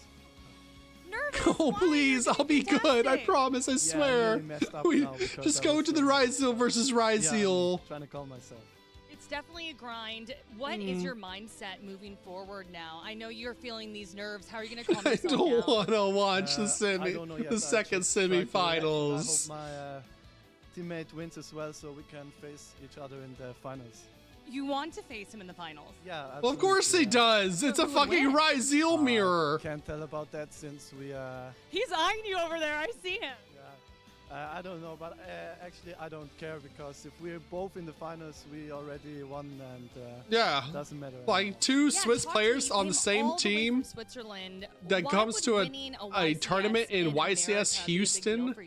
Like it's over. Like it doesn't matter who gets first or second there. Sorry for you Americans, but show that we're the better Yu-Gi-Oh players. Oh, did you hear that crowd talking some smack? Brother's going to get Oh, no, jumped. you're getting booed. Brother is going to get jumped in the parking No, lot. we're all friends here. Is there anything that you want to say to the crowd and anything you want to say to the people watching at home? Yeah, just greet all my friends. Thanks for the support. Thanks to the crowd, and yeah. Creases Fuelos, true. Manuel, fantastic interview. I'm Fucking card shuffle his deck. So when he said that European players are better than the American ones, I took that personally. Poker shuffle his deck. European players are fantastic. I mean, it doesn't matter where you're from in the world, as long as you're a dedicated duelist, you put the time. It's funny because his teammate said that they came here because like EU doesn't have like as strong of tournaments and as many tournaments as America does. But really it does. But that's only for, you know, talking back and forth. But we do have our second semifinal. Of course, the one that like weighs 60 pounds sopping wet is the toxic one. That's right. We have upcoming events. What do we got? Yu-Gi-Oh! Champion Series, Anaheim, California. YCS Mexico City, that's coming up soon, April 19th and 20th. YCS Quito, Ecuador, May 31st to June 1st. YCS Lima, Peru is going to be in September. YCS Providence is going to be the beginning Terrace of just May. went up I'll be another there. 10%. True. Make sure you don't miss that one. YCS Vancouver in August and YCS Anaheim, back to my state that I currently reside in. I guess I can call it my hometown. It's been years now at this point in Anaheim, California. Can't wait to see that and see all of you wonderful I need there and being part of our live. we might go to nationals. I might try and go to be nationals. We'll see. Sure The problem with nationals is it's in Indianapolis. I'm like, what is there to do in Indianapolis? And then the finals. And then I'm going to figure out what's going on with Jerome, maybe, or maybe not. Maybe but not. Stay tuned. We have a lot more Yu-Gi-Oh to come. YCS Houston. We'll see. We'll see what other tournaments and stuff come up. We'll be right back before you know it with our second semifinal. Stay tuned. Hello, everyone. I'm Billy Break, and I'm here. No, I don't want to watch the other. You can't make me Billy Break. You can't make me watch the other semifinals. I swear, I'll be good. Just show me the Ryzeal versus Ryzeal mirror. Let's find out what these duelists know. I need. I'm here with I don't need to see the same Memento player that didn't know like how to communicate his card effects to his opponent and like was. It looked like he was just like high off his gourd. Is it played in the meta right now? Yes. Is it limited? No. Oh wait, I already asked that. Dang. Dang. Triple tactic talent? No. Triple tactics thrust? No. What else I gonna ask? Oh. Is it played in Ryzo decks? No. Is it played in Malice deck? Yes. Is it Allure Darkness? Yes. You got it. You got it. Good. All right. Hello, everybody. I'm here with Jacob. All right. Hello, Jacob. We're going to try and see if he can guess the card. You're going to have 60 seconds. You can ask me any question you want, and we'll see if you can figure out what it is. All right? You ready? Such huge brains, such All big right, brains. ready, Big set, brain, go. big muscles. Yes. Big boy. Does it have a level? Yes. Does it have an effect? I shouldn't have had the Red Bull so early. I didn't know they were going to show both top 4 games. Dark Arm Dragon. I made a mistake, chat. Does it banish a card? I didn't know they were going to show both top 4s. I thought I only had to sit through 2 more. Kashtira archetype. Yes. Fenrir. Full name. Is that Max C? Yes. This man's Max C to 3. Kashtira Fenrir. Hello, everyone. I'm here with John. He's going to try and guess the card. You're going to have 60 seconds. Go. Yes or no question? Is it a monster? We should have made a bingo list for this. No. We can do that next YCS. I'm down. Yes. Solemn. I'm down to make a bingo list for put it in the Discord. It is Solemn. Randomize it for everybody. Hey, everyone. I'm here with Rayfield, and he's going to have 60 seconds to try and guess the card in my hand. Rayfield, ready, set, go. Is it a spell card? Yes. Is it a continuous thing? No. Quick play? Nope. Is it a Kashtira? Yes. Fenrir? No. What's the full name? No. What? Yes. Huh? Oh, God. Oh. Is it a special summoning? No. No. Talent? Triple tactic talent? No, it's not. 30 seconds left. I'm excited for Alliance Insight at least. One more month. One more month till peak. It's Change of Heart. Good job. Good job, Rayfield. Thanks, man. Welcome All back. right, Dual let's fans go. to YCS Houston. My name Another is Steven. momentum His name is also momentum Steven, and matchup. We're about to bring you guys We gotta the sit through one second more. semifinal match here today. Cannot believe that we have finally gotten this far into the tournament because it's been incredible. To I be mean, fair, been it's just actually duel not after the duel final after support duel. for White But we've Forest. got quite the match for you guys Konami coming up. Think recently about this. released We had a mentioned that Memento Goblin's been playing, but now we finally get to see it I don't know up what you against would the call Ryziel it, like deck that just expose, really carried Kevin through this tournament. But that or further like ado, you know what to do, promotional fam. thing Yep, talking let's go about ahead and the go over and introduce our duelists. Who is going all the way? I gotta You turn them down lose, for a second. You go home. The finals. It is. There we go. There was like a little promotional broke out, like I don't even know what you call it. Basically talking about the like notes from Konami, I guess. Talking about the Diabell Star like new art, alternate art Diabell Star. And they said that the White Forest, like there might be additional support. They hinted that there might be additional support in the future. For not necessarily White Forest, but like still Diabell Star. But I mean, honestly, White Forest is like so generic that just as long as there's good spells and traps, useful spells and traps that like have good effects in the grave, like White Forest can play them and stay relevant. Like it's great. What do I like about it? Kevin's teammate also from What Switzerland. in So if he wins here, it could be what in potential all in Switzerland versus Alliance Switzerland Insight am I finals looking forward in to? Houston. All of the White Forest, the White Forest Diabell Star cards, the Live Twin, new Live Twin support. We get the Live Twin Link one, and the new Live Twin main deck monster. Pascal again running all those great Goblin cards we mentioned earlier before we got into Depending it. on the And ban this is list, gonna we might be sort of playing that a bit of dream matchup. Malice. Do the Goblin Bikers We'll actually see. get to snatch materials out from underneath these Ryziel All right, while they're shuffling up, I gotta use the we've seen restroom. Pascal fight That Red with Bull this went deck multiple immediately times for me. against non-Ryziel decks, but now I think we're going to get to see the full power of these Goblin cards and the reason they were put in this deck in the first place, and that is to help you when you go second against Ryziel. And who needs Ultimate Slayer when you could just snatch the materials out from under the monster so they don't really do anything? But both of these duelists have been up on top tier tables before, so you're going to have to get locked in and just show us what they got. And I really think this matchup is going to be super interesting. You know, I've been a big fan ever since you played it over at the Team YCS in Vegas of the pure Ryziel variant, just how resilient and consistent it is. And as Kevin and Manuel have showed us, it is very strong. It's definitely a commitment. You don't get any of the flash of the Fiendsmith variants or any other combinations if you happen to sprinkle a little bit of water in there too. You just have your game plan. And what could surprise your opponent is if you just naturally draw those search targets for all the different Ryzel cards. Let me use an Ash Blossom and Joyous Spring to stop anything from your 7th Tachyon to Bonfire. And you could surprise your opponent by just like, well, I already had it, so here's some more Ryzel names. Oh yeah, this is definitely going to be, I think, the duel of the most amount of engine possible in Pascal and the least amount of engine possible, but all the non-engine you need to support in Kevin. It's going to be super awesome to see.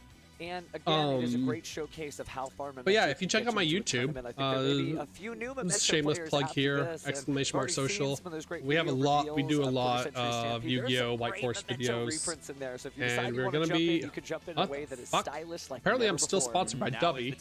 Forgot about that. If you like Dubby energy drinks, use discount code Lune to get 10% off your next order. I have forgotten I am sponsored by Dubby. It's actually not a bad energy drink. Pretty decent, above average.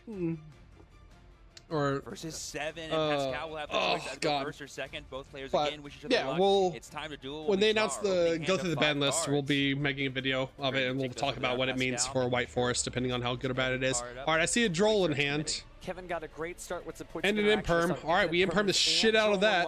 That could be critical here. But there we see the Tatsuno Toshigo, the really awesome ignition effect that lets him dump as many names as possible. And this could be a bad start for Kevin needing to read this card because it does everything. You know, there is a running gag among European duelists. Can't let that happen. Knows how plants work. I wonder if nobody knows how Memento works over there, if they don't have a lot Boner of party. duelists over there.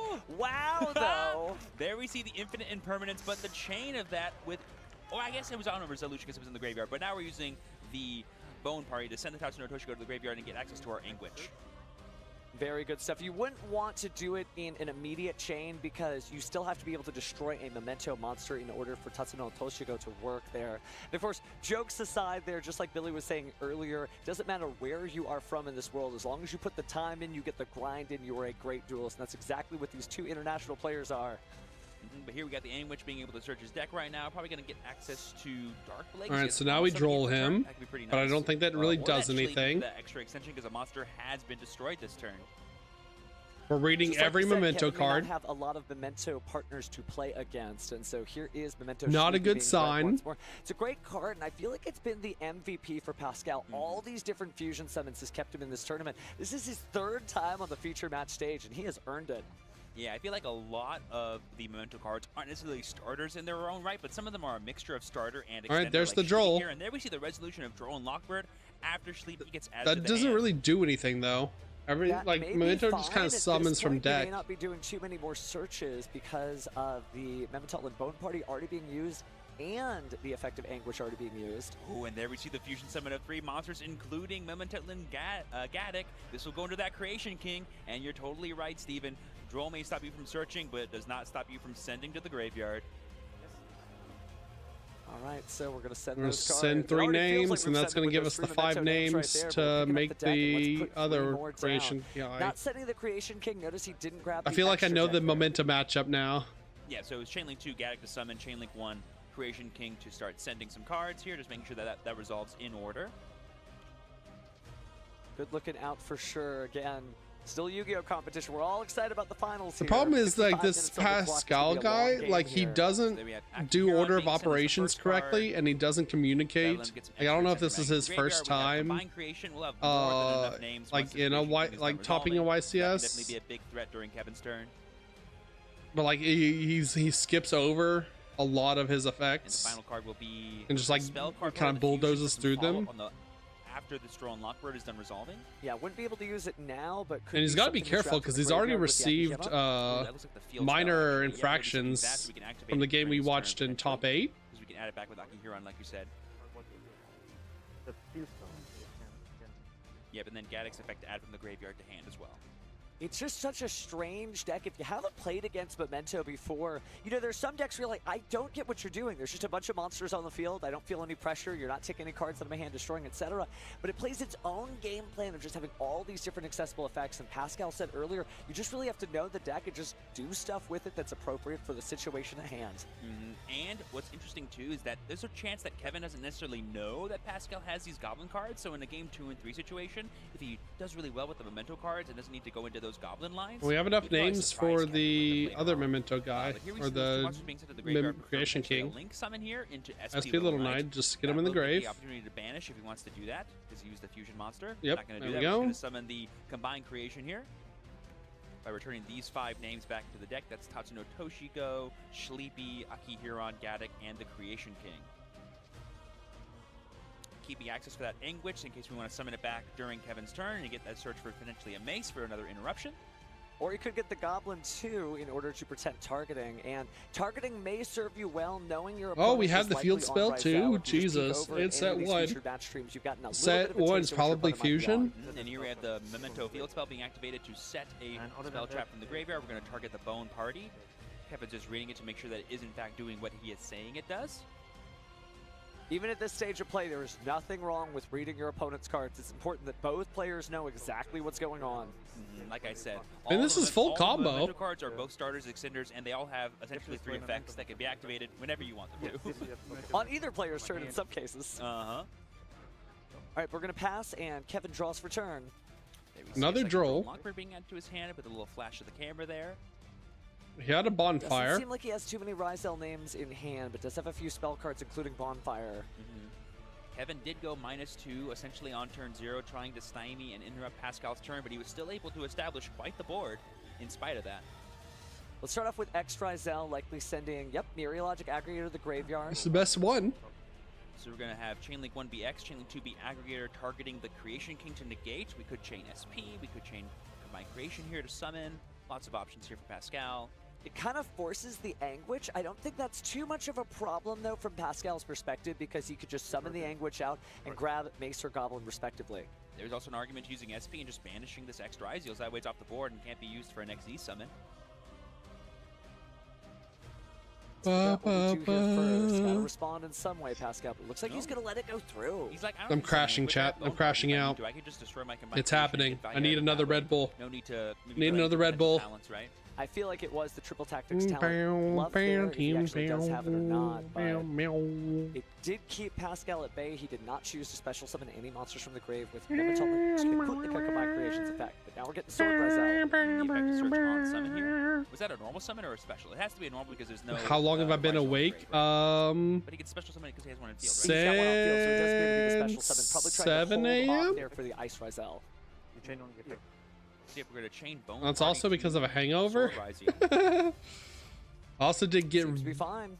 decently drunk and go watch the Minecraft movie last night. But oh, you don't have Combined Creation, it wouldn't work. Gaddock back on summon.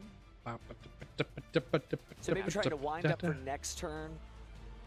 Need ban list. Ban list, please. Well, because Number the 1 Combined wish Creation for was the destroyed ban by list. Defon, we'll be able to bring Dimension back that Shifter. Anguish. Dimension Shifter banned.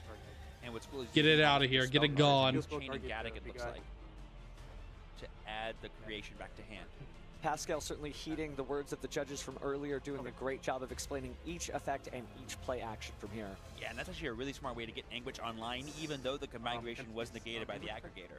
Really heads up play from him. Kind of lets him know that there isn't a Triple Tactics talent right about here, because I feel like this is right when it would drop down. Now that we're activating our monster effects, but now he can't steal the Combined Creation. All he can steal is an SP Little Knight, which we can chain to the talent anyway. I think I recognize the other spell that appears to be a Pot of Prosperity. Wow, wow, That'd be rough for wow. Kevin, given that it's his second turn, and you might want to Ban Shifter, ban Droll, ban a Best Roller, or Riot. They will never ban Droll. I am sorry to burst your bubble. Speaking of They digging, will. we are They actually just will never fusion ban summoning Droll. right now. Droll is During like the too opponent's good turn. at keeping decks in check, and I think Droll should exist. Because Droll you could at least have outs too. Perhaps Pascal values more. That's why so I instead of like clearing the cross out. field, That's why I he like wants to set called up his by. graveyard as much as possible. And people want those cards gone So though. now we're going to use the effect of Gaddock here because it's a scent. And we're going to use A the shifter, you literally the only out to shifter is literally called by. While being, yeah. Now, Go ahead. I was going to say, as you could only use each effect once per chain, he may on a What about new Ryzeal? chain You droll try to use Ryzeal the though. effective creation king Like, to destroy the Ryzeal ambush goes and the Gaddock to get rid of those two monsters. to prevent first the play single exceed bonfire. summon, Their turn's and later over use after the you SP droll Little them. Knight. I think he's trying to starve Kevin from those effects, and that's what's happening. Yeah, especially now that Pascal knows that Kevin's follow-up is going to be Ice Yeah, I Ryzeal. think a You can just Beast chain should the go Ice Ryzeal, 100%. Don't get me Summon wrong. Little Knight if he chooses to go for I it. agree If with he chooses Beast Dweller not to go going. for it and you have another interaction, Also you can stop Kevin in Lancia, his tracks. also Shifter. When you have a popular deck like Kevin is playing, I just don't know if they're gonna hit certainly you all have of to them. learn all the different matchups, but Like, everybody's this kinda ready has for got to you. be a He really just big conceded ban Kev- list. Oh, wait, no, sorry. That's not a concession. He just got rid of both cards. I saw him pick up his hand, and I was like, what's happening? I'm so sorry. No, we're excited too. There's nothing wrong with being exciting about this game, but it does look like, again, he's using Creation King. I'm going to destroy 2 of my own mementos to destroy 2 of your own cards, still having the SP Little Knight on hand as well. So I think, again, he is trying to just keep Kevin from getting a single Exceeds material in the field. No level 4s for you, sir. Yep, and we have the Akihiron in play as well coming back because another one was sent from the graveyard. We're Unban still right so now. that pretty much invalidates Bishop the Bets, Ice this is Ryzeal going to be like a I was good saying ban list, earlier. mid ban list, or Kevin bad might be ban forced to list. prosperity here, but that guarantees Pascal another turn. You saw I all really the hope it's a follow-up he has good access to. ban That list. might be I too think much it's for going to be Kevin to deal mid with. though. You definitely fought I think it's going to hit Memento a player couple, with a full like 1 or graveyard 2 against that things, fun. but it's Oh, only it is just going to very make like difficult to get through. Mermail You think you stronger. finally got through all the interactions and are like, hey, guess I what? really, 4 card effects. I don't know. I've been burned too many Coming out times effect by on Konami summon ban special lists, from deck. from TCG ban lists. That's Are gonna hard. chain It's the hard SP to Little have Knight here, faith. targeting, I would assume itself. And We're gonna Ice Pog Ryzeal. react though. We're gonna Pog react regardless. And targeting itself and the Ice Ryzeal. Seeing if Kevin has anything to chain here. He does not. The Ice Ryzeal will get banished, but a monster will Remember, still be special remember to summon. like. So I feel Remember to you like and probably subscribe on get no YouTube. Ryzeal here Follow on because you've gone Twitch. through all these Support other your different cat boy. effects. You could discard a card in order to I'll never special forget when I summon got another Yubel level already, four then and Banlist still came out the finally next be able day. to get that Yeah, Exceed that was out. brutal. But Pascal's been doing a great They've at job least of just keeping unhit some Kevin of at bay, the. not trying to give up They've at least that spot unhit in some the of the finals. Yubel Yeah, but that just cards gets you since one though. rank 4 monster, and I don't think Detonator alone is enough to stop Pascal at this point. So Kevin's probably just thinking to himself, okay, what is the level 4 that I could go for here that could let me keep playing in a way that's meaningful? Like you said, Note is probably the obvious pick. But that will require another card in one hand to be sent to the graveyard, which is pretty rough from this board texture, given how many resources Kevin's already used up. Do you think you get rid of the Pot of Prosperity maybe in order to keep the half damage at bay, or do you need the options that bad that you're willing to go ahead and banish 6 targets from your extra deck? It depends on what kind of non-engine Kevin thinks would be useful here.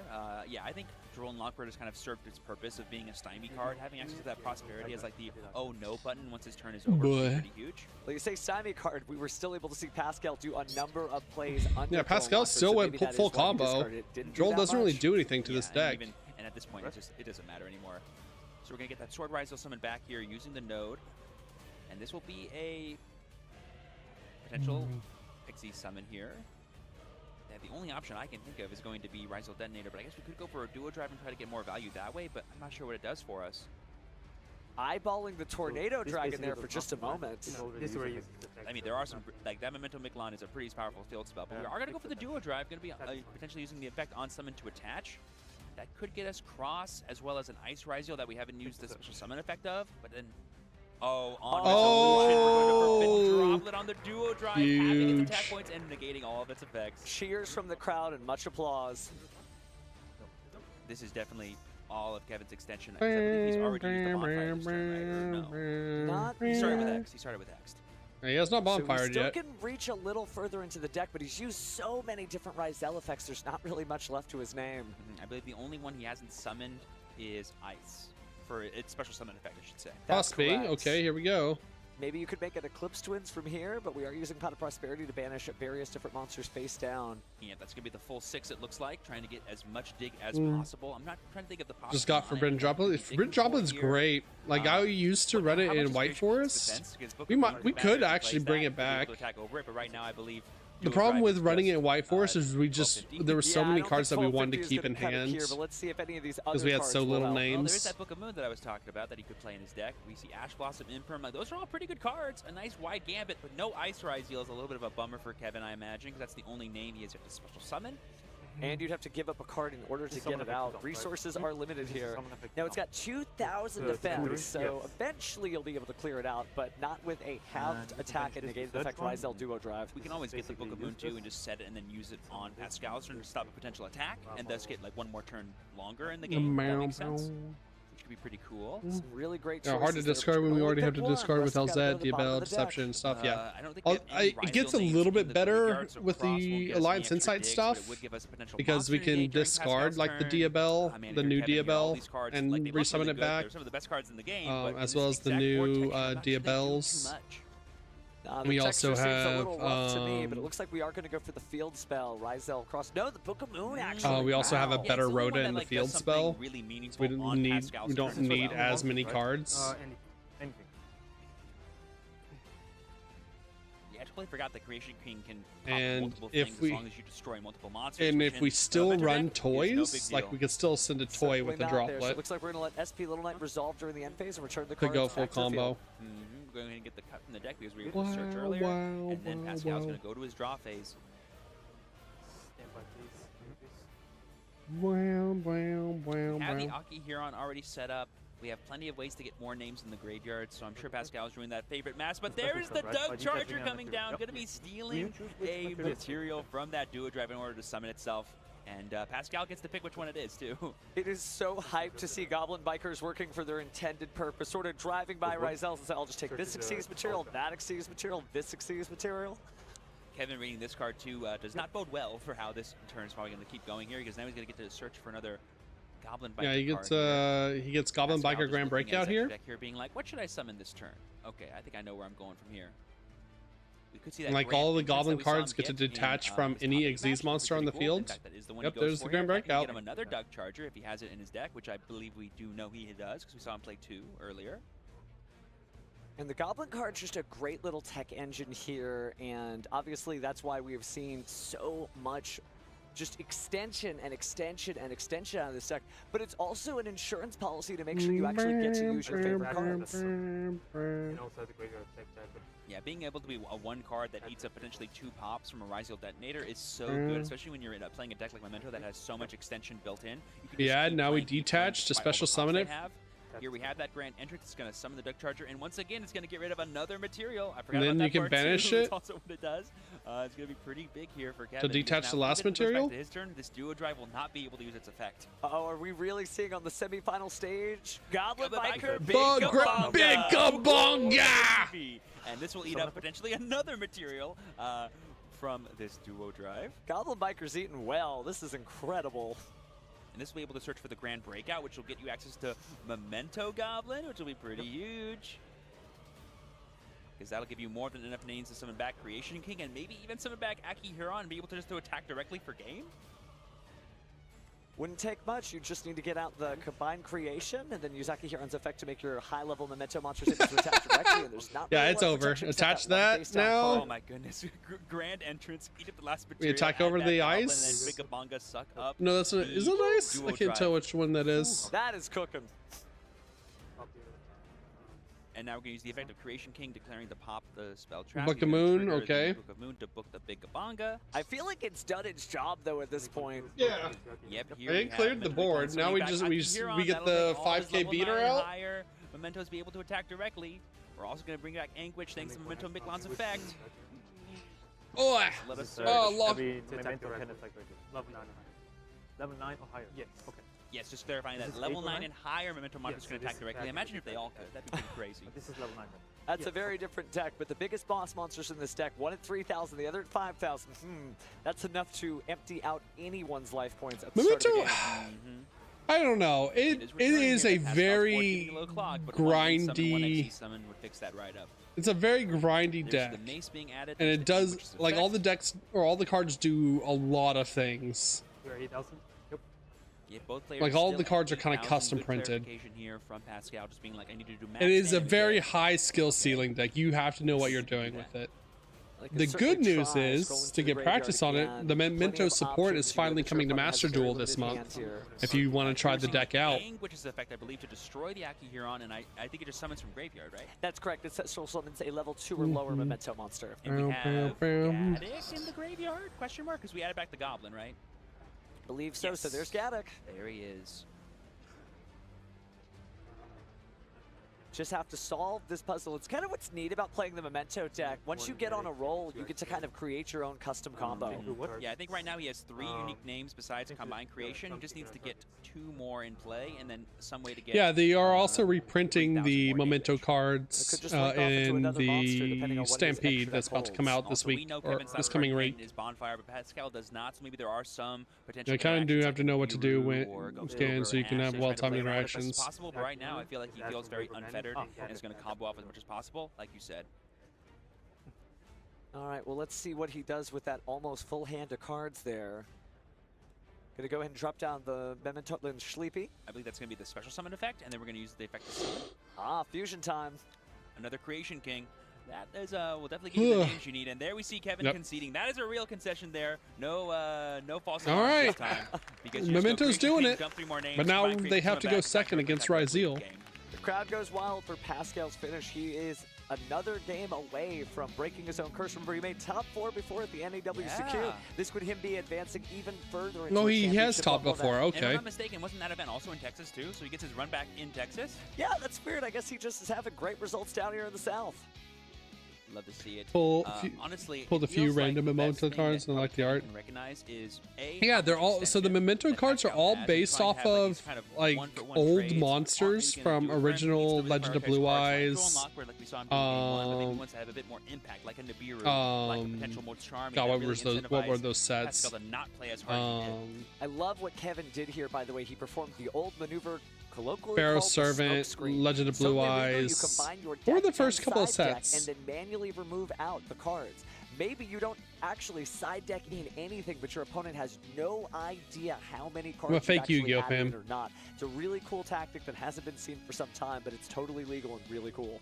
Yeah, it's always important to conceal as much information as you can, because if I just said, oh, add 3 cards and I'm going second, you could easily go Lightning Storm and Duster. Okay, cool. No big deal. But if I just go all them in and then I'd be like, here's my Metal Raiders. That's the one I was missing. Metal Raiders. Who knows? I can see why Kevin is so old monsters from there, yeah. Pond there, but they are competing. No special advantage that you get here exactly. from waking up, maybe in your native so like Anguish, Magic Ruler, so yeah, that was before spell. So I'm really excited to see whatever happens here. It's going to be a great one.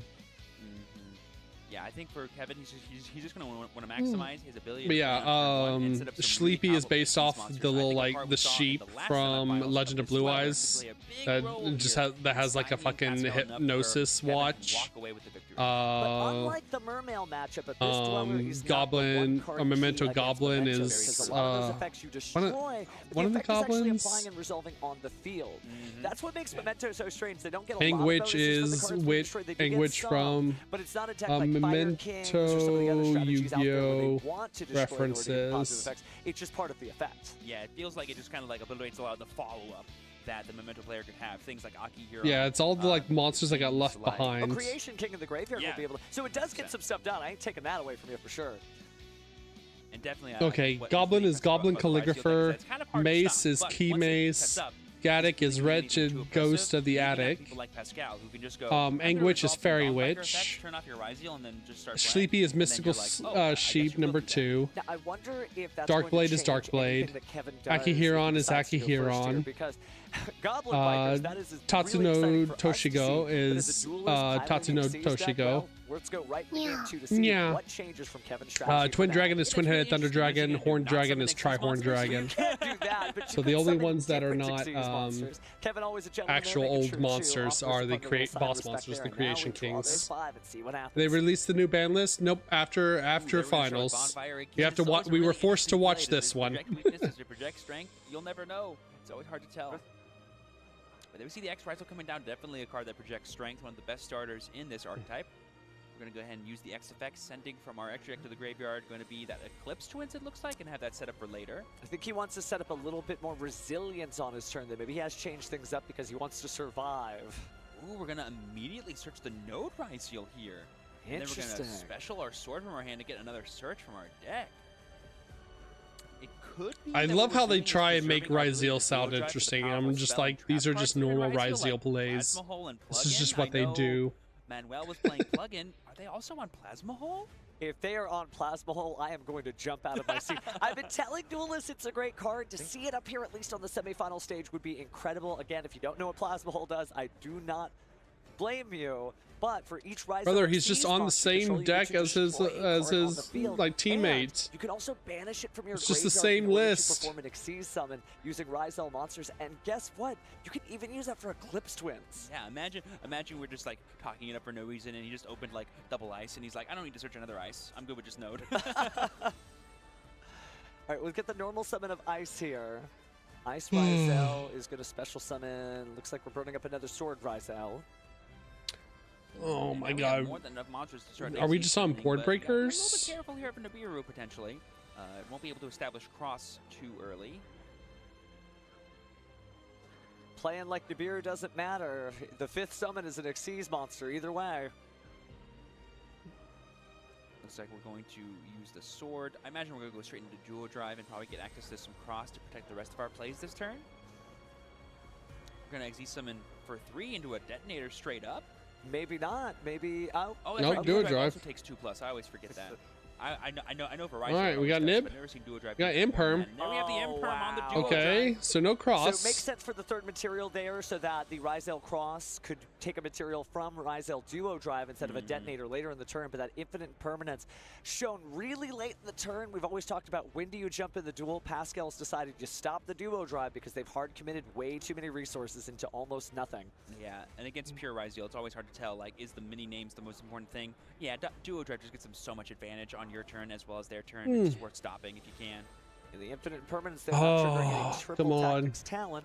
And Pascal doesn't know I the can't hand wait doesn't to have watch the that. It looks same like there's exact just a Mad matchup Blossom Joy Spring for if interaction here. Goblin Oh, no. wins. No. That 3 material duo drive just being sent to the graveyard so we can special this ice and maybe get access to a Rizal detonator here who can attach the Eclipse Twins. But it was properly summoned, so it could come up when the Eclipse Twins does get attached, so all's well that may end well later. 100%. I mean, this is still a potential 3 material detonator that goes into another detonator because of Eclipse Twins, which is more than enough disruptions, I think, for Kevin. But we've seen the Goblin cards put a stop to all Xyz monsters. Imagine you just go detach your Eclipse Twins. No Do we have summoning, Nib? Only 1 Xyz in your grave. So It'd be so funny if we had Nib. Not going to hold on to it after having Abyss seen Dweller. it, but now we're going to Xyz summon here, and I wonder if we're just going to go in for Abyss Dweller. Please tell me you have Probably the best Nib. capper for this kind of board. Ooh, there's the ultimate rare Abyss Dweller. Oh, Very that's nice. actually a pretty ultimate rare. Enjoy it while you can, Rizal player. It's not long for this world. This format that would cower in front of this, but is Pascal's deck one that would do that? Or is he the kind of player that would do that either? Let's find out. We're going to draw phase Dweller, I believe, here. So no graveyard effects for the rest of this turn. See if the Goblin Bikers go crazy this time. Normal summon Mace. Not the most explosive start from Memento, but one that I'm sure Pascal's happy to do. Do you think it telegraphs a Super Star Slayer Typhon Sky Crisis? But if you did that, you wouldn't be able to summon anymore for the rest of the turn. Yeah, but you would be able to outdweller Nope. and out He's doing it. one card. That's pretty Yep. cool. You're Yeah, right. Look okay. at you. Look at you seeing the future right there. I'll Yep. turn my Millennium Eye off, I promise. Or maybe at least my necklace. Also, I mean, Kevin has 1 card in hand and no follow-up. And And Typhon we just attack over the outdweller Dweller. and Okay. goes. All right. Yo, Scott, Typhon win rate go up! Just cheers from the crowd. The They're Typhon going win rate go crazy. up! I mean, this is the kind of board that Typhon was made for. Your opponent is low on resources. They need to out this, and they can't do it with any of their really powerful monsters. Kevin just draws Imperm, or is that Solemn Judgment? He just draws Solemn Judgment. and he can't Solemn do anything. Judgment and an Ash Blossom. Just incredible game. Let's play. go! And there we see the Bone Party during the end phase. Gonna give Pascal access to his Memento engine, and that'll be more than enough damage to go for game if Kevin can't stop this. It's something, right? Yes. Yeah, it does not cost to destroy. It does it on resolution, so if you want to Ash, you gotta do it now. Just speechless watching the crowd get as excited as they are. This It's not a double I mean, I Swiss. mentioned most players would cower at the face of Detonator plus Abyss Dweller, but when you go, oh, you only have 1 card in hand, Typhon clear. USA, USA, scary, huh? USA. Now it I've shows never you that felt any more deck American can in my win it, life. and some people say, you know, the Typhon is I've never all felt about more being in a bad patriotic. We needed this situation. If you had W. the Come Typhon, you on. weren't going to win anyway. Well, I hope that gives those duelists pause for thought because it's still an excellent card, and Pascal has gotten into this position just on its graces. I mean, do you know how many You've gotta Rising Ash Kevin's this, gone dude. through already? Like, he has like very little engine that he can use to keep playing. Oh, he's letting it go through. Bone Party's All fine. We're gonna right. destroy Aki here on the ball cards. Typhon win Just rate, let's everything going go. Pascal's way. Kevin working his way into this duel, but may not have too much of a turn left. We're using Darkblade here to destroy the set face down by discarding the Gadget that we have in hand. Oh my god. He's reading the Darkblade. It's over. It's so over. All right, we had to beat one Ash. Matter until it does. We had to beat one Then Ash. on Pascal's turn, he can just use the Ignition effect to destroy it and get access to his full Memento combo. Taking a quick look at Akihiron, just letting the judges confirm everything is on the up and up. Memento is a super popular deck, so you don't see the interactions every day. Yeah, I think the chain link is like Akihiron 1, Gaddock 2, Darkblade 3. I guess it would be Darkblade 1, then Gaddock, yeah, on a new chain. With this you can now start adding. So this added. So Yes, we're going to add the mace back to hand with the Akihiron is what he's saying. That is good, and then the Solemn Judgment. No, his last card in hand is Ash Blossom. Oh yeah, Gaddock was discarded. It wouldn't be activating anyway. And by the way, all of that on Kevin's turn. Yes, and now we can Darkblade Ignition, like I said earlier, just destroy a card and summon Anguish. So we're now draw phase? Gonna make phase Kevin one? assessing his options here. We do have an Ash Blossom, which I believe can stop Darkblade. This can special summon anything, right? Destroy Memento on field and or hand. Just on field. On field. Kevin just carefully making sure he understands the situation. The situation is you are cooked. It does resolve, it will get destroyed, and he will summon from the deck. I think it was a smart play from Kevin to hold off. This is a great time to use an Ash Blossom and Joyous Spring, if he so decides. We're going to have, but now we're chain blocking with Akihiron, though, so now he's lost his opportunity to do so because the Memento monster was destroyed. It's always hard remembering how many different effects these Memento cards have and when they can activate. Even if you play the deck, that's for sure. It's over. It's so over. USA. USA. USA. USA. Yep, and now here we have the effect of Akihiron saying all my level 9 and higher can attack directly because it happens on summon. Do it for Texas. Do it for America. Yep, so now we're going to have Anguish destroy Akihiron and summon back Gaddock. Gaddock effect on summon will be able to add back the Darkblade, I believe. Or I guess Akihiron too. Lots of different choices here. Not quite enough names yet for the Memento Tekutleka combined creation, but it's coming. Yeah, but he only needs to do what? 5,800 damage. We got 29 with Typhon. But I never used the effect to activate. Okay. Chain Link 1, target Bone Party, Chain Link 2, target. Ooh, that's right. Gaddock can add back any Memento card. I always forget about that. 2 cards back to the hand. Just resources this deck on is resources crazy, on man. What the fuck? Oh, and here we have a potential Link summon here just to clear his own Typhon. Going into an SP Little Knight here. Probably not going to use the effects. That way he can still attack directly. Yeah, you wouldn't want to banish something. No attacking directly. Go ahead. I was going to say, here we have Sleepy, which lets us get even more monsters in play, and we're going to be able to fusion summon. That'll give us all the names we need with this Creation King to summon out the Memento Link combined creation. 4,600 on the field so far.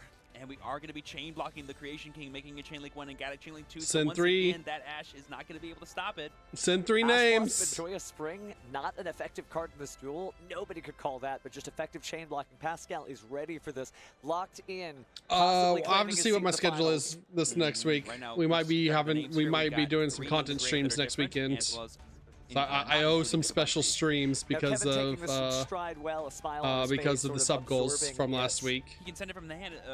He was sending all those I gotta find out. I gotta make some calls.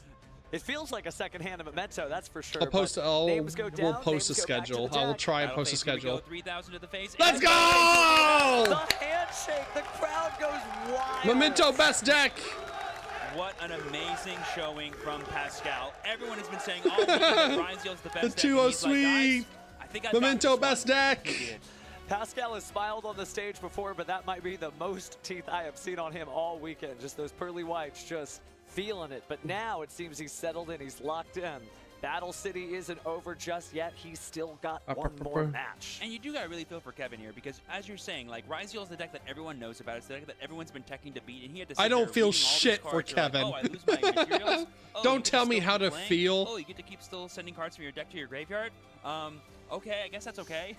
Well, what is that was the best of 3. That was he 2-0'd him. You are cheering for an international finals that is still going to happen. So the fate of his dueling career now rests on Manuel's shoulders, but Pascal's going to have his work cut out for him. That was just an amazing match. And man, now Pascal has to play his teammate who's on the same exact list. Just putting a super cap on how amazing this event has been with all the different decks and all the, like I would say, swan songs that people have been doing for the Maze of the Master format. I'm just super excited. Just absolutely incredible. We've still got a couple of weeks to Maze the Master. Remember, Lions Inside isn't out until the beginning of May. Once it's finally legal, that is going to be so crazy. Oh my gosh. But you can 3 more weeks, chat. 3 more weeks to Alliance Insight. People are so excited about Buy this memento because cards it's the off energy of TCG being before here. they You know, go we up. hype it Buy up, now. but Buy they're gonna tell the now. story much better than we ever could. People are so excited to see this. And man, Memento versus Ryzel in the finals. Those Goblin Bikers may be crazy, or Manuel may just stomp things down. This is going to be an excellent final. I'm curious. There was a White Forest Fiendsmith list that made top 32. I want to see what it was. He's been working with for over a year now. And it shows you that if you continue to grind out the same deck, you learn all these different matchups, and you don't get surprised. And I think that's really been the story. I'm not saying that anybody slept on Memento. Everyone knows it's a great deck. But I think they just didn't practice. They thought, you know what? Malice is popular. Ryzel is popular. Water decks are popular. I'm just going to hope I don't run into it. Unfortunately, for this Duel Academy exam, you do kind of have to know everything out there in the format because you don't know when a Pascal is coming your way. You never know when a Doug is going to charge you. I'll tell you that much.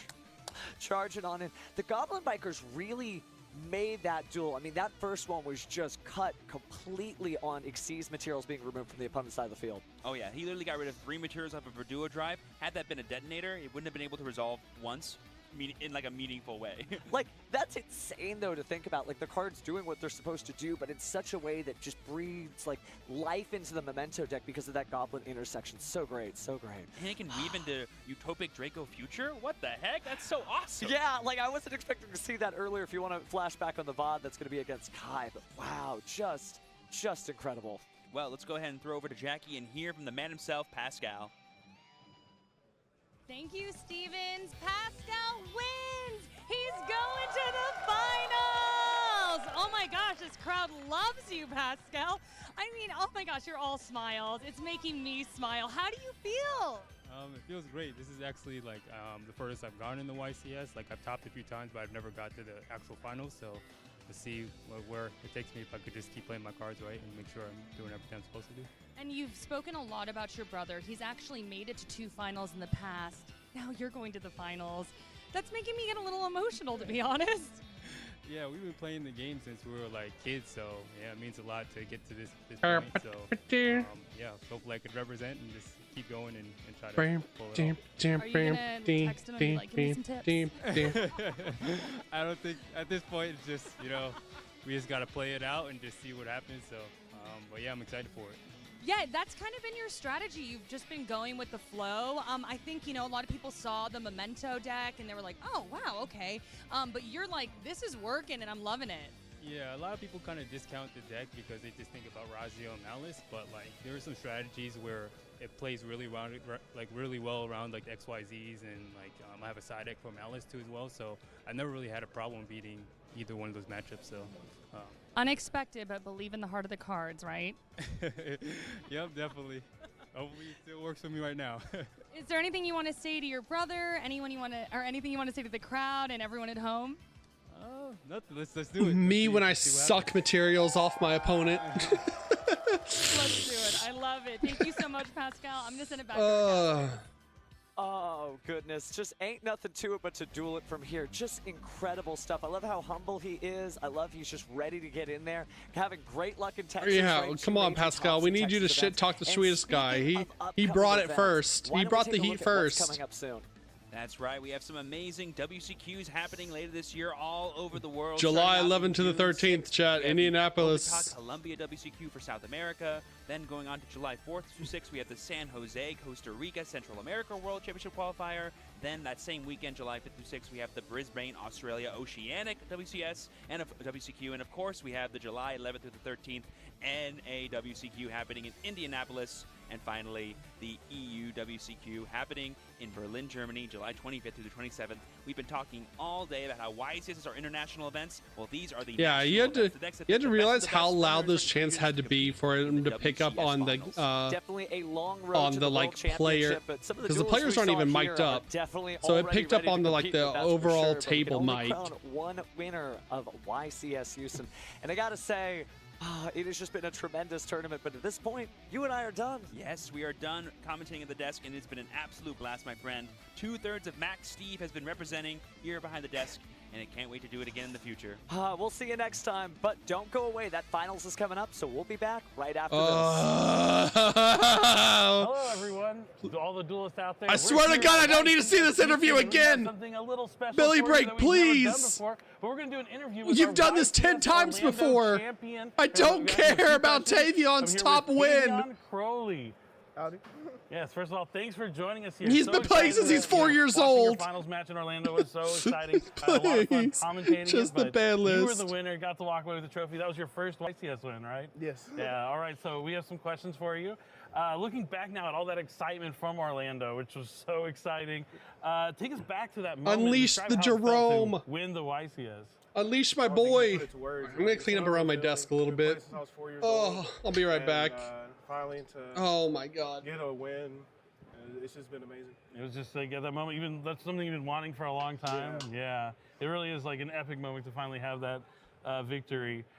So like it's a long path to get there. You mentioned you've been playing since you were 4.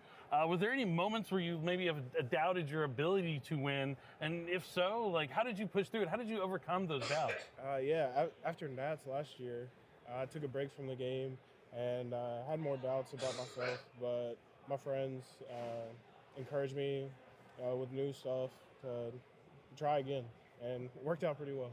That's right. I mean, you can never give up. You always have there's always another tournament to play in, right? And that could be the one. Yeah. Like a lot of the players who've won for us say it has to be your day. The stars kind of have to align, and all you can do is give it your best effort, right?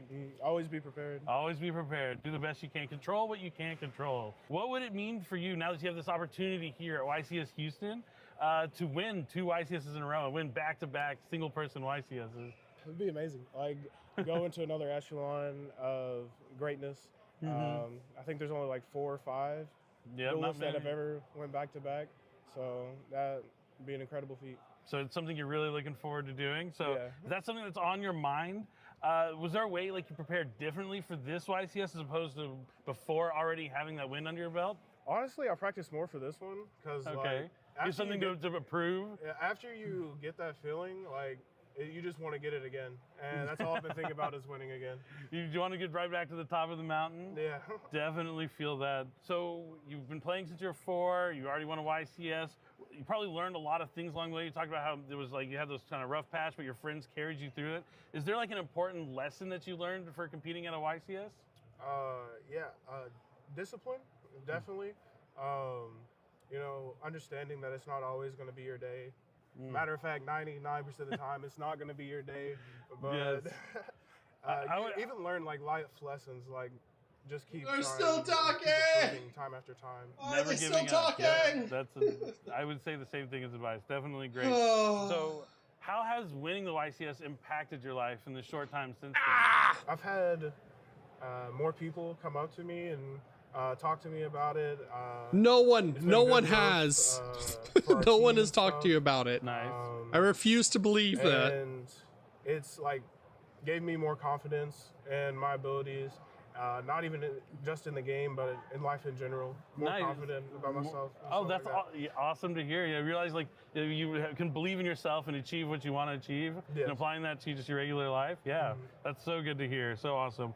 Now moving away, kind of just more specific about the YCS, but into this like format in particular. Are there any underrated decks or tech cards that you've seen out there in the meta that maybe deserve more attention that might be flying under the radar? At this point in the game, or like in the format, I don't think there's really any hidden techs. I think it's just comes down to who executes better along the course of the tournament. Yep. So yeah, having that strong mentality makes a lot of sense. Whoever makes the least mistakes. Yeah, you're staying on top of your game for sure.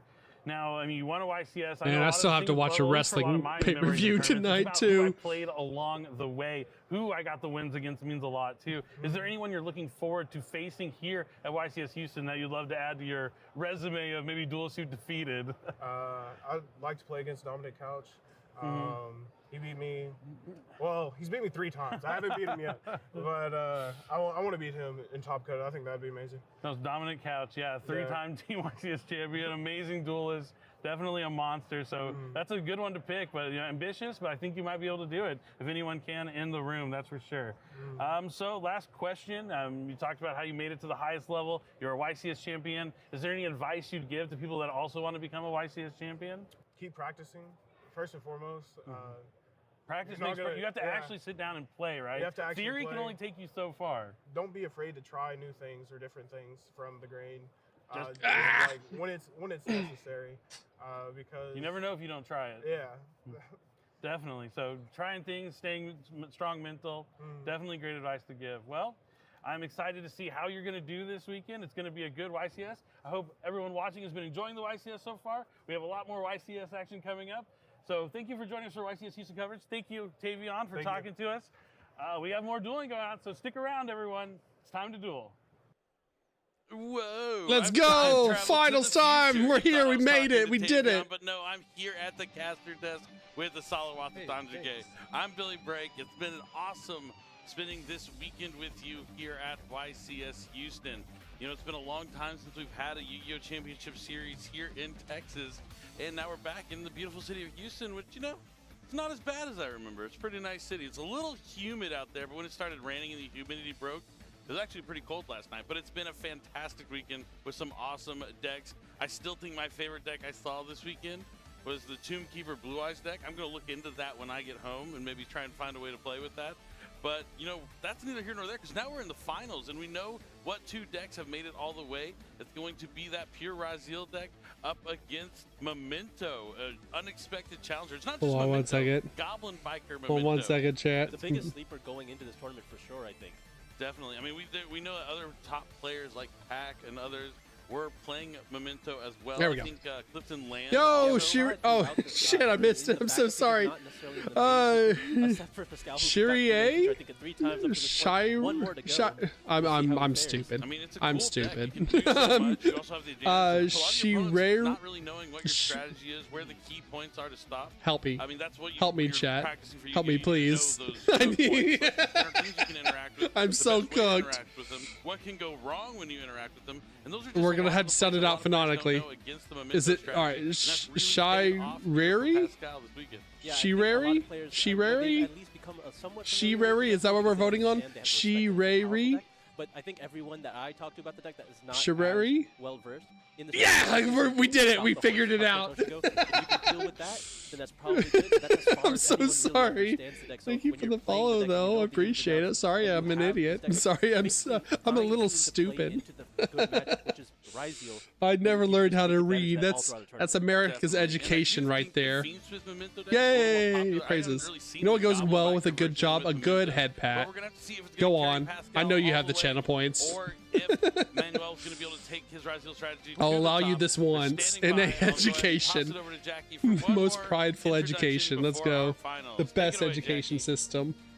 We started with nearly 1,500 competitors, and now we are down to 2, but only one can be our YCS champion. Who will come out on top? Are you all ready for the finals? There we go. Yeah. Let the finals commence, and we begin with the blue chair. Seated there will be Pascal Manigat from Elmont, New York. Why is that? Why do I feel His brother has been to nothing? the finals twice, but will he be the brother who wins? Now to the red chair. We have I feel Manuel nothing inside. Collin traveling from Europe, Tex, hailing you weren't from here for it, but Switzerland. He said he was I will nervous, refund your but will points. I'm he not avenge doing his those today. He looks hungry. I am cooked. All right, let's hear I it. just want to watch the YCS. So This energy is incredible. You can see our competitors hugging it out. All right, casters, take it away. All right, thank There we you go. so much, Jackie. It's time to duel one more it's time to here at YCS Houston. All right, let's go. We have Pascal from New York taking on Manuel Let's go. from Switzerland. It's going to be an epic Like, finals. I don't know. You know, I want Pascal to win just has to be a purely good from matchup for Pascal. USA. He literally just faced basically the same deck in top 4, defeated it pretty handily from what I could tell, and now he's going to try and do it Also again can't here read. in Me the finals. neither. I mean, Who- yeah, I would never have Who thought needs of to building read? I'm a yourself into Yu-Gi-Oh deck player. I for don't YCS read. Houston, but alas, here we are. It's always the ones you least expect. Yeah. Or medium expect. Medium expect. I think this is one of those things when we talk about with the pure Ryzeal deck, it's one of those decks you have to build all your non-engine towards something. Like that's what you're targeting, and if you play everything that you're targeting, then you're going to have a good tournament experience. I think the Goblin Biker Memento deck is this exact same thing in that you're targeting Ryzeal, but you don't really have a choice. You are targeting Ryzeal in playing the Goblin Biker cards. Your opponent already having an Xyz monster on the field with materials to give you free summons, you're able to take advantage of even just getting rid of their Eclipse Twins early so they don't get the value out of their detonator. It's exactly what you're trying to do, turning their resources into your resources. And if Pascal is able to just farm the Ryzeals up to this point, it's exactly what he wants, and he gets to do it all the way into the finals. Yeah, This is exactly where he wants to be. Definitely. I think you touched on a good, important fact there that the Goblin Bikers are able to special themselves by detaching a material from anywhere on the field, especially your opponent's Xyz monsters. So, yeah, lining up against an Xyz deck is exactly where the Goblin Bikers want to be in this position. Will it be enough, though? Manuel has been on fire. We just saw him take on Aditya, our NAWCQ champion in top 4, pretty handily. Was able to go first games 1 and 3 and win, despite his Abyss Builder getting Xyz Encore. But it won't be the same here. Will Pascal be able to defeat Manuel? It's USA versus Switzerland here in No, the we don't finals cheer of for YCS. Manuel here. We can't cheer for the Ryzeal player. Here. That was a card that's so powerful against Mermelantine. There It's is no also still very Ryzeal strong supporters against in the this Memento chat. Clan cards. It's something that you have to consider. Even we saw in the last feature match alone. I refer in back that to the game, Benny Hill. I've got the Dweller was Benny going Hill top the music entire queued tournament. There up. was just no We're answer ready to for the Typhon. Typhon Ryzeal was able combo to if he take wins the away die roll. Or the other Ryzeal player had spent all their resources on those two bodies and had no follow-up. I think that is where Pascal wants to put his Don't opponent jail if he me, does I'm that, right. manage to I'm summon the correct. Dweller. But I think they are able to have follow-up, and it's really difficult. Yeah, Abyss Builder still pretty strong against Memento, as you mentioned, but we're going to have to see if it will be enough. We see the judges there at the table giving some final instructions before we jump into the finals. Don't fuck this up. This is it, the trophy that one of these duels will be walking away We're with counting on right you there on for the table America. next to them. It's time to duel one more time here at YCS Houston. Game It's not number even a 1 Spanish-sounding name. He's from starts Switzerland. The all-important He's side, so I think Swiss. Pascal doesn't really mind It's a either way. European If he goes first or Manuel. second, if he does happen to go second, he can use his It's opponent's cards as a Manuel. resource, but going first does make everything easier.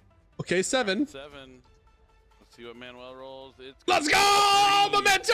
Pascal's gonna start things Memento off. The fist strongest! bump. Good luck, and it's time to duel. This is the main phase. No effects activated. We're going to be normal summoning Mementothon Goblin. Goblin's able to destroy Memento on the field, to destroy, I believe, 2 others. Yeah, we can send 2 Memento cards, different names, to the graveyard. It counts. Some of them send, some That's of them fair. destroy. But as long as you're filling up your graveyard, that's all that really matters with Memento. We're going to be sending Memento Fusion and Gaddock. Gaddock, when it's sent to the graveyard, It's gonna is get able back to special summon Memento itself and Fusion? add That's back so strong. One of those cards in the graveyard. You need Gonna to be slow adding back down, the though, fusion, and Pascal. We're going to be activating the fusion here. So you see the Memento Goblin fueling 2 cards to Pascal's hand. Memento Fusion. Look at this chair. Look at the chair shaking behind Manuel. That man is. That man's leg is going crazy. He's going to be able to fuse into Holy. Twin Dragon now is able to destroy. Are we just going full combo here? Memento cards from his deck to his hand.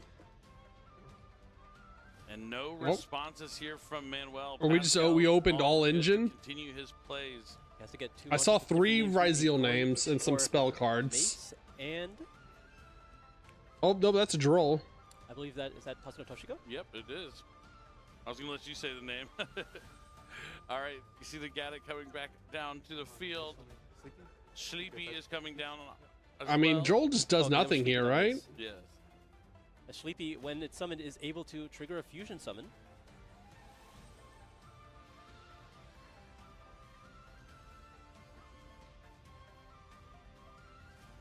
What does he want to do? This could be the most important match of Pascal's dueling career. Looks like he's going to use 3 Memento monsters. Looks like he's using Sleepy's effect to fuse with those monsters into the big Memento fusion. That's right, Creation Can we send? Yep. This card kind of similar to Galaxy Eyes Dark Matter Dragon, right? It feels that way. We're able to send so many cards from the deck to your graveyard. 3 Memento cards. I mean, we're getting all the names, so we're gonna get the other boss monster. This deck really wants to focus on filling your graveyard with those Memento names so you can get to. Yeah, Jolt does nothing against this deck. Like, it shuts him off a Bone Party. I know one is Creation That's King. it. Like, a no. lot of them have Creation in their name. Which you could just set for next turn. Back 5 with different names to summon itself from the grave, and this is an easy way to set that up. Combine Combine Creation, the Dark Blade, and we're looking for our third option here. I believe that is the Mace. I believe so as well. Setting that up to be able to add it back for the follow-up on the opponent's turn here.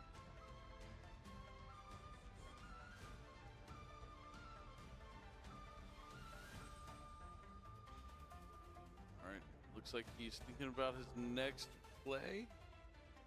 Yep, he's gotten through his play so far. Drone Lockboard is finally activated. BANLIST. BANLIST, please. I assume it was activated after the Goblin Legend missed it. Yeah, I didn't even notice that Drone Lockboard is in the graveyard, but yep, looks like. Oh, there's Bone Party. Bone Party's activated here. Destroying the. You don't even have to add it. You just special summon it in defense, too.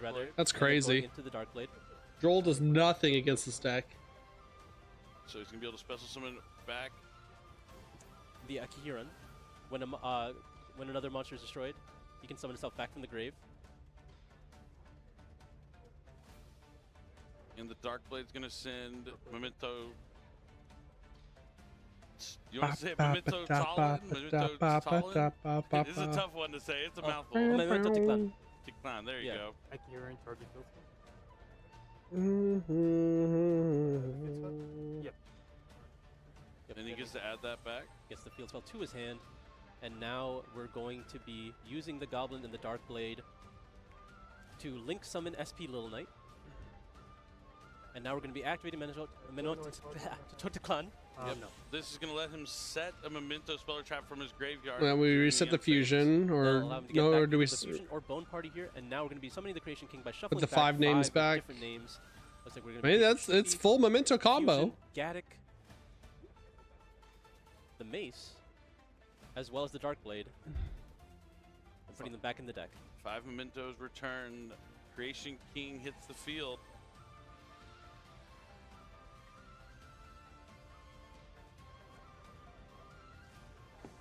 Is that another droplet set? Is this just like the same exact setup he had? He has the SP Little Knight. Someone check his deck.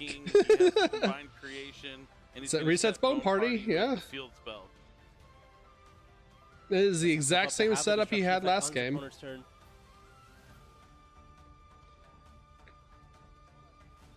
right, Manuel draws. How is he going to break this board? That's a Charmy. It's gonna be tough. That's the rise. Is that a Meltronus? It looks like Meltronus. Phase, no effects being activated during the draw or standby. Pascal has a lot of threatening effects in the back here, just waiting. The Creation King alone can target 3 cards and destroy them. All right, gonna lead things off with. Yo, what's going on, Moog? This is the grand finals. All right. To try and negate. X send aggregator. Combined creation. Imperm. And then infinite impermanence is going to cut off the effect from X Raziel to add to the hand. I mean, we have the other names though. Lead here, cutting off the Creation King, which could pose a threat later in the turn because it's able to destroy an equal number of Memento cards and monsters your opponent controls. All right, or cards your opponent controls. The Akihiran's going to come down. What is that on hand? Is that Cross in the plugin? Targeted this one? I targeted this one. Okay. I think he might be able to make another one. He's definitely going to be able to special fusion summon during his opponent's turn. But he's going to special summon Sword Raziel from the hand, continuing the Raziel pressure. Yep. Always feels bad when you're able to stop one of the starters, but they have another one in They're all starters. That's the problem. Now it looks like we're going to be chaining SP Little Knight to the effect, banishing the Akihiran and the sword.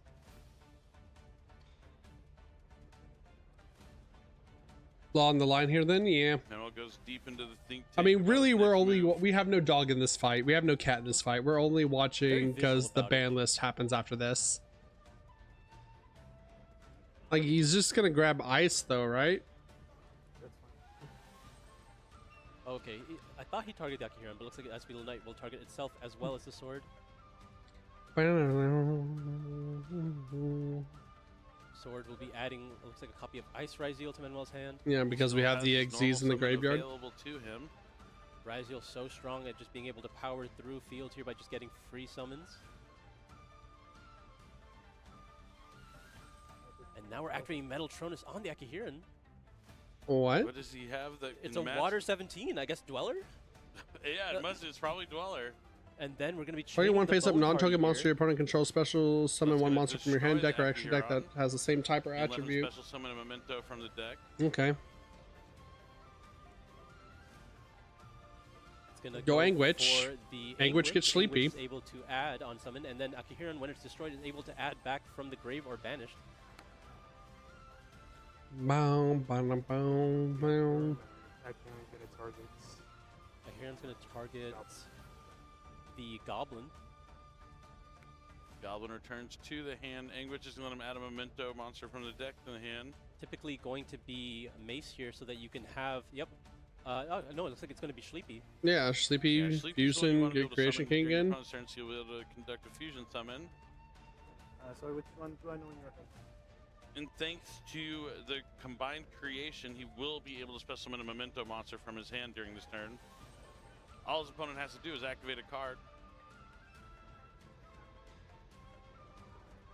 Bam, bam, ba-da-da-da, da-da-da-da. Alright, ice effect. Finally, normal summoning that Ice Ryzeal, using its effect, summoning a monster from the deck.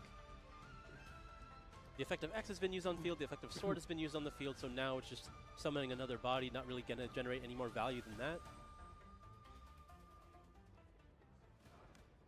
There is no Ryzeal. On res. And now we're going to be using the effect Sleepy.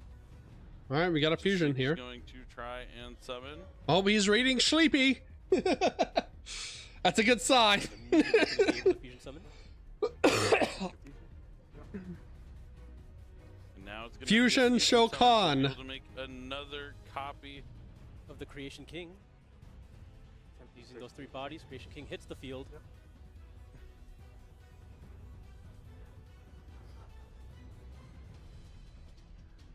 That's going to send another copy of Gaddock, Mace.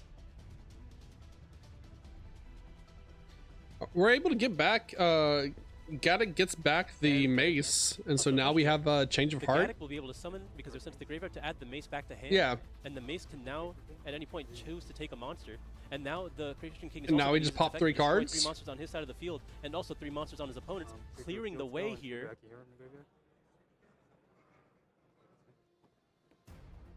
fossilizing Manuel's monsters. Akihiran comes back. And so does Darkblade. We have a Perulio, we have a cross in hand. There is the Ryzeal cross. Draw a Manuel card. is trying to draw into something. He's already used all of his Ryzeal effects. God damn, Memento is. I mean, Memento's No's already crazy, gone as well. dude. I didn't think it was this like.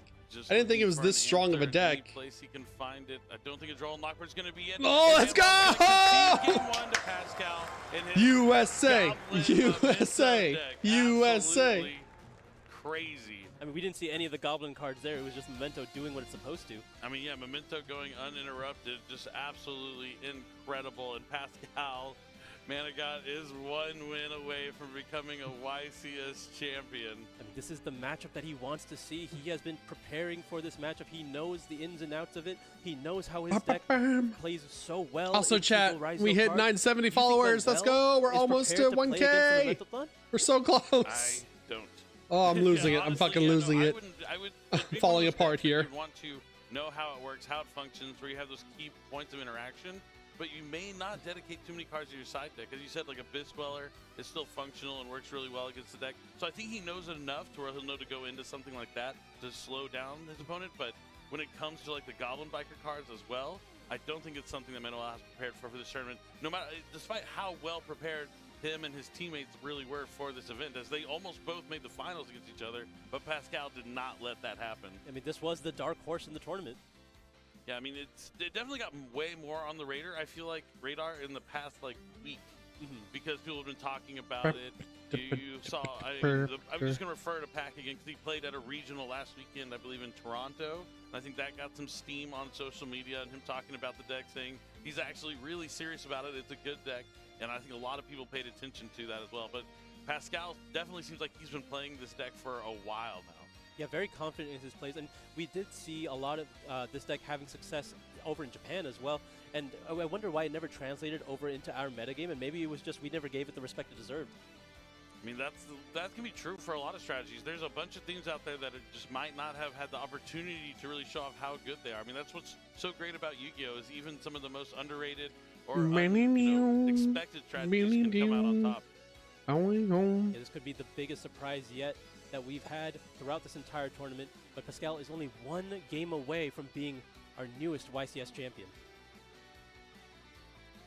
I mean, yeah, Goblin Memento was not on my bingo card this weekend, but here it is in the finals, one win away. And Pascal doesn't even look excited. I know, like, when I've been in finals in one Pascal game went full combo. I would be it'd be hard to contain myself. I mean, job's not finished. Job's not finished. That's the right mentality. And now you see Manuel kind of head on hand. Losing game one doesn't feel good. He's probably playing against the deck. He doesn't know super duper well, but maybe he does. And maybe that'll. Reminder: if you joined the Discord, be sure to set your roles so you can so you can see the channels. From hand while Pascal was playing. So you can see like the Yu-Gi-Oh channels and stuff. That's the only way you'll get to see them. I really need to have a welcome message for that, but I don't know how to set that up. Changes on board, knowing to respect the Goblin Biker cards as well as the mental cards. Oh, let's go! No Ash, no Ash, no Ash. Blossom to counteract. Doesn't look like it. Is that a droll though? Called by the grave though. Not. I mean, he's going to consider his options. That is a call by. Could be very useful against the memento cards as well. But it looks like we are going to try to cut him off.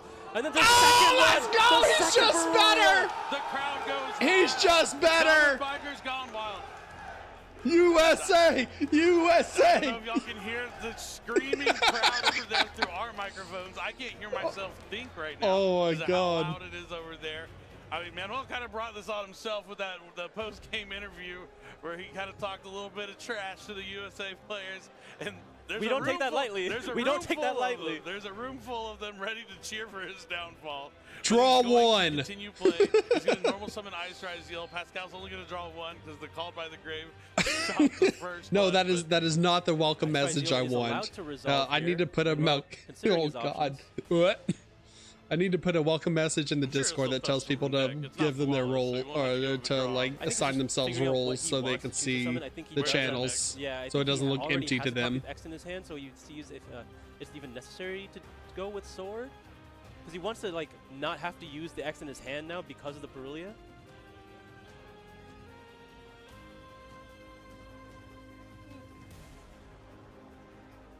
Hi, welcome to get your roll and set a card face down and end your turn. Normal summon Ice Rise Zeal past the turn. I mean, he's got to go. Like, he can't stop. I think it's probably X'd into node, but like, or just making sure you have guaranteed follow-up for next turn.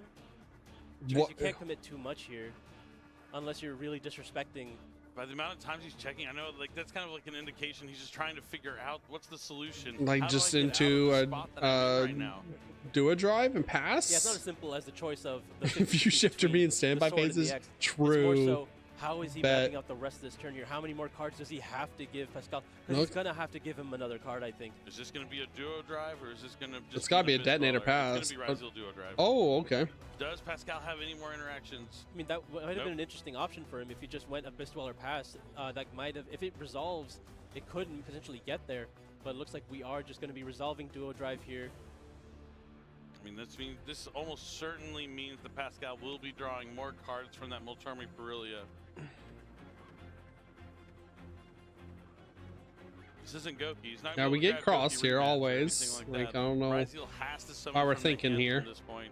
I mean, he could, as long as he can grab Node, that only can give one more draw to still provide Yeah, another I will be hyped. Like, I'm not, I don't even like Memento, but Oh, and potentially plug-in as well. Plug-in can get you there without having to give up as much draws either.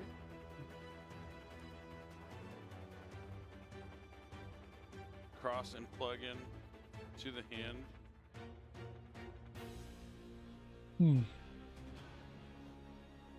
All right, there's cross. Ryzeal Cross activated now, not necessarily live, but because All plug-in right. is in the hand, it will be able to protect in case anything is trained at any point. Another card. He's thinking about it. Yep, let's go. Draw. Coming down from the hand, giving Pascal another card here. Monster Cardo. We're going to be sending that Eclipse Twins. X is going to be able to resolve on the field to grab a Thunder here. It's going to just assumingly get Node for later. I doubt it's going to hit the field now. Nip his ass, Pascal. Nip him. I mean, he needs to have. He has to do more. Right? Well, you can't really nib him because there's Ryzeal Okay, Cross. and then just Nib have doesn't really another do ring anything. Yeah.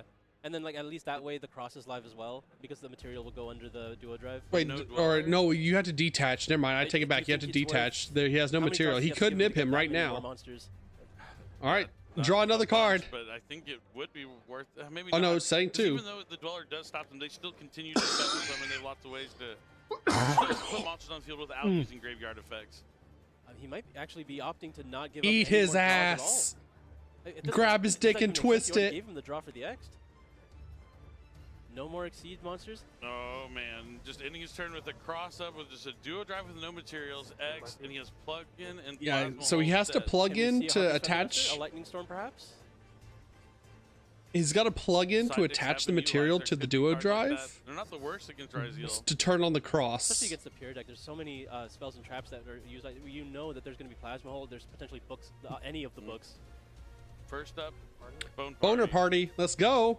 Alright, Eat starting his the ass with the boner card, party. So the most exciting here. Gonna have to destroy a card from your hand. Destroys the combined creation. Again, another card you don't really want to draw here. And we're gonna be summoning the Anguish. Anguish is similar to Elemental Stratos. Satella Knight to Neb, you name it. Adds a memento from the deck to the hand on summon. Now Manuel's gonna activate Alright. plug into Yep. special summon sword.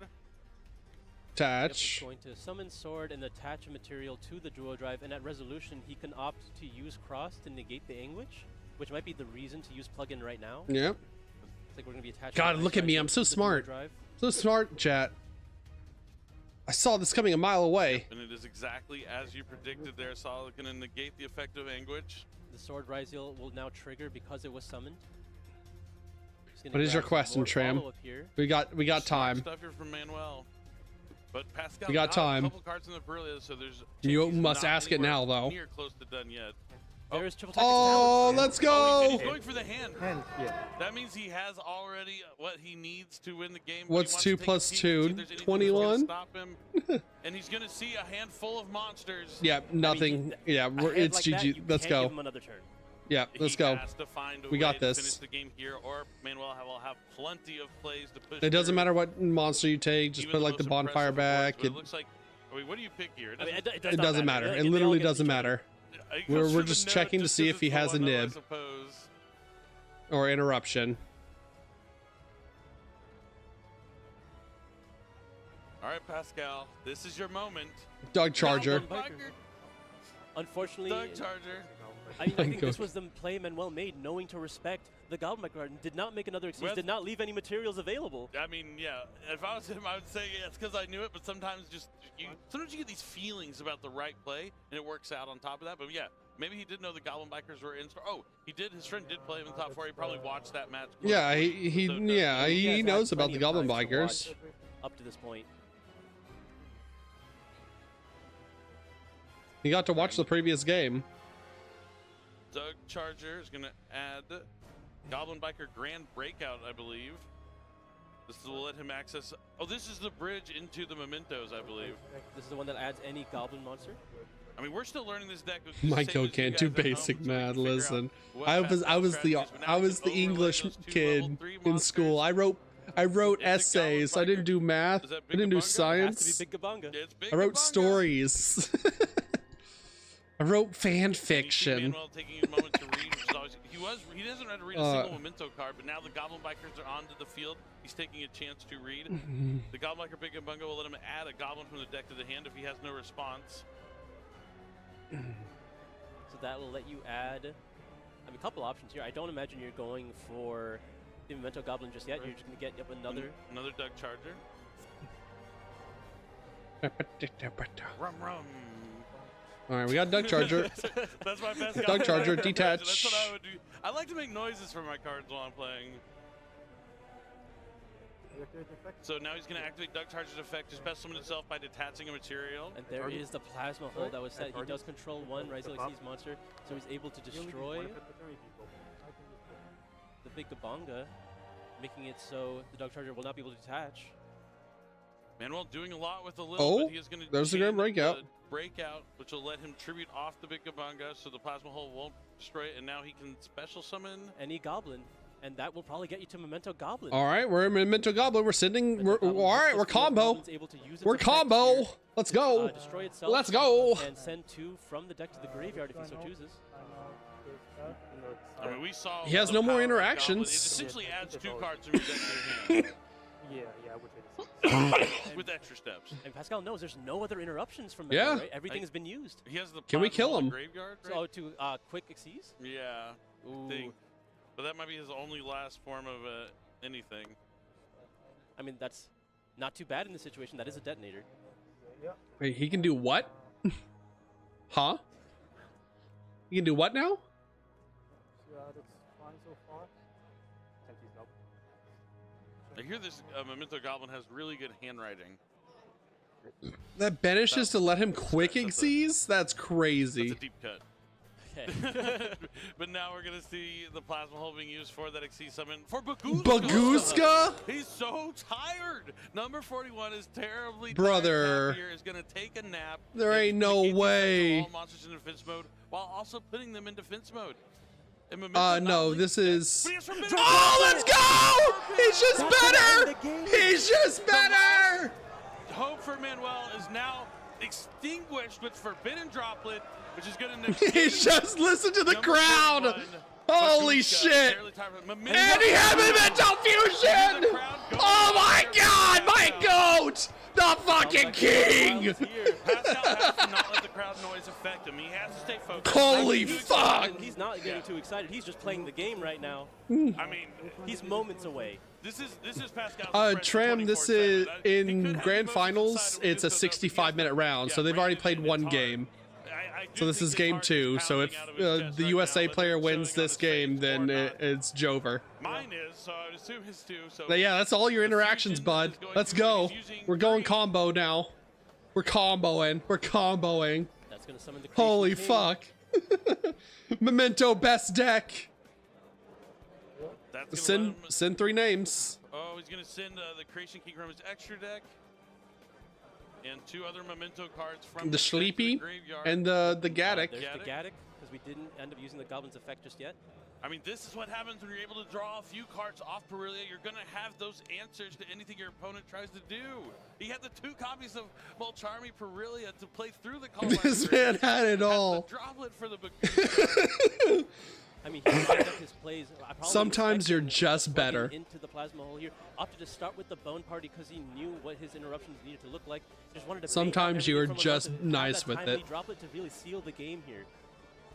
Send one more name. It's gotta be the Sleepy, right?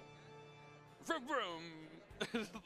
Yeah, Pascal calming down a little bit and wants to make sure he makes no mistakes at this point. This is the critical juncture. He's right there. Yeah, things are looking good for him, but you have to keep in mind that Manuel's hand is stacked. Yeah, if he gets another turn, he can easily turn it around. I have not used Sleepy. I never used this right. You have not used Sleepy. You've barely used any of your Memento cards yet this turn.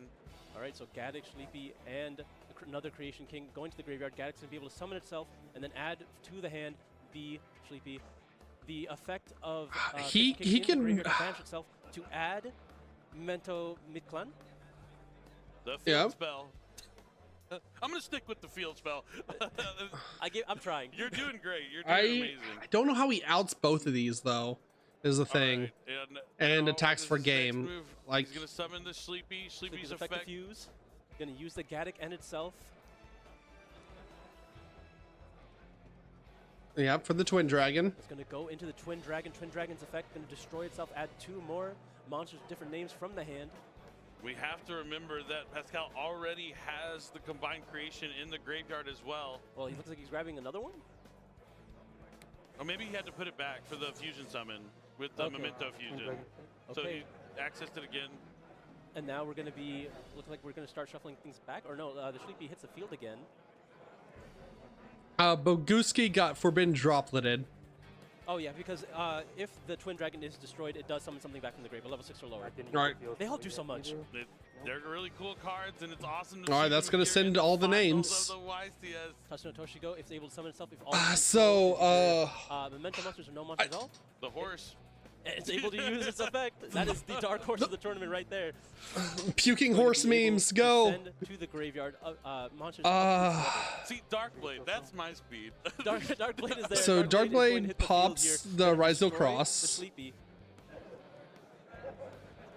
There were 2 monsters on the field that are tired, but now one of them has left the field. And he's going to summon the Mace. Mace can steal something. Oh, we are moving. Anguish down to the graveyard. He's got a line. He has a line. He's gonna special summon. I'm on the edge of it. He gets Boner Party. Another Bone Party here. All right. I'm here and able to come back now because another one was destroyed. And here comes the combined creation. 1, 2, 3, 4, 5 different Memento monsters return to the deck and extra deck. Now, remind me on. It's gonna pop 2 names. And that is it. Let's go! USA! USA! USA! Pascal, man, he's taking down the YCS. I can't hear myself, dude. The crowd is going 2-0, Memento best deck. Memento strongest. With Goblin Bikers and Memento. Oh my. Yeah. And he has the ultra rare copy of another versus Solaria. We had over 1,400 players, just shy of 1,500. Let's go. Pascal. Sorry, Carl. Pascal Manigat is our winner. I was thinking last name. You're the best, Pascal. Not Carl. Carl could not get the job done in the finals, but his brother Pascal did here this weekend. He did it. He did it for us. Oh, now we're getting MVP chance. Oh, man. What an epic finals. That combined creation with 5,000 attack just made it so easy to finish off that game on the back of Mulcharmy Perilia. Threw a Call by the Grave because he had the second copy, and then he played it perfectly. I think expert play by both players here. It's just... Yep, He just had it all. Sometimes you just want it more. Yes, respecting the Goblin Biker cards as well, whether it was on purpose or not, I'm going to give that credit to Sometimes you just wanted it more. Get a shot for our boy Pascal. And we just saw not only creativity. Pop your pussies for Pascal. You plan to play against a bunch of Ryzel. You have the strategy that really takes advantage of a bunch of Ryzel, and it's not close. Oh my God, I love Memento. Well, the other players have done. I mean, obviously the cards came the right way there for Pascal, but man, what is it?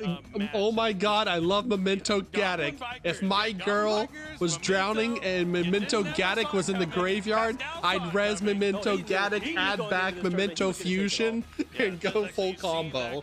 They were popping off so excited. I mean, it was a big congratulations though to Manuel and Kevin. All right, it's BANLIST time. It's time, chat. We've lasted this long. We've been edged for this long. By yourself, having 2 of the same. I mean, you're on something. You're definitely onto something, but you just weren't able to handle the Goblin Bikers.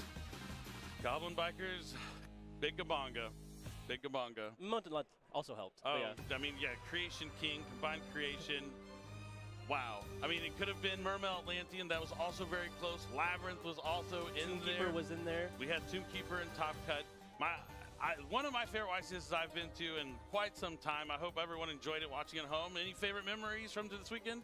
I mean, I think this finals finally took it over the Tombkeeper Blue Eyes for me. It's been great. This is going to be the last you're going to see of me and Asala. Thank you for joining us this weekend. I'm going to toss it to Jackie for her to close out the show. It's going to be time to duel. We have more upcoming events. Keep playing Yu-Gi-Oh! It's the greatest trading card game on the planet. Take it away, Jackie. Pascal, you are our YCS. Let's go. Best timeline, chat. All right. Now if we could just, I'm getting rid of the Benny Hill music. Now if we can just get a Dimension Shifter ban, we are living in the best timeline. I feel like I did everything I was supposed to do. I took my time and just like really just made sure I was playing the right way.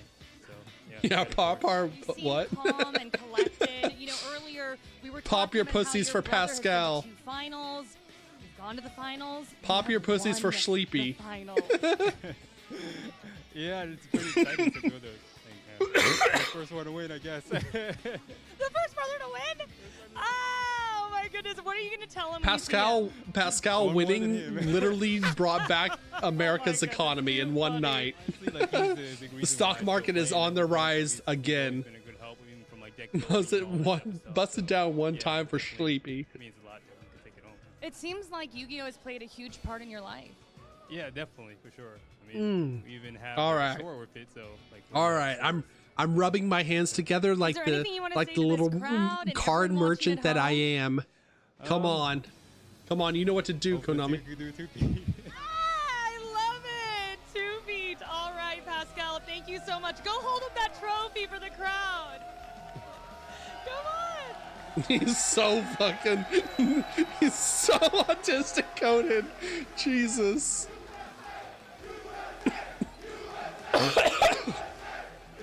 Shit, talk back.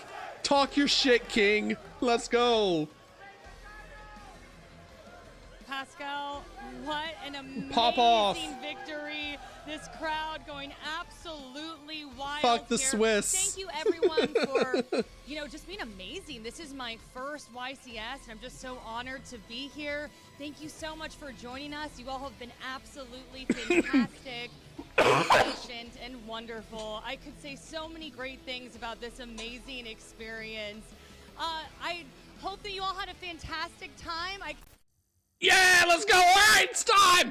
It's fucking time. Lock in. Finally got a stable connection. Lock in, chat. Congratulations to our newest YCS All right, winner. all right. You know what to do. Give it to me. We're Final locking. YCS winner of the current advanced format. The new advanced format starts on April 7th, and I have the next. That's tomorrow. Its cards list right here. Let's go.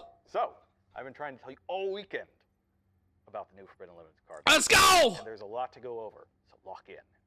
First, A lot to go. following cards are now unlimited.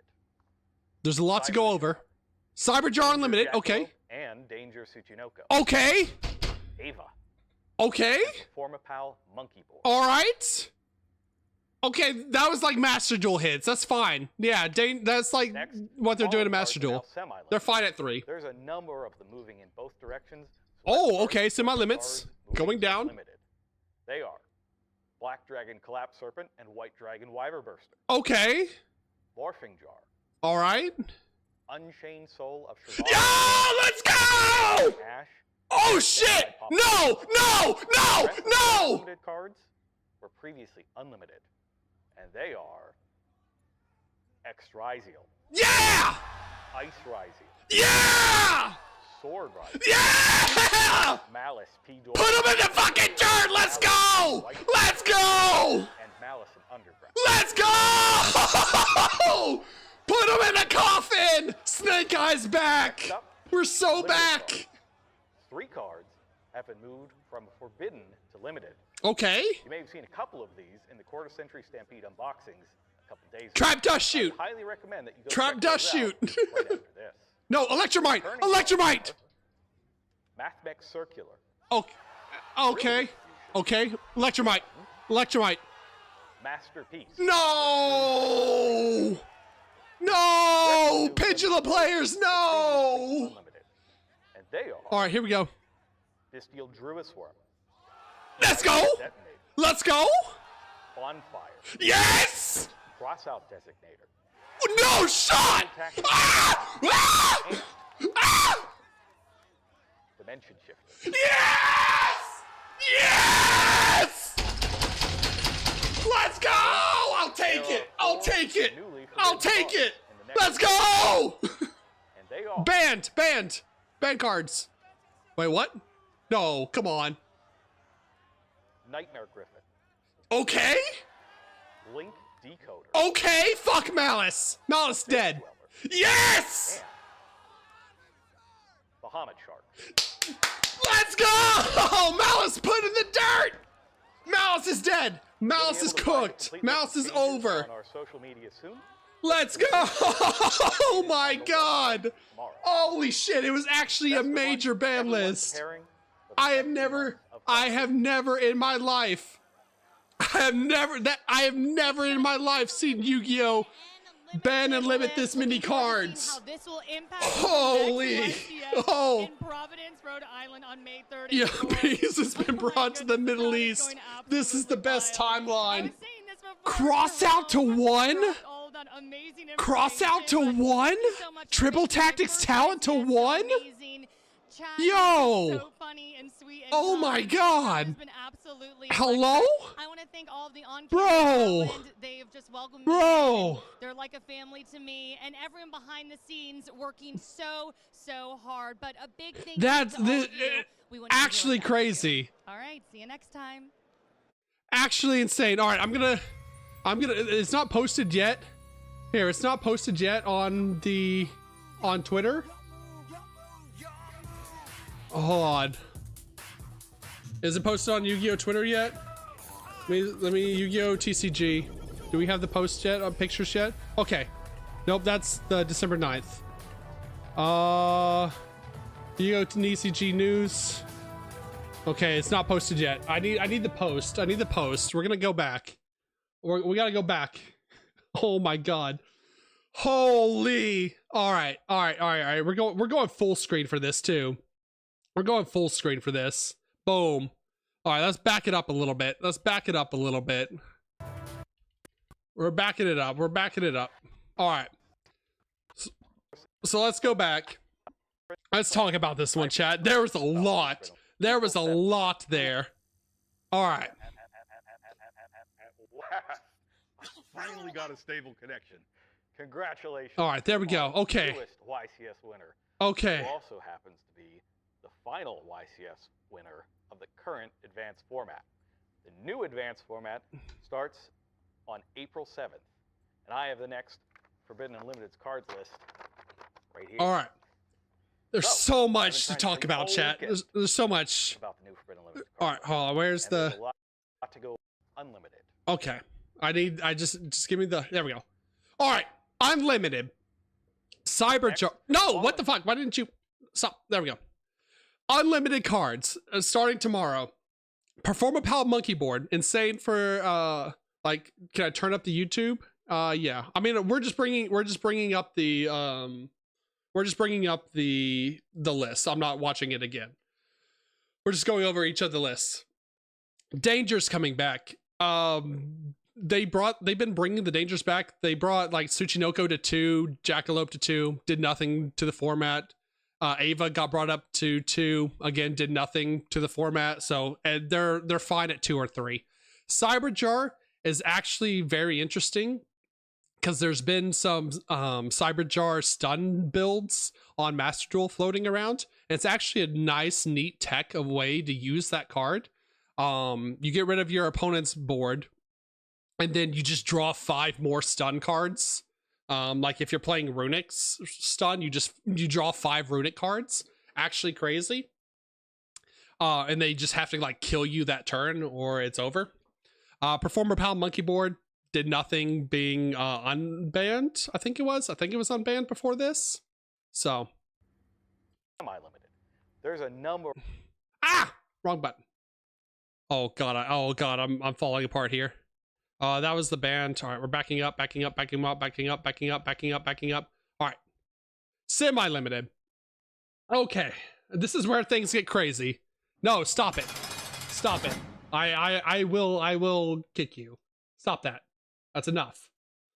We are doing something right now. Now is not the time. So, semi-limit. This is where things get nuts. The two best Ryzeal names, Ice and X. X, their best normal summon or best starter. Actually, all three Ryzeal names. I see Sword down there too. All three Ryzeal like best starters, limited, semi-limited to 2, hit.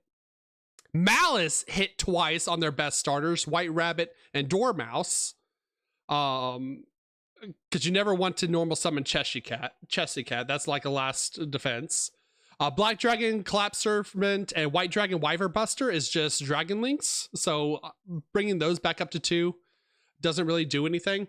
Also kind of makes the Galaxy Eyes deck a bit better.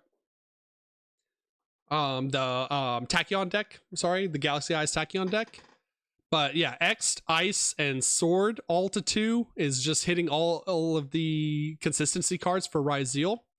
Hitting Dormouse and White Rabbit and Malice Underground to 2. People only played the one Underground, so it didn't really matter too much. They're about to get a brand new name. Both of those decks are about to get a brand new name. So while it is a consistency hit, they're still getting another name that's going to be 3 names.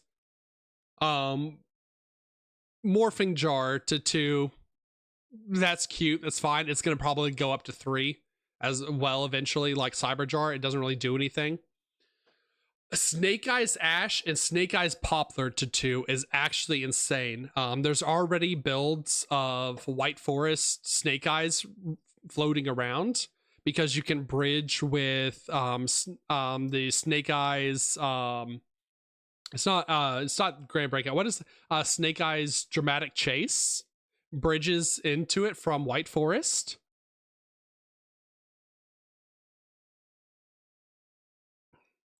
So that is actually that's an insane hit. Also, I mean, it just brings back Snake Eyes consistency. I don't think anything else. I mean, OSS is banned, and that was probably the most problematic card for Snake Eyes. So, like, I don't know. We'll have to see. We'll have to see with Poplar coming back, Ash coming back, what this does. But there has already been, like, if you played Master Duel, there's Snake Eyes, Fiendsmith, Azamina builds, or Snake Eyes, Fiendsmith, White Force builds, Azamina White Force builds, all in Master Duel that bridge into Ash and Poplar. Another thing, also, we didn't get any Fiendsmith hits. Fiendsmith completely unhit from this. Fiendsmith untouched. That's insane. Unchained Soul of Shavara, back to 2. That's perfectly fine. It really like suffered because of it was hit because of Yubel. Honestly, like it suffered for Yubel's problems. Yeah, Fiendsmith. 3 cards. Yeah, let's go to limited real fast. Unlimited. Oh. The rest of the newly limited cards were previously unlimited. Okay, hold on. I just want the last. All right. This is crazy. This is where it gets nuts. Mathmech Circular back to 1, which is fine. Like at 1, it's handleable, or it can be handled at 1.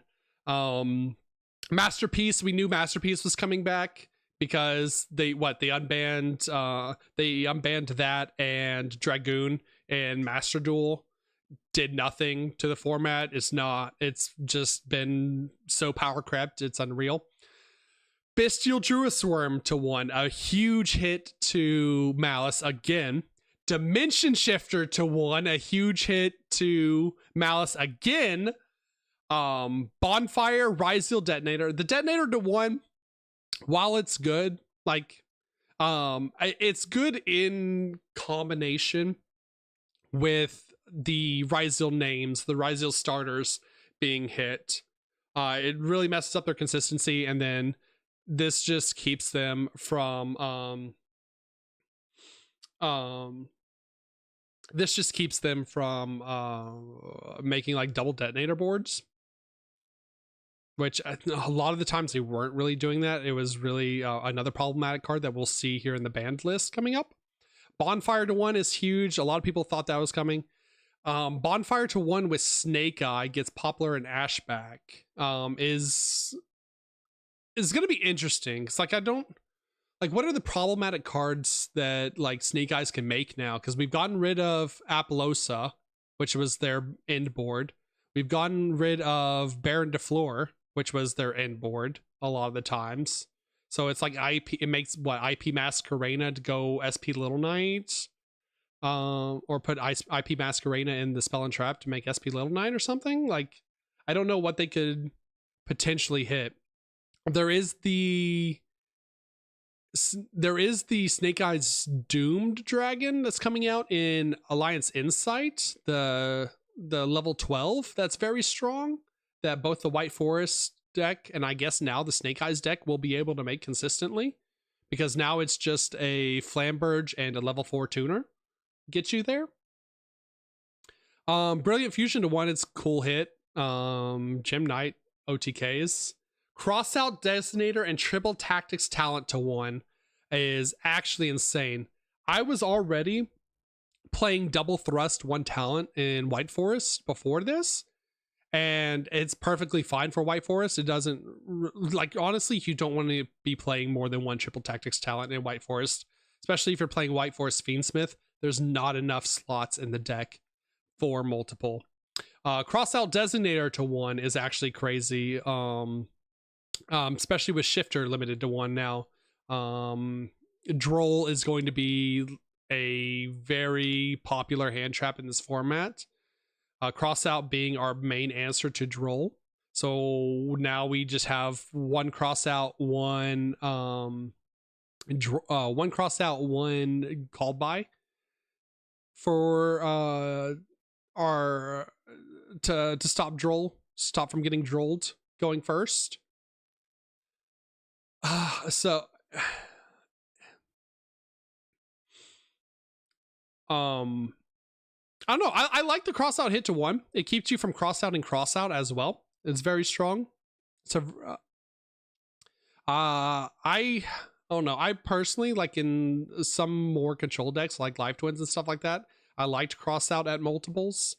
But I mean, this is great for like healthy gameplay. This is a healthy gameplay decision.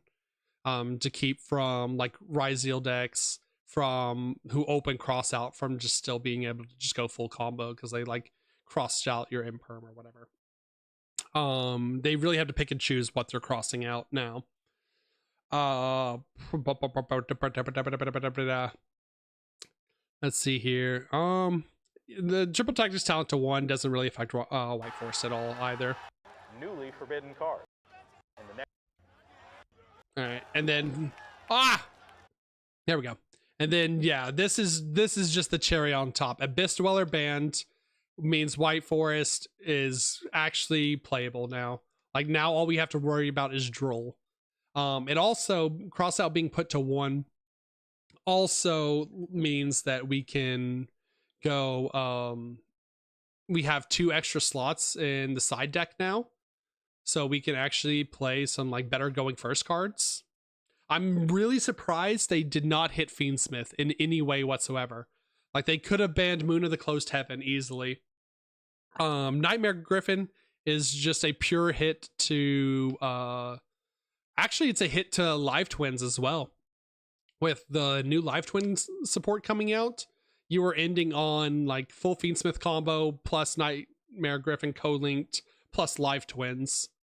So that's a little unfortunate, but I mean, it is a floodgate, a board locking floodgate, which is, I mean, yeah, it's rough for Live Twins, but I mean, the strength of Live Twins has always been like its hand trap control, like how its engine is very small, and you get to just play a million hand traps and end on like full combo plus 3 hand traps in hand from the card draw, especially with now with the other White Forest card, or not White Forest, the other Live Twin cards. allowing you to draw whenever your opponent interacts with you.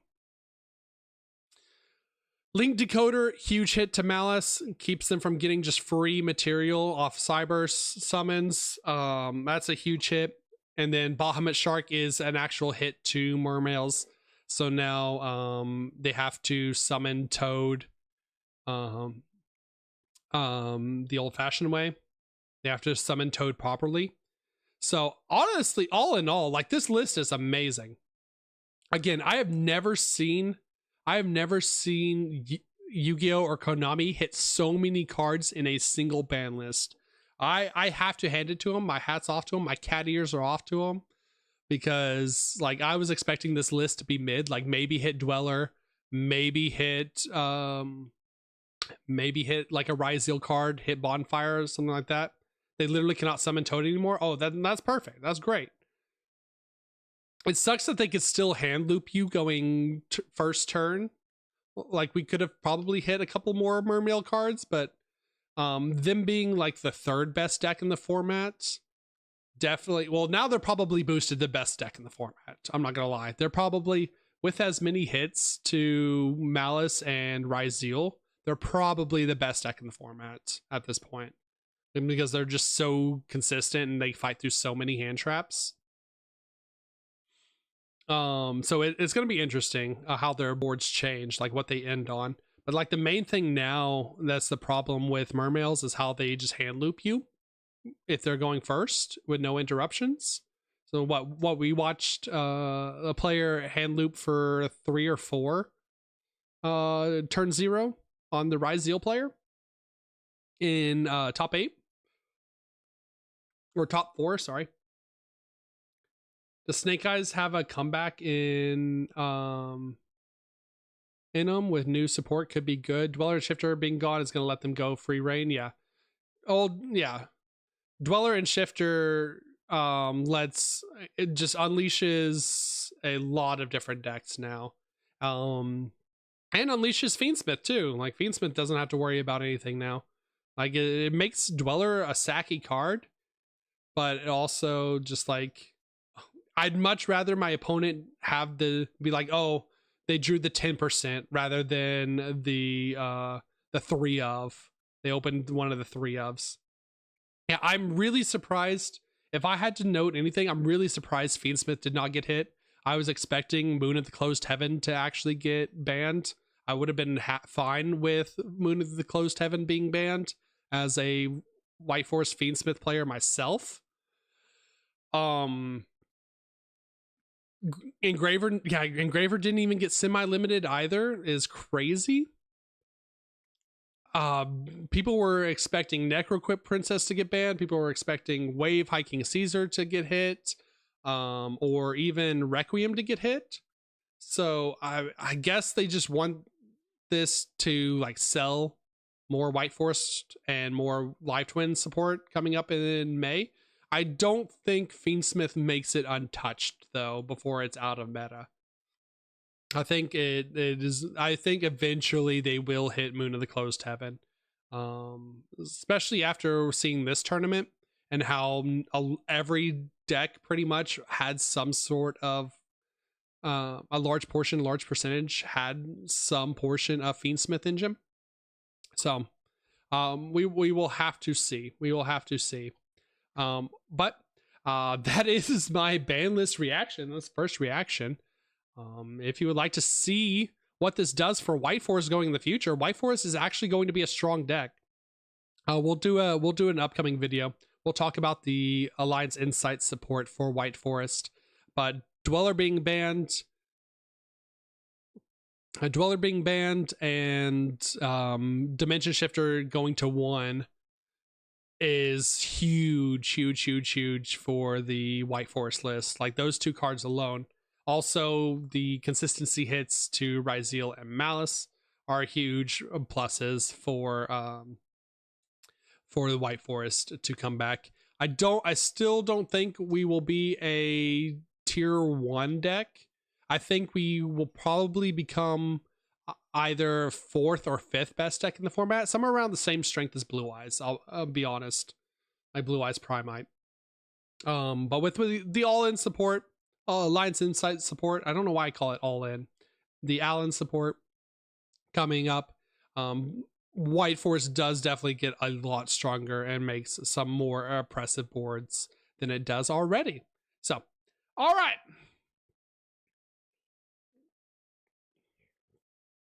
If you're watching this video in the future, check out on stream. Join me out on stream at twitch.tv/GrinningNeko. And as always, like and subscribe. All that good YouTube stuff. And as always, good night. Okay. Oh my god. Oh, what a ban list, chat. What a ban list. Oh, how are we feeling? How are we feeling? Let's go to just chatting. Let's go to just chatting. Hold on. Bop. There we go. Hide this.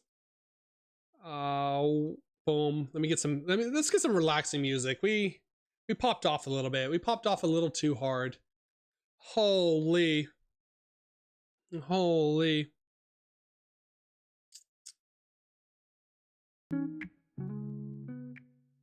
There we go. There we go. Nice relaxing music. Nice relaxing music, chat. Okay. What are we thinking? How are we feeling about this list? So for the top 5 decks, does this ban list shake the list at all? I think it shakes the ordering. You have to remember that Malice is not only getting another main deck name in Alliance Insight, but they're also getting a really, really strong spell that they're going to be searching over the field spell a lot of the time, like 90% of the time. They did not hit the whatchamacallit, the Link 2, whatever his name is.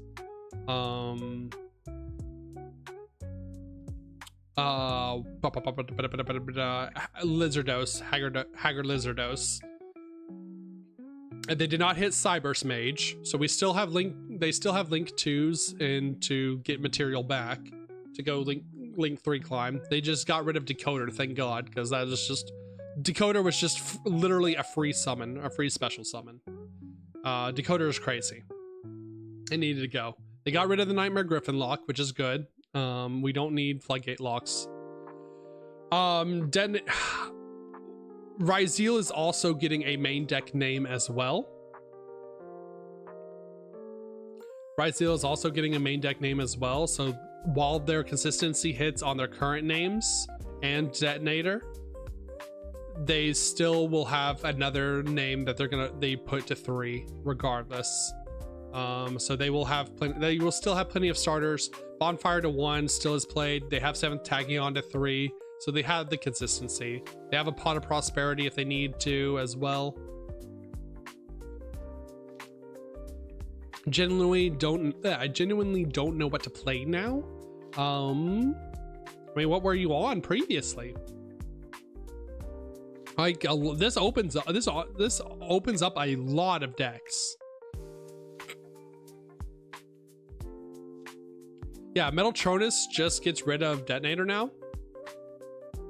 Metaltronus is a lot stronger now for board breaking.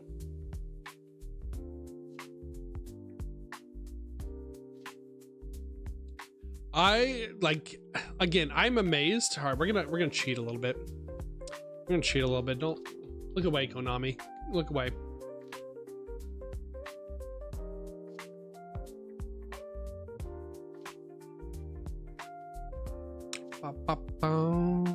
The constructor. Okay.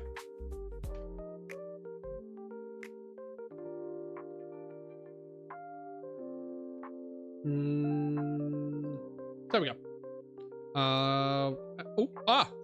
There we go. All right.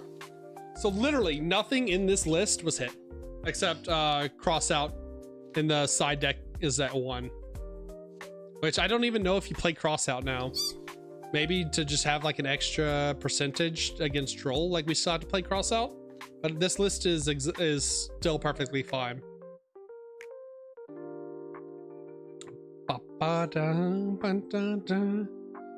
We do put in, we actually do think we take out Tails and we do put in Woes for this list. And just because everyone's going to be on Droll now. With Crossout taken out of the game, everyone is going to be on Droll. We also, because guess what also did not get hit, and that we can run going first instead.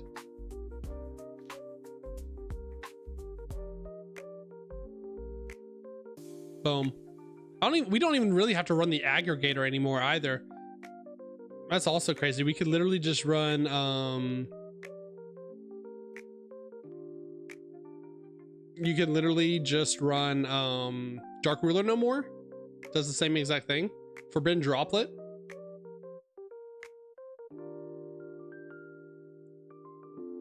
What's up? What did you just realize?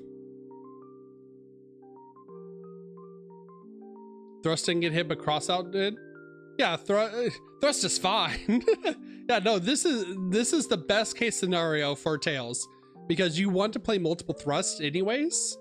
Because Thrust, if you get like drolled or something, Thrust sets your woes for you. Or Thrust, I mean, if you get ashed, Thrust sets your Tails. Then you send your Tails with like LZ or another name and reset the Tails. And then, boop, we got here another list that has not been touched. Crossout goes to 1.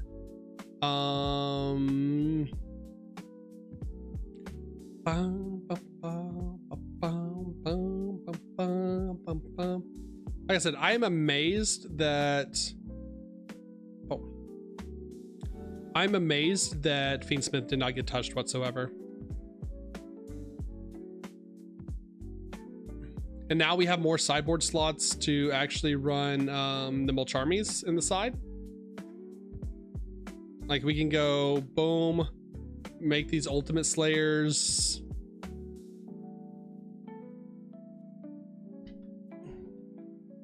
Let's see here. Dark Ruler. Dweller's out, unfortunately. Go 3 Dark Ruler and go Fuwa.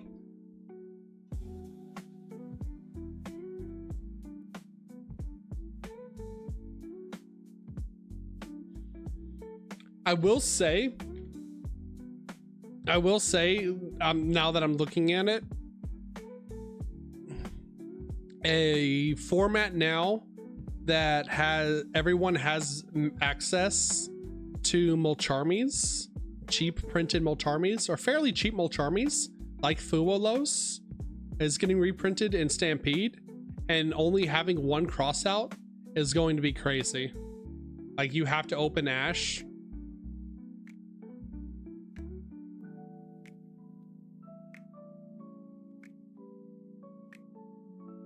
Also makes Nib a lot better as well as a main deck card.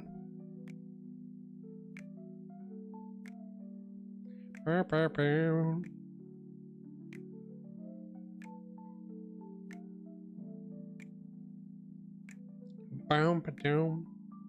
don't even know if you run Crossout at 1.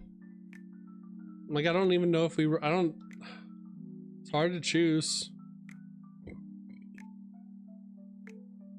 I think we're going to see a lot more White Forest lists topping, aside from the 1 or 2.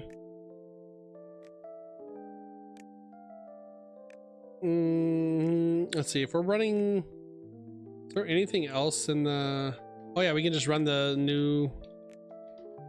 Let's see if we're playing all in, or not the Doom Dragon, Execute Dragon. That's what it was. Like we just get to run this now to fill the slot. I don't even know once we're playing all in. And then once all in comes out, wonder if we even still play. I wonder if you even still play like Fiendsmith. I mean, we don't play Dweller anymore, so that's out. We don't need Aggregator anymore unless like, Oh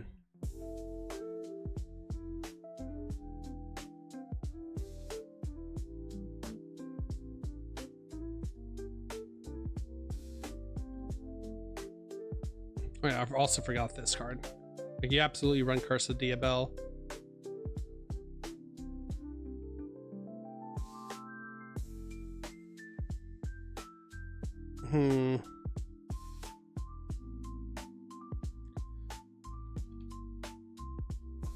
Well, now that we don't make Sage, what is it? What do you want?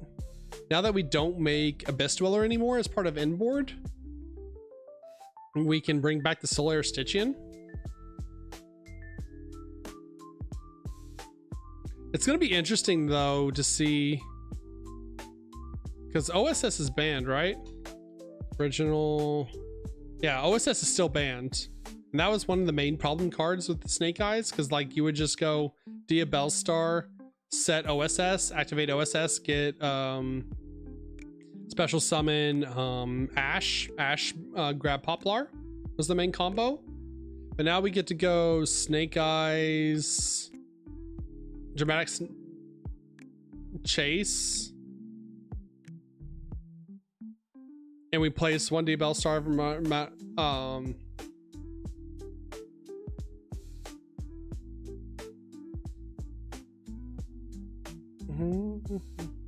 Divine Temple is also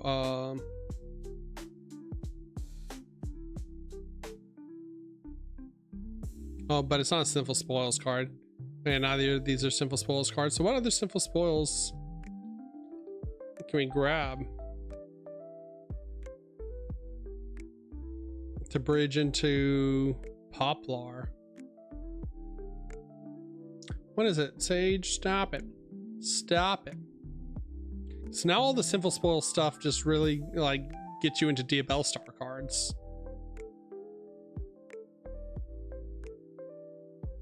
I think we're honestly fine. I think Snake Eye and Poplar are gonna be fine without OSS. Like it's just like Bonfire is the only card that really bridges us into it without opening one of the two.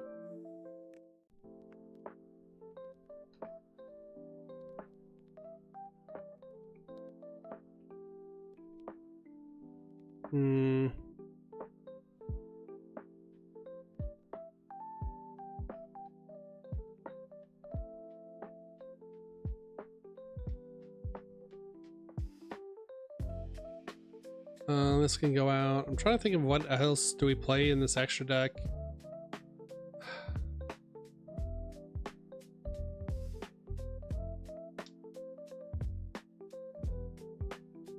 Like, do we take out the goats?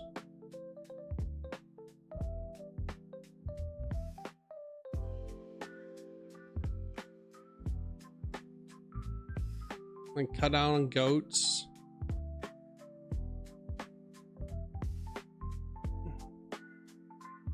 Diabel Star is a Sinful Spells card. You can banish one spell or trap from your hand and or graveyard. Special summon this card from your hand or graveyard. Quick effect, you can pay half your life points, pops card. And this is you can send a spell or trap from your hand or field to the graveyard, special summon this card from your hand. And then you can send a Sinful Spoils card or Diabel card from your deck to graveyard. No thank you, my guy. I'm thinking here. I'm a little preoccupied.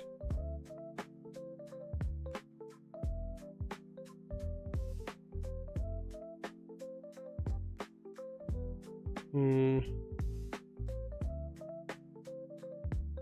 don't even know if we play the Black Goat Laughs anymore, I'll be honest. Because if we cut the Black Goat Laughs, we get to put in Morian and another Wanted. Wanted didn't get hit too, is wild.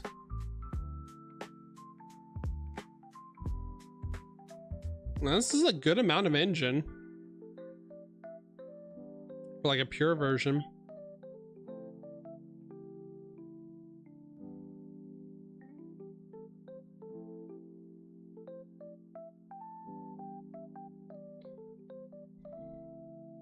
And now I can live in hope and fix ratios and prep for all in. Yeah, now Alliance Insight is like very interesting.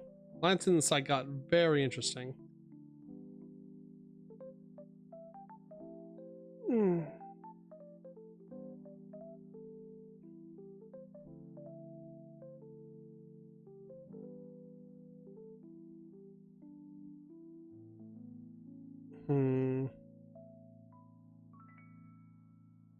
Trying to think of what else we put in the extra deck here. We have one slot open. I mean, we were running... I don't really want a Dark Monster because the Witches shuts off the ability, locks us out of special summoning Dark Monsters. So we can only go White Force combo if we do it, or Snake Eyes Doom Dragon.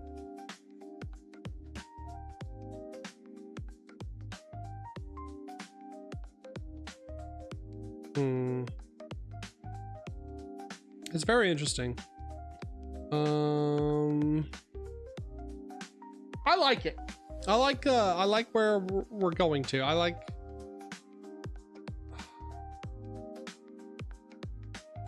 don't even know if we run a Stellar anymore, actually.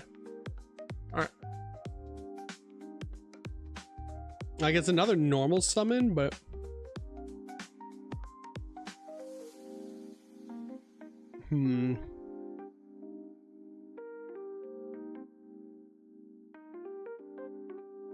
During your opponent's main phase, you get quick effect, immediately synchro summon using this card, and it's a synchro tuner. This plus level 4. Or this plus or Diabell Star is Doom Dragon or Execute Dragon on opponent's turn.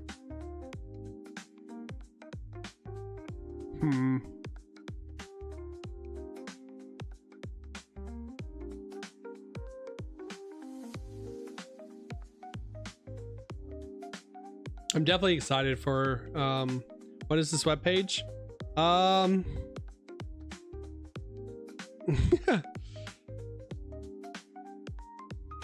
It is a online deck builder for Yu-Gi-Oh! A book of dual variety that Konami does not like you to use.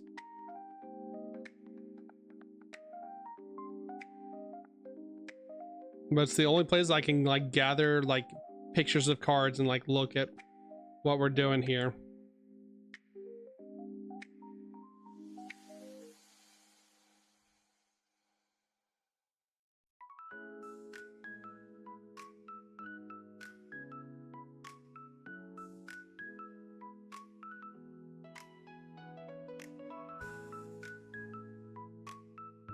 Dweller's out now.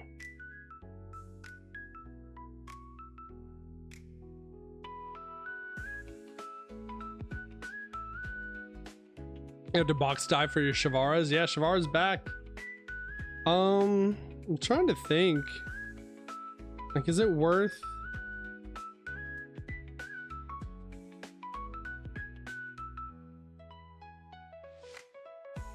Do we have other ways of making level 6s? I think it's literally just Necroquip. Well, now that we're taking the Abyss Dweller out, I guess now we can do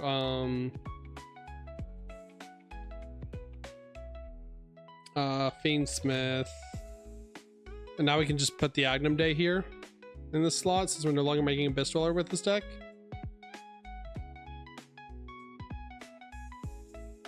Crossouts to don't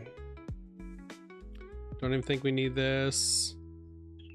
And just do Dark Ruler.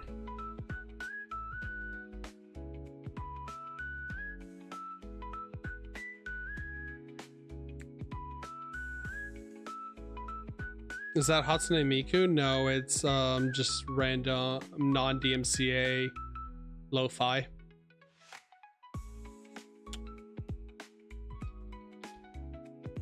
This is what I've been cooking on in prior, or well, that I haven't made a video about yet. And this is what I'm probably going to be playtesting next. something like this.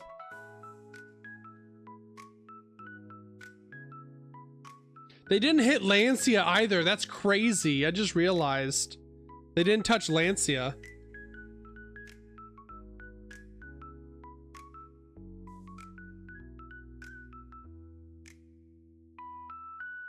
Let's take a Stellar out of here.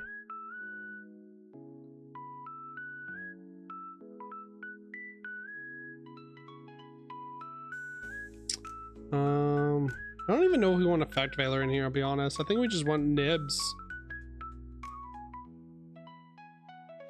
I don't know.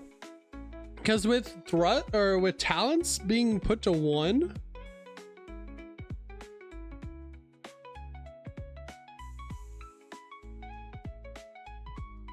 Like, Veiler is actually better, a lot better now too. A lot less punishing. Like, the biggest problem with Veiler was like, okay, you Veilered their Ryzeal summon, their normal summon. They go talents, draw 2 more Ryzeals that they can special summon from hand, or rip a card out of your hand if they've already had it.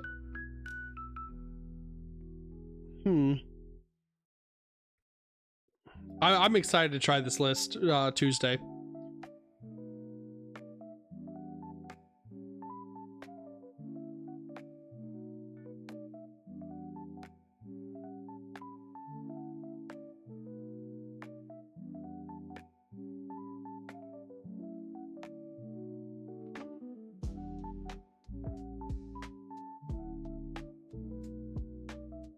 I think we still have to. What does Lancia even affect? It's just anti-malice? Yeah, it's just anti-malice. It also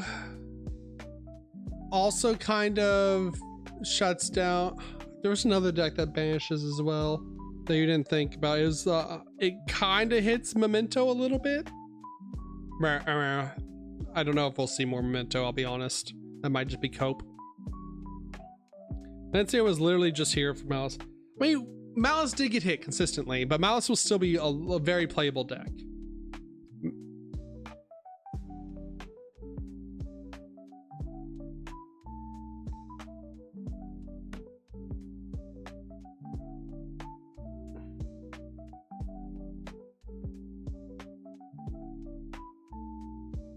I gotta text my friend.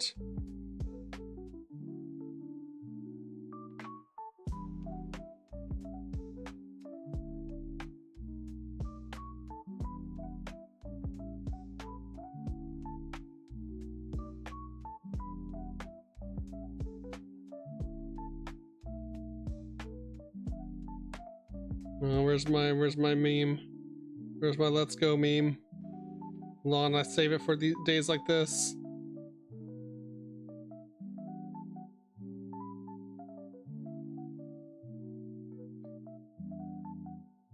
Yeah, I'm also sad no Electromite. I'm really sad no Electromite.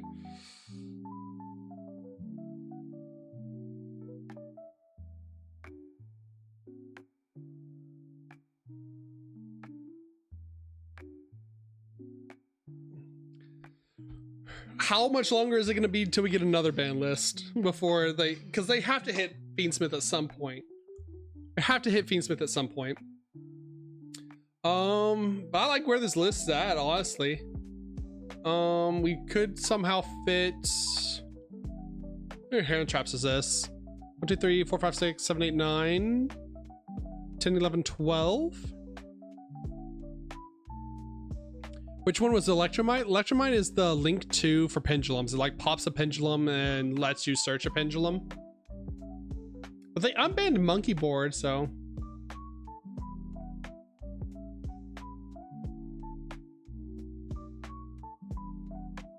I'm pretty happy. Like they hit a lot. They hit a lot more than I thought they were going to hit, and White Force is a lot better because of it. Especially with Engraver being untouched. Like we just get to do this. We still get to do this. Like here,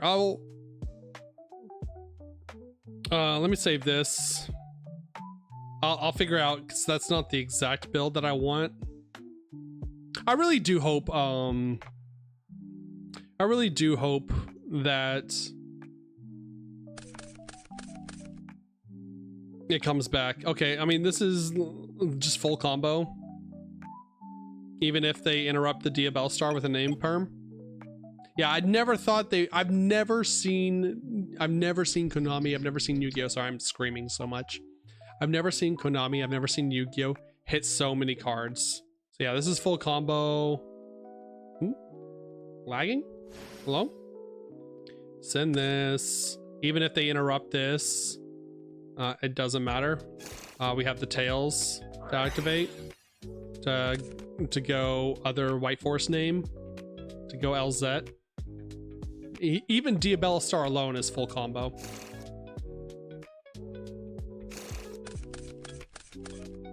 This is full combo with Toy Box. Activate, set, send the toys. I forgot to add in Red Eyes Dark Dragoon. Nah, we don't play bad cards. Again, this is just full combo. We bait with Fiendsmith Tract. Go full Fiendsmith combo. If they Ash Imperm the sequence, we go Diabell Star, send Scourge, LZ, or Deception, add Hallowed.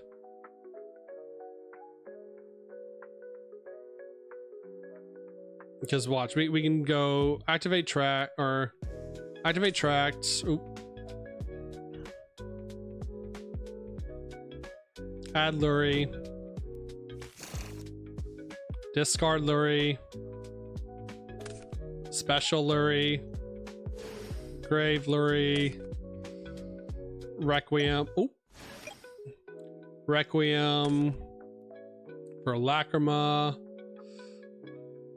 Even if they hit the Lacrima here to keep us from sending our Engraver, we can just attach Requiem here. Let's go Graver to Grave.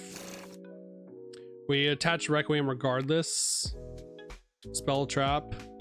Hey, look at that. We can now send the Requiem to the grave as a cost to special summon Diabell Star. We already opened the Deception.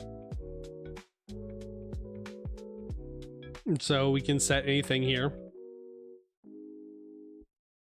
Set Sinful Spoils. Activate. Tribute. Add and Hallowed. Yeah. Yeah. Meow. Hallowed can technically send both of these. Get Moa Regina if we wanted.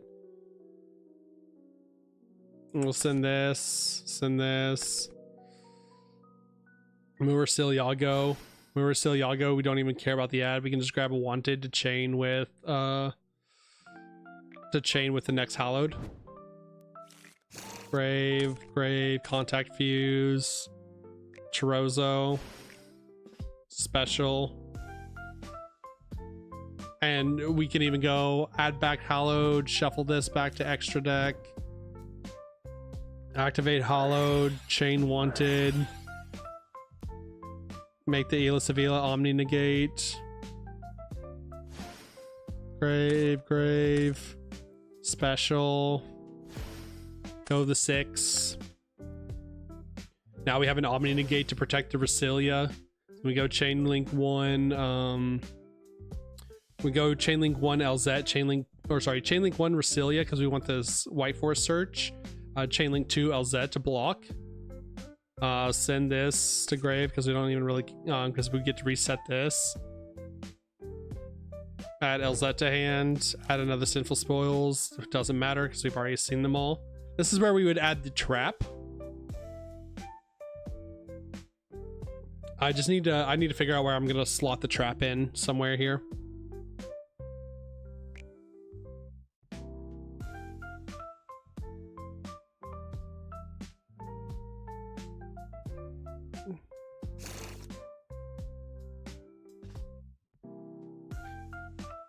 So pretend we grab the Sinful Spoils trap.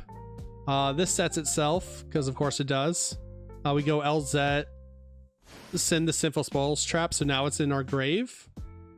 Add Sylvie to hand.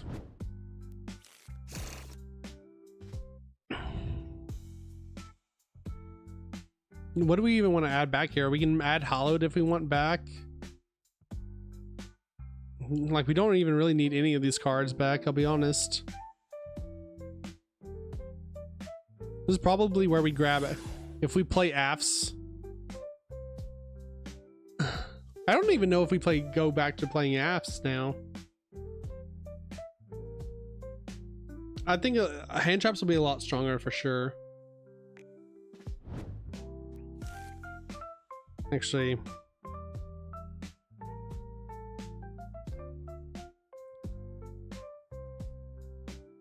add tails to hand.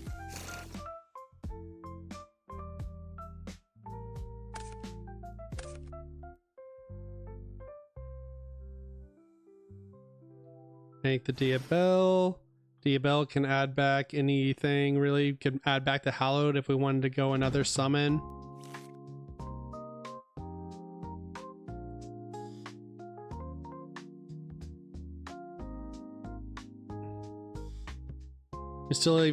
We still haven't even gone full Fiendsmith combo yet.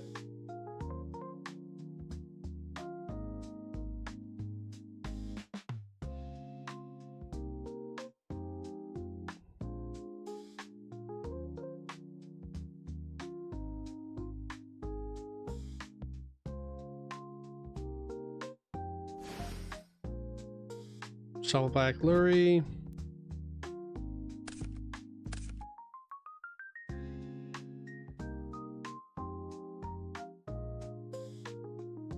Make Moon. Go Tails. Grab the Rusia. Nice. Did you bring enough chicken nuggies to share? Rusia can send the Scourge for a free draw.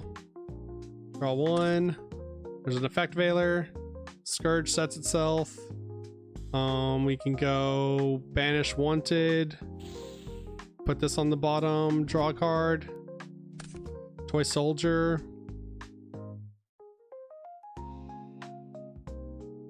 Now we link these two off.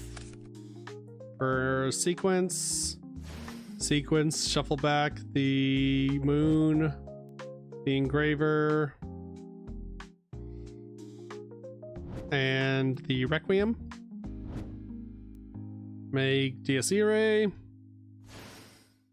Grave. These two. Make Agnum Day. Summon back the Diasire.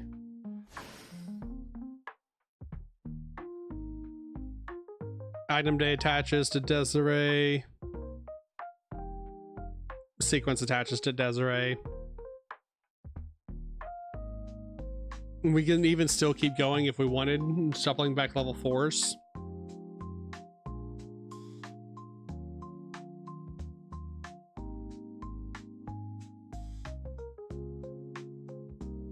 So this is negate up to 5 face-up cards. We have a targeted negate that will, on a quick effect, to protect our board, so they would have to Forbidden Droplet send a spell card, knowing we had this set. Is the only way you can out this board, because even if they Ultimate Slayer or Metaltronus or Dark Ruler no more us, Scourge covers us for that. And then we can always chain to our Scourge the Desiree. And then, so we go Desiree effect to negate. We have Ilisavila to negate. Diabell sends a Speller Trap. We would have this set, honestly, because this will grab us Toy Box. Or you can even send one of your links, like we can send the Agnum Day here if we wanted to.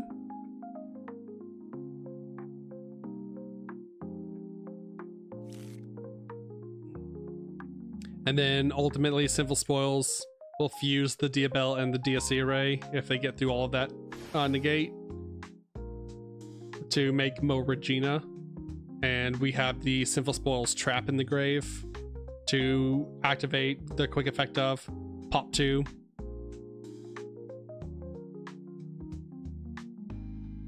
Yeah, I think this deck only gets better. I think this deck is going to be insane for the time being, until This deck will change again in Alliance Insight. We'll see. We'll see how it comes up. I need to figure out. I gotta actually pull up Master Duel. Surprisingly, see how I had this built. Because I had it at 42 cards with Sinful Slumbers Morian. I don't know how I did it, I'll be honest.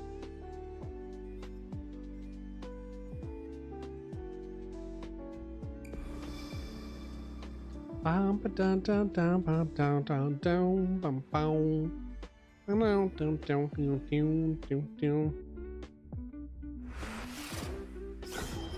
boy, 100 gems. All right. Oh, go away. Deck.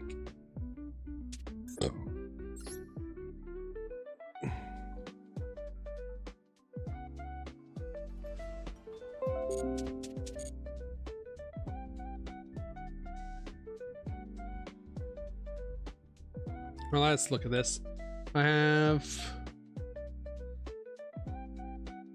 Oh, it's because the Fiendsmith engine is less because we're not running Lacrima. That's what the difference is. Okay. I really don't want to go up to 43 cards if I don't have to. What can we cut?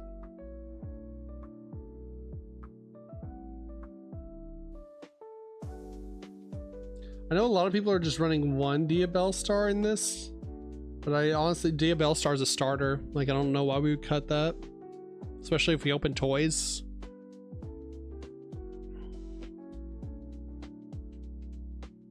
I have to watch that Fiendsmith video. Yeah, the Fiendsmith video that I recently put out is not this list. This is what I've been tinkering on this week. That I'm gonna test out Tuesday. But if it goes well, especially because I was hesitant on showing this list until I saw a ban list, because I figured Fiendsmith was going to get hit, and if Fiendsmith got hit, I was just gonna go back to toys. But the fact that Fiendsmith is untouched is crazy that we can do this.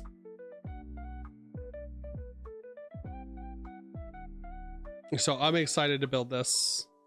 I think we just go to 43, honestly. I have to fit the Sinful Spoils card somewhere in here, right? Because we need that effect to trigger the Moa Regina consistently.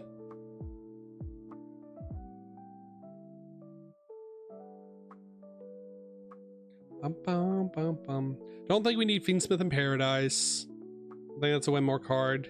We could honestly play AFs, but I think Droll is going to be a lot more prevalent.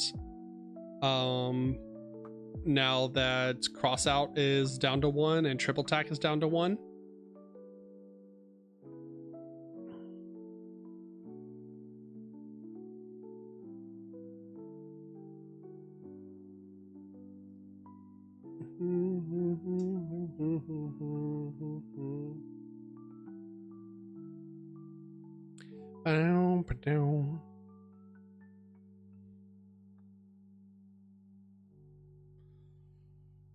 I like it though. I can't wait to show this list off. I can't wait to talk about this list. All right, I'm gonna get working on the ban list reaction video too, chat.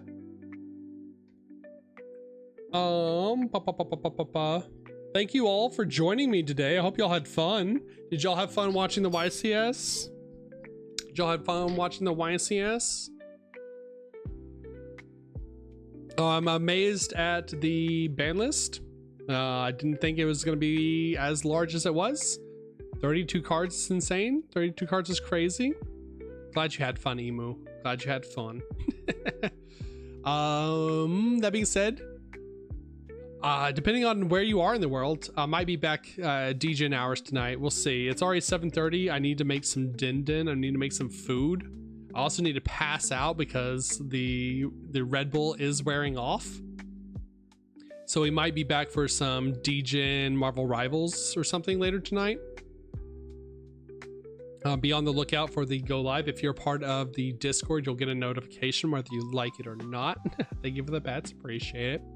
Outside of that, I will get a schedule. I'll work on a schedule as well while I'm working on editing this video to put out putting out the reaction. And Tuesday for sure we're gonna go play Yu-Gi-Oh though, so no stream. I know no stream for sure Tuesday. Next weekend though, we are for sure, because if you're new to the channel, we had a subathon last week and we managed to hit all of our subathon goals from it. So I owe the catters, I owe everyone a few different content streams, of which one is a maid outfit cooking stream, a maid outfit and cat ears horror shock collar stream, where if I scream I get shocked by a shock collar, Yu-Gi-Oh locals, which that's gonna be a little bit of time. I think that was it as far as the IRL streams, or like the type of streams. Let me see, make sure I'm not missing something. Oh, drunk art stream. Oh god, I forgot about the drunk art stream. Yeah, we're gonna have to do a drunk art stream. That might be next week. That might be the one next week. It'll either, we'll see how the schedule looks. I'm gonna have to borrow somebody to come shock me during the horror shock stream. The drunk art stream is gonna be, I have to see if my liver will stand it. will take it after this past week. But yeah. So I will work on a schedule. I will post it in the Discord. I'll post it on Twitter. If you haven't already, I'll also post it on YouTube. If you haven't already, !social in the chat is a link to my Twitter and YouTube, where I post Yu-Gi-Oh videos. We're gonna get that BANLIST reaction out as soon as humanly possible for stream on YouTube if you missed it earlier on. And now that we have a ban list, I'm going to discuss the Alliance Insight videos, and Alliance Insight cards probably either Monday or Tuesday, Monday or Wednesday, depending on when we next stream. So either tomorrow or Wednesday, I will let you know. But the next stream that we do, we will talk about the Alliance Insight cards, now that we can, in like good faith, talk about them. So yeah, that being said, guys, gals, imbies, hold on, do I know anybody streaming? We have a few people in here.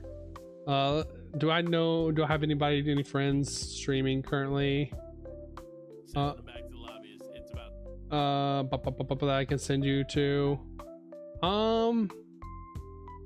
Let me send you off to another himbo stream.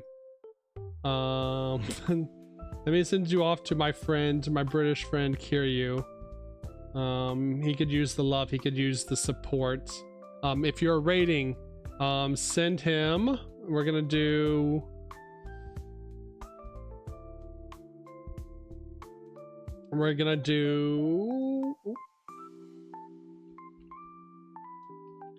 himbo raid. Just do that. We're gonna spam himbo raid, okay? We're gonna copy paste spam that in his chat. Grinning Neko's friend, scowling dog. True. Okay, I'm gonna. Oh, Nari's working. Okay, all right. Nari's family. I gotta go to Nari. We're gonna raid Nari. All right. Yeah, spam himbo raid. It'll count you down. It'll send you over. Hope you all enjoy your time. Thank you for sticking around. Thank you for hanging out. I'll get the videos uploaded on YouTube, and I will see y'all next stream. Guys, gals, MBs, hope you have a fantastic Sunday night, Sunday evening, Sunday afternoon, Sunday or Monday meowing. And I will see y'all. Y'all get some sleep. Good night.